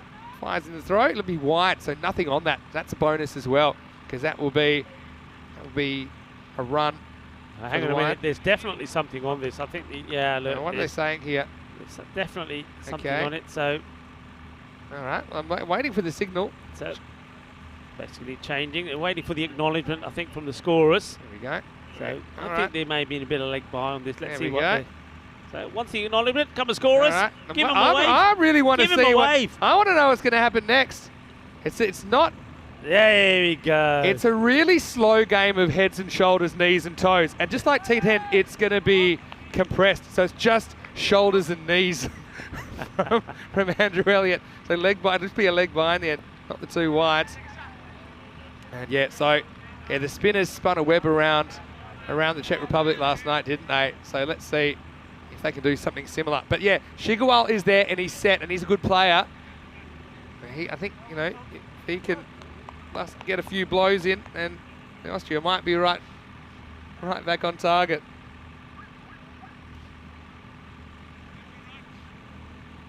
I mean, this is where the game's won and lost, though. You know what I'm saying? And the thing is, they want to be 40 after 4. Yeah. Nowhere near that at the moment. I'm loving Humphrey's bowling. I've been so impressed with his flight. That's what I think he gets better. I mean, I say that, and this time he banks this one into the deck. It's going to take some stopping, and it has been stopped. They think about 2, but gets it under control pretty quickly. And that's the other thing here. It's standards, isn't it? And once again, look, he may be a quick bowler, and there was a time when a quick bowler said, I'm an opening bowler, I'm not diving around, I'm not bending. Yeah. Not these days. And O'Reilly, well, that's twice we've seen him diving and stopping the ball. Yeah, the old days. So last ball, the 4th, though. It's been such good for Humphreys. He's shut the gate here. He's only conceded a single on that leg by it. This is up in the block hole. It'll just be 1. So Arif is off the mark, and Austria just got to be careful here. They've got a long batting order, and you're going to have to fire some shots at these spinners. It's a really tricky situation now, between a rock and a hard place, really. But the game's alive. 4 overs down. It's 32 for 2. Once again, I want to say a very warm welcome to all of you, no matter where you're watching from around the world. It's great to have your company on the European Cricket Network. I mean, it's probably the latest we've gone now into the night. Vinny Sander here, Mr. Maximo. Rico Fulk is with me as well. Of course, we're here for 5 weeks, so probably the days are getting shorter. We'll probably see more cricket in the actual black sky as we go. But yeah, fascinating contest. And look, here's a team that won both games yesterday, looked untouchable. A team that couldn't win a game yesterday. Right now, they're locked in a very close contest. It says a lot about this group. It does indeed, and I think, you said, Corey, is, of course, is coaching the national team here, the Spanish team, and you heard him say he reckons this is the group of death, and you can see why. I think especially, all right, Czech Republic haven't quite turned up for the party yet, have they? But they can come good. But when you look at all the other teams, they've been there or thereabout, and this is just showing that again. Austria, right, they were off the ball the first day, but now they're starting to play the way we know that we can. But you're absolutely right. They've got to make sure that they don't fall too far behind it. It was around 10 and over. It's going just under 12 here. They're still going to play the shots. Yeah. So this is another one. Doesn't want to go aerial. Knows there's sweepers back there. Just happy to take the one there. Yeah, Zishan Arif, he's one guy. He played one of the innings of the season in ECS cricket in Austria. You probably remember it for Vienna CC. He was a sparkling 80 not out against Indian Vienna there. Goes after this. That's banged. I can tell you straight away, straight off the bat. Well, it might be night time. The ball's going for a drink. What a shot. Maximo Shigawal gets the 6 they need to get him back in the contest. Yeah, he knows the importance of his knock. And the other batters at the moment are struggling to keep up with this. And look at this. He throws everything at this. All the white goods, including the kitchen sink. and that goes all the way. Big hit. I'll be completely honest with you. I actually didn't see where that ball went, but I just heard it. And when I heard it, I knew it was 6 because I lost it into the sky. Short again, and I feel like this is going the same way. It is. So fan zone under attack. Shigerwal rolls the dice and comes up double. 6 and Austria swinging their way back into the game. Yeah, this is what he has to do. And look at that, a big smile on the face of Rasmus Shigerwal, the captain of Austria. I mean, this is big. Look at that. I mean, he gives this everything. He almost goes back onto his stumps here, doesn't he? Yeah, that's how about that? That has gone all the way over. Yeah, he actually genuinely gets so far back in his crease there. I think he had to make sure he didn't fall onto his stumps. But yeah, Macbeth just can't get short. I think you got to try and draw Shigerwal forward. Again, you don't want to overdo it. Average age of 20 in this Irish team, by the way, you know. Goes after it. This is 6 more. 666, the Devils' number, and that one's over the roof. And Shigerwal, well, he's taking on the spin and winning at the moment. 18 in the last 3 balls. Oh, this is absolutely sensational. Captain Marvel going big. Well, it's day-night, the lights are on, the sun's gone down, and well, the fireworks have started as well. Can you see him? Well, they're lighting up the sky, these kookaburras. That is big. Una, dos, tres, boom, boom, boom, Sunsea Sand and sexy cricket. What do you do here, though? Last ball of the over. Do you go a 4th time? Is he going to go to the well? He'll try, but he might get away with this, and he might get 4 here, and it will be 4. It's a really valiant effort from the fielder there, but it does get there, and it turns out to be a huge over. Let me get my calculator. It does go magical. 23 come off the 5th, and it's game on here at the Cartama Oval under lights. 5 overs down, 55 for 2. 55 for 2. Macbeth, his first over, only 2 runs conceded. One of those was a wide, and he picked up 1 wicket, and that one goes for 23. Well, Ireland, they're probably thinking, well, okay, we probably didn't know a lot of these countries played cricket. We'll turn up, we'll play. I don't think they bargained for some of this first. They got beaten there by Spain in a very close game. And then this one, well, they're thinking they had the upper hand, but everything just changed in that over. What a fantastic bit of hitting that was from a man who's an outstanding player, Rasmus Shigerwal. Lovely guy, lovely gentleman, leads his team brilliantly, and now he's looking to register a famous victory for Austria here. That came off the back of overs of 9 and 3. So they scored 20 in the first 2 overs. They scored 12 in the next 2 overs, but then they get 23 alone off the 5th. Back to the left arm spin. And once again, it's Humphries. Well, he's a guy. I hope he brings his shovel because he's always seemed to be the man that they used to dig their team out of a hole. They've turned back to him here in the 6th. I think that backfired really from the captain there, Wilson. I think Wilson went for Macbeth because he thought, get another good over in here, get that rate up right up and put us in the driving seat. But it backfires because 23 come off it, and it's sort of put Austria in the driving seat here. Goes again. This is a straighter ball, but there's a fielder set for that. Bit of a risk because I think it is a fairly straight delivery. Shigerwal gets 144 off 18. And look, I was talking to him, and we talked last night about how aggressive he needs to be. And I think he needs to pick his moments. I think he's tried to push the pace a bit too early in his innings. You can see once he's in, he's a little bit settled now. Yeah. He's just looking really comfortable at the crease, and he can make you pay a little bit later. Interesting second half, though. They've got plenty of batting, but you just wonder how they'll start against this spin attack. Section Arif, though, he's been struggling. 3 off 6. He hits a decent cut shot here, but straight at the fielder. Yeah, this is the issue. When you've got one batter that's hitting the ball so well, i.e. the captain, Shigerwal, well, the other batters have to contribute. And if they're just playing dot balls, but all the good that he does in one over is undone in the next. Yeah, that's a good ball. So it's hard to know. He's 3 off 8. That's what Corey was talking about earlier. He's saying, okay, you might be 3 off 8, but as long as the intent's there, he doesn't mind. For example, that's a ball you can't do much to, right? But I mean, I'm starting to think things about Zishan Arif here. It just doesn't seem to have it. And so even this, he's not getting a run here. I mean, look, they've got 8 wickets to play with. I know it's a big call. He's a guy that we've seen smash the ball, but they've got lots of hitters to come. And I feel like at the moment he's a bit of a handbrake in this innings. I would consider, telling him to hit out or get out, or we're gonna hook you and retire you out. Yeah, absolutely. But what a good over this is. Yeah, Humphries. They needed this badly, didn't they? Good bowler. Gone. And so Arif, that kind of sums it up. 3 off 10 for him. Oh, I think he might have hurt himself here. Oh dear, oh dear. कहना यार मैं की कर देता बोल तो मैं Swiggy मैं अपने लत्ता तोड़ देती. He smashes himself hard here. He's going to be in trouble. He's hobbling. Zishan Arif might be the first person to retire hurt after they're out by a self-inflicted wound because he smashes his pad. I mean, that's cricket. I mean, he's a good player, but it just didn't happen for him in those middle overs. And you see, he was out, and then when he was out, He smacks his pad. Now watch this. I think we've got it here. Watch. Here we go. And then he goes he bang. gets- And to be honest, that's the Ow. only thing he's hit in the middle in and his then he goes, temple. hey, yaar, he got it up in He's going to use that bat as a walking stick now for the rest of the night. Yeah. Look, I don't think that's a bad thing. Yeah, I don't think it's a bad thing. Me, you know what I would do here now, based on what I've seen from the Austrian team? Big Daddy comes in. I'd get big. That's I the don't want to walking laugh, and I love Zishan, but that's a blooper, isn't it? I mean, stick. Where is Magic Spray Mary? I mean, of all the things I expected to happen, Neil. You know, the good thing is here, if he does have to have treatment on that, he's always got it on camera. He can go to the hospital and say, well, this is what happened. Don't think he would somehow. I mean, would you? Zishan, he can be such a good player. Well, he middled this, didn't he? That is middled. Oh, look at that. He goes, Dear me. hi. Ki kar ditta? Pagal ho gaya. Well, Okay. let's just say, bowled and hurt. 6 overs down, it's 57 for 3. And it's going to be Basir Khan that's going to join his captain. Will be Shigwal on strike, who's on 44. Yeah, you'll see it all here on the European Cricket Network, won't you? Did he? 2 for 4. Look at those.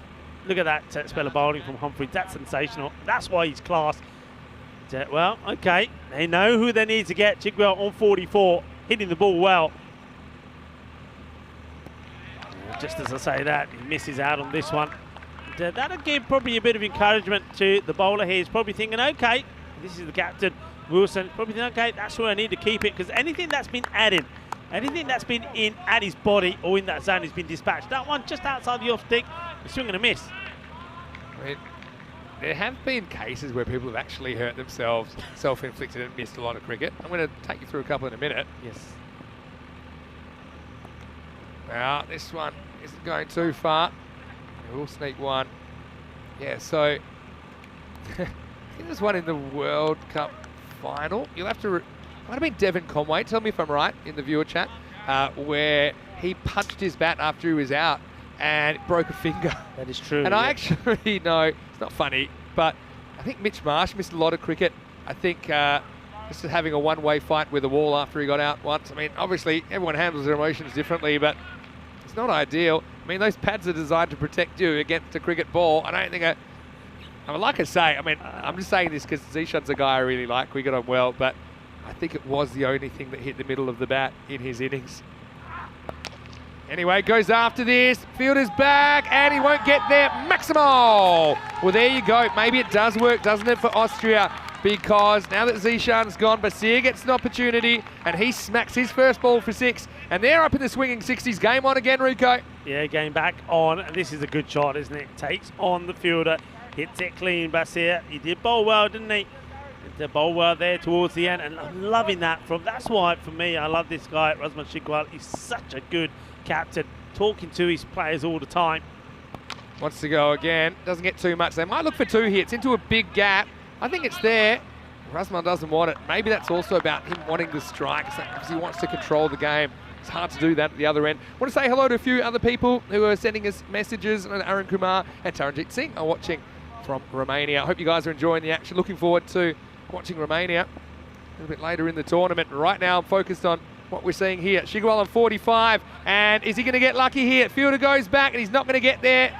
It's a lucky edge, and it's going to get him 4, takes him to 49. It wasn't a bad effort at all. Finn Catherwood was chasing it, but, I mean, you rarely catch those when you're in the circle. Once it's over you, it's gone, and Austria, they are still kind of on the pace. This is such a good cricket match. Yeah, it's well, going up and down like a roller coaster ride at the moment. After that great over, Macbeth was taken with 23. Humphries came back with a beauty. Now For the over, and he'll get to 50 here, and he'll probably just take the 1. So it will be 50 for Shigwal, who clicks here in match 10. And this would be a real good win for Austria if he can get him home. But there's still a long way to go. 50 off 22 balls, an innings that saw 4 Maximos and 5 4s. Striking at 227. I mean, he is the guy. I think he's got to get him even further towards the target if they're going to do this. Look, if you're enjoying this, we've got good news. We're coming back tomorrow. There's 5 matches every day. In fact, 7 days a week on the European Cricket Network at the moment. And we've got a really interesting return clash between Spain and Ireland 11 first up. Then we'll see Portugal, Austria, and those 2 teams haven't played each other yet. Then Czech Republic, Spain again. Czech Republic, can they click? They're going to play Spain and Austria tomorrow. That's not going to be easy. Then Ireland 11, Portugal. Again, we'll see what those two teams deliver. So join us 9:30 a.m. GMT, which is 11:30 in Central Europe. And it's 3 p.m. in India. Now, light's really taking effect now. It looks fantastic out there. Shigawal is going to have to deal with Finn Catherwood. And he smacks him. And that's gone. Maximo! Well, Raz, he's fired up. I tell you what, these batters, they're not afraid to show a bit of emotion out there. You can see Austria, it would mean a lot to them. 24 hours ago, they disappointed themselves, came up with donuts on the first day, but right now Raz is swinging them perhaps towards a big upset victory. Oh, this is great. Boom, shakalaka, and a little bit of razzmatazz happening out there in the middle. As long as he's there, this match is going to be done, and I think it's going to be done pretty quickly. He's the one that Ireland have got to see the backup, but at the moment, whenever they introduce pace, the ball is finding its way to the boundary. Cool your jets. There's a long way to go here. I've got this 50-50. Slower ball, and it's handled, an awkward one. And Basia Khan will scramble back to the non-striker's ends. Got to say, obviously last night's match we only got 2 overs in the second inning, so we didn't quite see the lights take full effect. I'm loving it. Absolutely loving it here. And well done to you if you're watching maybe in Australia or New Zealand. No idea what the time is there. Probably 5 in the morning, 7 in the morning. You might just be waking up. Big finish coming up. Goes for it, misses it. Might have been a slightly slower ball from Catherwood that time. Yeah, just tries to hit this one too hard, doesn't he? That Shigawala just got to stay with what he's doing. He's been timing the ball so well. He tries to focus too much into this and takes his eye off the ball. I think he'll be disappointed he misses out on that. A little chat here. I mean, the thing is, Basia as well, he's not going to take a backward step. I think the wicket of Zishan probably did come at a good time, I think, because they just needed to change Shigawal's partner, because his partner was building pressure on him. Again, it's nothing against Zishan. It's just the way things were rolling for him today. Goes for it again, and he nails it. Maximo! Well, that one, somebody's going to have to get a flashlight to go after that. He gets a bit of length, and he absolutely spanks it. And another 6 runs to Austria. Can you imagine, if you're the ball boys at the other side of the ground, we can see what happens this side. They don't know what's coming their way. They're in pitch darkness. When that goes there, that one's disappeared into the night. They can't see that coming. They need helmets out there. It's literally adios pelota there. And Catherwood, he's got to sort himself out here. He can't bowl length at the moment. He's got to get full and straight. Shigawal has taken him within 21 of victory. 2 to come in the over. Slower ball, smart bowling, changing it up. Okay, now I think for Basia, he can go after this. Again, I know we don't... You've got to judge about whether it's worth manipulating the strike to the extreme that you don't take a single here. To be honest, I would. I think Shigawal's in the zone. I want him facing the first ball of the 9th over. So Basia, I'm saying, look, hit a 6 or a 4 or miss it, whatever you do, but don't take the 1. I don't know if you agree with me. You got to think on your feet. I suppose that's the lesson. Last ball of the 8th coming up. Does go for it.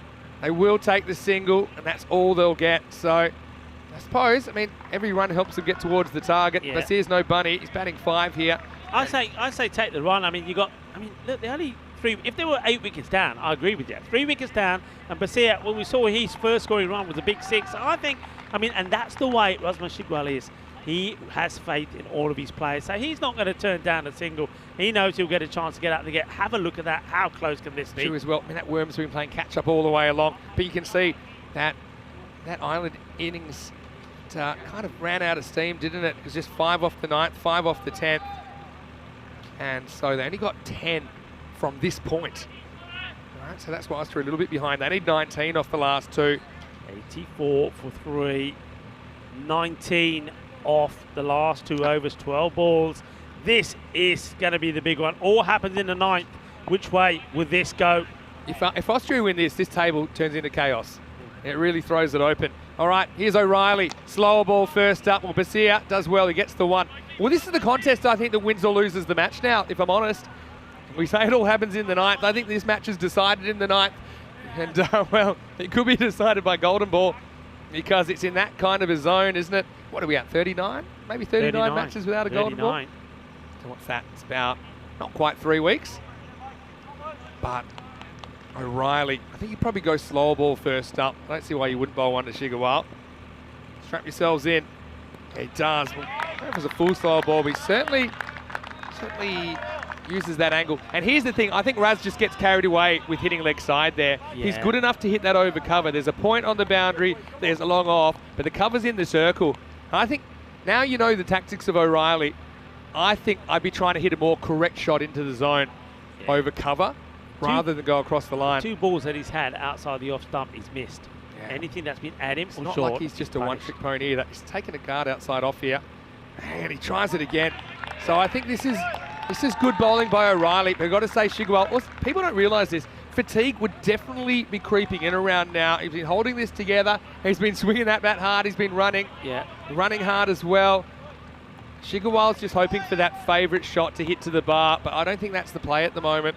Intelligent bowling from Riley, though. He's seen that. He's seen which balls he's missing, and he's going to try and do the same thing again. Chigwell, would he get into position? Good bowling. Well, this is kind of shades of Sabu and Davitsi the other day for the Czech Republic, yesterday, where he was in, but he just chewed up 4 dot balls in a row. But I mean, I think I'm giving credit to the bowler here, O'Reilly. I mean, he cannot afford to get it wrong. I know that earlier on, a couple of deliveries, I think that he sprayed down the leg side, but we haven't seen any of those issues here in the ninth. He's been much better. I mean, he's one who got lucky, didn't he? He got one that was clipped on the leg side, but straight to the fielder. 3 dot balls have actually swung the game back to Ireland now, Goes for it, doesn't get it, end of the bat. This will be 1. So now, okay, credit to O'Reilly. He's won the battle with Shigawal, but this is where, I'm certain, even though Shigawal's off the boil, I think I want him facing at the start of the 10th over here. Yeah. And Basir 9 or 4 hasn't done too much This wrong. one's going to the boundary. This is going to the boundary. Well, I'm telling you. I think This he's going to try it. This is a big hit. They've got 7 wickets to play with, that's the thing. I think he's been at the other end. He knows where this is going to be. All right, last ball of the 9th over. Slower ball missed. Really, really good over. Just 2 singles off it from O'Reilly, who goes wicketless, but he won't be too worried about that because he's played his team into a winning position now. Austria, they were out of it, then they're in it. Now you feel they're out of it again, but anything can happen in the last over. 17 will be required. 86 for 3 off 9. Who's going to bowl it? Look, today we have seen plenty of magical overs. We've seen back-to-back. We've seen a hat-trick of magical overs. We've seen supersonic overs. Who's going to bowl this one? That's the thing. Look, they're having a bit of a meeting there because really, look, they will know that they've seen enough of this cricket already. 17 of 6 balls. They know that's easily doable. Yeah. Step forward or step aside time. You're either forming a queue or you're running away if you're an Irish bowler. But I think they would all want this responsibility. Yeah. They'll all feel that they can defend 17 in the last over. What a great over, though, that was. I mean take a bow, O'Reilly. That was fantastic. It was a fantastic over, but I think what we saw was, fatigue is mental as well. And I think the decision-making from Shigawal wasn't really good there. Yeah. Got carried away with that leg side. There was a big gap over cover, and he never even tried it. Who are they going with here? I can't see. Yeah. Give me a flashlight. Far away from us. Well, I make that as the captain, Jared Wilson, who's going to try and close it out. And the first ball is going to be a 1. So Shigawal's off the ball. I think you've got to take every run now and hope Basir can maybe pull something out of the fire. I think this one may have been a wide. It was going to be very close to the line. I think it might have been as well. It might have hit a wide here, Wilson. That's another advantage of bowling that full wide tactic. Occasionally batters will spoil wides, and I think this is one of those occasions. Does sneak across a bit. That was going to be a wide. Normally that would be called a wide because it's going to be on the line. It's not such a big movement. 16 or 5. Right. Well, you need 3 boundaries somewhere along the line. You've only got 5 balls left. Basir, it's a highish full toss, but it's not quite high enough. Unless there's one dramatic final twist. Looks like Ireland 11 are going to get away with this. But I mean, it shows them they're in a fight, though. I mean, Austria they've fought valiantly here, but they'll be really disappointed if they don't get over the line. I suppose the issue here, Shigawal with 65 runs out of the 88 in the innings. But he's on strike now. There we go. It's the full toss, but he clunks it. So Wilson getting away with a couple here. And that's the sort of ball that when he was in the zone, we weren't finding it. But, yeah, see this one. Probably just under the belt buckle. It's probably okay, but... Yeah, slower ball. I think it was just on its way down as well, so borderline, but he gets it okay. Well, now you need 14 or 3. Now you really need a boundary. You need at least 1 to keep the game alive, and they'll get 1. All right, so 2 sixes. 2 sixes for a golden ball. And here's the thing. Cricket is so strange. I mean, we talk match to match how your fortunes can change. We've seen it in minutes with Shigawal, who is batting like a millionaire. But it's like someone went all in on the .com bubble around the 2000 mark. They're looking at their pockets going, what happened? And right now, I mean, if you had to pick a man in the Austrian team to hit 2-6 on the last 2 balls, he's on strike. But Wilson, he just has to keep the ball in the ballpark. And Ireland, they look like they're going to do this. Oh, well, what is this? Wow. That is... Well, hang on a minute. Why is there no signal here from the... Well, I was going to say Well, thank you very it's much. quarter wide, but Let's have a look. But how high is it? That's my question. I'd like to I see mean, look, the height on. That's I mean, got to be a no miles ball. over his. That That's is miles got to over. be That's a no shoulder ball. height. Come on. That's unbelievable if they've missed that. Well, this should have been a free hit. I mean, it probably won't matter. It's going to be a free hit anyway. And they're going to get away with it. I mean, that's one. I still wonder what's going on with that call. But what I will say is it probably doesn't change it, because either way it would have been a free hit and he's going to go for it. But yeah, still got to wonder what's going on there. Got away with that one big time. So Ireland, yeah, you can see once the captain bowls that one and it's back at him as a dot ball, he knows they've done it. Well, somehow they've held their nerve. This one will be played out just for another single, and look, he's overjoyed, the captain Wilson. He holds his nerve. But for me, really, I mean, that was such a tight game, but that was all about that 9th over. We said it all happens in the 9th, and O'Reilly, that 9th over, just 2 runs from it, that put the ball back in Ireland's court. And Ireland, they come back after a defeat to Spain, winning this one. It was a close one, wasn't it? But Austria, they'll be wondering just how that one got away from them. The captain, well, Rasmus Shigwell, 66 of 34 not out. But yeah, I think he would know that one over where he was swinging and missing. He was swinging around like a rusty gate, wasn't he? Just wasn't able to get back on the ball. And well, that was quite extraordinary, really. But O'Reilly, give him credit. He knew what he was doing. It's one thing that I said earlier, all the shots that he played, if you have a look at the wagon wheel off of Shigwell, maybe we'll get a chance to see that all of those shots were played one part of the ground. As soon as that ball was outside the off stump, he couldn't get back onto it. Yeah, it's such a strange innings, and looked like they were gone, then they were back in it. But it was really over 7 and 8 where Shigwell got going. But in fact, we wouldn't see a boundary in the final 14 balls of the innings. So look, Austria, they come of age today though, don't they? I mean, they are a team that showed they can compete, and it was a little bit brighter. We saw the start of this innings, and Yusuf, who was so good earlier on, he was the first to go. So it didn't click. He went for a duck after his dynamic innings yesterday. You see Ireland 11, they're full commitment, aren't they? They're full energy. They've got that exuberance of youth. And, well, I think here, I mean, they're tested, but really, when the pressure came to deliver, they did. And especially, you know, you mentioned it, I'll mention it again, Mikey O'Reilly's 9th over, we'll see it in a minute. But, I mean, apart from that, I think Austria, I think they moved forward in this game as well. I think they learned a little bit more about their tactics and maybe a little bit more about their batting order. I think Shigwell obviously shows that when he clicks what they can do. Just didn't have a lot of help around him. And going back to that shot from Mark Simpson-Parker, which probably wasn't really on. He knew it. But I mean, Rasmal was there. The issue was, we had Zishan at the other end. He chewed up a lot of balls as well, 3 off 10. You know, it just didn't click for him. They'd love, you know, that overback, I suppose, that they lose there when you see how close they get in the end. But tell you what, when Rasmal Shigwell was hitting into the night sky, things were looking pretty rosy for Austria. Yeah, they were looking rosy. Well, they weren't looking rosy for everybody. There's one batter, Zishan Arif. Certainly things not looking rosy for him after this, because look what he does. He gets bowled and he goes bang. He was walking fine until then, and then he's walking off like me after I've done a day of gardening. I need a walking stick to get off the ground. But, well, the thing was that Shigwell, he kept things going. He had a little bit of luck to go his way as well. But look, this game was all going one way, and then there was that brilliant over. I mean, Hitherwood there as well. He went for plenty. It all kept going over there on that end. But right at the end, though, they held their nerve. O'Reilly, his over was fantastic the 9th. Only 2 runs from it. And then Wilson held his nerve. He had 17 to play with, but he would have known that on a day like today, we've seen more than 17 being smashed all over the place. But he held his nerve, and it's a victory for the Irish. So they are back with the bang. They'll be celebrating tonight, because you said it, if Austria were able to pull this one out of the bag, that would have blown this group wide open. I tell you who else is very, very happy. Czech Republic. Oh yeah, no doubt about that. You can see that, you know, Finn Catherwood was probably the only one that they got hold of to an extent. I mean, Humphries 2 for 4. Don't forget his contribution. His spin really choked the middle of the innings. But I got to say, O'Reilly, he only went for 9 in his first and 2 in his second when he bowled the 9th over.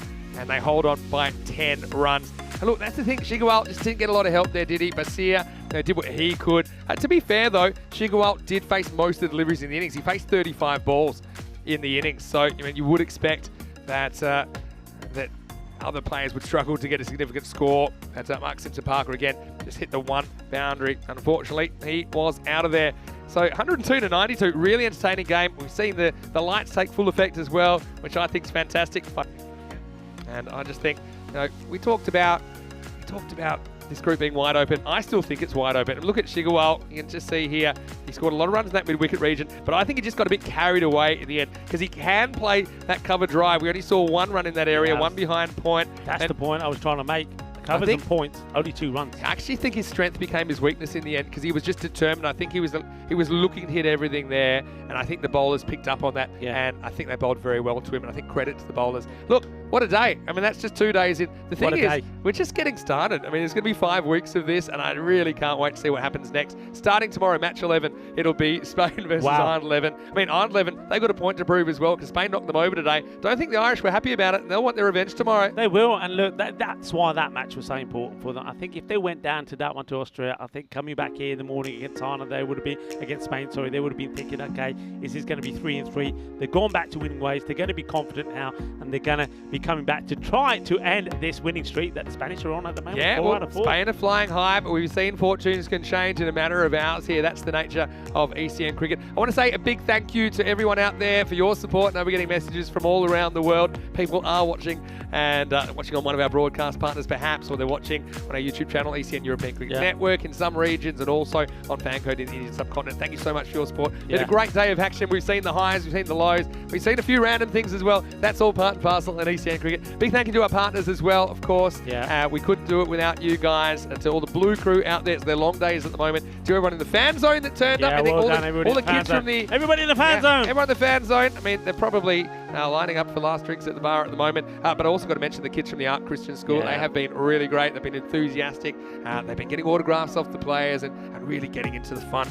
The spirit of cricket, I suppose, is what I would say. Okay, just a couple of things you can do. You can go to our social media at European Cricket. There will be some highlights there and some of the best bits you might have missed. Also, if you want to watch highlights packages, just look us up, European Cricket Network, and you'll be able to see player of the match highlights videos and also kind of match highlights videos as well. So check that out as well. And, well, our website, europeancricket.com, that's the place to go for all things European cricket. You can see the full fixtures over the 5 weeks. And also, of course, coming up on Saturday, we have a domestic T10 tournament as well, the EC T10, which will run over the 4 weekends in the middle of ECC. So there's no excuses. There's cricket every day of the week at the moment on ECN. And it's the best. That's the other thing. It's the best. You won't see, you will not. What we've seen here today, when you have a look at some of the bowling we've seen, some of the batting, some of the fielding, tell me, where are you going to see better than that? You are not. And well, talking about the cricket, what about the venue?